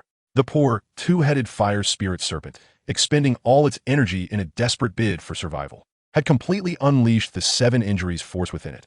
One of its heads had lost all sensation, while the other, with its massive beastly eyes, stared in terror at Ziyu. Then shifted towards the azure glow. Its colossal body trembled incessantly. Paying no heed to the serpent's plight, Ziyu licked her lips, her heart racing with excitement. The Qinglian Earth Heart Fire. It shall be mine. Lion Ancestor, speechless, remarked, You little rascal, what do you intend to do with this treasure? You cannot absorb it. Ziyu chuckled, Well, I could gift it to Sister Qiao. She would surely reward me with a delightful treat. I could even sell it for a handsome sum. Countless souls would desire it. Taking a deep breath, Ziyu accelerated once more towards the azure lotus. As she drew nearer, she could distinctly feel the temperature around her rising exponentially. Moistening her parched lips, she gritted her teeth, and with a firm push of her feet, she finally plunged into the embrace of the azure light. Upon entering the azure glow, the anticipated searing heat did not arrive. Instead, the temperature around her peculiarly dropped significantly. Stunned by this odd occurrence, Ziyu quickly regained her composure and scanned her surroundings, ultimately fixing her gaze on the central azure lotus. The azure lotus possessed 8 petals, each as flawless as the most exquisite jade, appearing crystalline and translucent, evoking an irresistible allure. Within the lotus, a small platform of about 2 to 3 feet seemed to harbor several holes emitting faint bioluminescence. These were likely the purest fire lotus seeds, formed from the most refined fire attribute energy. Beneath the azure lotus, an exceedingly slender root stem extended over 10 meters long, densely interspersed with tiny tendrils. As these tendrils swayed, Ziyu could clearly sense them greedily absorbing the violent fire attribute energy from the surrounding magma. Cautiously avoiding the swaying root tendrils, Ziyu slowly approached above the azure lotus, her excited gaze sweeping over it. Suddenly, her body stiffened. At the center of the small platform within the lotus was a fist-sized hole, yet it was utterly empty. Gazing at the vacant lotus heart, Ziyu's eyes naturally fell upon the platform, where a radiant 7-colored serpent scale lay, emitting mesmerizing glimmers. Ziyu sighed. As expected, she took it. The 7-colored serpent scale of the serpent people? It shouldn't be. The bloodline of the serpent people is inherently cold. What use would they have for a rare flame? Ignoring it, Lion Ancestor glanced at Ziyu, surprised by his calm reaction. I never expected you to maintain such composure after the Qinglian Earth Heartfire was claimed by another. Ziyu rolled his eyes at Lion Ancestor. Though the rare flame is gone, there are still many treasures here. One does not leave empty-handed from a treasure mountain. Ziyu's hand, infused with dense purple crystal inferno, reached towards the azure lotus. You little rascal, you even recognize this as a treasure. Ziyu grinned. Not only do I know this is a treasure, but I also know these fire lotus seeds are even more precious. Lion Ancestor nodded. Indeed, the Qinglian platform, if one were to cultivate upon it, would enhance the cultivation speed for an ordinary person by at least 3 to 4 times. However, do not forget, for one who cannot absorb rare flames, this is of no use. Ziyu fell silent, frustrated. Damn it, this world shows no kindness to me. As for the fire lotus seeds, their efficacy for those practicing fire attribute techniques surpasses even your innate purple crystal source. However, you cannot consume them. Ziyu's expression darkened. With these 2 treasures, all I can do is sell them. Old man, stop talking. Lion Ancestor's words struck deep into Ziyu's heart. Ziyu roared, damn it. This is treating lions as if they were nothing. With that, his eyes reddened as he lunged toward the platform. Chapter 53. The Alchemist King, Gu He. Fool, come back. Do you value your life so little? Lion Ancestor bellowed angrily, his hand gripping Ziyu's magic core firmly. Ziyu's body abruptly froze, beads of sweat cascading down as he fell to his knees in pain. Lion Ancestor shook his head. This Qinglian is a celestial treasure. If you rush in recklessly, it could turn you to mere wisps of smoke in an instant. To sever it, one must use pure jade-grade materials to ensure its efficacy remains untainted. Ziyu calmed down. Responding weakly, Lion Ancestor shot a glance at the suddenly obedient Ziyu, shaking his head. Take out all the jade artifact from your spatial ring. With a clatter, more than 20 precious jade pieces tumbled out from Ziyu's hands. Melt them down. Ziyu paused. Melt them down? But these are the finest gems. Lion Ancestor glared at him. Melt them to forge a jade blade. Only with a jade blade can we sever the Qinglian platform from its roots. Thus, over 20 pieces of precious jade were transformed in Ziyu's palm, completely refined into a green jade liquid under the purple crystal inferno's heat, finally solidifying into a slender jade blade. Taking a deep breath, Ziyu gripped the jade blade and cautiously began to cut beneath the lotus seat. In an instant, the exquisite azure lotus fell gracefully. Seeing the azure lotus descend, Ziyu swiftly summoned it to hover before him, spinning continuously. Truly, it was a magnificent treasure. While Lion Ancestor continued to marvel, that rascal Ziyu, unexpectedly, also severed the root stem that was ravenously consuming the surrounding magma's fire attribute energy. Ziyu licked his lips, grinning. Lion Ancestor, this is also a treasure. Its ability to absorb energy wildly would make it an extraordinary weapon. Lion Ancestor turned back, a dark expression on his face. You little rascal, we beast folk have a saying, hunt big, preserve the young. You little fool, you are cutting off roots and severing pathways. Lion Ancestor shook his head. What a pity, such a spirit that took centuries to form is now cut off from its root. Alas, the Qinglian Earth Heartfire may be forever lost here. Lion Ancestor's gaze lingered on the swaying root stem, resembling a jade flute, sighing deeply. Ziyu, feeling sheepish, pointed at the bottom of the lotus platform. No, I left some. I saved a bit. Saved a bit? You left less than 3 centimeters. Lion Ancestor was speechless. 1, 2, 3. Ziyu ignored the old man, joyfully retrieving a jade box, and with a jade spatula, carefully began to transfer the fire lotus seeds from the Qinglian platform into the box, collecting a total of 11. Splendid. Lion Ancestor urged, quickly put these away. Hurry and consume that 2-headed fire spirit serpent. Here, the Lion Ancestor cast a sidelong glance at him, saying, the fire attribute energy here is exceptionally pure, making it the most suitable place for cultivation. Moreover, you need to replenish some of your fighting spirit. I estimate that after consuming this 2-headed fire spirit serpent, you shall ascend to the 6th tier. Very well. Gather everything into the spatial ring. Ziyu glanced at the half-dead 2-headed fire spirit serpent, his eyes gleaming with mirth as he said, Brother, thank you for bringing me here. I shall grant you a swift end. The 2-headed fire spirit serpent incessantly recoiled. But alas, its tail was firmly gripped by Ziyu. The last remaining head of the serpent gazed at Ziyu with enormous beastly eyes, pleading for mercy. Please, do not look at me like that. If you do, I shall devour you. Yet, the serpent continued to beseech Ziyu with its mournful gaze. All right, if you keep looking at me like that. Suddenly, Ziyu transformed into a colossal amethyst-winged lion king, and with a wide gaping maw. He bit down on the serpent's remaining head, which was filled with terror. Ziying licked his lips, relishing the taste of fresh meat. Indeed, consuming it while alive is the most delectable. The lion ancestor responded in exasperation. Enough with the nonsense. Hurry and absorb its beast fire along with its magic core. Soon, the immense body of the two-headed fire spirit serpent was reduced to liquid within the belly of the amethyst-winged Lion King.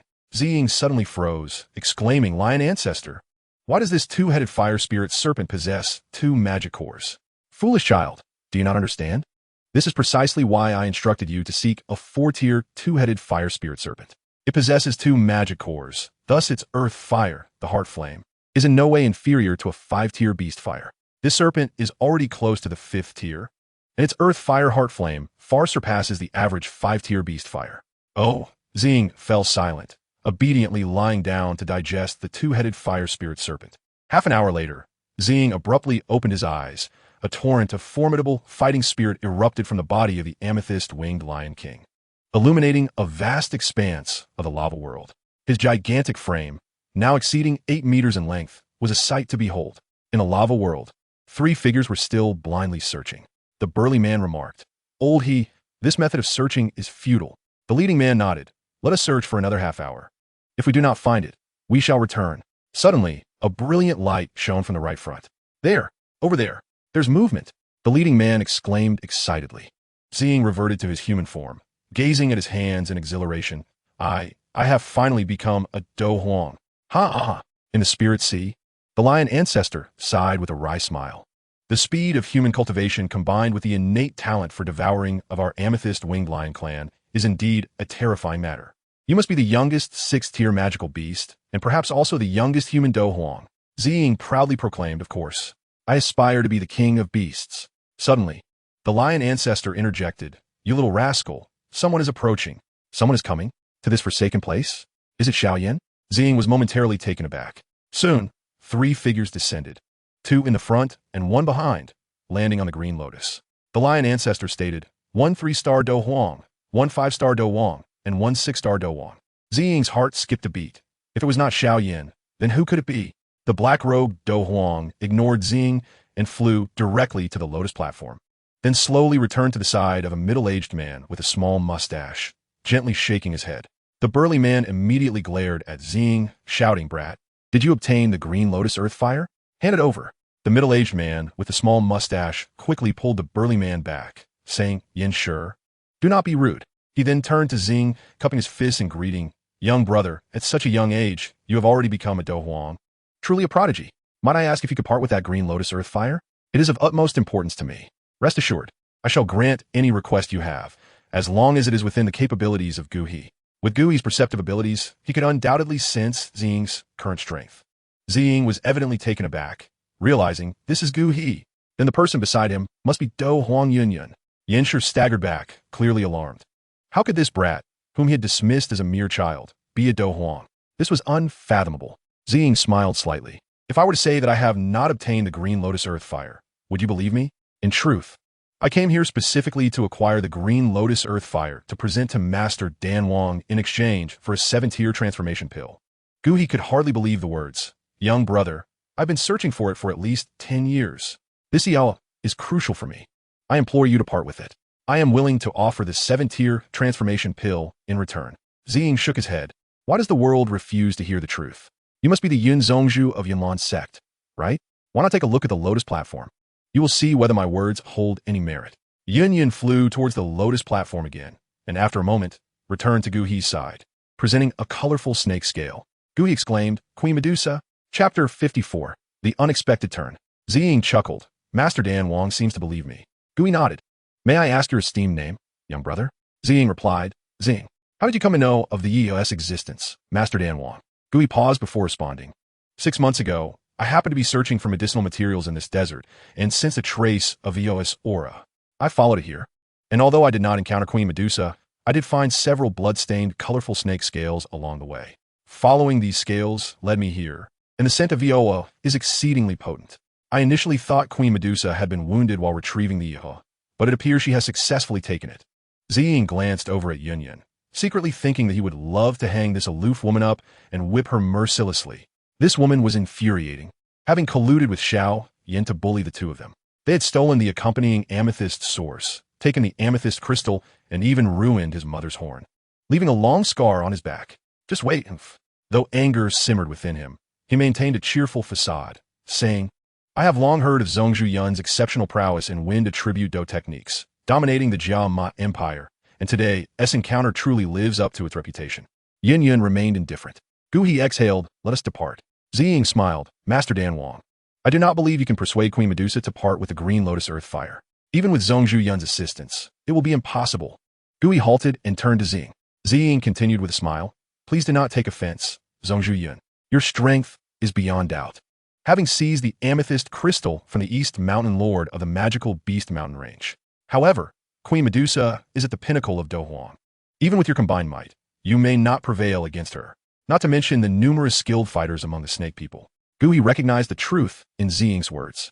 Ziying pointed to his own nose with a grin. Of course, if I were to join, it would be a different story. What do you say, Master Dan Wang? I seek only a transformation pill. Yan Shi's thunderous voice boomed. Brat, you are far too arrogant. Even if you're a Do Huang, you have only just advanced. Yet you dare ask for a 7-tier transformation pill. Why is this transformation pill so difficult to obtain? Ziying pondered.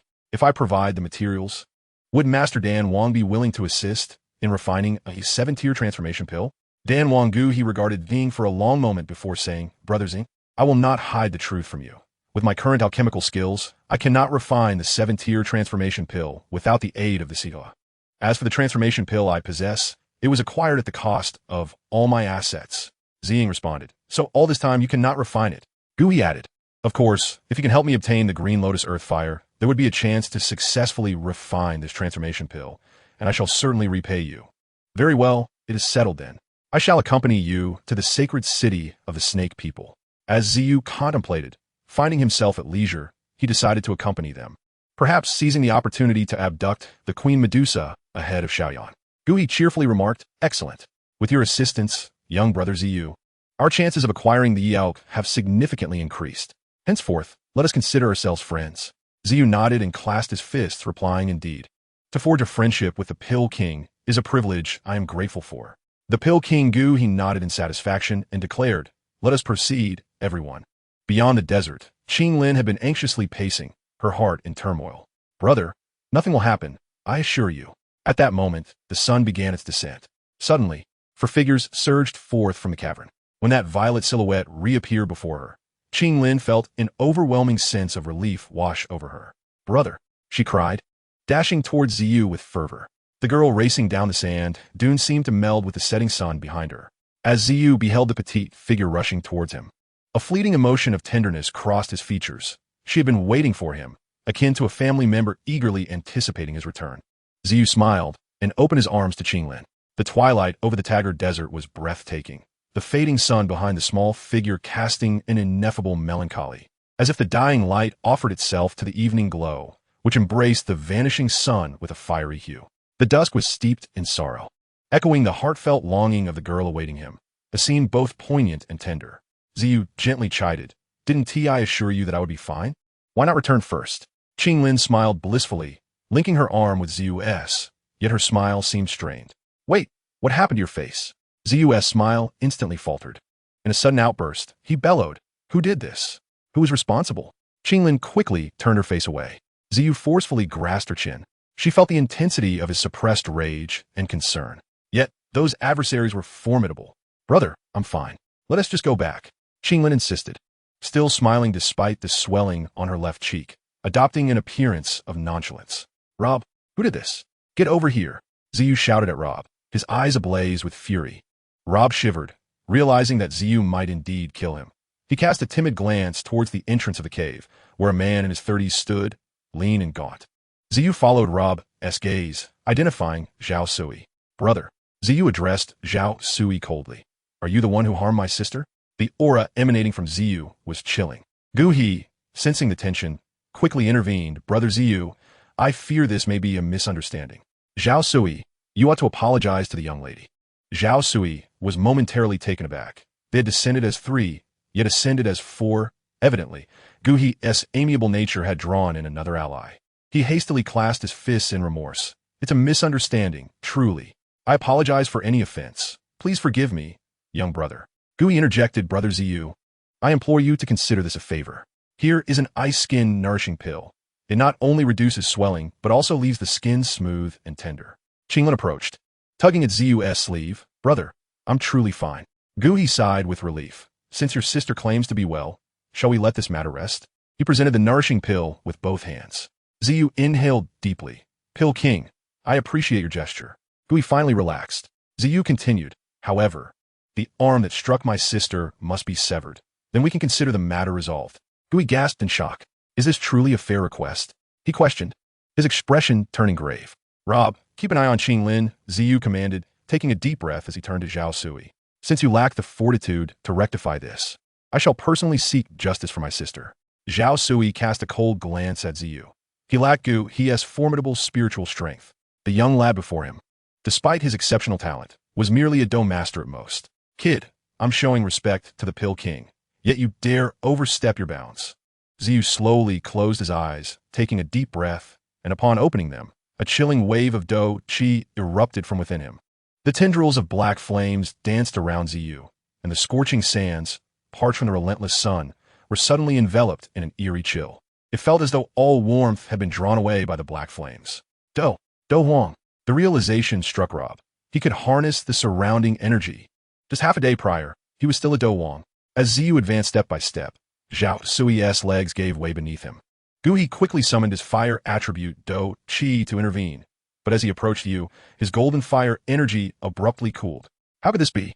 His fire attribute energy was being forcibly siphoned away. Gui understood. He could not stop this individual. Yin Zhongzhou, Gui called out urgently. A tempest arose, and a figure clad in black robes, wielding a long sword, stood before Ziyu. The winds enveloped her graceful form. Her serene and beautiful eyes remained calm amidst the chaos. Ziyu smirked coldly. Yun, though I may not defeat you, I do not fear you. Do not press me. Yun recognized the truth in his words. Her wind energy began to coalesce and slow under the influence of the black flames. Defeating him would not be an easy task. Gui implored Brother Ziyu. Although Zhao Sui has erred, he came at my invitation. If you were to sever his arm, how could I face my brothers thereafter? I ask for your understanding. Ziyu replied icily. Gui, I acknowledge that Yun's intervention prevents me from acting against you, but do not regret your decisions. He retracted the violet crystal flames, turning to embrace Qinglin, and with a powerful flap of his wings, soared into the distance. Chapter 55. The Yellow Sparrow emerges. Watching Ziyu's receding silhouette, the usually thunderous-voiced Yanshi quietly remarked to Zhao Sui, You've really caused a grave disaster this time.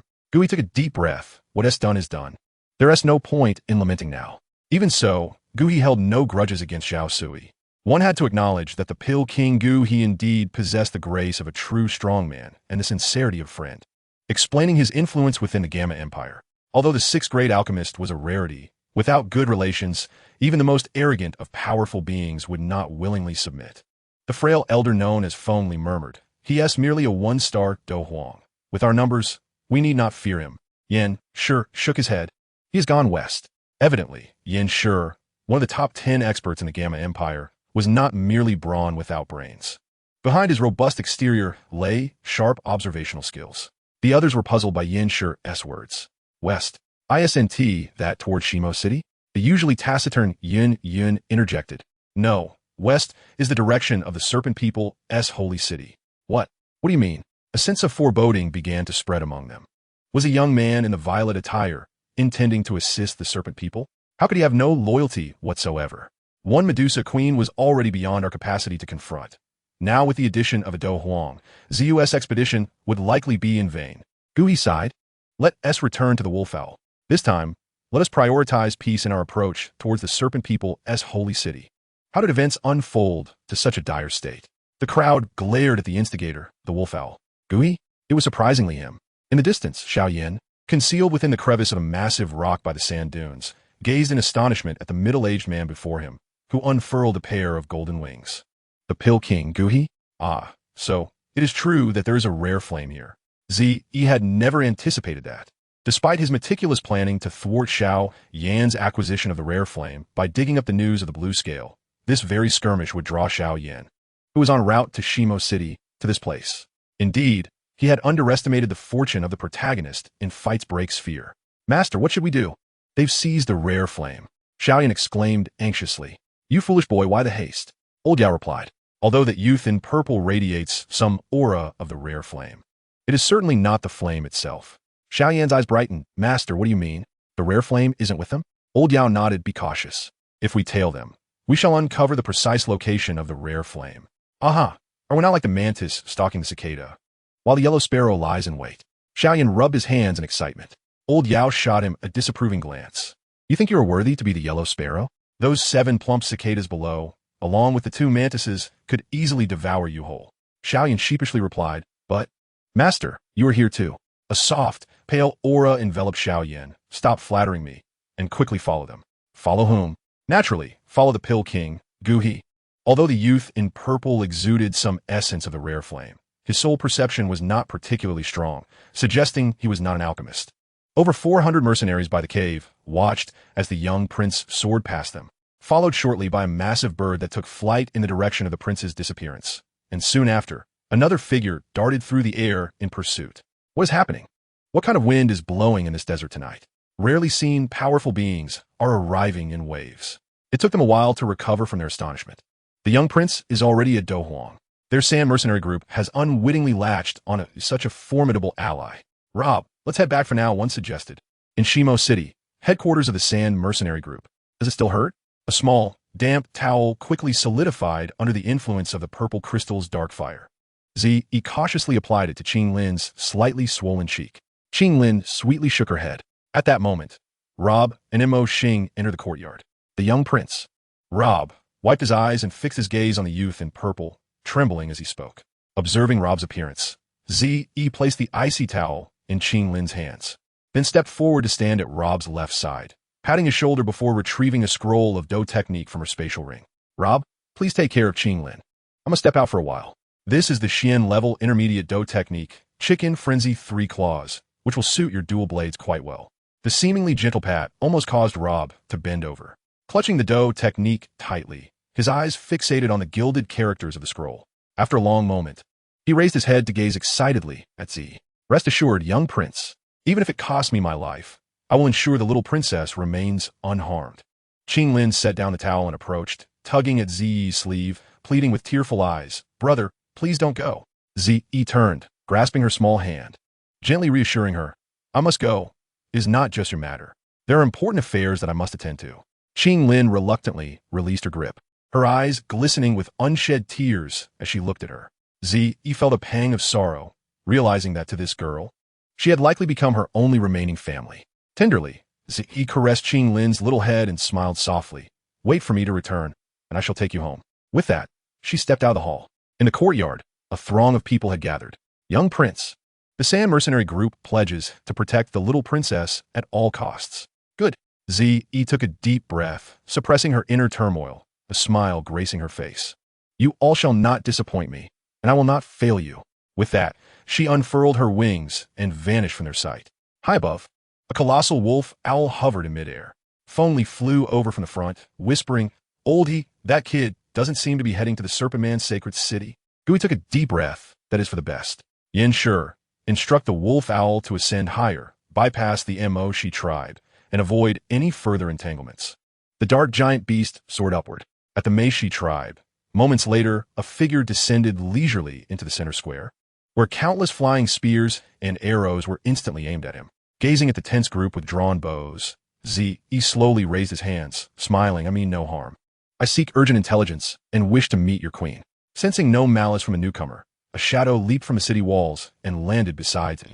Bathed in the soft moonlight was a stunningly alluring face, her diamond-shaped eyes shimmering with a spring-like glimmer.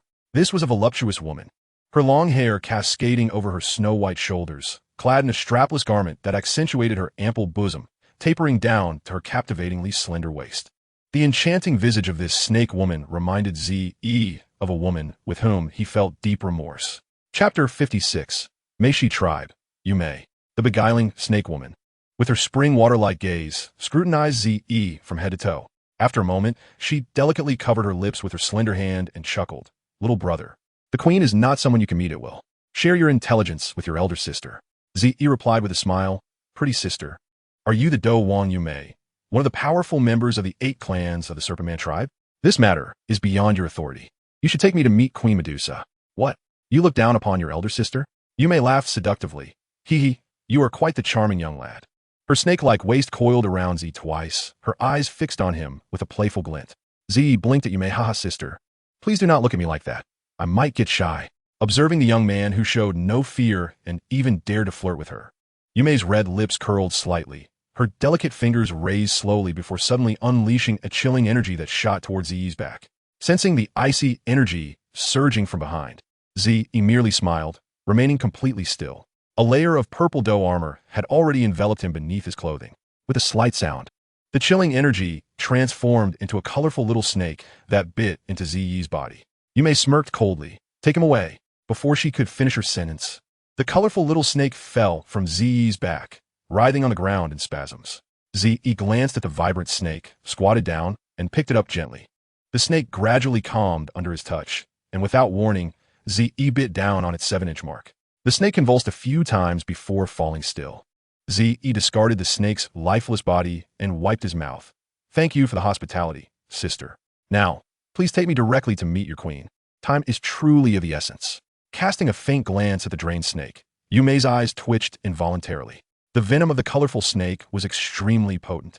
Even a great Doe master would be in peril if bitten and not treated promptly. Yet this young man had drained it of its blood. Ayu Mai left. A charming smile gracing her lips. What? Is our Meishi tribe not beautiful? Why you wish to leave so soon? Before she could finish her sentence, her seductive red lips parted slightly, and a green water arrow shot forth from her mouth towards E. The tone of Yumei was as smooth and melodious as that exchange between lovers. Yet the verdant saliva she produced was evidently infused with an exceedingly potent poison. Even a spirit duelist would find themselves severely harmed upon mere contact with this venom. Who could have imagined that Z would actually open his mouth and draw the water arrow toward himself? Z smacked his lips, grinning broadly as he remarked, gulp. Sister, you're truly sweet. Yumei's expression shifted dramatically. Would you like to try one? A stream of emerald poison also emanated from Z's mouth, its speed so astonishing that any individual would surely evade it. However, Yumei swiftly struck the ground with her serpentine tail, nimbly evading to the side. As Z's saliva, seemingly devoid of support, plummeted from the air, forming a small blackened hole in the ground in the blink of an eye. Yumei cast a glance at her previous position, now scorched earth, and couldn't help but draw in sharp breath. Who on earth are you? Lady Yumei.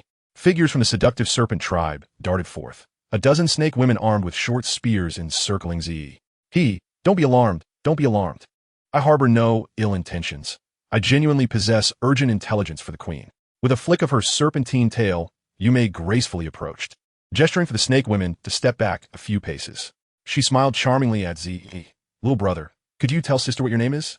I never expected your mastery of poison to be so formidable. Z grinned. Pretty sister, I am simply immune to all poisons. As for my skills, they may not even rival a tenth of yours. Suddenly, Yumei's smile faded, replaced by a chilling demeanor. Are you a spy from the Gamma Empire? Does the Gamma Empire intend to wage war again? In that case, I cannot allow you to leave. Little brother, my seductive serpent tribe has many delightful things. Stay with us, and you shall forget that you are human. Seeing her own poison skills rendered utterly ineffective, a cold glimmer flashed in Yumei's eyes, and she resumed her alluring smile.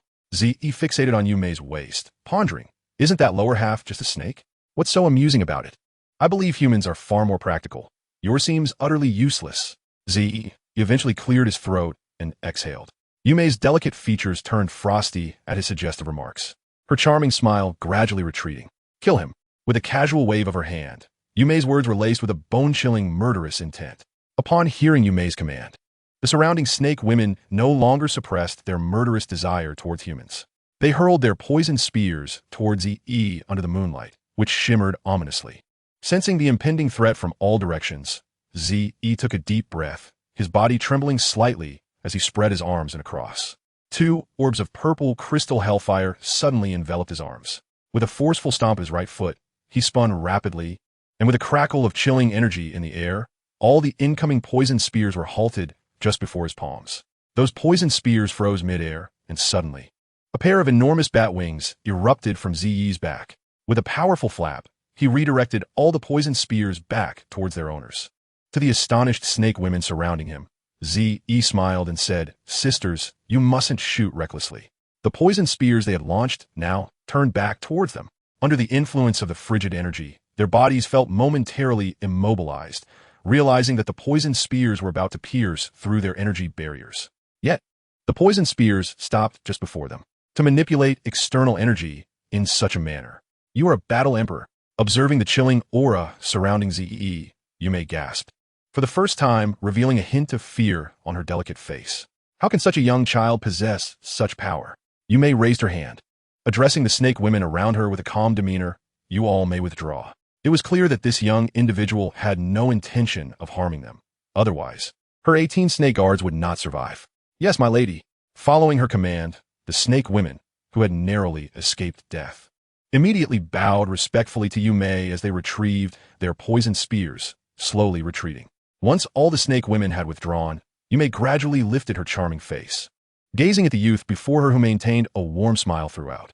She returned his smile, her expression exuding an enchanting allure. Battle Emperor, little brother, you truly astonish me. I bear no ill will, Zee chuckled softly. I genuinely wish to assist you. After all, the enemy of my enemy is my friend, is it not? Hee. Sister can indeed sense your sincerity. Yume's enticing gaze once again roamed over Zee as she smiled, her beauty captivating. However, the queen is not someone you can simply meet at will. Speak, what is it you desire? Zee pondered for a moment before recounting the entire sequence of events. Chapter 57, The Serpent People's Holy City. Thus, the story unfolds, and I, being somewhat petty, cannot let go of someone who has wronged my sister. Yume replied coldly, Do you think I would believe that? Speak plainly, what ulterior motives do you harbor? Surely, you do not intend to take advantage of our potential conflict? Zee chuckled. While I do have certain objectives, they're not entirely malicious. I have heard that the Medusa Queen is a beauty beyond compare, and I merely wish to behold her visage. Are you not here for the Iowa as well? Yume scrutinized Zee warily. However, our serpent tribe's bloodline is inherently in conflict with, how could Iowa possibly reside with our queen? You are fabricating accusations. Zee merely smiled, not lingering on the topic. If it's not there, it's not there. Regardless, Dan King Gu-hee and the fierce lion from the Gamma Empire, Feng Li, are heading towards your serpent tribe's holy city. Yume scoffed, they're hardly worthy. Zee casually remarked, Oh, and there is one battle emperor, perhaps even two. Yume's brow furrowed at the mention of two battle emperors. While the serpent tribe was not afraid, there were still several battle kings to contend with, making the situation precarious. Yume took a deep breath, seemingly making a decision. I shall take you to the holy city. The journey from the alluring serpent tribe to the serpent people's holy city took nearly 3 hours of rapid flight. As dawn broke, the warm sunlight cascaded through the towering sand dunes, casting golden glimmers ahead. A colossal city gradually emerged on the horizon. This was a city of monumental grandeur, constructed entirely from countless massive stones, with towering spires that presumably housed the Medusa Queen's temple. Upon landing, Yume let out a few delicate gasps. After hours of relentless, rapid flight, she had nearly exhausted her energy. Glancing at the young man beside her, whose face was filled with curiosity as he surveyed his surroundings, she couldn't help but feel a wave of fatigue wash over her. He appeared utterly unfazed. A profound sense of helplessness surged within her, prompting Yume to twitch her lips slightly. In contrast to flying through the air using energy, Zee relied more on physical stamina. His endurance was remarkable, especially with a captivating figure like Yume accompanying him. After flying for hours, he felt no fatigue. Zee shook off the sand from his body, marveling. What a uniquely charming foreign city this is. At this moment, the Serpent People's holy city was under full martial law.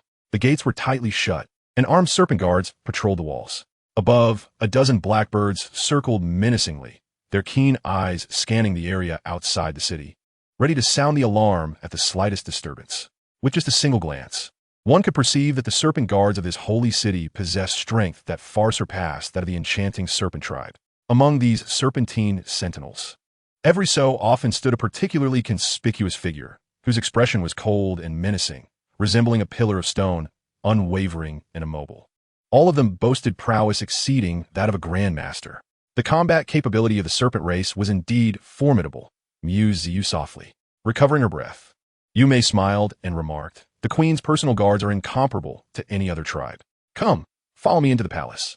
Inside the spacious and opulent hall, Yume gently leaned back against a chair, her eyes fluttering shut in a moment of respite, revealing a hint of fatigue. Ziyu, however, surveyed the grand chamber with keen interest, ultimately fixating on the vacant violet crystal throne atop the dais. Surely, that was the queen's seat. At that moment, a graceful figure emerged from behind the hall. Yume's eyes brightened as she swiftly rose, exclaiming, "Huashir, what did the queen say?" The woman replied coldly, "The queen has decreed that no one is to be seen. But fret not, she is aware of the matters you brought forth. And the 8 great warriors are en route to the holy city." Yume let out a sigh of relief. Meanwhile, Huashir shot a fierce glare at Ziyu, who had occasionally cast glances at her bosom.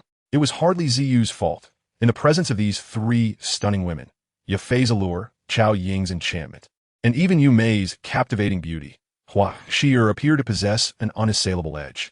This woman, seemingly around 30, had a fit physique, exuding maturity and grace, with voluptuous hips and a long serpentine tail.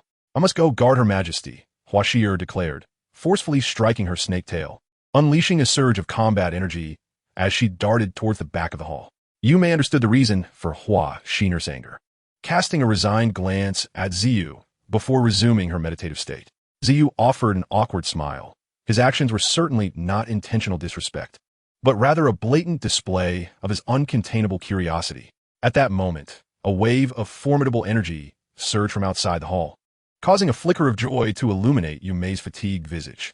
Ziyu, too, lifted his gaze towards the entrance, as a shadow as dark as ink shot forth like lightning into the chamber. "Mobas, you have finally arrived." Spotting the shadowy figure enter the hall, Yume could not suppress her relief. "Yume, what has transpired? Why have 3 state of emergency orders been issued? Are those humans truly that strong?"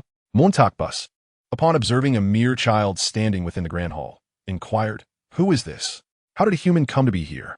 The figure entering the hall was a male serpent, slightly robust, clad in a thin garment draped carelessly over his form, his arms adorned with peculiar black tattoos that culminated in the grotesque visages of 2 serpentine heads, poised as if they could burst forth at any moment, exuding an air of menace.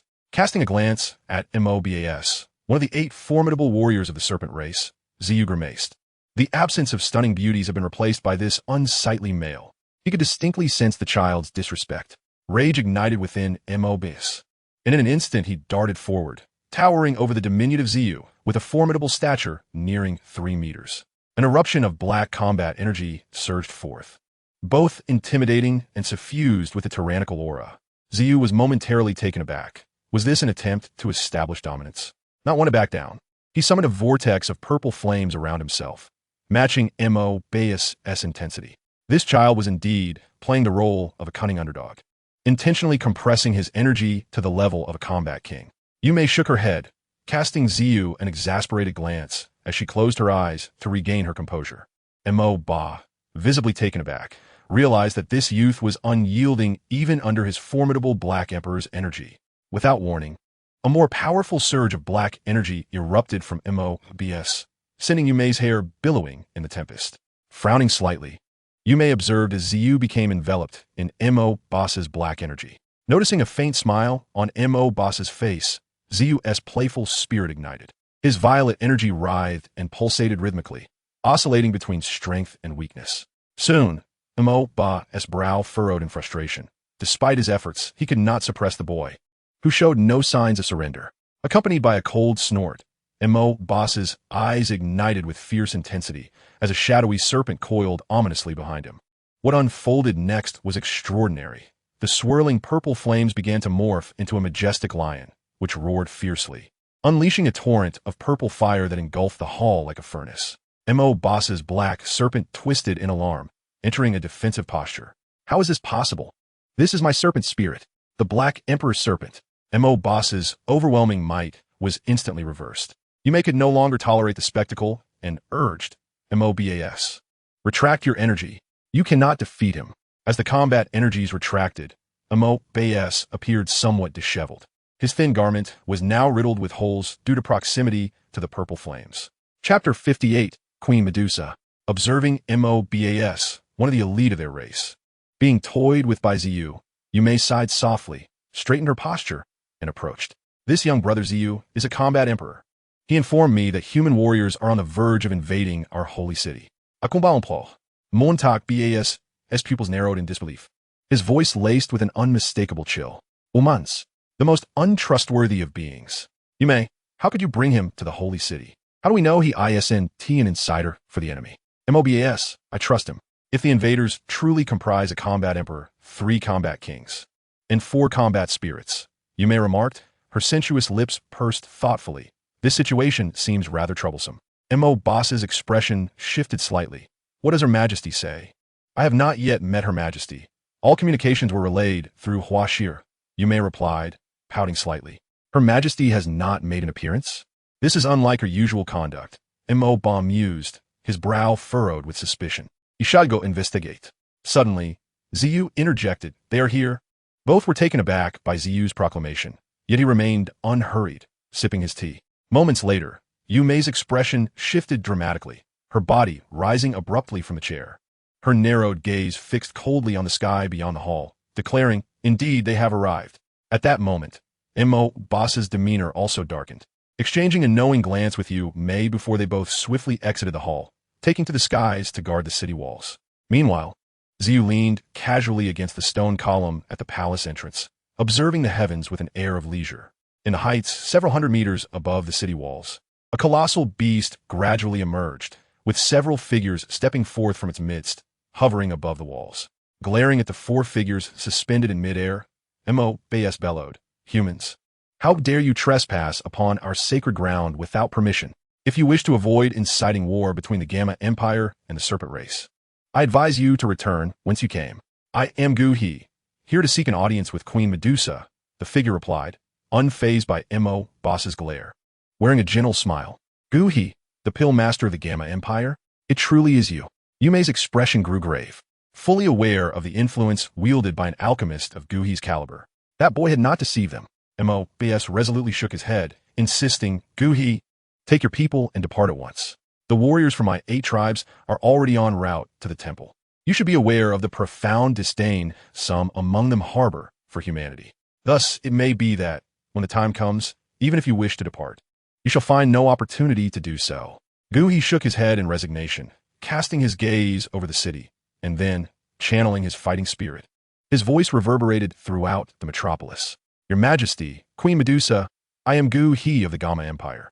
I have not come here to wage war against the nobility, but rather to discuss a matter with you. I kindly request the honor of your presence. The echoes of his proclamation surged through the city, gradually subsiding into silence. As the clamor quelled, an eerie stillness enveloped both the interior and exterior of the city walls. After a brief interval, the air above the battlements began to warp inexplicably. The golden rays of the setting sun cascaded down, illuminating the distorted space. In the next moment, a graceful silhouette emerged before the gaze of countless onlookers. The stunning figure, adorned in an opulent purple robe, possessed a voluptuous form reminiscent of a ripe peach, exuding a subtle allure. Her flowing ebony tresses cascaded down her shoulders, and beneath her robe, a segment of a purple serpent's tail was visible, swaying gently, emanating an intoxicating wildness that inexplicably ignited a flush in the onlookers. The gaze of Ziyu, captivated by the nearly flawless visage, quivered with intensity. Having encountered many enchanting women, Ziyu discerned that this one possessed a unique blend of regal nobility and sumptuous charm, a rare and formidable aura that was unparalleled in the realm. Your Majesty, with the appearance of the enchanting woman, a throng of serpent folk prostrated themselves before the city wall. You seek me? Queen Medusa inclined her head slightly, her gaze fixed upon Gu He. A delicate smile graced her crimson lips, infusing her exquisite features with an alluring enchantment that momentarily left the powerful fighters beside Gu He momentarily entranced. Under the scrutiny of Queen Medusa's captivating smile, Gu He inhaled deeply, suppressing his tumultuous emotions, and raised his head with a smile. Your Majesty, Queen Medusa, it is a privilege to meet you. I am Gu He of the Gamma Empire. Ah, the alchemist Gu He. I've heard of you. A 6th-tier apothecary, quite remarkable indeed to have summoned a Do Huang powerhouse. Queen Medusa's gaze swept over the enigmatic figure in a dark robe beside Gu He, her smile playful. Speak, what brings you to me? Taking a measured breath, Gu He raised his gaze to the queen, his tone earnest. I have come primarily for the extraordinary flame that your Majesty has acquired. Extraordinary flame? When did your Majesty come into possession of such a thing? Upon hearing Gu He's words, Mebas was taken aback. Clearly unaware of Queen Medusa's acquisition of the blue lotus earth heart flame from outside the stone desert city 6 months prior. Queen Medusa truly possesses an extraordinary flame. Yume gasped in astonishment, glancing back at the small man leisurely leaning against a stone pillar. She then turned to Mebaz, her voice a hushed whisper of disbelief. My goodness, does the queen truly intend to? Mebaz inhaled deeply and murmured, it must be so. Seeking extraordinary flames. Nothing else could be her aim. But the failure rate of such an endeavor is exceedingly high. If an accident were to befall Her Majesty, Yume's expression grew increasingly grave. Mebaz sighed, alas. Her Majesty has lingered at the Do Huang level for many years. Perhaps she has grown weary. This vast desert, though we have adapted over the years, is ultimately inhospitable to us serpentine folk. Our bloodline is, after all, cold. Extraordinary flame? Queen Medusa licked her luscious lips, her peculiar gaze fixated on Gu He, a chilling aura enveloping her. Sensing the ominous undertone in her expression, Gu He cautiously retreated behind the dark-robed figure, forcing a smile. Your Majesty, I harbor no ulterior motives. Surely, you understand how vital extraordinary flames are to an apothecary. In my quest to find one, I have traversed nearly every mountain and river in the Gamma Empire. Given the cold nature of our serpent blood, extraordinary flames hold little value for you. Therefore, I hope that your Majesty might allow me to exchange other items for the extraordinary flame. Exchange? At his words, a hint of scorn flickered in Queen Medusa's eyes. Her smile tinged with amusement. As an apothecary, you must comprehend the potency of extraordinary flames better than I. What, pray tell? Would you offer an exchange that could match its worth? Gu He pondered for a considerable time, a rare look of anguish crossing his features. He raised his head and declared earnestly, I am willing to offer 2 6th-tier Do Ling pills and 1 7th-tier transformation pill in exchange for the extraordinary flame. What say you, Your Majesty? As the words escaped his lips, incredulous gazes were cast upon him from all around. The 6th-tier Do Ling pill, a coveted elixir that could make even Do Wang powerhouses envious, was sought after for its ability to elevate a Do Wang's rank by an entire star. The value of such a pill was staggering, with many willing to pay exorbitant prices for a single one. Compared to the 6th-tier Do Ling pill, the 7th-tier transformation pill was even more staggering. This potion could drive countless Do Huang-level beasts into a frenzy. For possessing a single transformation pill would allow them to shed their beastly forms, granting them the longevity of magical beasts and the cultivation potential of humans. An amalgamation of effects that could yield a legend capable of ascending to the ranks of Do Zong or even Do Sheng. The items Gu He proposed were nearly intoxicating in their value, explaining the astonishment of the nearby Yin Shi and his companions. After a brief moment of shock, all eyes turned to the silent Queen Medusa, awaiting her response. Under the weight of countless gazes, Queen Medusa remained silent for a protracted duration. Finally, she exhaled a soft sigh, her alluring lips pursed, her enchanting eyes reflecting a trace of regret as she gazed at Gu He. With a hint of resignation, she spoke. I must admit, your offer is indeed tempting. However, I'm afraid I still cannot agree to an exchange with you. Upon hearing Queen Medusa's words of refusal, many were left in disbelief. While the power of extraordinary flames was undeniable, it seemed to hold little allure for the serpent folk.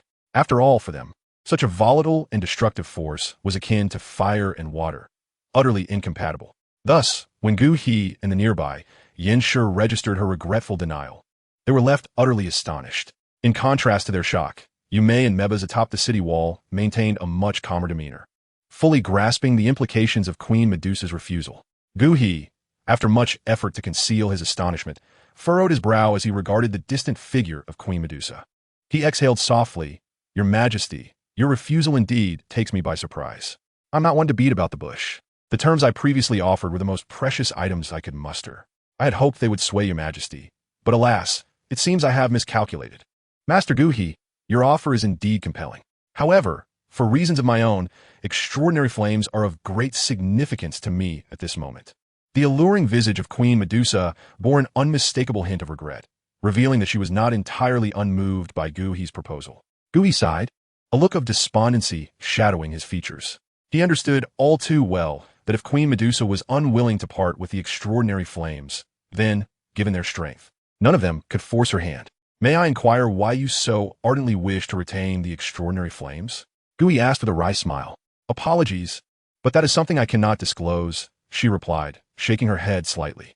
The Queen of Medusa languidly waved her hand and said with a hint of indifference, "Enough. Master Guha, you may return whence you came. As for the mysterious compensation, it is no longer necessary. Depart from this place at once. My 8 tribal leaders of the Serpent Clan are en route to this location, and some of them harbor a profound disdain for your kind. It would be prudent for you to leave sooner rather than later to avoid unnecessary troubles."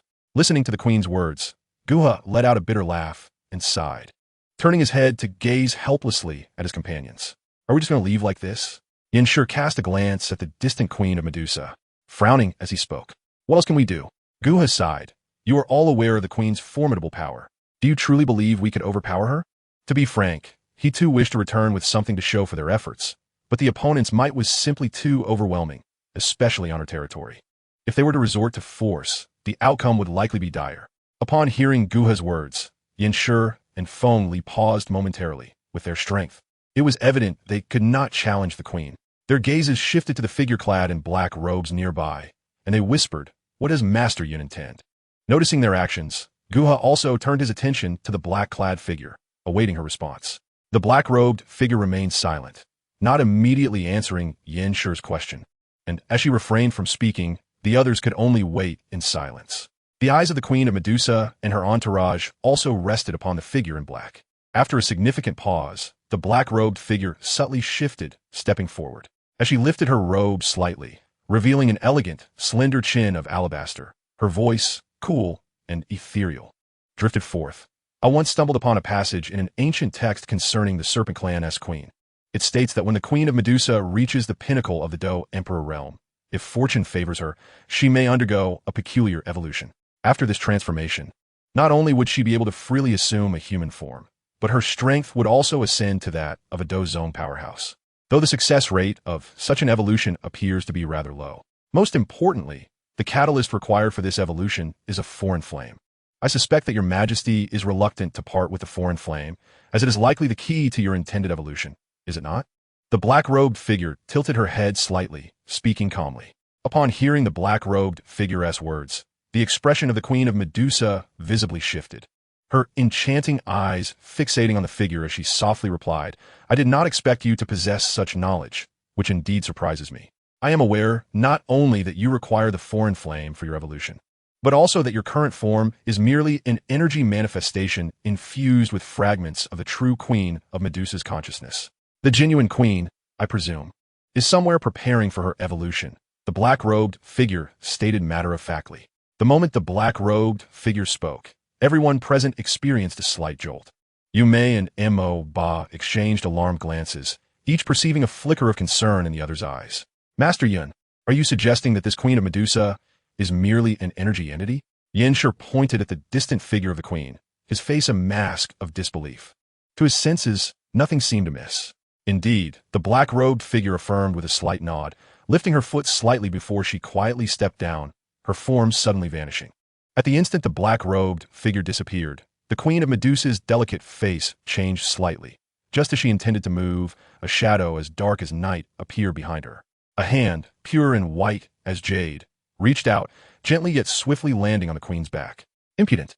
As they witnessed the black-robed figure's sudden movement, Yu Mei and Mo Ba turned pale, their energy wings flaring as they darted toward the black-robed figure. "Hey, do not interfere." Two figures shot forward, and midway, Yanshur and Feng Li intercepted them. The previously harmonious atmosphere in the skies swiftly transformed into one charged with tension. Ignoring the commotion around her, the black-robed figure leaned slightly forward, gazing at the rigid form of the Queen of Medusa, and softly inquired, "Am I correct, Your Majesty? You are indeed a Do Emperor."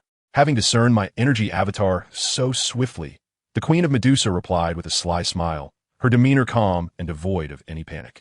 "One must assume that Your Majesty's true form must not be disturbed, lest we be allowed such audacity." Quite an opportune moment, indeed, the black-robed figure remarked with a subtle smile. Suddenly, with a fierce tremor of her palm, a torrent of energy surged forth, crashing into the Queen's back. In an instant, with a faint muffled sound, the stunningly beautiful Queen of Medusa transformed into a wisp of pale purple smoke, gradually ascending and dissipating. At last, the battle had commenced. Observing the swift and decisive engagement between Yun Yun and the black-robed figure, Zi could not help but smile brightly, giving Yun Yun a thumbs up. Chapter 59. The Terrifying Flame. Yin Yin turned towards Guha and the others, stating coolly, "We must breach their defenses now." The Queen of Medusa is undoubtedly at a critical juncture. At this moment, she is exceptionally vulnerable. If you desire the foreign flame, this is your sole opportunity. Hearing this, Guha furrowed his brows slightly, contemplating for a moment before nodding gravely.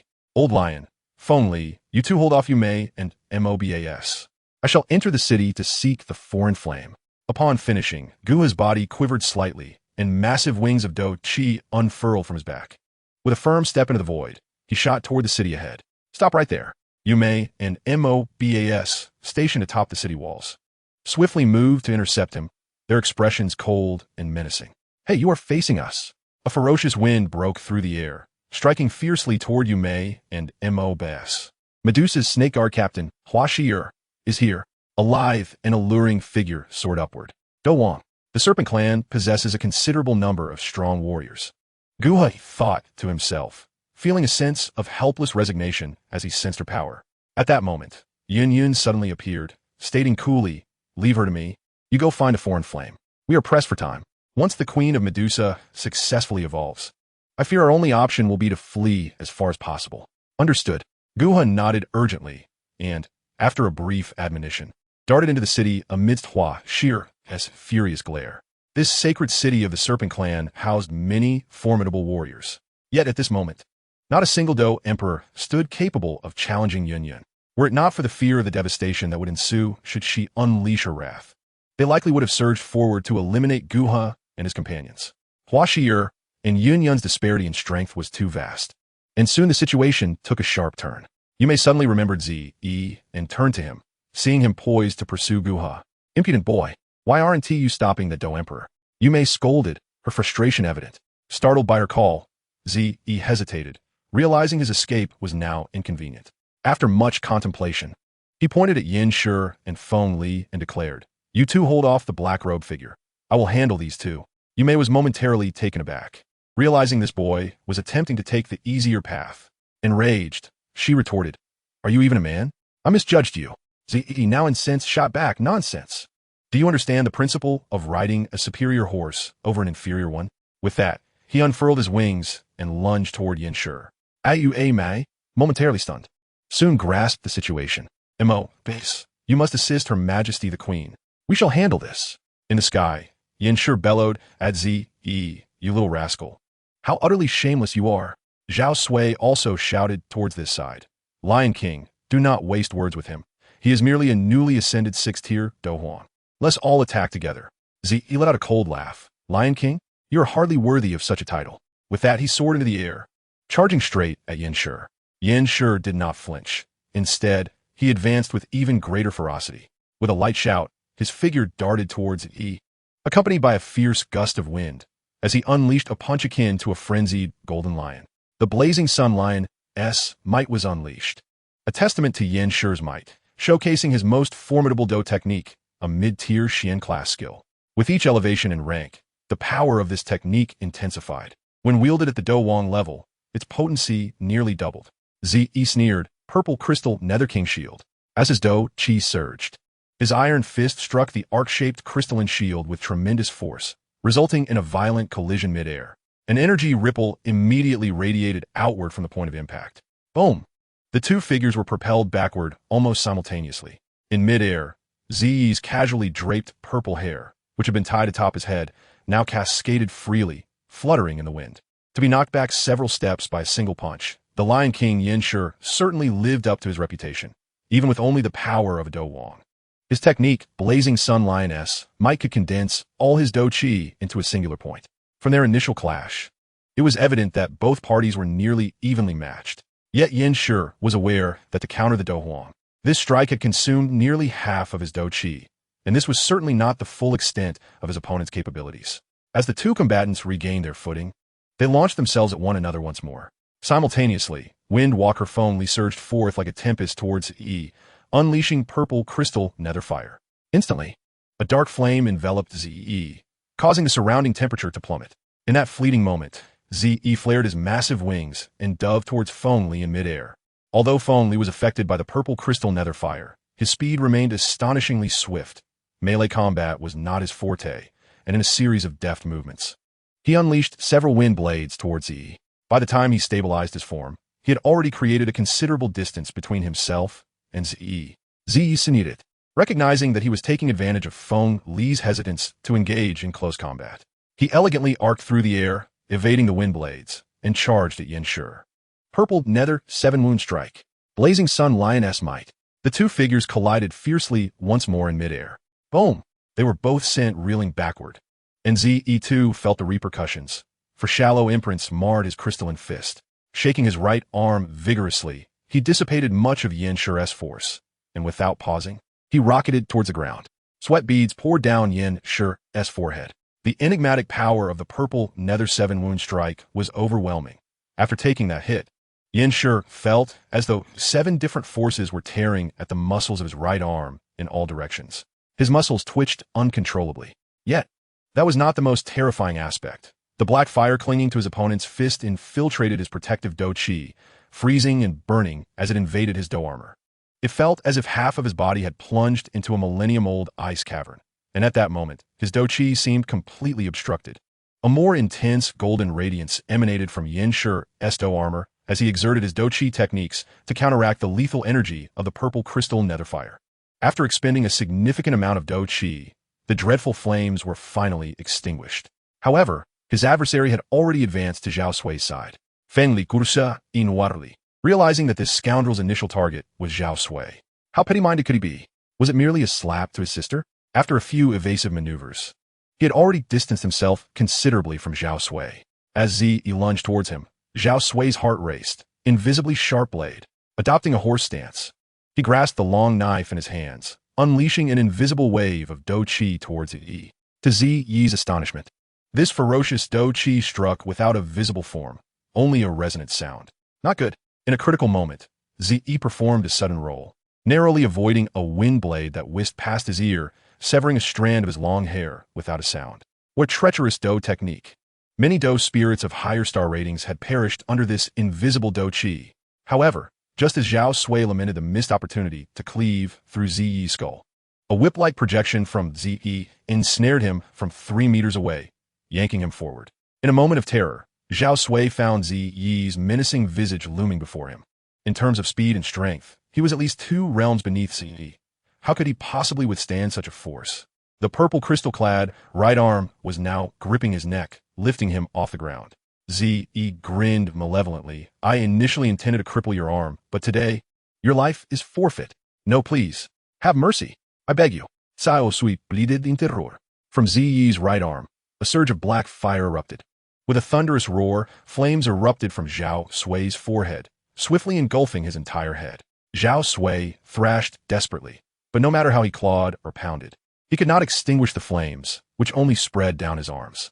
His anguished screams echoed helplessly. Ziyi coldly regarded Zhao Sui, who lay prostrate on the ground, rolling in a futile attempt to extinguish the horrific fire. Help me, he cried, reaching towards Yanshi in the air, begging pitifully. Spalma. I'll do anything you ask. Zhao Sui clawed at his own head and face. Ziyi replied icily. The purple crystal nether fire will first consume your soul, rendering you to a state worse than death, until you can no longer bear it, and willingly submit. Zhao Sui cried out in agony. I submit. Please spare me. Ziyi shook his head. Alas, your submission is of no value to me. Have you ever considered that when you bully the weak, you too may one day be oppressed? Kill me. I beg you, kill me. 3 terrified Do spirits leaped away from Ziyi, watching from a distance as Zhao Sui crawled towards him, clinging to Ziyi's leg and pleading incessantly, until finally, they were reduced to nothing but ashes beneath Ziyi's feet. Chapter 60. The Lion King Yanshi. In the sky, Yanshi roared in fury and charged at Ziyi. Killing is merely a matter of striking the head. Blazing Sun Lioness Might.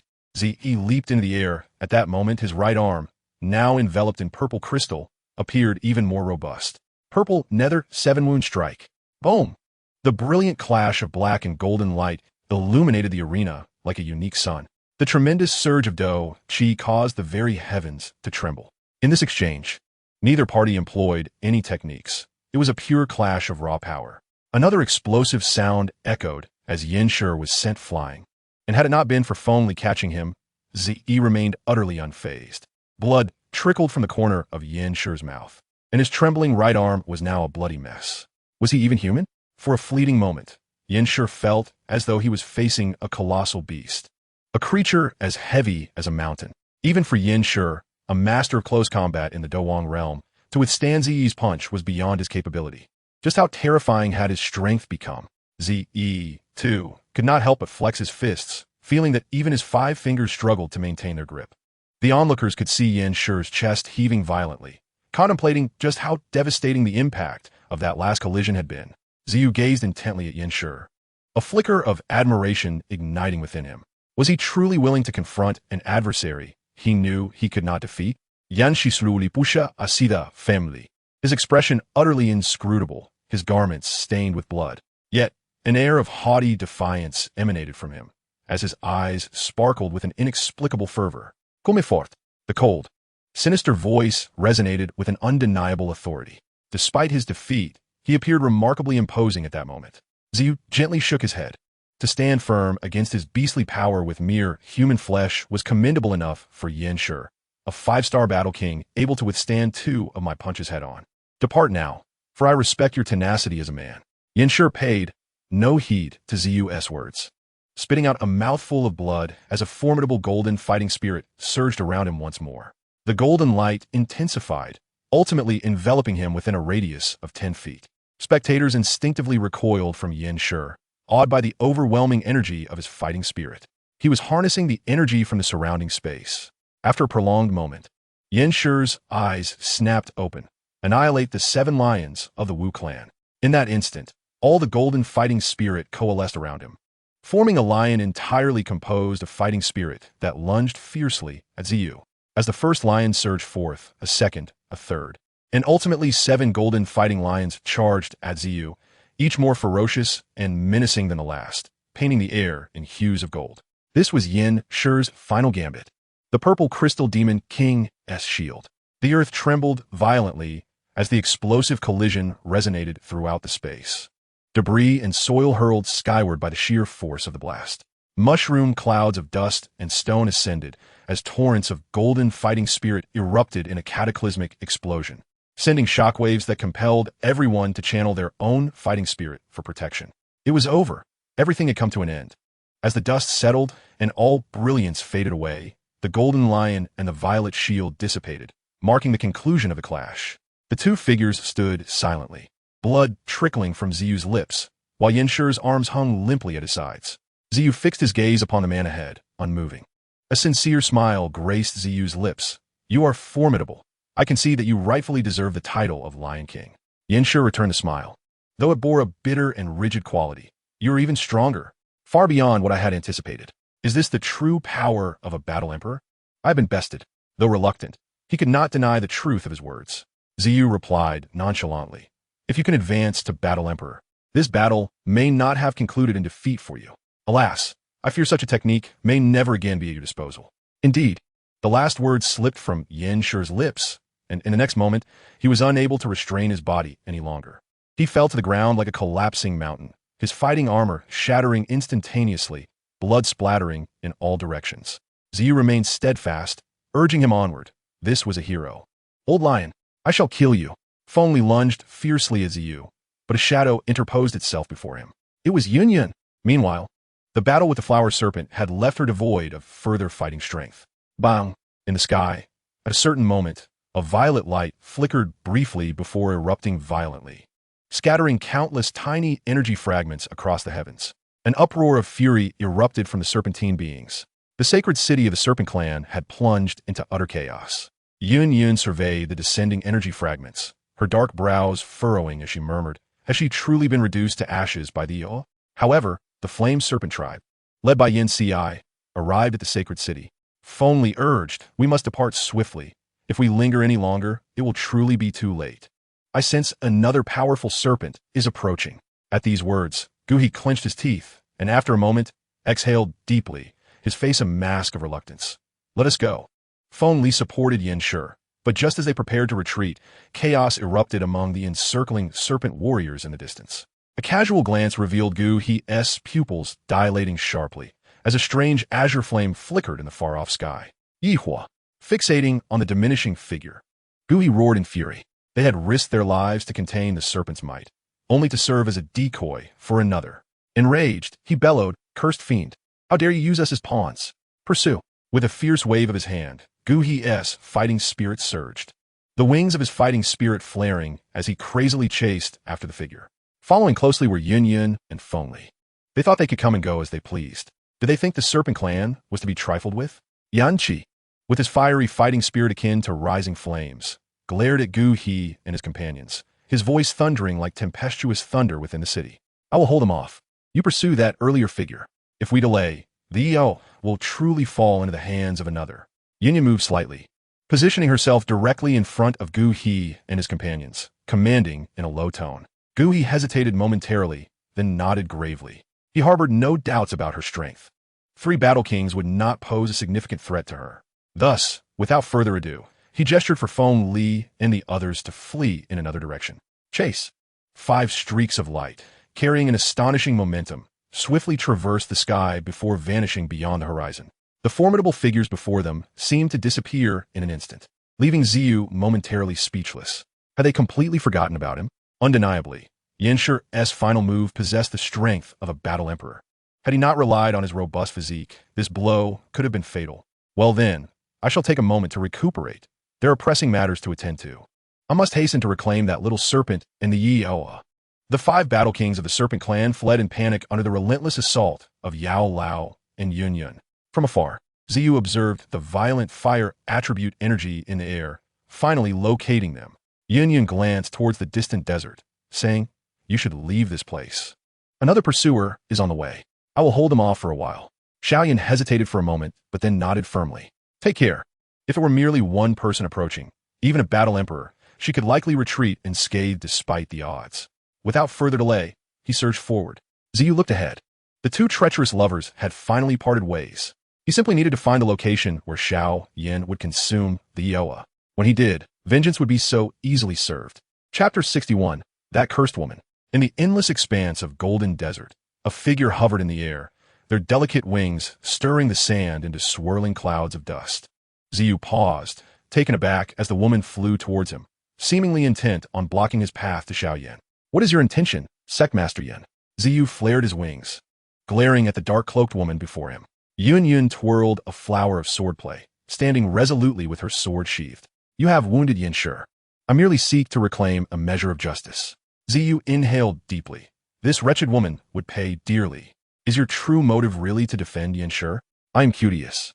Sectmaster Yun, isn't Gu he one of your clan's elders? You would go so far as to bestow Io upon a pretty boy? That is not your concern." A glimmer of coldness flashed in Yun's beautiful eyes as she fixed her gaze upon Ziyu, her lips parting to reveal her disdainful tone laced with frost. Ziyu scoffed. "Have you lost your temper? Do you intend to silence me? Step aside. You've given away Yoa and kisses. I'll pretend I never saw any of it." Yun stood gracefully, her beautiful eyes glancing once more at Ziyi, her voice growing colder. A pointless threat, issuing from the lips of a Do Huang. Is indeed surprising. Ziyi's expression faltered slightly, and with a subdued acknowledgement, Yun elegantly raised her delicate hand. As her palm ascended, a slender azure tornado suddenly materialized in the sky. Initially, the whirlwind measured merely 2 meters, yet within moments, it burgeoned, transforming into an enormous vortex towering several dozen feet high. The azure cyclone howled and spiraled amidst the heavens, drawing up the sands from the dunes below. "Oomph! Do you truly think I fear you?"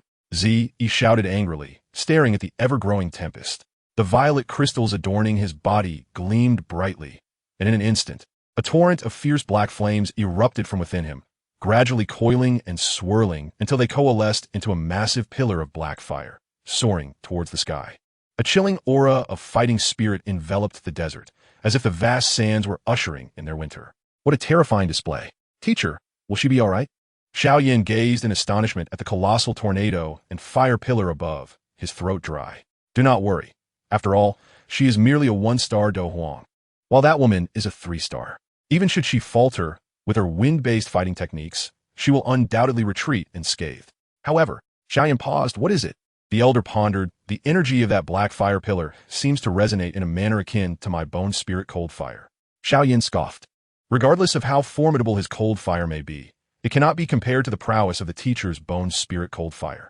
The elder replied, perhaps. Xiao Yan, you must swiftly find a safe location.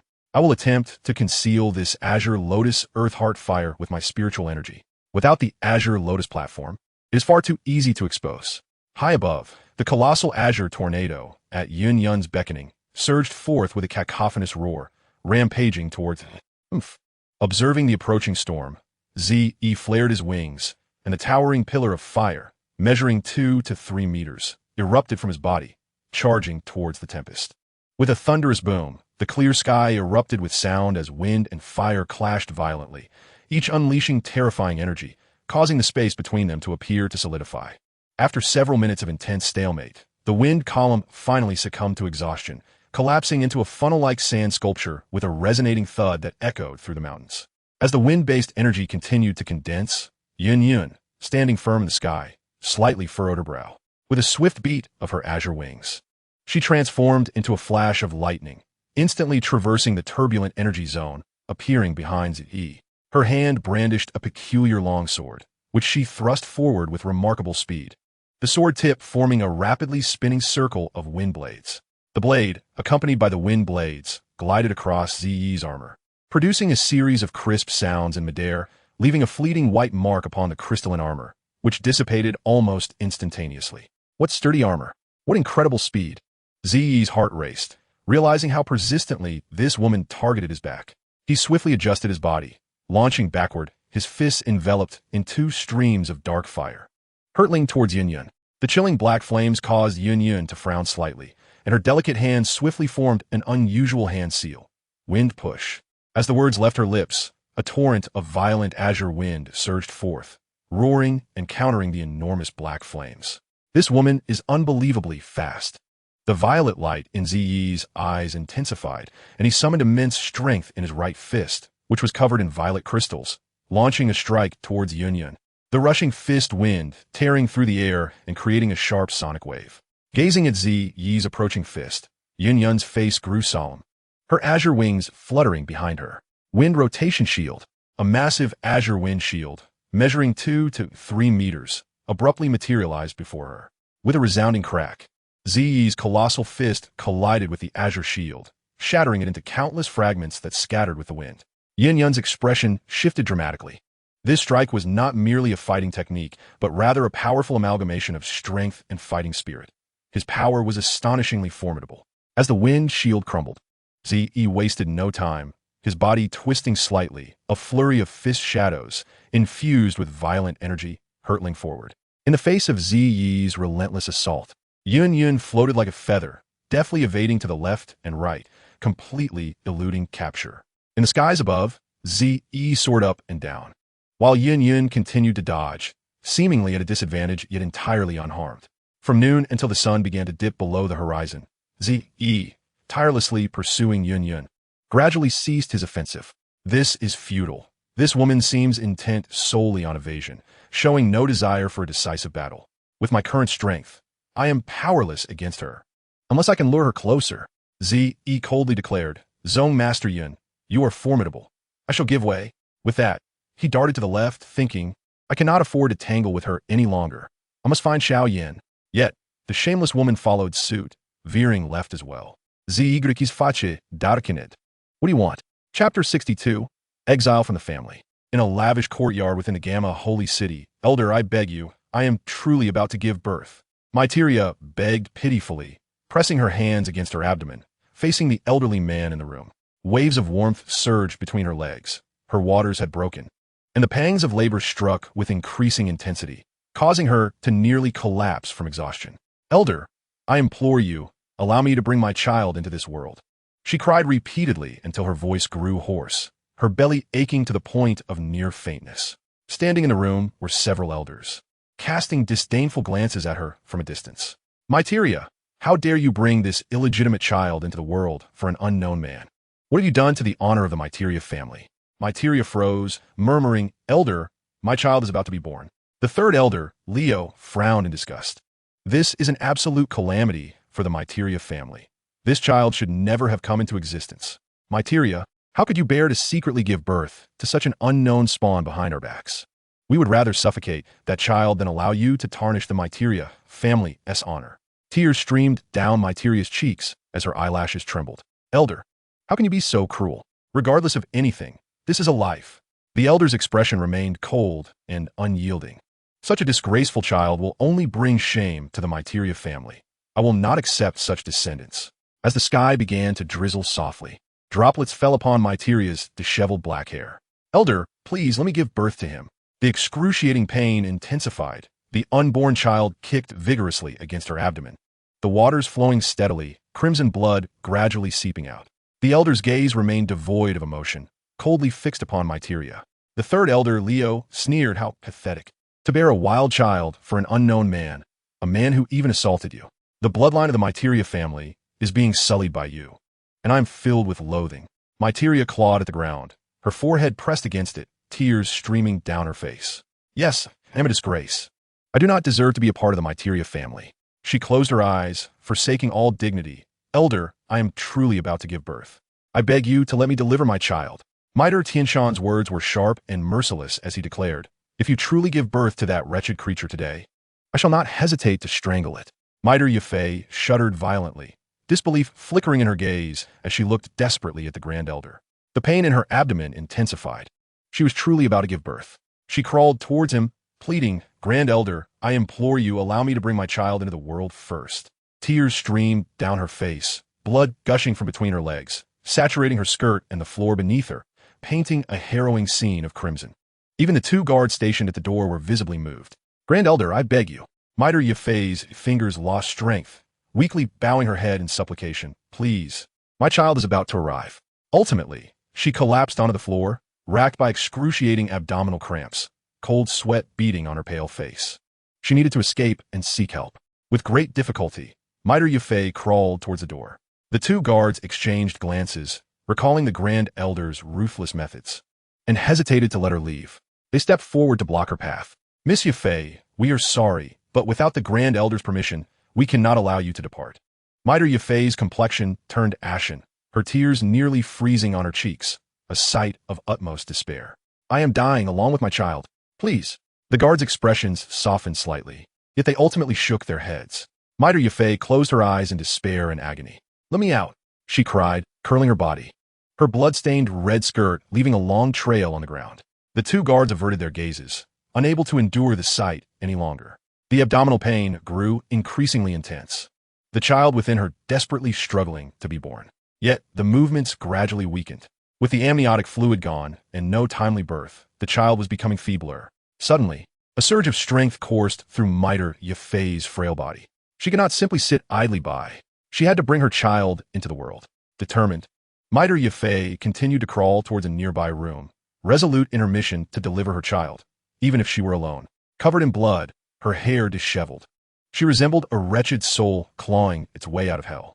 The atmosphere in the courtyard turned cold and desolate as Miter Tianshan spoke. If you give birth to that wretched creature today, not only will you be cast out, but your brother shall also be expelled from the family. Miter Tianshan had approached silently, his expression devoid of any familial affection as he glared at Miter Yafei. In the dimly lit room, Miter Yafei gritted her teeth, pressing her fingers against her abdomen with increasing force. Through her soft belly, she felt the child gently kick her palm.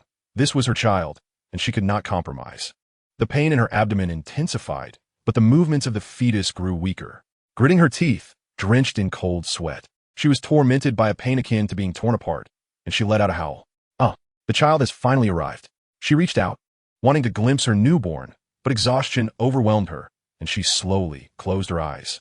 The sound of her son's cries filled her ears, and Miter Yafei closed her eyes in satisfaction.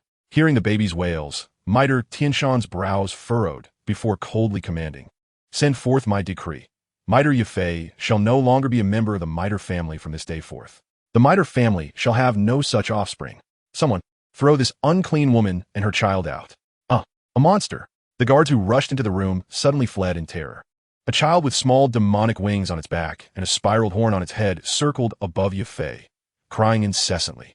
Yafei slowly opened her eyes. This was her son. Why was this happening? Pain flooded her heart, and tears streamed down her face. The cries of the child pierced through her heart like daggers.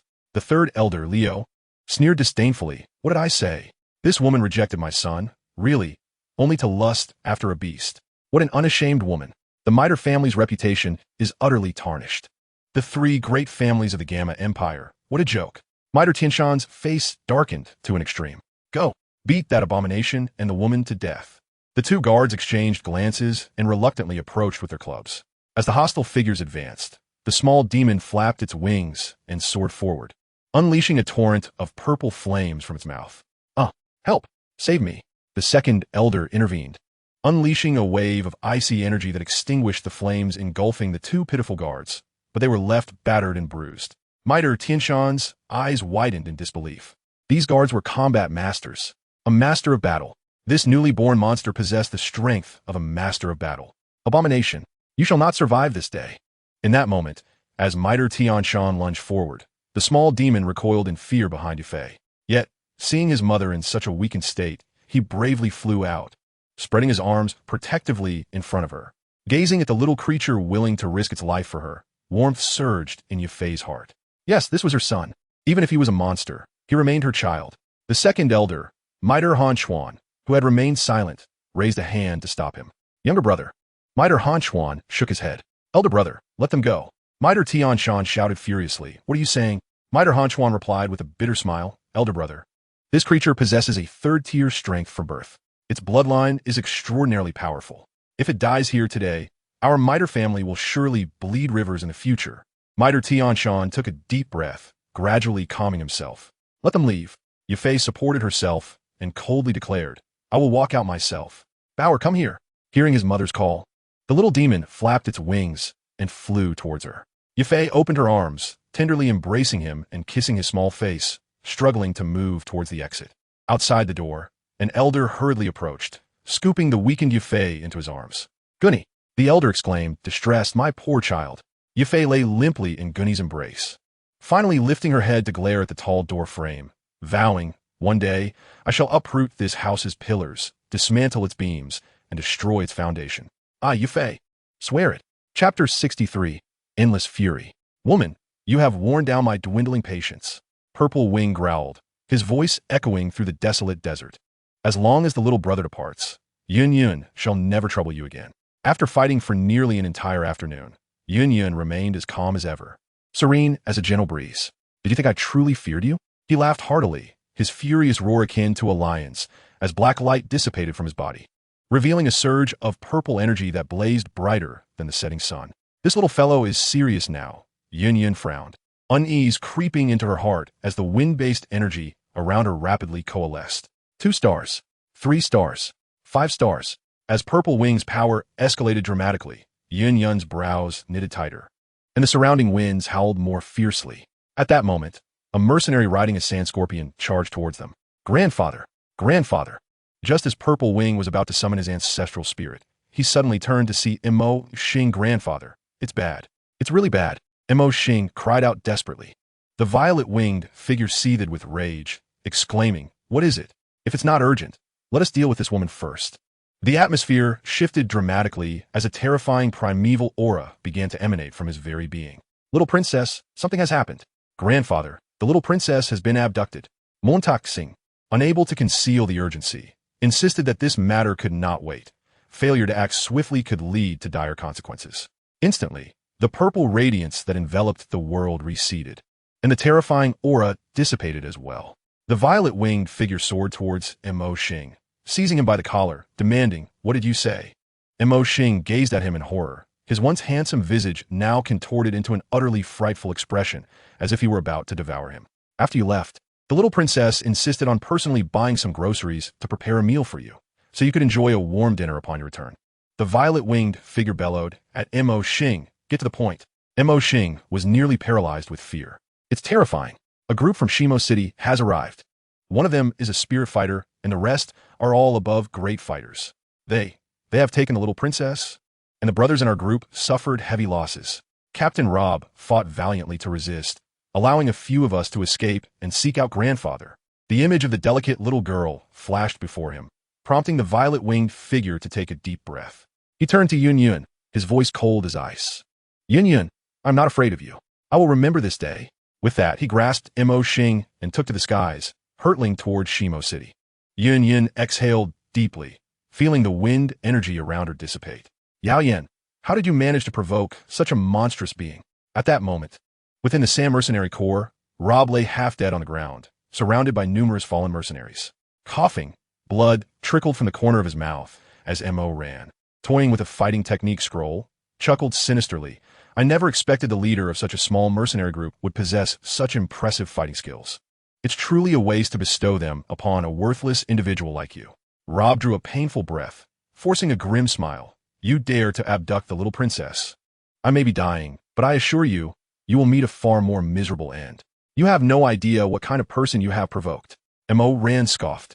How formidable could the master of this pathetic lot be? Do you know the Mo family of Yinshan? Our esteemed elder is an outer sect steward of the Yaman sect. An 8-star spirit fighter.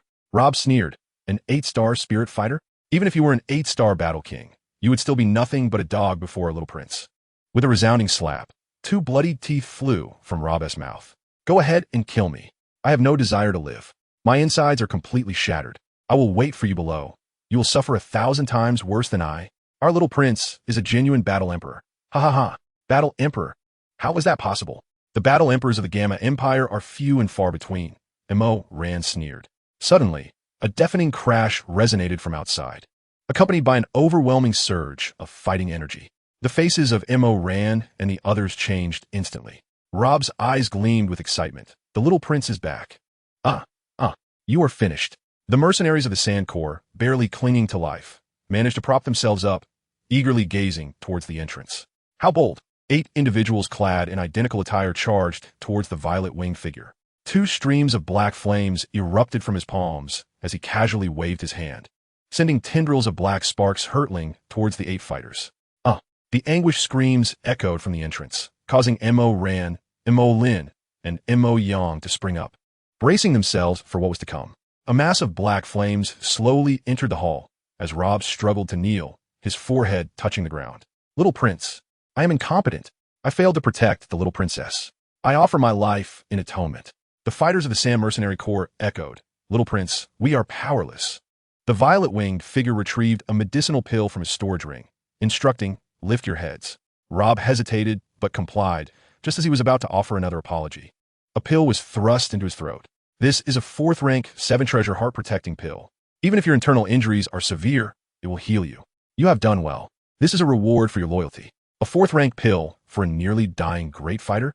Such an extravagant waste.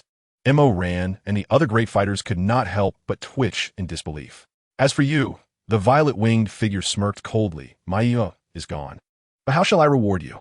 Mo Ran's expression twitched. Battle Emperor. Everyone scatter. The 3 of them immediately darted in separate directions. A chilling, malevolent aura swiftly enveloped the room, freezing them in place, their bodies rendered immobile from their feet upwards, leaving only their heads intact. Rob's body began to heal at an astonishing rate. He rose to one knee. Thank you, little prince, for granting me life. The violet-winged figure softly commanded. Tend to your comrade's injuries. He then walked over to Mo Ran, gently snapping his frozen left arm. Now, I shall relish your cries of anguish. Chapter 64. The Ruthless Little Lion. Mo Ran screamed in agony as the young man before him ruthlessly broke his arm. The chilling energy coursing through him stifled the bleeding. Yet the pain was excruciating. He desperately wanted to scratch at the wound that throbbed with agony and itch, but he could not move, forced to endure the torment that assaulted his senses. The violet-winged figure smiled wickedly at him. Is this too much for you? This is merely the beginning. The other 2 great fighters listened in terror, their bodies completely immobilized. Yet the haunting wails of their souls were unmistakable. This invisible dread struck deeper than any physical pain. The violet-winged figure coldly declared, I will tear apart every bone and sinew of yours for daring to harm my sister, for robbing me of my and my little one Tanmong. Do you have any idea how much pain I am in right now? A flicker of black fire ignited at his fingertips. Do you know what this is? Please, spare me. It wasn't me who captured her. It was the elder. He was the one who caught her. Mo Ran begged in terror. The violet-winged figure chuckled. Mo Chun. Is it? None of you from the Mo family will escape. Rest assured, he will suffer even more than you. 3 clusters of black fire ignited upon their foreheads, binding their souls. No matter how intense the agony, they were denied even the privilege of fainting. One cluster of black fire ignited Mo Rant's severed arm. The dreadful flames melting away the ice that encased the wound, transforming his very being into a candle being lit. Just kill me. Please, grant me a swift end. The pain coursing through him was unending, overwhelming his senses. At that moment, he felt his world spinning, no longer wishing to live. Just kill me. Kill me. Please. Mo Ran understood he could no longer endure, yet his stubborn spirit refused to perish. The violet-winged figure grinned wickedly. Did you know there's a punishment called cut in half? A person, after losing their lower half, surprisingly does not die immediately. With a swift motion, he drew Mo Yang from several meters away. Crack. Kill me. Please. You devil. As he was pulled closer, the 2 feet frozen to the ground were permanently severed from his body, leaving him in excruciating despair. Xiu thus tightened his grip around his neck, the layer of frost gradually receding from Moyang's throat. With his hands now able to move, Moyang frantically flailed his stiffened arms, desperately attempting to escape Xiu's clutches. Xiu turned to Mingran with a gentle smile. Let us enjoy the spectacle together. His other hand slowly reached towards Moyang's thigh. The ominous hand, probing relentlessly at the base of his thigh, filled Moyang with an overwhelming sense of dread. What are you doing? No, please. I beg you. He cried out in desperation. I found it. This is where the thigh connects to the pelvis. With a sudden forceful pull from Xiu, one of Moyang's legs was violently torn away. Before the blood could even begin to flow, a chilling aura enveloped the wound entirely. Moyang let out a heart-wrenching scream, the agony of his severed leg piercing through him like a dagger to the heart. Xiu casually tossed the leg before Menglin's eyes. It was Moyang's thigh, now devoid of the freezing aura, slowly oozing blood onto the ground. Witnessing the severed limb twitching on the ground, Menglin felt his stomach churn, nearly retching. Soon after, another fresh leg was hurled towards him, and Menglin could no longer contain himself, vomiting uncontrollably. Xiu chuckled coldly, discarding Moyang's upper half onto the ground. The pitiful Moyang, using his arms to support his upper body, painfully crawled towards Rob of the Sam Mercenary Corps, clutching his leg and wailing, Please, great captain, grant me a swift end. I beg you. The unending torment radiated through his upper body, reverberating back to his chest. His hoarse cries echoed, utterly unable to be restrained. Even Rob, in that moment, found a flicker of sympathy for the one who had inflicted such grievous injuries upon him. The members of the Sam Mercenary Corps collectively gasped, gazing at Xiu's silhouette. This boy was utterly terrifying. Rob swallowed hard, exhaling a long sigh. I told you that you would come to regret this. Alas. Moyang painfully crawled towards the others in the Sam Mercenary Corps, pleading, I implore you, grant me a swift end. The agony felt like a venomous vine binding him, rendering him unable to escape. Mingran, looking at the half-severed Moyang, momentarily forgot his own suffering. Xiu, displeased, tapped Moyang's rigid body. Don't lose focus. Pay attention. With a crack, one of Moyang's fingers was gruesomely twisted off by Xiu. Xiu smiled and remarked, dismemberment is never an empty threat. One by one, he began to pull off Moyang's fingers. Kill me. Please, in my suffering. Mengran's desperate wails filled the air. Xiu, growing weary, called out, Someone come help me with this. It's quite tiresome. The crowd fearfully backed away, distancing themselves from Rob.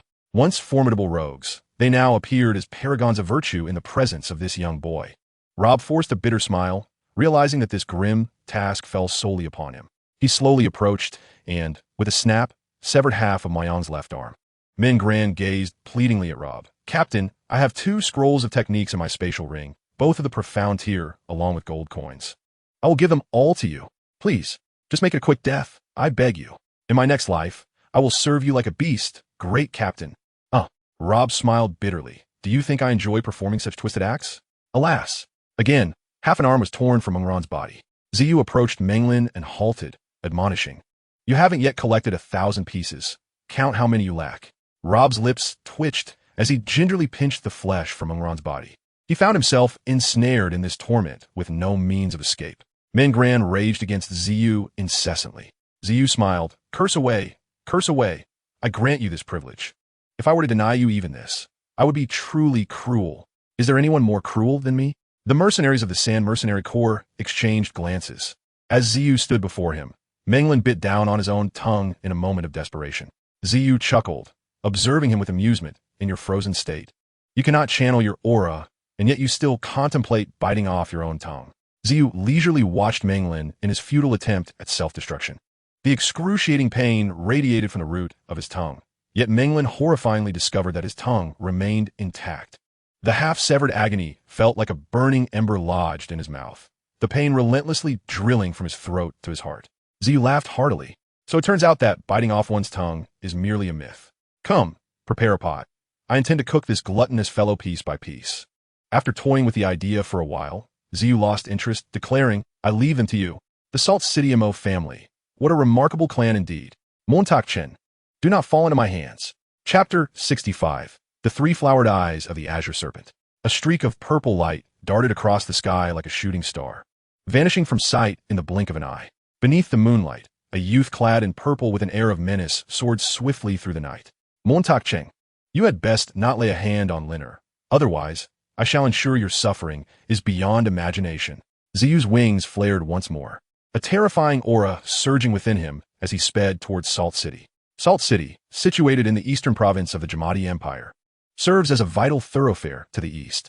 Its strategic location renders it exceptionally important, and thus this city, reputed as the largest in the eastern region of the Jamadi Empire, is perpetually garrisoned by imperial troops. Nearly 60% of the city's industries belong to the Mo family. Even after deducting necessary taxes and substantial bribes, the Mo family continues to thrive, growing ever more affluent. Though great trees attract the wind, the Mo family enjoys the formidable backing of the Yunlan sect. Even the imperial court of the Jamadi Empire would think twice before provoking them. Thus, under such unrestrained development, the Mo family's influence has become akin to a local overlord in Salt City. Were it not for the constraints of 3 other families in the eastern province, the Mo family would likely have expanded its dominion into other major cities long ago.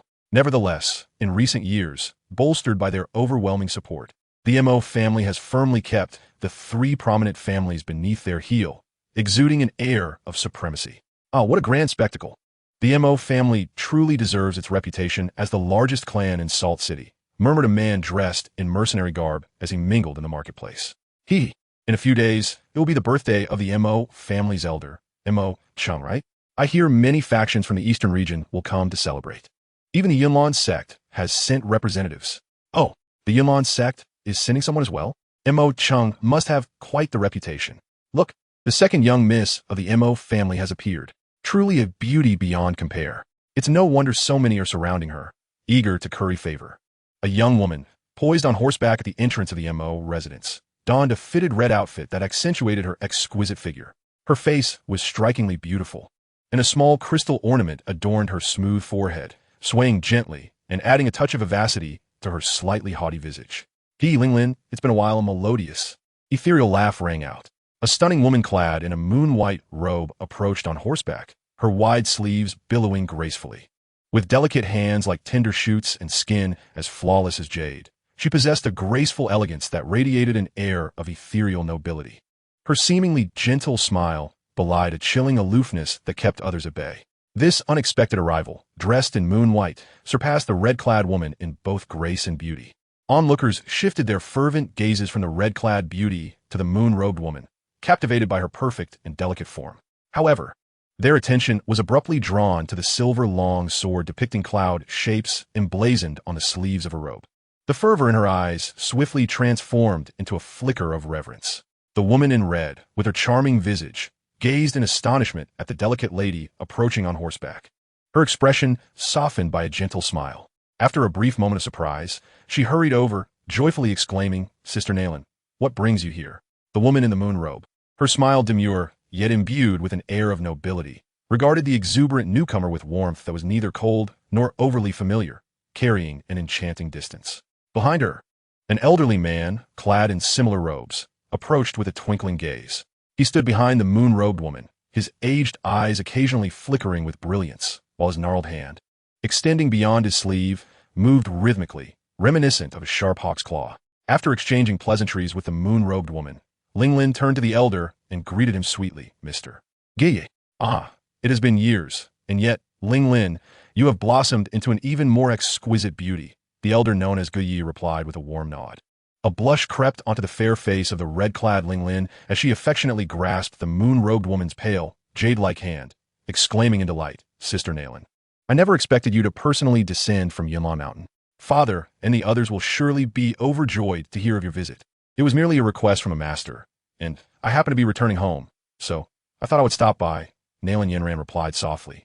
Linglin smiled at the moon-robed woman, suggesting, Sister Nalan, the day is nearly over. Why not rest here for the night? We have rooms specifically designated for esteemed guests like you. Thank you, dear Sister Linglin, Nalan Yinran said with a smile, nodding in agreement. Upon hearing this, Linglin beamed, dismounted, and personally led Nalan Yinran and Guyi into the MO residence. As they vanished at the end of the staircase, murmurs arose among the crowd, buzzing like flies. Who would have thought that even the direct disciple of the Yunlan sect's leader would come to celebrate Mo Cheng's birthday? The Mo family has truly gained face. Indeed, such extraordinary beauty at such a young age, and even with my strength, I cannot fathom her true capabilities. She is indeed the direct disciple of the Yunlan sect's leader. Hee, what a stunning individual. Whoever marries her will have struck gold. The future leader of the Yunlan sect, the little princess of the Nalan family. When these two powers combine, who in the Jayamar Empire could rival them? In the MO residence, within a dimly lit chamber, two figures stood. MO Lin, how are the preparations progressing? Inquired the first figure, an elderly man with graying hair, dressed in a light gray robe, his voice deep and resonant. Great Elder, it has been confirmed that the young girl indeed possesses the legendary green serpent triflower eyes, replied an elderly steward respectfully. That's wonderful. The elder's eyes sparkled with excitement, a flicker of joy crossing his face. He chuckled darkly. I never anticipated that our MO family would be so fortunate to encounter such an immature green serpent triflower eyes. Are the green serpent triflower eyes truly as miraculous as the legends say? Montauk Lin inquired softly. Mo Chen replied nonchalantly. Why not test it and find out? Yes. Great Elder, the subject is below. Qinglin awoke in a daze. She found herself in a dark cavern, a foul stench assailing her senses. Where am I? Is anyone there? Let me out. Brother, where are you? She cried out repeatedly. Mo Chen observed the slender figure below, stating, Release the black magic serpent. I wish to see if the green serpent triflower eyes can indeed control serpent-type magical beasts, as the legends claim. Yes, Great Elder. Mo Lin slowly turned a compass, which emitted a series of clicking sounds, and a massive iron gate within the cavern began to rise. With a piercing shriek, an enormous beast, nearly 10 feet long, surged forth from the dark cave, lunging at the slender girl before it, its massive form completely engulfing Qinglin. This creature was a colossal serpentine magical beast known as the Black Magic Serpent, its body pitch black, with a flattened head and a crimson forked tongue. As it gazed at the fragile girl, a glimmer of ferocity flickered in its triangular eyes, with a terrifying opening of its jaws. A fierce suction yanked Qinglin into the air, sending her tumbling toward its gaping maw. Don't come any closer, Qinglin cried in terror, her delicate, pale face stricken with fear as the monstrous head loomed nearer. As the gaping, blood-stained mouth threatened to engulf her, she let out a high-pitched, piercing scream. In the instant her scream echoed, 3 green dots suddenly emerged beside her emerald pupils, sharper and more vivid than ever before. Upon closer inspection, the 3 green dots resembled tiny flower buds. The scream continued to pierce the heavens, and as it grew louder, the 3 green dots in Qinglin's eyes shone with an intense glow, unfurling into 3 delicate green flowers in an instant.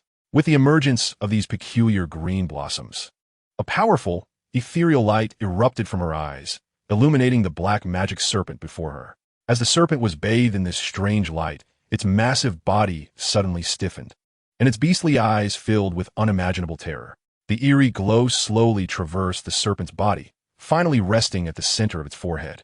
Upon halting, the glow began to shrink, yet its brilliance intensified. When the ethereal light reduced to the size of a palm, it ceased to diminish further, and with a surge of luminescence, a tiny green flower was imprinted upon the black magic serpent's brow. Once the flower appeared, the ethereal light began to fade, and shortly thereafter, the tiny flower in Qinglin's eyes rapidly dispersed, returning to their usual vibrant green. As her vision normalized, Qinglin's body wavered, her eyelids drooping until she finally collapsed to the ground. Yet, the enormous black magic serpent remained frozen in place, and whenever its gaze swept over Qinglin's form, the ferocity and menace within its eyes would vanish, replaced by an unexpected gentleness. Above the cavern, Mo Chun erupted into raucous laughter. Ha ha ha ha! What remarkable green serpent triflower eyes! Truly the bane of serpent-type magical beasts. A mere half-breed can force a contract with a 4th-tier black magic serpent. Such a rare ability has fallen into my hands. Mo Lin bowed respectfully. Congratulations, Great Elder. Mo Chun remarked, to avoid any unforeseen complications. Once the birthday celebration concludes, I shall commence the experiment immediately. All outsiders aware of the half-breed, including the Sam Mercenary Corps, must be dealt with. Rest assured, Great Elder. Mo Ran and the others should have everything under control. Mo Lin assured him. Mo Chin chuckled. Once my experiment succeeds, who in the Jaimar Empire will stand against me? Chapter 66. A disturbance at the Mo family. After a full day of flight, the vast city loomed before him. Taking a deep breath, Ziyu halted a few hundred meters outside of Yinqing, exclaiming, Mo family of Yinqing, here I come. With a powerful flap of his wings, he surged toward the magnificent city. In such a large city, finding an individual could prove challenging. But locating a prominent family like the Mo family was exceedingly simple. Without a second thought, Ziyu soared directly towards the grandest and most imposing structure in the city. Lord Doang. Beneath the bright midday sun, a purple figure streaked across the heads of the people of Yinqing. In Yinqing, even the most powerful elder Mo Chang is merely a doling. A violet figure suddenly descended from the roof of the Mo family's main hall. Within the hall, all present were momentarily paralyzed, their conversations halted, and their goblets forgotten, as their gazes fixated on the young man in purple who had fallen from the heavens. The entire hall was enveloped in an eerie silence. Who is Mo Chang? The cold voice of Zi echoed. His fiery eyes darted toward the man seated at the head of the table. The unexpectedly appearing young man in purple was astonishingly youthful. After a brief moment of shock, the crowd's attention shifted to the suddenly darkened expression of Mo Chang. At that instant, they silently mourned for the young man in purple. This was a blatant provocation against the foremost tyrant of Yinqing, an affront that the Mo family could scarcely tolerate. Yet in the next moment, the man seated at the head was seized by the throat by the violet-clad figure. You are Mo Chun, hand over my sister, or the Mo family of Yinqing shall be left in ruins. Zi declared coldly. As these words echoed, the hall fell into a stupor. Astonished glances were cast toward the audacious young man in purple. Did he truly intend to provoke the butcher who had once bathed the black whirlwind bandits in blood? On the high platform, the elder being choked was Mo Lan, the head of the Mo family. At this moment, beads of sweat the size of beans trickled down his face as an icy aura infiltrated his body, rendering his lower half completely numb. In terror, Montaklan Stammelet. Little hero, our Mo family has profound ties with the Yunlan sect.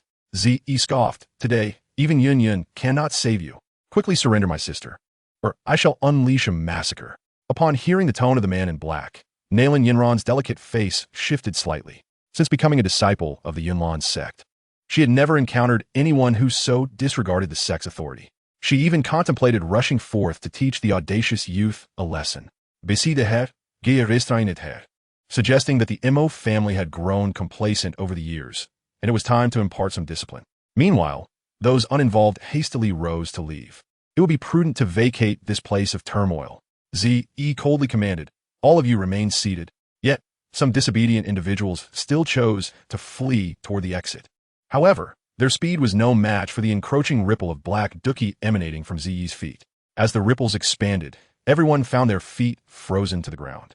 Among these individuals were many doling, fully capable of breaking free from such a wide-ranging freeze.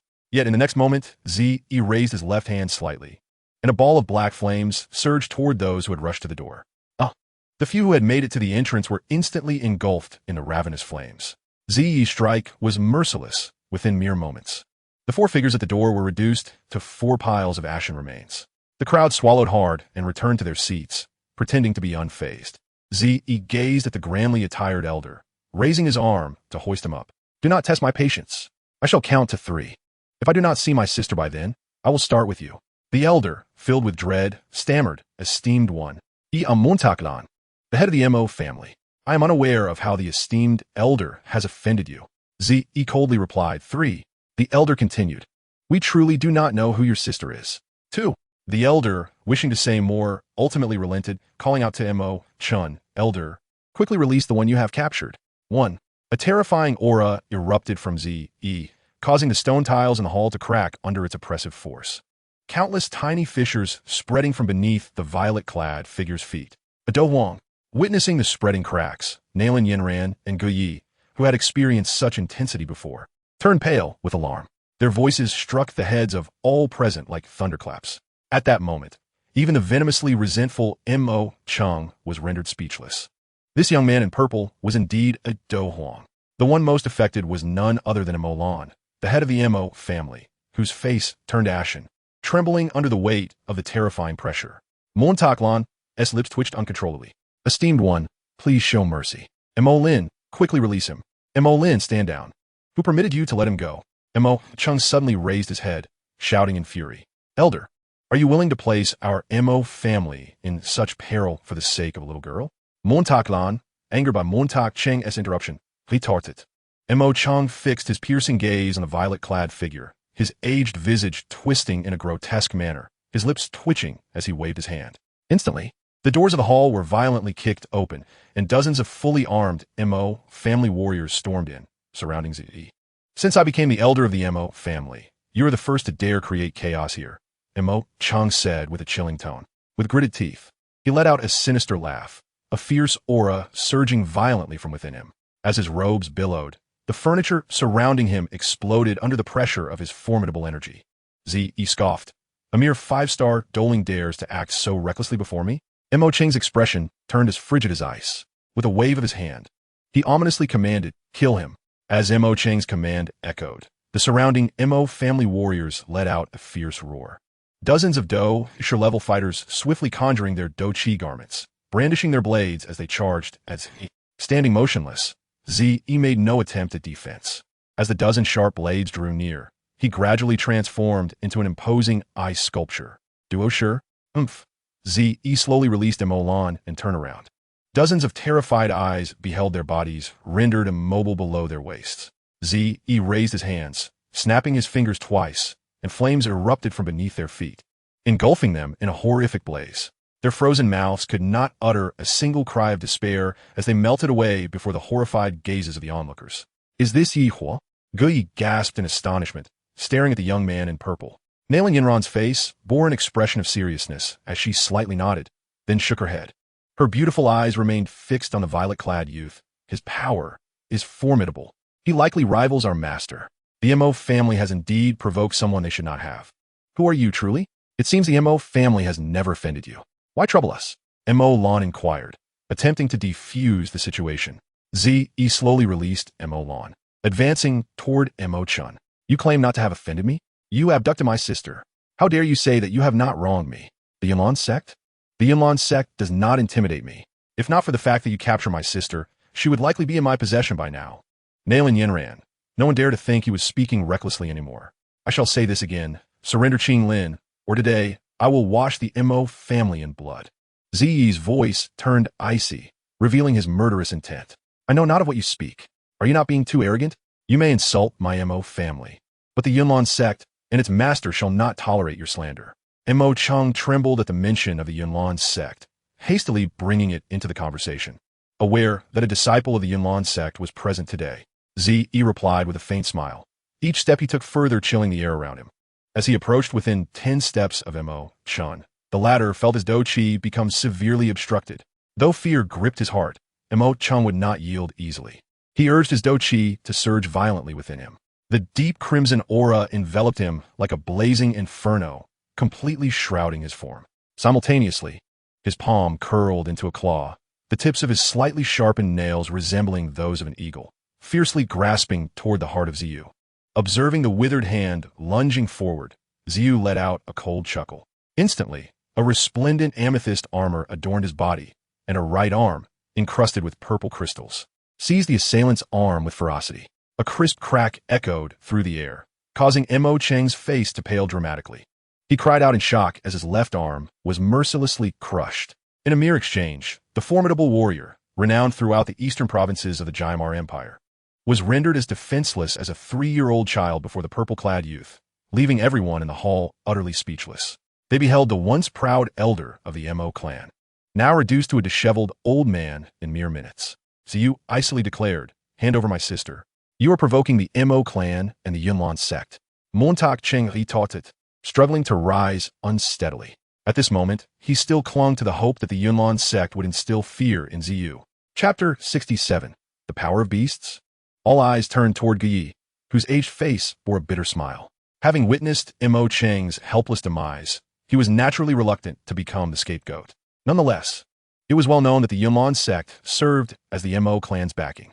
After all, if Mo Chang were to be killed before him, returning to the Yunlan sect would undoubtedly result in a severe reprimand. With his back turned, Ziyu coldly addressed Yi. You are not worthy to stand for him. If you wish to live, I suggest you vacate the premises. Just as Yi prepared to retort, Ziyu's voice reached him. An overwhelming aura surged from beneath his feet, and realizing his own strength was no match for Mo Chang, he felt his face flush with embarrassment.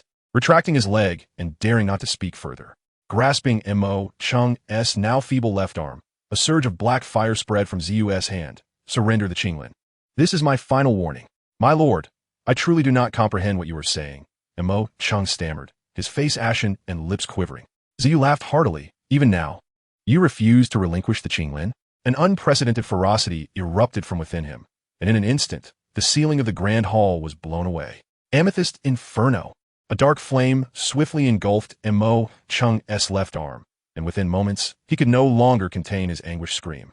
The terrifying blaze seared through him, seemingly siphoning his blood and gnawing at his very soul. You may kill me, but that little girl will accompany me to the grave.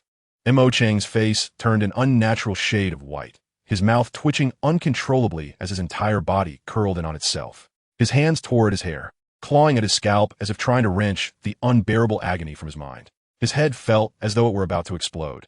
The dreadful black fire digging into his brain like a spoon, extracting his very essence. His body had visibly shrunk from the relentless burn, yet the skin bore no marks.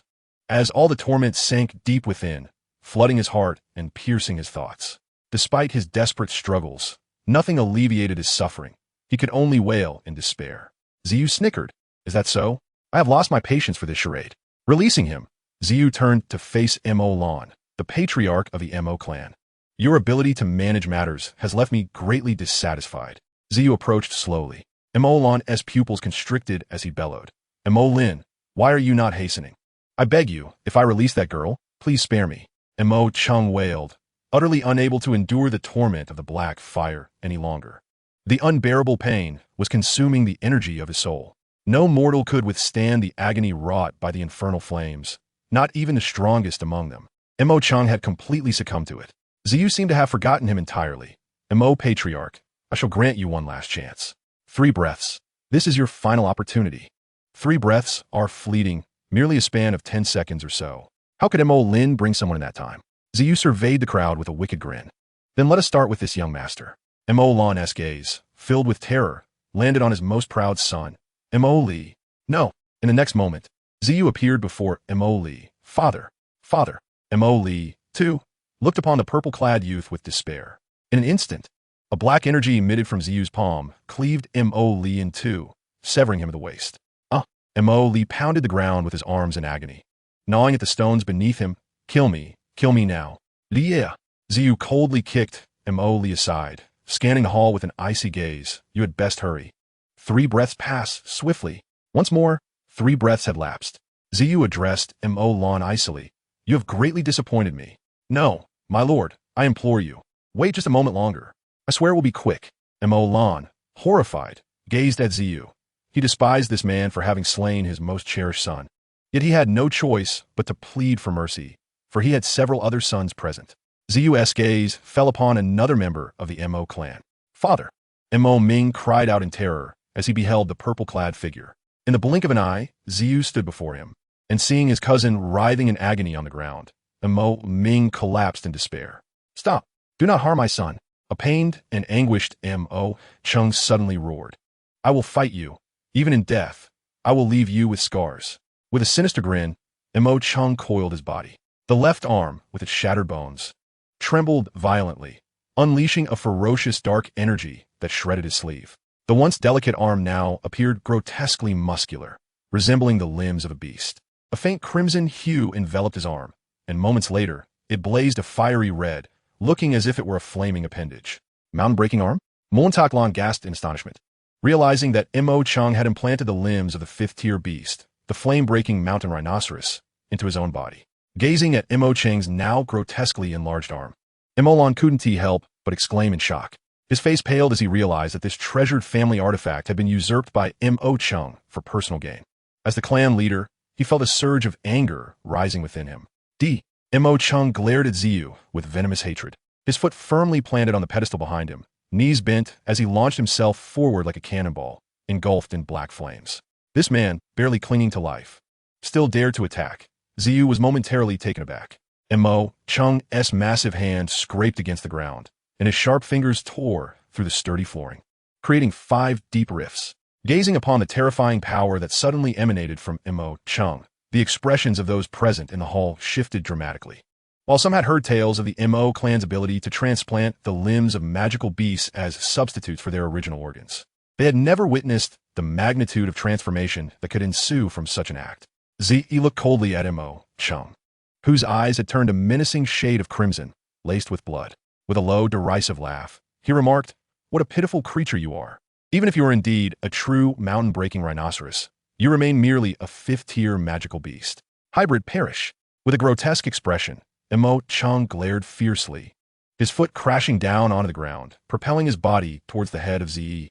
His enormous hand swung down with tremendous force, and, at that moment, the air itself seemed to shatter under the weight of his terrifying might, producing a deafening sonic boom, as though oblivious to the ferocious energy descending from above.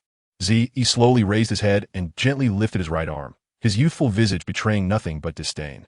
The strength of a magical beast? Do you truly believe you are worthy of it? Even in a state of utter frenzy, upon witnessing the calm demeanor of the youth in purple, incredulous shock flickered in the crimson depths of Mo Chang's eyes. In an instant, his massive hand, imbued with an overwhelming force akin to a mountain's weight, came crashing down upon Zi. The shattered stones erupted upwards, yet the onlookers could clearly see a seemingly frail arm lifting Mo Chang's colossal hand with ease. How is this possible? Mo Chang's eyes nearly bulged from their sockets, realizing he hadn't even utilized his fighting spirit to withstand his own mountain-breaking arm. Descend. With a soft command from Zi, Mo Chung, along with that burly arm, was yanked upwards and violently slammed to the ground.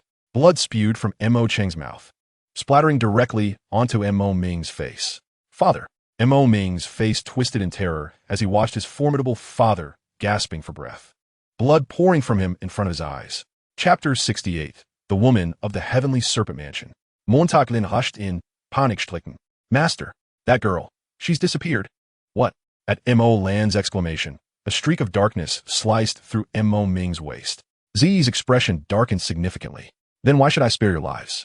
In a flash, the black light surged, and Mo Lan's head flew off first.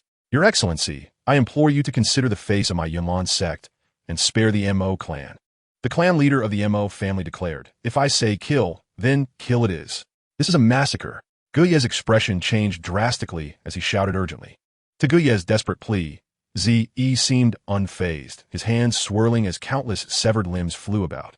Observing the relentless youth in purple, Guye's aged face turned slightly grim. After a moment's contemplation, he gritted his teeth, leaped down, and charged towards the youth in purple. Impudent. Sensing Guye's reckless advance, Zi barked admonition. A black fire ring shot forth from the air towards Guye. In a moment of urgency, Guye hastily raised his right arm to defend himself. Golden Eagle Claw. Uncle Gu, be careful. The black flames cleanly severed Guye's right claw, which resembled a withered branch. Had it not been for Nalan Yinran's sword intervening, he might have lost his entire arm. However, Nalan Yinran was also visibly affected.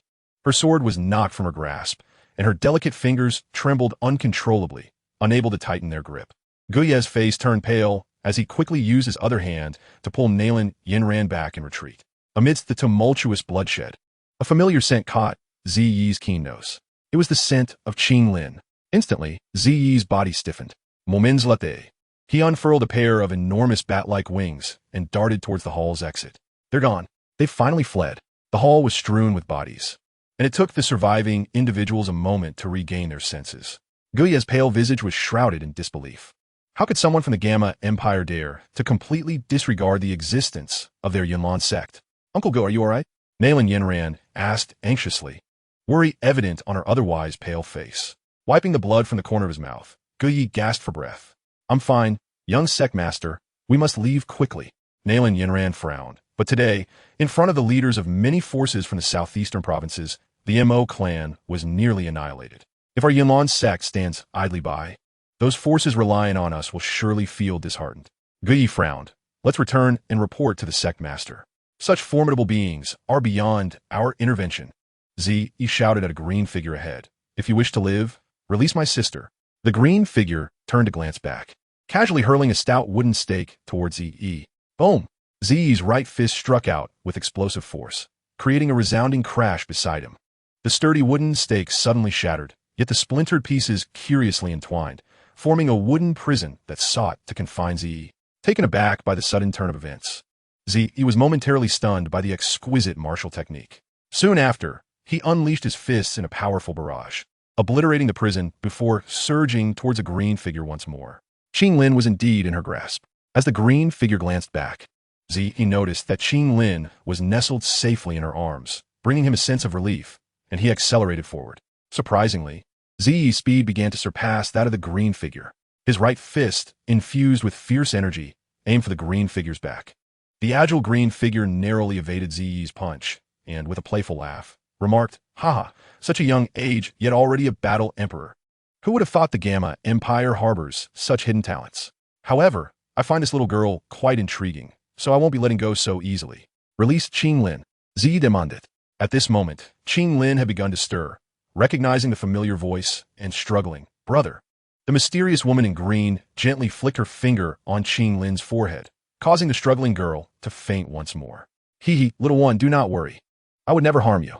With a gentle caress of Qinglin's delicate face, the green-clad woman smiled softly, cradling her once more before lifting her gaze and stabilizing her form in midair.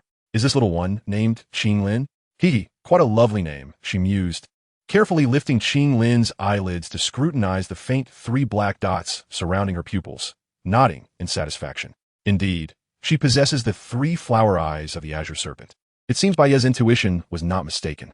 Previously, in her eagerness to save Qinglin, Zi had overlooked the fact that this was the heavenly serpent mansion. While she would not harm Qinglin, whether the girl wished to leave was a decision she must make for herself. For 13 years, her life had been dictated by others. Henceforth, no one could dictate her path. Zi coldly declared, "I care not whether your heavenly serpent mansion regards Qinglin as a saintess. Whether she follows you is a decision my sister must make herself, as long as she is unwilling. Even if you treat her as a revered ancestor, I shall not allow you to take Qinglin. Hee. This little girl is of utmost importance to us. I must take her with me." The green-clad woman chuckled, shaking her head in amusement. "While your speed exceeds mine, attempting to stop me is still quite impossible." With a frigid demeanor, Ziyu remarked, "Do not blame me for striking even a woman." Oomph. As she gazed at the young man ahead, whose face was etched with menace, the woman clad in green felt a flicker of indignation rising within her. "You are exceedingly arrogant. Merely a 1-star Do Huang. Wooden prison of 10,000 trees." Clutching the unconscious Qinglin in her left arm, the woman thrust her right hand forcefully into the void before her. Instantly, a verdant luminescence surged skyward, enveloping the surroundings in a cascade of green tendrils that appeared in a bizarre manifestation. Following their emergence, the tendrils began to intertwine, and within mere seconds, they coalesced into a massive green fist, measuring 4 to 5 zhong in size. This colossal fist, shrouded in a radiant energy, hurtled toward Ziyu with a deafening roar of wind. Ziyu inhaled deeply, summoning the purple Crystal King shield and invoking the purple Nether 7 injuries. Bang! A thunderous explosion resounded in the heavens as the arc-shaped crystalline shield was shattered into fragments by the onslaught of the green fist, which soon erupted in a violent explosion itself. As the splintered wood rained down, the heart of the green-clad woman trembled with trepidation. She horrifiedly realized that the small fist, encrusted with purple crystal in the young man's grasp, not only possessed power that rivaled her own, but also emitted an eerie dark energy that tore through her wooden fist, fracturing it. The devastating force of that dark energy, if it were to strike her, was unfathomable in its potential for destruction. Chapter 69, The 8-Winged Black Emperor Serpent. What a terrifying power! The green-clad woman resolved to cease her pursuit and fled toward the distant thicket. Ziyu flapped his wings in pursuit, stating gravely, "You cannot fly faster than me. Return Qinglin to me. I have no desire to become an enemy of the heavenly serpent estate." Dodging a flurry of his punches, the green-clad woman suddenly halted in her flight. "Oh, that simply won't do. I have searched for the Bai, Shi San Huatong for decades, and now that I have fortuitously encountered it, I shall not relinquish it easily." not even against the Do Huang, and certainly not against the Do Zone. Besides, I did not come alone. With a playful smile, the green-clad woman placed her slender finger to her lips, producing a sharp whistle that resonated with a peculiar sound wave, which rippled through the air. Boom! Shortly after the whistle pierced the air, a resounding roar erupted from the distant forest, and a colossal beast, nearly 10 zhong in size, soared into the sky, hurtling toward them with great speed, casting a vast shadow over the thicket. The swiftness of this magical beast was astonishing. Its massive tail whipped through the air, appearing to teleport in mere moments to a position not far from the green-clad woman. Xiao inhaled deeply, recognizing the creature before him as the 8-winged black emperor serpent. Its immense body measured over 10 zhong, with glossy black scales adorned with vibrant patterns. On either side of its colossal form sprouted 8 wings tinged with purple, and atop its head, a dark spiraled horn glimmered with a faint purple light, hinting at a venomous potency. A crown-like silhouette faintly appeared at the location of its head, and within its triangular pupils, there flickered a cunning intelligence reminiscent of human guile. The 8-winged black serpent emperor? Xiao uttered coldly. In the distant sky, the green-clad woman and the formidable 8-winged black serpent emperor converged, unleashing 2 terrifying auras that surged into the heavens, shattering the languid clouds above. Sensing the overwhelming pressure of these 2 forces, Xiao's brow furrowed deeply. Greenman, I never would have imagined you would be chased about by a mere half-grown human child. If this were to get back, you would be the laughingstock. The enormous triangular pupils of the 8-winged black serpent emperor fixated on the young man, its colossal jaws opening and closing as it emitted a thunderous laugh. You fool, White Tooth. This lad is no ordinary opponent. Do not underestimate him. The green-clad woman, hovering beside the 8-winged black serpent, retorted angrily upon hearing its mockery. Ha! With a flick of its massive tail, the 8-winged black serpent emperor's triangular pupils twitched as it glanced at Qinglin. Cradled in the arms of the woman it referred to as Greenman, its voice booming like thunder, took on a more serious tone. Is that truly the Bai Shi San Hua Tong? Indeed, your perception is not mistaken. The green-clad woman nodded, her expression brightening with delight. That's good to hear. The 8-winged black serpent emperor visibly relaxed, its gaze shifting back to Xiao with astonishment. How peculiar. Why do I sense that this person's aura is becoming increasingly formidable? Surely not. You too feel fear? The green-clad woman blinked in astonishment, turning her gaze toward Xiao. Xiao inhaled deeply. Against Tu Do Huang, he had no chance of victory. Suddenly, Xiao opened his mouth and let out a furious roar, a torrent of blood gushing forth. By blood as the bond, by bond as the medium, summon my ancestral spirit. Moments latte. The sanguine mass twisted into a peculiar rune that materialized before Xiao. At the instant the rune appeared, the entire thicket trembled violently, accompanied by a powerful lion's roar that reverberated throughout the valley. The cunning triangular eyes of the 8-winged black serpent emperor narrowed abruptly. It is an ancestral spirit. This lad is not human. What a terrifying primal force. This is the legacy of the ancient 3 clans. Greenman flee. An immense pressure that sent shivers down the very soul of the 8-winged black serpent emperor surged forth like a tidal wave. A flash of darkness enveloped its form, and just as it turned to escape, its body abruptly froze in place, paralyzed. The 8-winged black serpent emperor, a uniquely gifted creature, was the evolved form of the 2-winged black serpent, a 3rd-tier magical beast. With each ascension from the 3rd tier onward, it sprouted an additional pair of wings. Upon reaching 8 wings, it became the infamous 8-winged black serpent emperor within the Duki continent. Yet, its bloodline was ultimately too inferior. As Xiao's voice resonated, the rune erupted in a dazzling radiance, cascading from the sky and gradually settling upon the thicket. Boom! A gigantic purple crystal-winged lion emerged from behind Xiao, exuding an ancient and desolate aura that enveloped the surroundings. Under this overwhelming presence, Greenman felt her do qi within her body become inexplicably obstructed. Dozone. Greenman gazed in terror at the creature before her, a purple crystal-winged lion towering 30 meters high, its fearsome lion's head bearing 3 distinct visages, each adorned with 3 purple-red spiraled horns, encircled by rings of pitch-black flames. The immense bat-like wings unfurled, unleashing torrents of soul-shaking black fire that swept forth. Greenman gasped in fear. Is that the purple crystal-winged lion? Compared to her, the 8-winged black serpent emperor was in a far more dire predicament.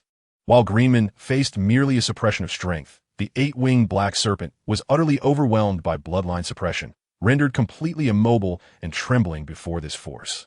Incredible. This time you have doomed me, crazed woman. This is not the purple crystal-winged lion. It is the purple-winged Nether King lion, renowned alongside the ancient void dragon and the ancient heavenly phoenix. Flee, White Tooth. Greenman urged anxiously. The eight-winged black serpent emperor forced a bitter smile. I wish I could flee. If only I had the strength of the seventh tier, I might resist this pressure. You go on. I cannot escape. Do you see the black flames engulfing its body? The moment I dare to flee, it will ensure my demise. Greenman. The purple-winged Nether King lion slowly approached the eight-winged black serpent emperor, each step causing the serpent's heart to quiver. When the purple-winged Nether King lion stood before it, the serpent trembled uncontrollably. Ugh! The eight-winged black serpent emperor whimpered submissively, attempting to appease. You have done well by not fleeing. I may consider granting you a swift end. The purple-winged Nether King lion turned to the green-clad woman, commanding, Leave Qinglin and be gone. The eight-winged black serpent emperor murmured softly, Greenman, give her to me. Having searched for decades for the elusive azure serpent with its tri-flowered eyes, how could one simply relinquish it upon request? With a fierce bite of its silver fangs, the green barbarian twisted and plunged deep into the thick forest. Stop, green barbarian. The purple-winged infernal lion's eyes emitted two beams of dark light, instantly enveloping the green barbarian. Raising its right claw, it unleashed a torrent of overwhelming black energy, hurtling toward the fleeing green barbarian.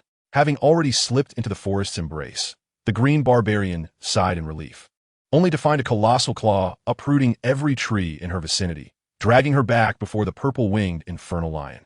With but a fraction more force, she would be reduced to mere ashes. Witnessing the imminent demise of this woman, the purple-winged infernal lion, notorious for its insatiable appetite, bellowed, Do not harm her. We bear no ill will toward this little girl. In fact, we wish her well. Within 15 years, nay, a mere 10, we could help her ascend to the rank of Dozun.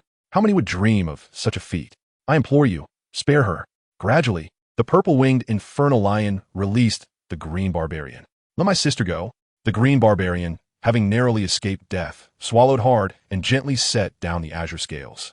Begone, she exclaimed, taking 2 steps away before turning back to point at White Fang. What of him? The purple-winged infernal lion smirked coldly. His life is forfeit. The green barbarian shook her head vehemently. No, you cannot. Begone. The eight-winged black emperor serpent weakly urged. You must leave. The green barbarian resolutely replied. I cannot just abandon her. At that moment, the azure scales began to awaken. Gazing at the imposing purple-winged infernal lion, the azure scales recoiled in fear. Do not be afraid.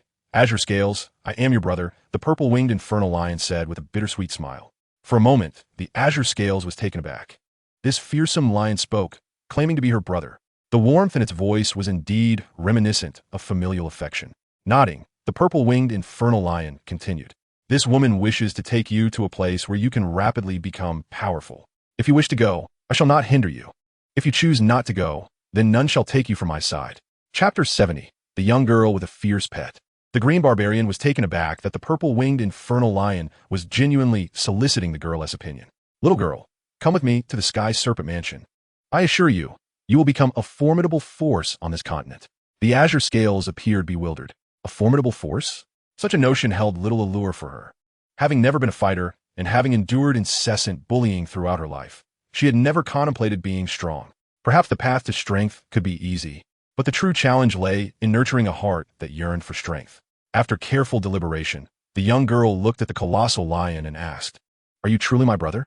The purple-winged infernal lion nodded. Indeed, I am a lion, and we share the blood of magical beasts. Despite the lion's daunting size, the familiar gentleness emanating from its eyes reassured her. This was her brother, without a doubt. The azure scales suddenly smiled at the purple-winged infernal lion, then turned to the green barbarian, resolutely nodding. Then, I wish to follow my brother. I do not aspire to be a strong fighter. As long as I can stay by my brother's side, I feel utterly safe. The green barbarian stared in disbelief at the young girl. Do you truly understand what it means to be a Dozun? That is a power only second to the Dosheng on this continent. Given your age and the awakening of the azure serpent's tri-flowered eyes, you could even ascend to Dosheng. You would be among the few unparalleled masters of this land. The azure scales shook her head, smiling sweetly. But what good is that? I simply wish to quietly remain by my brother's side. The green barbarian was left speechless. How could being a master mean nothing? The purple-winged infernal lion laughed heartily. Indeed, what of the Dozun? After being separated from family for over a decade, we need not pursue it. Brother will take you home. The azure scales squinted her eyes in a beaming smile and nodded. The green barbarian was on the verge of madness, tugging at her hair, utterly at a loss for words. Undeterred, she tried once more to persuade. Will you not reconsider? There are not many Dosheng left in this world. They're the true rulers of this realm. The green barbarian gestured emphatically. Surely this number would sway you. The azure scales simply shook her head lightly. I just want to be with my brother. That is sufficient. The green barbarian was left utterly speechless. You may leave now. My sister has made herself clear. The purple-winged infernal lion remarked coldly. Taking a deep breath, the green barbarian implored, Then, might I plead with you to spare White Fang? He is innocent and has never harmed this girl. The purple-winged infernal lion scoffed. Spare him? Do you think I summoned ancestral spirits by sacrificing my own blood for mere amusement? I require his essence to replenish my own lost vitality. White Fang. You intend to consume White Fang. The green barbarian gasped in horror at the purple-winged infernal lion and the half-dead White Fang. The 8-winged black emperor serpent, seemingly aware of this outcome, now hung its head in a pitiful manner, gazing at the azure scales with tears streaming down its face. This serpent was cunning, having set its sights on the azure scales. The purple-winged infernal lion glared at the 8-winged black emperor serpent, exasperated. It truly needed a significant boost, for the loss of vitality could not be easily reclaimed. Consuming it would not only restore its energy, but also significantly enhance its own strength. Do not be deceived. My foolish sister, this creature is cunning. The purple-winged infernal lion insisted. Furthermore, your brother is indeed in dire need. I am the truly pitiable one. The 8-winged black emperor serpent ceased its weeping, turning its head away. The young girl could no longer see its face. Yet the tears flowed as if they might form a river. Gently stroking the purple-winged infernal lioness claw, the young girl murmured, Brother, could we not spare this pitiful serpent? It is so forlorn. With a heavy sigh, the purple-winged infernal lion contemplated, attempting to avoid gazing at the azure scales. It extended its claw and pulled the 8-winged black emperor serpent closer, a droplet of saliva falling upon its head. The serpent, terrified, flapped its wings and crawled toward the azure scales. Yet it was pinned down and unable to escape. The terror of being devoured was no trifling matter. It cried out to the azure scales with a mournful wail. The azure scales' eyes were now red-rimmed. Very well, little one, having taken your twin-headed fire spirit serpent, consider this a form of compensation. The purple-winged infernal lion exhaled slowly, sighing, Linner, do you truly wish to save this creature? The 8-winged black emperor serpent perked up, holding its breath, looking at the azure scales with a mixture of tension and sorrow. The azure scales nodded earnestly. The purple-winged infernal lion relented, then so be it. I shall not consume it. The 8-winged black emperor serpent released a heavy sigh, casting a grateful glance at the green barbarian, who also exhaled in relief. They were saved. Do not rejoice too soon. Now you must either forge a bond and become her pet, or you will be consumed by me. Choose wisely. The purple-winged infernal lion commanded coldly. The 8-winged black emperor serpent's eyes flickered with anguish before it finally nodded. There was no choice left. To become food or a pet, such was the dilemma. Make haste. My patience is limited. The purple-winged infernal lion bellowed, sensing the approach of multiple powerful auras drawing near. The 8-winged black emperor serpent, with its cunning eyes shimmering, pleaded, Master, please take me in. Have mercy on me, or I shall truly be devoured. Upon uttering those words, the serpent's visage unexpectedly morphed into a countenance of sorrow. Qinglin, at a loss, gazed at the pitiable serpent, while Greenman swallowed hard and instructed, Little girl, concentrate your soul power into your eyes. You will behold 6 peculiar blossoms. Your soul power can cause these 6 flowers to bloom, and that will suffice for White Fang. Qinglin hesitated, but then the voice of Z reached her. Listen to her. As her soul power gradually coalesced within her gaze, the 3 green dots in Qinglin's eyes suddenly radiated with an intense glow, transforming into 3 exceedingly delicate green flowers. With the emergence of these enigmatic green blossoms, a powerful dark light burst forth, enveloping the 8-winged black emperor serpent before her. In the wake of the final surge of dark light, a green flower permanently etched itself upon the serpent's brow.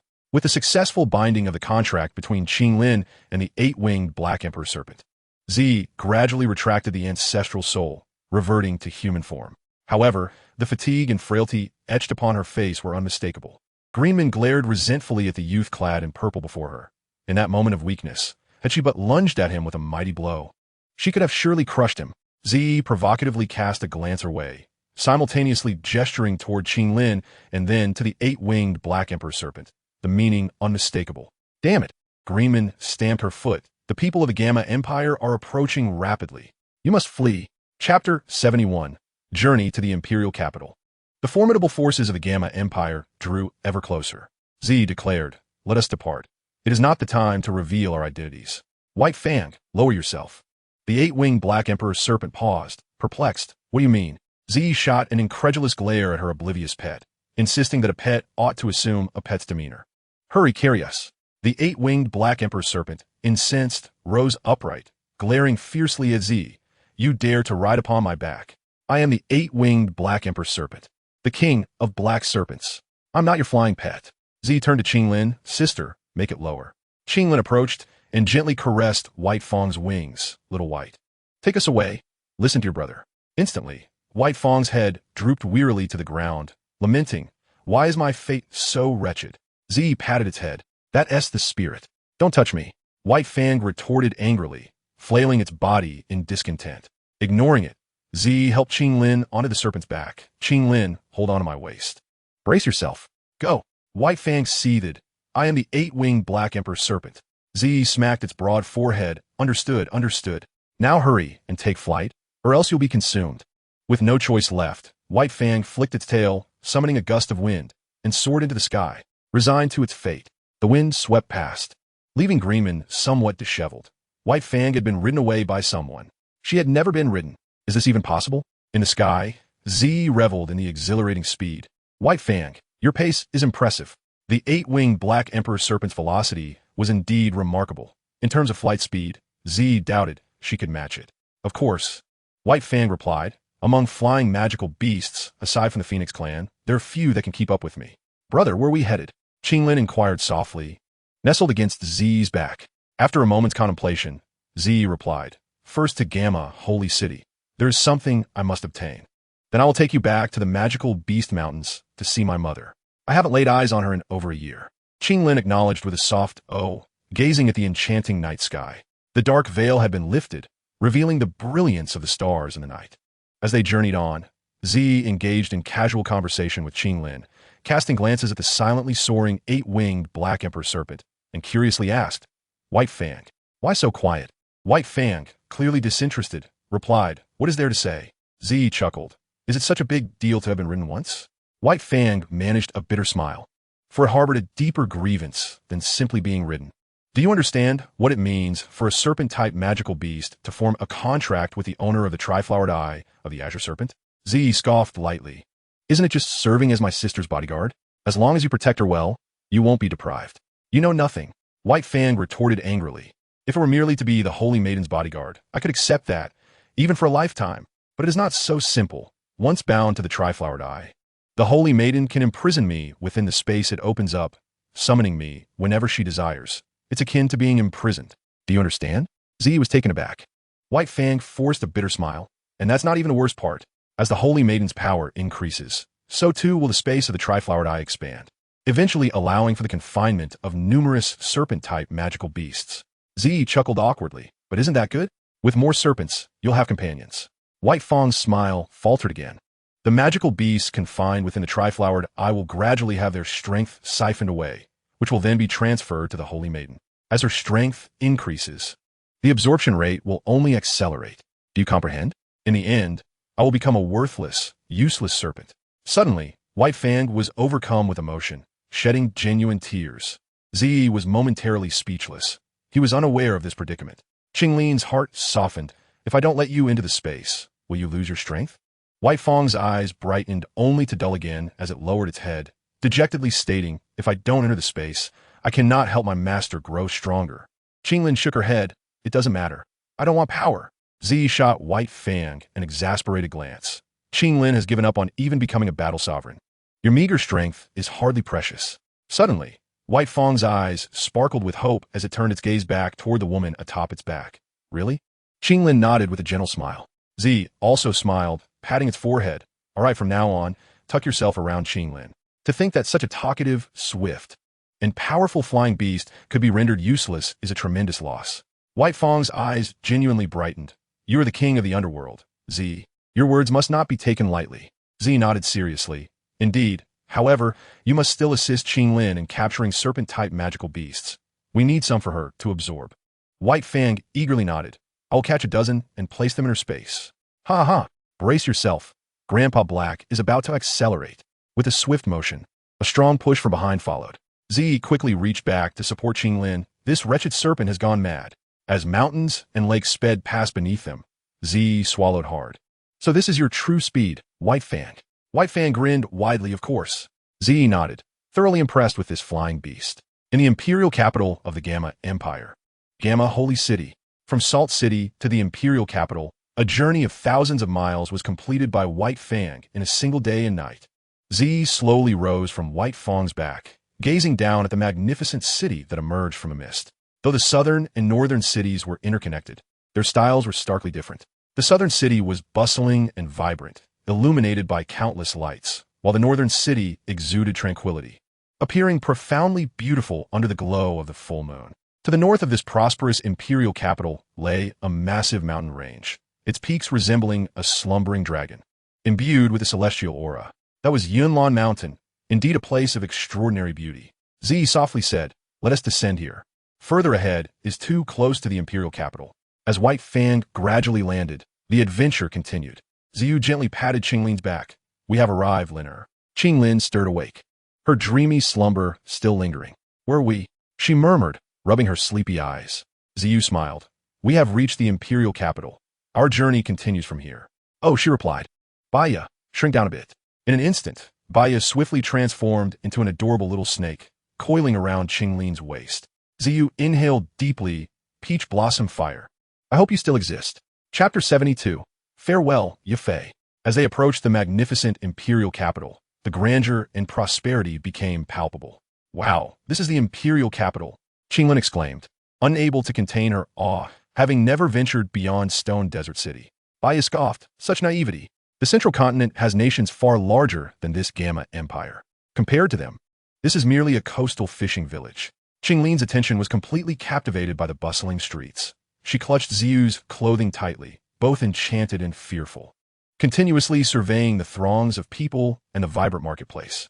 The deeper they ventured, the denser the crowd became. Baya remarked, "There are simply too many people." Ziyu's gaze swept over the numerous individuals clad in the garb of the Alchemist Guild. It seemed they had stumbled upon the Alchemist Convention. He gradually halted, his eyes fixating on a colossal building at the end of the street, adorned with a gleaming golden sign. "Let us visit the auction house. I wonder what treasures await us in the largest trading venue of the Gamma Empire." Speaking of the auction house, a sudden thought of that unfortunate woman crossed Ziyu's mind, a bitter expression surfacing on his face. He pondered whether she had returned to the capital, hoping fervently that she would not cross paths with him, for she would undoubtedly seek to exact vengeance. Taking a deep breath, he grasped Qinglin's hand and proceeded towards the Mitre Auction House, the foremost auction venue in the empire. Navigating through the throngs of people, countless eyes fixated on the 10 space rings adorning Ziyu's fingers. Amidst the crowd, some audacious individuals even dared to reach for his rings. With a formidable, illusory, golden scorpion dragon beast perched on his wrist, Ziyu grinned widely at those who attempted to snatch his rings, only to retract their hands in fright. Finally, they maneuvered past the bustling entrance under the watchful gaze of the guards, whose eyes were sharp as hawks. Upon entering the auction hall, a gentle light cascaded down, and the cacophony from the outside world seemed to dissipate, creating a serene contrast within mere meters. As Ziyu paused to take in his surroundings, his mouth fell agape in astonishment at the vast hall that resembled a city of crystal. Inside, expressionless and heavily armed guards were abundant, all donning the Mitre family crest. As Ziyu stepped into the hall, he distinctly felt no fewer than 20 sharp gazes fixated on his fingers. After a moment, those greedy and piercing stares gradually receded. Indeed, the wealthiest family among the 3 great families of the Gamma Empire, Ziyu thought, slightly turning his head before proceeding further into the hall. It was filled with innumerable crystal display cases, and a constant stream of people flowed around them. Within the cases lay a plethora of peculiar treasures, each tagged with a price, and, astonishingly, every item was priced at a minimum of 30,000 gold coins, an exorbitance that would deter many. Ziyu presented a VIP card, and a graceful attendant bowed slightly. "Please follow me, esteemed guest." He held Qinglin's hand as they followed the attendant, who paused at each corner to redirect them, until they reached an entrance guarded by 2 sentinels. "Greetings, this is the entrance to the VIP room. Please come with me." At that moment, several figures emerged, brushing past Ziyu. The leading man, around 25 or 26, bore a slightly pale complexion, suggesting he was likely a battlemaster. "Leeler, did you say Miss Yufei is now in the North City South Black Street?" inquired a young man with deep-set eyes, clearly having indulged too much. Leeler glanced back at him. "What, Xiao Rong? Are you still considering seeking her out?" Xiao Rong replied, "Leeler, Yufei is no longer part of your miter family. Can we not pay her a visit?" Leeler coldly retorted, "Don't say I didn't warn you. You're merely a 7-star battlemaster. That little beast by Yufei's side could incinerate you in an instant." Ziyu's steps abruptly halted. "Yufei is no longer part of the miter family?" Xiao Rong chuckled. "She's just a little beast. I can deal with her first." Leeler sneered, "If that little beast were so easy to handle, it wouldn't be up to you. Do you even know the power of that little creature? To confront her, you would need at least a 7-star great battlemaster as backup." Xiao Rong gasped at the mention of a 7-star great battlemaster. When Yufei was brought up, Leeler's eyes gleamed with a mixture of desire and longing. But recalling his grandfather's warning, he quickly shook his head, wishing to dispel the alluring image from his mind. Xiao Rong, undeterred, mused, "Do you really think Yufei has been, Ziyu?" Leeler shook his head in regret. "Otherwise, how do you think that abomination was conceived? Humans cannot bear offspring that have wings and breathe fire." Ziyu was momentarily stunned. "A child? An abominable offspring?" Xiao Rong adopted a look of exasperation. "No matter how flawed we may be, we are far superior to being defiled by a beast. Why should we let a monster take advantage of her instead of us brothers?" Ziyu's anger flared, ready to confront the 2 men. Xiao Rong lamented, "A beast? Truly a beast? How could it have violated our goddess so?" Ziyu abruptly halted, his lips twitching. Was he not the very beast in question? "Greetings, sir," the attendant called out, having waited patiently for Ziyu, who remained in shock. Ziyu inhaled deeply. "I apologize. I must take my leave." With that, he grasped Qinglin's hand and strode out. "Brother, what's wrong?" Qinglin sensed a dark cloud had settled over Ziyu's mood. The Black Street, a notorious slum within the Gamma Holy City, was home to a complex array of inhabitants. "Sir, this way leads to Miss Yufei's residence." A frail man indicated towards a deep alley. Ziyu tossed a gold coin to him. At the alley's entrance sat an elderly man selling pastries, occasionally glancing toward the depths of the alley, swallowing hard. "TSK, TSK, TSK. I've been selling here every day, but I've only seen her once. That woman is simply a little enchantress. If my wife were half as beautiful, I would be blissfully content." Ziyu took a deep breath and ventured deeper into the alley. It was a dead end. Upon reaching the end and turning a corner, a dilapidated house came into view. A group of men blocked the entrance, and suddenly, a burly man with a powerful build bellowed at those nearby, "Get lost." A surge of battle energy erupted from him. Battle spirit. The men blocking the door scattered immediately. Yufei lifted her head and frowned at the sight. This man had chased away the others, but was now looking at her with an unsettling gaze that made her skin crawl. As she picked up a wooden basin from the ground to enter the house, a chilling sensation coursed down her spine. She spun around abruptly, exclaiming, "What do you want?" A burly man, incongruously clutching a delicate flower, stepped forward with a lewd grin adorning his face. "A fragrant flower for a beautiful maiden. I am Kujian. The esteemed Midoriya Fei is indeed extraordinary, worthy of being the most beautiful woman in Gamma Sacred City, even clad in coarse garments. She remains utterly captivating." "I'm sorry, you have mistaken the person," Fei coldly replied.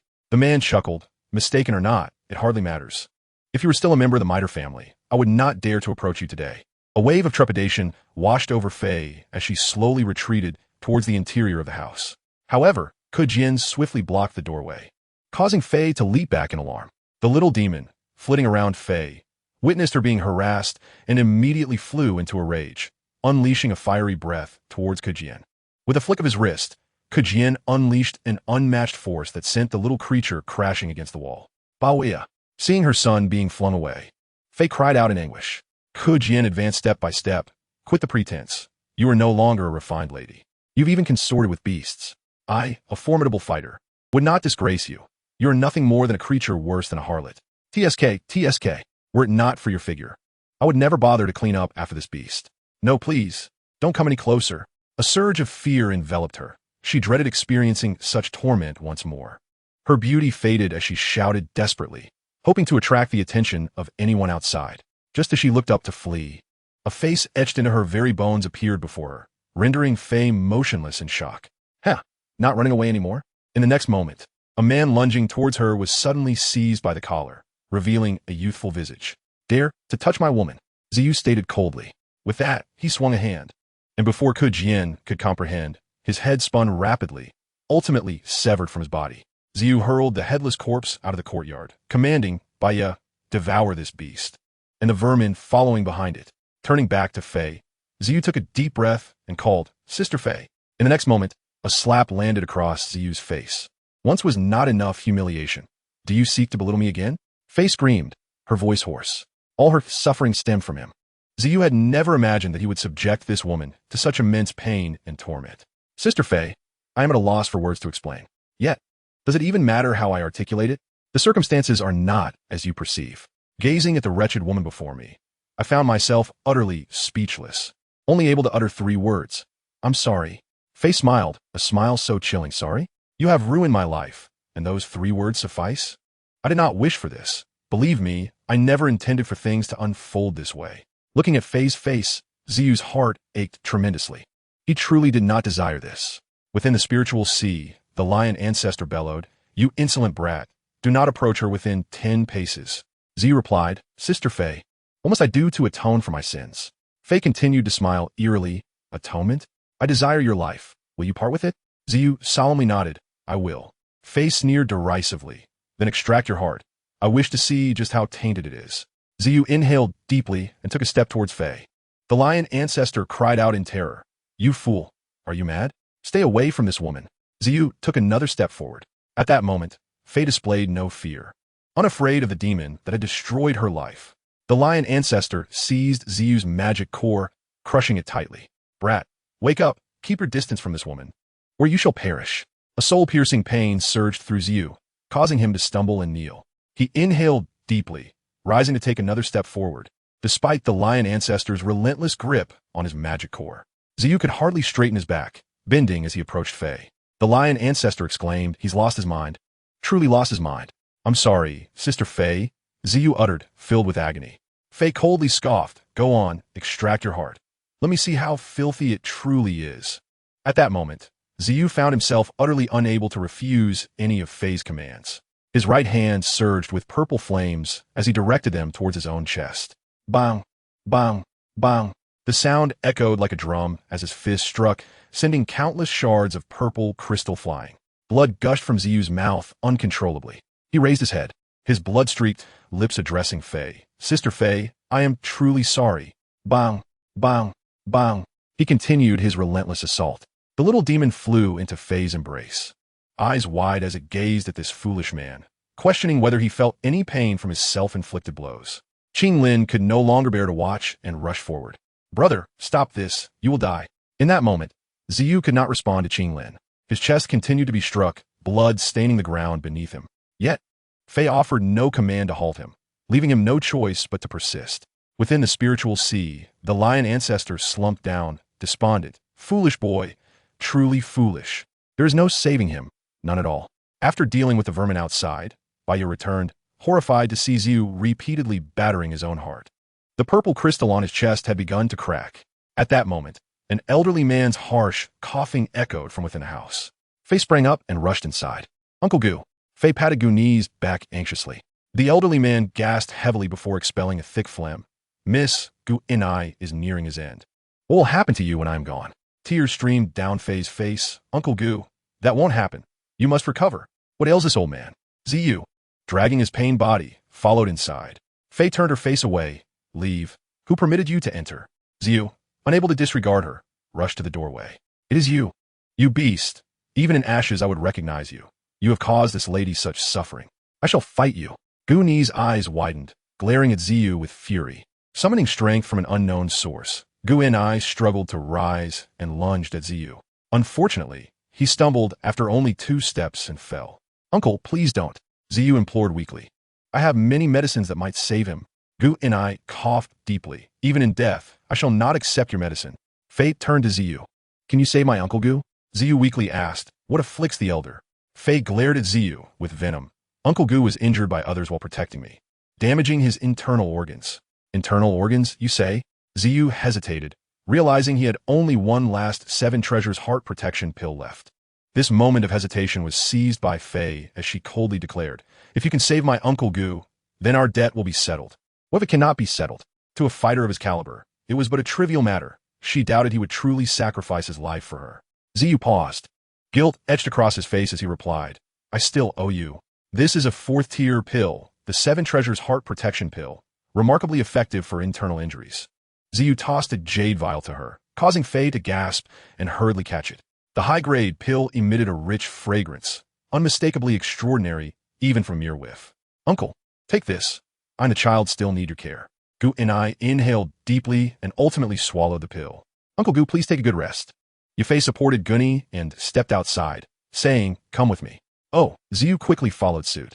Tell me, are you human or demon?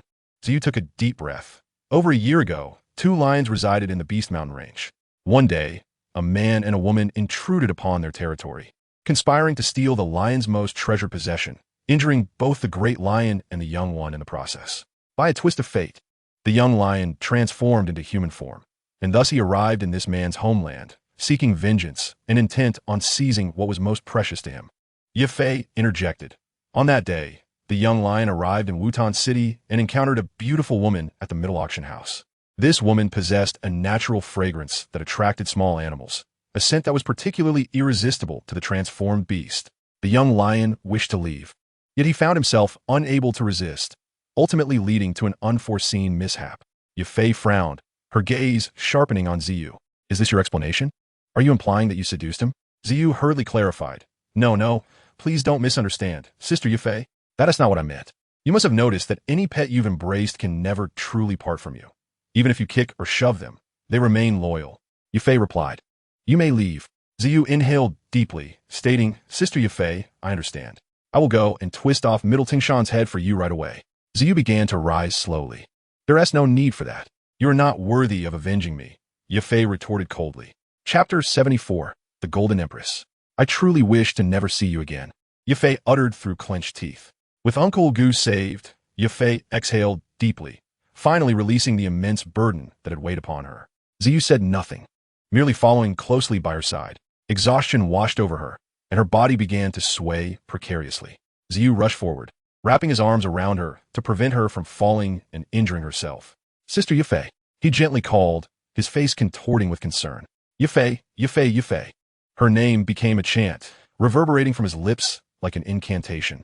She collapsed into his embrace, teetering on the brink of unconsciousness. I'm so tired. She truly felt overwhelmed. Her mind began to spiral into confusion. With a slow exhalation, she attempted to rise from his hold, only to succumb once more into his wide arms. You haven't slept well in a long time, have you? 2 tears streamed down Ziyu's face, landing softly on her pale countenance. Sleep now. Rest assured, I am here. Was this the man who violated her? Was he weeping for her, or lamenting his own transgressions? She sensed Ziyu's desire to atone for the pain he had caused her. Drowsiness enveloped her, and the sordid sounds that had surrounded her suddenly faded away, replaced by a refreshing coolness and a profound tranquility. Someone held her closely. This was the last flicker of consciousness before she drifted into slumber. A small demon flitted over, displaying evident hostility towards Ziyu. After circling around her mother twice to ensure her safety, it nestled into her arms, seeking a cozy spot to burrow into and peacefully sleep. The early winter moonlight glowed bright and cold, delicate and soft, flowing like water, casting a gentle sheen across the courtyard, where the 2 figures appeared like shadows. The winter moon hung low, and a tall silhouette remained steadfast, cradling a woman like an unmoving lighthouse. Yafei, for the first time in ages, felt a sense of security in her sleep, barely regaining a fraction of her strength. She struggled slightly, and Ziyu gently set her down, leaning against his support. She stood upright. Ziyu had appeared at her most vulnerable moment. The man who had shattered her life now became her pillar of strength. Yafei embraced Bao'ia, tears of sorrow streaming down her cheeks. Why must you men seek to harm me? Is inflicting pain upon me truly a delightful pastime? She murmured almost inaudibly, her snow-white visage devoid of accusation, only reflecting boundless sorrow. I never intended to hurt you. Yet, I have still caused you pain. Ziyu tightened his embrace suddenly. Forgive me for the suffering I inflicted upon you. Leave. Yafei did not struggle, merely uttering those words with a hint of detachment. Let me take care of you. I will help you seek vengeance. My own vendetta, I shall pursue myself. Yafei broke free from Ziyu's hold, her resolve crystallizing in that moment. Gazing at the towering rooftops in the distance, she declared, I will become the wealthiest woman in the Gamma Empire. I will uproot the middle family, dismantle its foundations, and crush it beneath my feet. Feeling Ziyu's astonished gaze upon her, Yafei smiled bitterly. Indeed, it seems merely a dream. Ziyu shook his head. I believe you will become the wealthiest woman in the Gamma Empire because you are destined to be a queen, the Golden Empress. Yafei, allow me to assist you.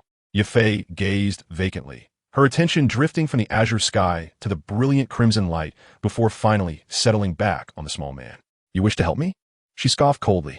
You fighters, aside from bullying the weak and indulging in murder and robbery, what else can you offer? Ziyu paused for a moment, then shook his head. I want to help you become the wealthiest woman in the Gamma Empire. Yafei continued to laugh coldly. You, a mere beast, can conduct business? Ziyu shook his head once more. No. Yafei was taken aback. You are quite candid. Ziyu replied with determination, but I know you can. Just tell me how, and I will do my utmost for you. Is that so? Yafei felt a flicker of hope ignite within her. She longed for revenge, but she was powerless alone. Yet another youthful visage surfaced in her mind, and she shook her head dismissively. Yafei scoffed again. Even I do not know how to proceed. Then she resolutely added, but I will succeed. I must. Ziyu suddenly exclaimed foolishly, I have money. Yafei smirked derisively. Do you think I want your money? No. Ziyu hesitated. I can help you earn money. Yafei remained speechless, while Ziyu felt disheartened. Sister Yafei, perhaps you are pondering how to bring a family as wealthy as the middle clan to its knees. It was uncertain whether it was Ziyu's tenacity or his words that piqued Yafei's interest, but the thought of revenge had crossed her mind countless times. Alas, she felt utterly powerless. Yafei spoke softly. In the continent of fighting Qi, the most lucrative venture is the alchemy business. Without medicinal herbs, there can be no elixirs. The middle family is wealthy because they monopolize the entire herb supply in the Gamma Empire.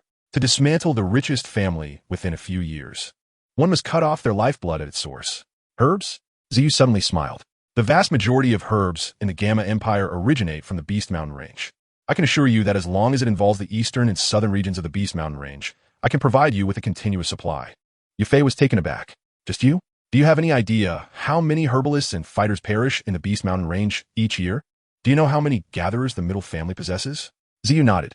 I will not rely on those inept fools. I can summon the sheep demons of the Beast Mountain Range to gather herbs for you. I can guarantee that from this day forth, not a single being with a strength above 3rd rank will dare to set foot in that terrifying mountain. I can provide you with a steady stream of herbs. I can sever the middle family supply line. I will be your sharpest sword, if this is your desire.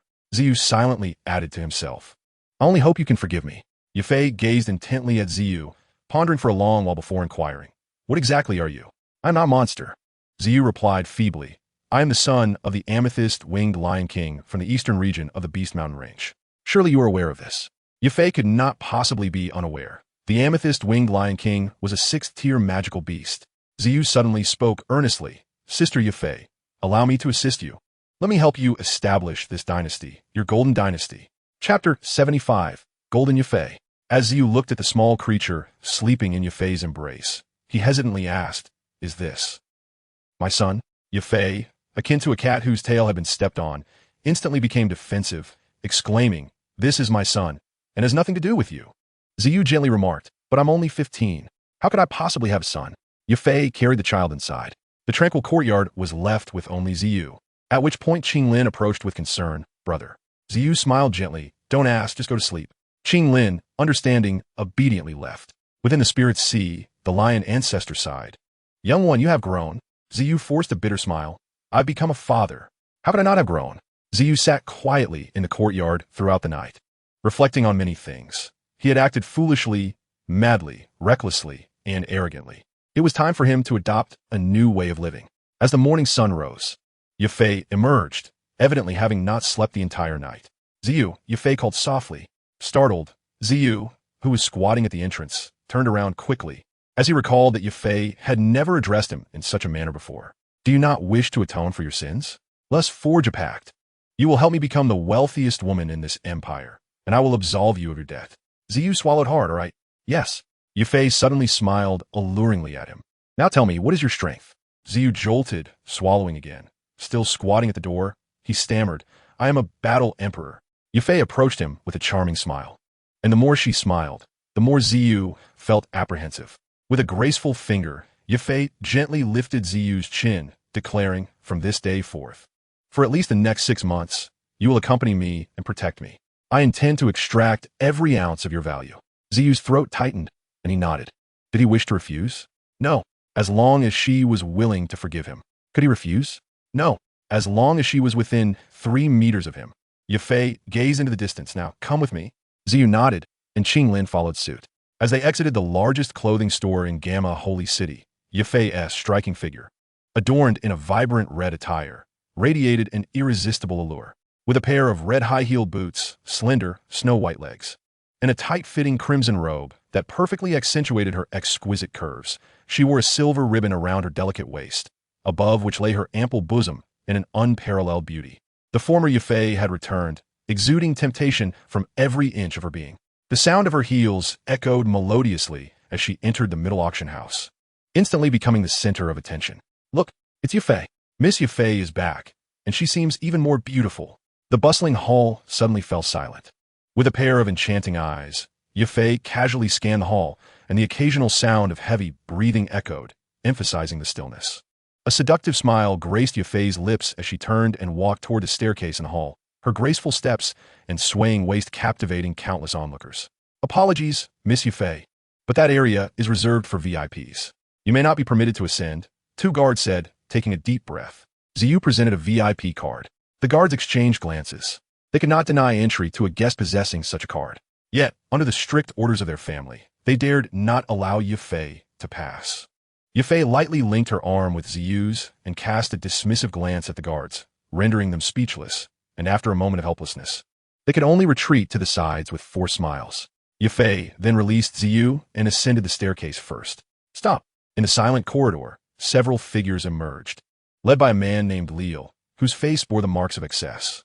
His lecherous gaze unabashedly roamed Yufei's enchanting form, his breath quickening. An outstretched hand reached towards the small creature hovering beside Yufei, but was abruptly withdrawn. Liu's throat tightened as he shifted his gaze from her curves to her face, wondering why she appeared even more beautiful, mature, and alluring than before. Yufei, this is no longer a place for you. Yufei smiled faintly. I have some personal belongings to retrieve. Rest assured, I will not take a single thing from the middle family. Liu scoffed. What belongings could you possibly have left? Everything you possess is a gift from the middle family. If she could not reclaim them last time, would she succeed this time? He glanced at the young man in purple beside her. Yufei smiled again, clasping his arm like a blossoming peach blossom. Is this your new lover?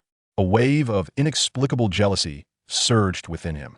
Yufei, have you changed your preferences? First a magical beast, now this youthful boy? You truly have no standards. But can such a boy satisfy you? Ziyu gently raised his hand, and in Liu's astonishment, he was suddenly drawn closer to Ziyu. Flames seeped from Ziyu's fingers, instilling a terror that sent shivers through Liu's very soul. Yufei remarked nonchalantly, killing him would soil my new attire, rendering it less beautiful. Ziyu replied softly, do not worry. I can kill without shedding blood. Their discussion seemed as trivial as any ordinary matter.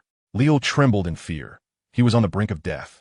And this young man in purple hadn't he even glanced at him. The fire rapidly consumed him, and before he could utter a single scream, his body ignited like a candle, his legs gradually turning to ash and falling onto the pristine stone floor. He truly did not shed a single drop of blood until his last breath. Ziyu lightly shook his hand. You may take what you want. Yufei paused, gazing at the young man in purple. She had realized Ziyu was a battle emperor, but she never imagined his notion of killing without bloodshed would manifest in such a manner. Is this what power entails? She was merely a 2-star fighter. She feared she would never reach such a level. Releasing Ziyu's arm, Yufei walked towards her quarters as the acting elder inspector. The guard stared in horror at the small pile of ash left on the floor. A living person, a 1-star fighter. Just like that, before their eyes, he was gone, vanished. Their gaze shifted from the remnants on the floor back to the young man in purple. He had killed the grandson of Elder Leo without hesitation. Their legs trembled, yet they did not dare to move an inch. After a moment, Yufei emerged, looking at the terrified guards, and declared, Go inform your master that I, Golden Yufei, have returned. Chapter 76, Nalan Yinran. Let us go. Yafei glanced back at the pile of ashes on the ground. Everyone was astonished as they watched a pair of men and women descend from the upper floor, instinctively parting ways for them. At the entrance, a beautiful woman clad in a white robe nearly collided with the fiery Yafei.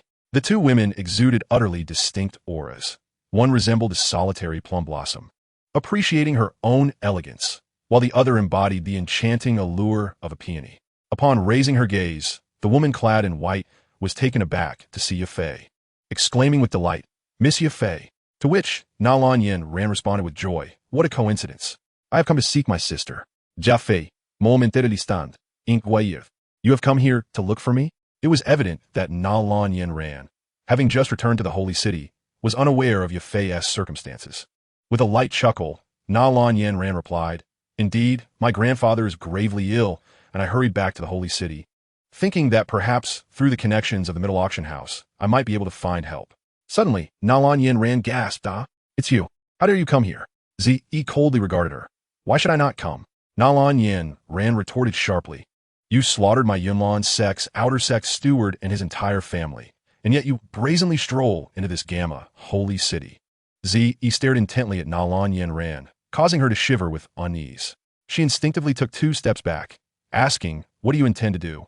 With an icy demeanor, Zi warned, "Do not speak of the Mo family of Yin City. If your Na family dares to touch my people, I will not hesitate to eradicate them completely." Na Yin inhaled sharply. This individual was ruthlessly brutal. Yafi furuit hadburut. Her ambition to establish her own commercial empire necessitated more allies and fewer enemies, especially when it came to a formidable entity like the Na family. "Please refrain from speaking," she urged. Turning to Na Yin, Yafei smiled, "Sister Yin, this is clearly not the place for discussions. Why don't you come with me?"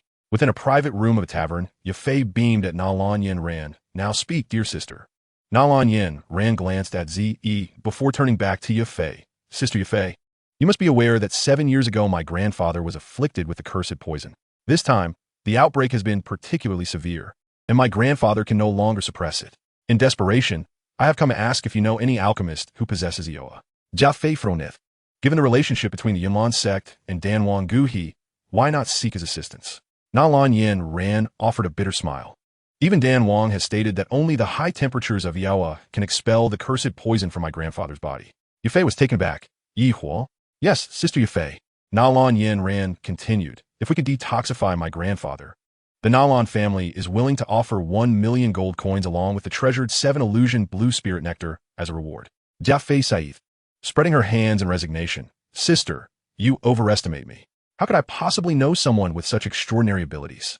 In the spirit sea, Lion Ancestor, upon hearing about the 7 illusion blue spirit nectar, immediately exclaimed, "Brat, we must obtain the 7 illusion blue spirit nectar. But didn't that girl mention that Tedu requires Yaoa?" "I don't possess such a thing," Zi replied, shaking his head. Lion Ancestor retorted, "Nonsense. Do you believe I would suggest such a thing? Did you not hear her say he has been afflicted for 7 years? The poison has long seeped into his bones.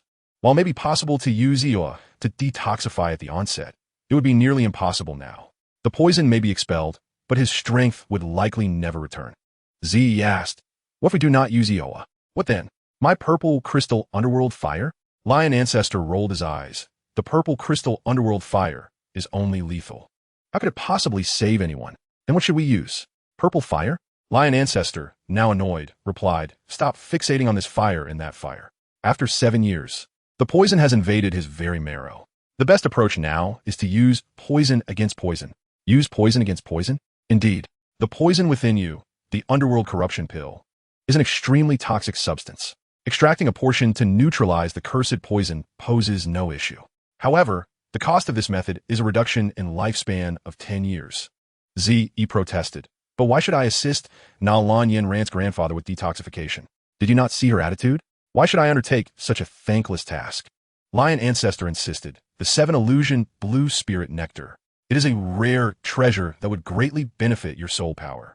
Moreover, Na Jie possesses another treasure." "What is it?" "Poison essence. It is indispensable for cultivating the heaven's tribulation poison body." Zi Furonit. "You want me to extract the poison essence from Na Jie and transfer it to myself?" Lion Ancestor nodded. "Your poison is my nectar." After a moment of contemplation, Zi concluded that this was not a bad deal. All right, I will try. Zi cleared his throat, yet the two women paid him no heed. Rolling his eyes, he remarked, Miss Nalan, may I speak? Nalan Yin ran, shot him a glare, then do not speak. Zi, rendered speechless, coughed again, regarding your grandfather's poison. I might have a solution. Nalan Yin ran, paused, recognizing his strength. What solution? Zi, at a loss for words. Thought to himself how her impulsive nature was no wonder she sought to withdraw from the Xiao family. Use poison against poison. Nalan Yin ran responded with skepticism. What? Zi continued. Having been afflicted with the cursed poison for 7 years, it has long invaded Nalan Jia's marrow. Nalan Yin ran inhaled deeply. Was this fool truly so oblivious? He appeared to be of similar age, yet dared to address her grandfather by name in her presence. Yafi kiludet her turuat lightly. Unperturbed, Zi continued to suppress the cursed poison. Nalan Jia has been using his own fighting spirit. Now, however, he can no longer do so, indicating that a significant portion of his fighting spirit has been consumed by the cursed poison. Should Dioa be forcibly employed now, while the poison may be expelled, a portion of his strength would likely be lost forever. Moreover, the dangers of using Dioa for detoxification are exceedingly high. Continuing to call out Nalan Jia's name, Yafei observed the darkening expression on Nalan Yin Ran's face and gently coughed. Perhaps we should refer to him as the head of the Nalan family. Nalan Yin Ran cast a grateful glance at Yafei before turning back to Zi. So, sir, how do you propose to use poison against poison? Zi nodded. To use poison against poison, we inject another unique toxin into the body of Nalan Jia, proportionate to the cursed poison within him. If executed correctly, not only can Nalan Jia rid himself of the cursed poison, but he may also harness it for his own use. However, gazing at Nalan Yin Ran, Zi spoke softly. Introducing 2 potent toxins into the body carries a price, a reduction in lifespan of 10 years. Nalan Yin Ran gasped. 10 years off my grandfather's life in his old age. Rising, Nalan Yin Ran declared, Sister Yafei, I must return to consult with my grandfather. As for locating that individual with Thifa, I humbly ask you to keep it in mind. As Nalan Yin Ran departed, she politely bowed before Zi. Thank you for your counsel. Yin Ran is grateful. Zi was momentarily taken aback. This girl, though seemingly simple-minded, was not inherently malicious. Yafi aprurochit Zi. Inhaling deeply. Do you have confidence in treating Nalan Jia? Zi replied, naturally. I have set my sights on obtaining their 7 illusion blue spirit nectar. Yafei nodded. If we succeed in healing Nalan Jia, we will gain an ally in the Gamma Empire. Zi also nodded in agreement. Let us go and meet those arrogant alchemists at the Alchemist Guild. Zi frowned. What do we need them for? Yafei explained, with the necessary materials. We will need our own alchemist to truly sever the middle family's lifeline. Oh, so he suddenly recalled someone, an alchemist? I do have a candidate. Yafei inquired. Who? What rank? Zi grinned. Dan Wang Guhi. Yafei shot him a sidelong glance. Dream on. Although you're also a Do Huang, I fear you lack the weight to persuade Gu He to assist us. Chapter 77. Insights on Training Alchemists. Zi Chaklet. I am referring to Dan Wang Gu He's elder brother. Gu Te. Gu Te. Yafei paused. What rank is he? Zi smiled. 3rd rank. But Otto and Flander once told me that his alchemical talent is no less than Gu He's. Yafei scoffed. Gu He is 6th rank, while Gu Te is 3rd. You claim their talents are comparable? Ziyu nodded slightly. That old rascal Gyut was indeed peculiar, more enamored with collecting rare treasures than with alchemy. Yafei pondered for a moment, remarking that a 3rd-tier alchemist was not without merit. Do you have confidence in persuading him to assist us? Ziyu scoffed. Under my infernal fire. He has no choice but to comply. Yafei frowned, aware that the esteemed status of an alchemist warranted a degree of respect. Ziyu shook his head, dismissing the notion. With someone of such lowly character, flattery alone will not suffice. Yafei continued. If we are determined to proceed, then merely seeking a 3rd-tier alchemist reveals a lack of ambition. Given Gyut's comparable talents to Guha, with some guidance, he could easily ascend to at least a 5th-tier alchemist. 5th tier? Yafei gasped. You can cultivate an alchemist? Ziyu chuckled. Although I am not proficient, I possess relevant experience to draw upon. Yafei inquired, what do you mean? Ziyu grinned. I happen to know a 7th-tier alchemist. Yafei was taken aback. Ziyu elaborated. She taught me that if we confine Gyut in a high tower for 16 years, he will inevitably transform into a high-tier alchemist. Locking an alchemist away, Yafei questioned his seriousness, taking a deep breath. Let us return and discuss this further. Ziyu replied, we shan't return. Instead, we shall purchase a residence in this city. After some contemplation, Yafei deemed this feasible. Indeed, wealth brings convenience, Offering a single fold of gold could entice one. 2 folds would incite eagerness to sell, and 3 folds would send them packing, ready to vacate immediately. Yafei went to attend to Gunny, while Ziyu approached Qinglin. Brother may be occupied for a while longer. Qinglin smiled sweetly. Brother, you may continue with your tasks. Ziyu affectionately patted the girl's head. Suddenly, he gasped. Where has the little dragon gone? Ziyu sprang to his feet, scanning the surroundings in alarm. In the spirit sea, lion ancestor side, do not search. That little scorpion has been taken. Ziyu's lips twitched as he glanced towards Yafei's inner room, muttering, what a terrifying beast heart lotus. Yet another poor creature has fallen victim. It was not as you presume. It was your son who took it. Ziyu was momentarily stunned. What do you mean? Lion ancestor pointed out. Have you not noticed your son's forehead bears a lotus-shaped birthmark? In a frenzy, Ziyu rushed to Yafei. This would henceforth be her boudoir, and Yafei frowned, stepping outside.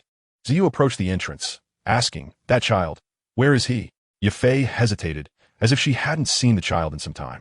She called out, Bao Bao. But the usually clingy child failed to appear. In a secluded backyard, she finally located her son, who was staring wide-eyed at a massive scorpion. Ziyu frowned and sighed. My watch is missing. Ziyu lamented to Yafei. If you have no pressing matters, I wish to peruse the market. Yafei replied. I too must explore the market for any intriguing items. Ziyu nodded. Then let us go together. Yafei frowned at the child. Ziyu smiled and called out, Qinglin. The little girl rushed over, asking, Brother, what is it? Ziyu replied, let us stroll through the market. Qinglin's face lit up as she grasped Ziyu's hand. Only then did Yafei notice this girl had been following Ziyu. Who is she? Ziyu smiled, my sister, Qinglin. Yafei remarked, Qinglin, you're quite lovely. Qinglin shyly responded, hello. Sister Yafei. Ziyu instructed, Baya, stay here and watch these 2 children. A shadow emerged from Qinglin's waist. You dare ask me to babysit? Yafei gasped as a menacing black snake, taller than her, materialized, speaking in a tone devoid of malice. You expect a snake to care for my son? Yafei was momentarily at a loss. Ziyu chuckled. This is a battle sovereign. A battle sovereign. Yafei stared blankly at the black serpent. Baya, take the children into the space. You may choose one. Baya dejectedly lowered its proud head. Very well. Yafei couldn't help but chuckle. The serpent's expression was surprisingly animated. Thus it is settled. Let's depart. As they walked slowly, various rare herbs and elixirs delighted Ziyu's eyes. Driven by curiosity, he approached to inquire about them, discovering that most rare herbs were exchanged through barter. He scoured one stall after another. Finally, in the most bustling part of the market, Ziyu found what he sought. Yafei mused, is this what he is after? It was a pink flame, contained in a transparent jade vial, gently swirling with a hint of peach aroma. This was peach blossom fire, existing solely within the body of the elusive 5th-tier wood-type magical beast, the Kiwood beast, compared to the purple fire of the amethyst wing lion king. Its level might be similar, yet it was considerably gentler and easier to tame, although it lacked the temperature and destructive power of purple fire. Even so, the essence of this peach blossom fire had stirred envy among numerous alchemists in the area, prompting several with some means to approach inquiringly. However, the elderly vendor seemed to demand a steep price, leaving none successful in acquiring the vial thus far. As Ziyu prepared to step forward, a silver figure suddenly emerged from the crowd, snatching the peach blossom fire before him, her sparkling golden eyes fixated on the pink flame. Noticing the girl's fervor, the pale-faced old man managed to smile, stating in a calm tone, My lady, do you wish to exchange for this peach blossom fire? Yes, what do you require? The girl nodded, casually asking. A scroll containing the recipe for a 4th-tier elixir with clear soul traces, the old man replied with a grin. Hearing the request, the girl's cheeks visibly shifted, indicating her discomfort with the demand, yet she seemed inexperienced in the art of negotiation and, enamored with the pink flame, eventually acquiesced after a brief contemplation. Seeing her compliance, the old man was momentarily taken aback, then skeptically asked, You agree? The girl, avoiding unnecessary dialogue, swiftly retrieved a scroll from her storage ring and tossed it to the old man, her gaze fixed on the transparent jade vial. Wait, another elixir recipe landed before the old man. I want this fire. The elder glanced at the recipe, his nostrils flaring with excitement. Another recipe, 4th-tier elixir. 7 treasures heart protection elixir. The value of this recipe did not exceed that of the girl's 7 treasures heart protection elixir. A gray-clad youth in the crowd flickered his finger with a glimmer of light. What is it, teacher? This recipe was developed years ago alongside a friend of mine. Could this young lady be from the Pill Domain? The girl quickly shielded the peach blossom fire behind her. Why should I? I was the first to express interest.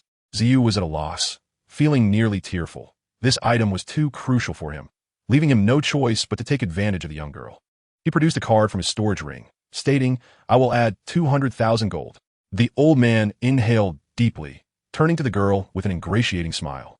"Little lady, I have decided to sell this peach blossom fire to this esteemed gentleman." The girl's eyes instantly brimmed with tears, her body trembling in indignation. Chapter 78. The First Encounter with Xiao Yan. Yifei frowned. Qinglin tightened her grip on Ziyu's hand, looking up at him, confused as to why he would bully a little girl. Ziyu truly felt like crying. He was left with no alternatives but to bully a child. The peach blossom fire was of utmost importance to him. The girl, evidently unfamiliar with how to argue or insult, finally stamped her foot in frustration, pointing an accusatory finger at Ziyu. "Just you wait."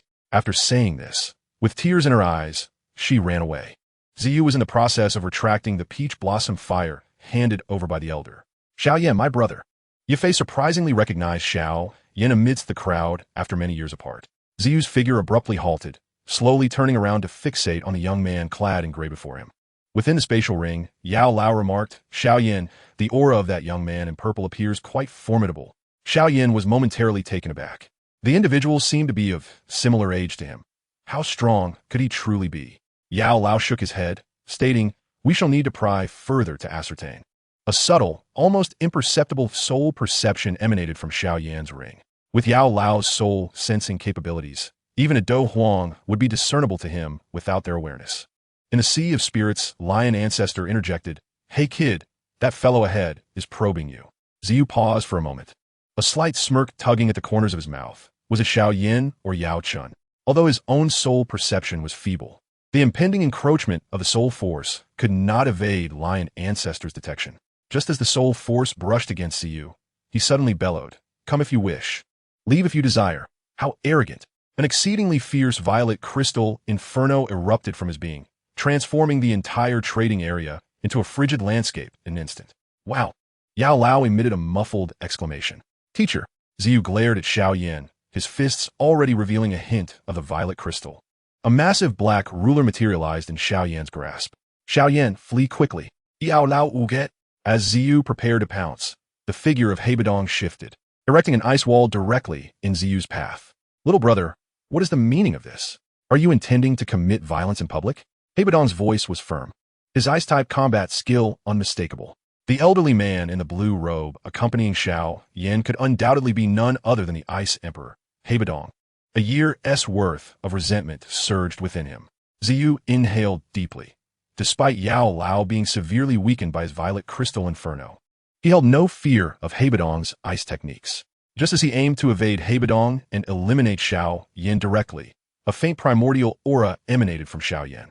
"In the sea of spirits," Lion Ancestor exclaimed, "is that the seven-colored sky-devouring python? Such a rare beast has not yet become extinct." The mention of the seven-colored sky-devouring python caused Ziyu to take a deep breath, momentarily regaining his composure. Even if Xiao Yan possessed strange fire without Yao Lao, he felt fearless. However, with the presence of Ice Emperor Hebedong and the Queen Medusa's true form, the seven-colored sky-devouring python, he recognized his utter lack of odds. Ziyu gradually retracted the violet crystal inferno, addressing Hebedong coldly, "Do not presume that your soul abilities grant you the right to pry into others' affairs unchecked. Today, I shall show leniency for the Ice Emperor's sake and impose a minor punishment." Hebedong was taken aback.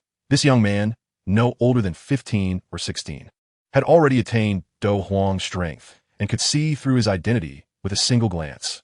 Even more alarming was that his fighting spirit, in terms of coldness, surpassed his own. Hebedong clasped his fists. "Old man has long been out of touch with the world. I did not expect the Gamma Empire to produce a Do Huang even younger than the leader of Yun. May I inquire your name, little brother?" Ziyu replied nonchalantly, "I am unworthy of such praise, Ziyu." At that moment, Yifei finally snapped back to reality from her shock. What had transpired? She felt an overwhelming chill. Ziyu cast a cold glance at the black ring adorning Xiao Yan's right hand, which evidently flickered, indicating they were communicating again. Yao Lao chuckled wryly. "Xiao Yan, be cautious. This purple-clad individual's black fire seems to exert absolute suppression over soul entities." Xiao Yan asked, "Teacher, are you all right?" Yao Lao forced a smile. "This is serious. I did not anticipate that what seemed a lowly soul force could perceive my essence. This is truly a grave miscalculation." Let us go, Ziyu stated flatly to Yufei, taking Qinglin's hand as they walked away. Yufei hesitated, but ultimately followed Ziyu. Her intuition warned her that Ziyu harbored profound animosity toward Xiao Yan, far from the nonchalance he portrayed. However, after just a few steps, several figures approached, all clad in alchemist robes. Ziyu furrowed his brow. It was evident that the commotion had attracted nearby members of the Alchemist Guild. The leader was a slightly stout elder who, upon seeing Ziyu, was overtaken by a wave of anger. "You little rascal! It's you! Good, finally I've caught you!" Ziyu was equally bewildered. He hadn't stolen the old man's daughter. Why did he appear so eager to confront him? "Ha, Master Otto, it has been a while. I trust you have been well." Otto retorted angrily. "You scoundrel! We shall settle this later." Suddenly, Otto recalled something and abruptly halted his words. He turned to Xiao Yan with a smile. "Xiao Yan, my young brother, you have finally arrived." Xiao Yan clasped his fists. "Master Otto, I am well." Otto beamed. "Ha! Splendid. Your arrival transforms everything for this old man." Ziyu pinched his nose, pondering whether he was truly so unwelcome simply for not being an alchemist. Otto suddenly furrowed his brow and inquired, "What transpired earlier?" Yufei stepped forward, performing a small bow. "Master Otto, they were merely sparring and did not engage in excessive conduct." Otto surveyed the surroundings and declared, "That is for the best. Come, accompany me to the sub-guild area." Ziyu sensed the statement was not directed at him and turned to leave. Otto glared at the boy attempting to escape, coldly asserting, "Ziyu, you rascal, follow me. I am granting you enough face in front of so many." Ziyu felt perplexed. What face was he granting him? Yufei gently tugged at Ziyu's sleeve, nodding in agreement. Ziyu understood. This woman likely sought to form a connection with the Alchemist Guild. In the Gamma Empire's Alchemist Guild, only alchemists of 3rd rank or higher had the qualifications to enter. Let us proceed. Chapter 79, Earth Fire Lotus Seeds. In the Alchemist Guild's sub-guild president's area, Otto turned to Ziyu with a displeased expression. "Come with me." Ugh, was he truly so unpopular? If not for Otto helping him retrieve a bottle of accompanying purple crystal essence, he would have kicked him out right now. Observing Otto es fiesa Demiano. Ziyu mumbled to himself, then followed along. After passing several opulent chambers, they finally halted before a spacious room. From within, faint sounds of weeping could be heard alongside an elderly man's incessant curses and soothing words. Otto cautioned, "Do not provoke that old coot Frank. He is in a foul mood today. His precious disciple was bullied in the trading area, and she has been crying nonstop since returning, which has distressed him greatly." Ziyu suddenly recalled something, his expression turning awkward. "Master Otto, I think I shall refrain from entering. Please convey your matters." Otto shot him a glare. "You shameless lad. I still possess some dignity. Speak here. Get in." Upon stepping into the spacious room, it was indeed as Otto had said. At the center, Frank, donned in alchemist robes, was animatedly attempting to console a tearful young girl, whose sobs gradually subsided under his coaxing. Beside her sat a striking woman in red, gently patting her back and offering tissues. Otto settled into his seat, addressing Xiao Yan with a smile. "Xiao Yan, my young brother, please take a seat over there. I will deal with this little one first, then we can discuss further." With a swift turn of his head, he donned an expression of fury, glaring at Ziyu. "You shameless brat, how could you be so brazen? Not only did you fail to exchange treasures, but you even dared to forcibly seize Guti's accompanying purple crystal source. Do you have any idea that old fool promptly led a raid on the Alchemist Guild in Blackrock City afterward?" Ziyu paused, momentarily taken aback. "Is that so?" Otto continued. "Well then, how do you intend to provide us with an explanation for this matter?" Ziyu was stunned again. "Why should I owe you an explanation?" Just as he was about to respond, all eyes in the room turned toward him, drawn by Otto's booming voice. A young girl screamed. The girl, who had been sobbing, now fixed her swollen, peach-like eyes upon Ziyu with intense scrutiny. Yufei glanced at Ziyu and chuckled, finding it amusing how swiftly karma had come back around. How embarrassing it was that this incident involved an old acquaintance. The young girl in silver attire suddenly grasped Frank's hand, pointing at Ziyu, and exclaimed excitedly, "Teacher, it's him! It's him! He stole my peach blossom fire!" Otto stared at Ziyu in disbelief. "You did such a thing? Are you a thief by nature?" Frank, now incensed, approached Ziyu. "You little rascal. When you first arrived in Blackrock City, did we, two old fools, treat you poorly?" Ziyu, feeling awkward, replied, "It's a misunderstanding, President Frank." "Truly it is." Frank retorted, "A misunderstanding? I have never scolded my precious disciple. Yet you came along and bullied her to the point of draining her tears for 20 years. And you dare tell me this is a misunderstanding?" Ziyu solemnly insisted. "I assure you, it is indeed a misunderstanding. I acted in your best interest, President Frank. You see, I noticed this little girl attempting to trade a highly valuable fourth-grade pill formula for that worthless peach blossom fire, and I was simply paying for you. Hence, I sacrificed my own reputation. The silver-clad girl abruptly stood, her chest heaving as she stared incredulously at Xiao. You clearly coveted that peach blossom fire for yourself and forcibly took it from me. How shameless can you be? Frank turned to the girl. Wait a moment, Xiao Yan. You just mentioned that you were going to trade my fourth-grade pill formula for that peach blossom fire. Is that true? Xiao Yan bowed her head, shooting Xiao a resentful glare. Her expression clearly indicated the truth of the matter. Frank shot her a warning glance. I shall deal with you later. Turning back to Xiao, he chided, you little brat, that formula was given to Xiao Yan, and she certainly has the right to exchange it. However, your bullying of her is simply unacceptable. Xiao was momentarily taken aback. The old man was indeed protective of his own, observing Xiao's bewildered expression as if he did not comprehend where he had gone wrong. Frank bellowed, now, how do you intend to make amends? Must I compensate? A willing buyer and a willing seller, after all. She could have offered more. Of course. He dared not voice this thought. Otto chimed in, you should compensate.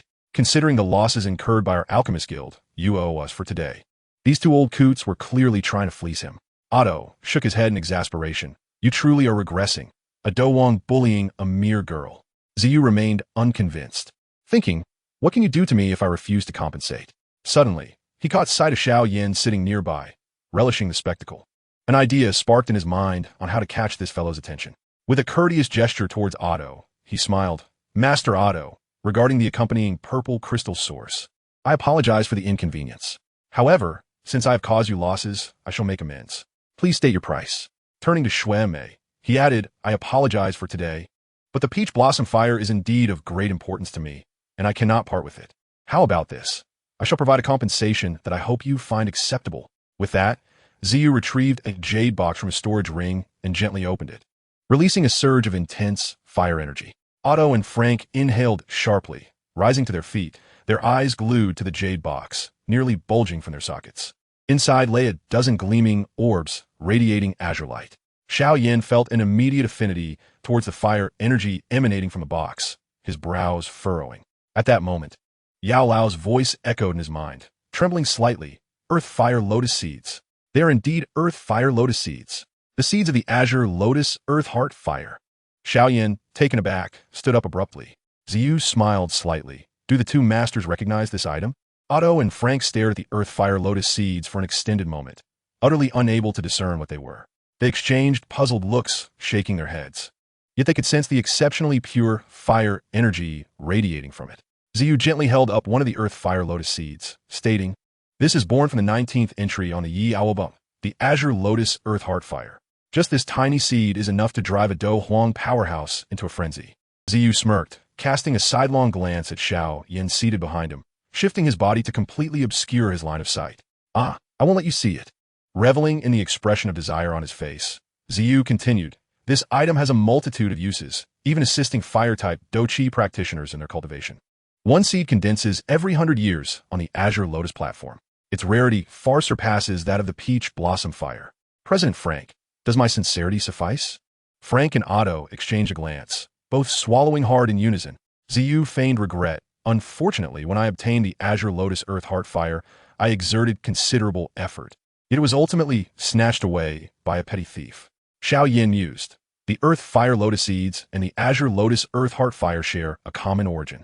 If Xiao Yan is fortunate enough to obtain a small cluster of Azure Lotus Earth Heart Fire from that little thief, cultivate it into her own fire seed, and combine it with these Earth Fire Lotus Seeds to enhance compatibility with the Azure Lotus Earth Heart Fire, it's unimaginable how remarkable her future achievements will be. Xiao Yan, seated behind, felt his face twitch. It seemed as though Xiao was intentionally speaking to him. Yihua, that was something he dared not even dream of. At that moment, Xiao Yan, no longer crying, approached nervously, her eyes gleaming as she gazed at the Earth Fire Lotus Seeds. She could hardly move her head before exclaiming, Teacher, is what he said true? Frank chuckled weakly. While he had heard of Oa, he was not well versed in its details, yet he thought it should not be mistaken. Xiao Yan looked at Xiao with wide, sparkling eyes, smiling charmingly. Are you really giving this to me? Xiao, feigning sorrow, replied, You may take one. I swear I will never bully a little girl again. The girl in red beside Xiao Yan rushed towards Otto, clinging to his arm and shaking it, pleading, "Teacher, teacher." Otto's face flushed. Clearly, Lin Fei was also tempted. Not only was she intrigued, but even his half-buried heart felt stirred. However, he found it extremely difficult to voice his thoughts. "Teacher, teacher." Otto struggled to swallow, finally managing to utter, "Well, Zhu, the losses to the Alchemist Guild are substantial. And I fear, perhaps you should provide another seed as compensation." After speaking, he felt his face flush. Lin Fei quickly added, "Yes, the losses are indeed great." Zhu paused, astonished at Otto's audacity. "Master Otto, are you serious?" Otto's face was now redder than a pig's liver. He wished he could find a hole to hide in. Yet, with his precious disciple's hopeful gaze upon him, he truly felt he could not let his old face be a hindrance. "Of course, the losses are considerable."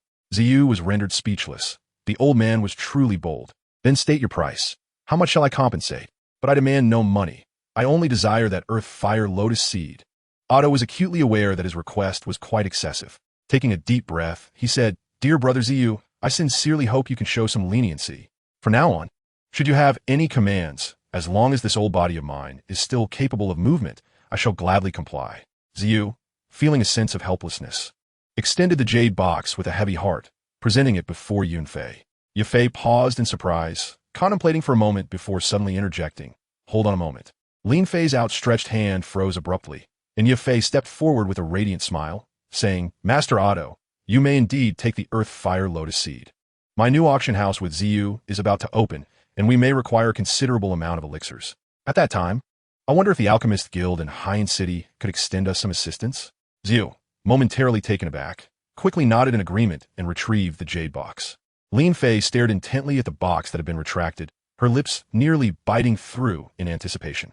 Otto exchanged a glance with Frank before nodding at Zhu. "We, two old fellows, have consented.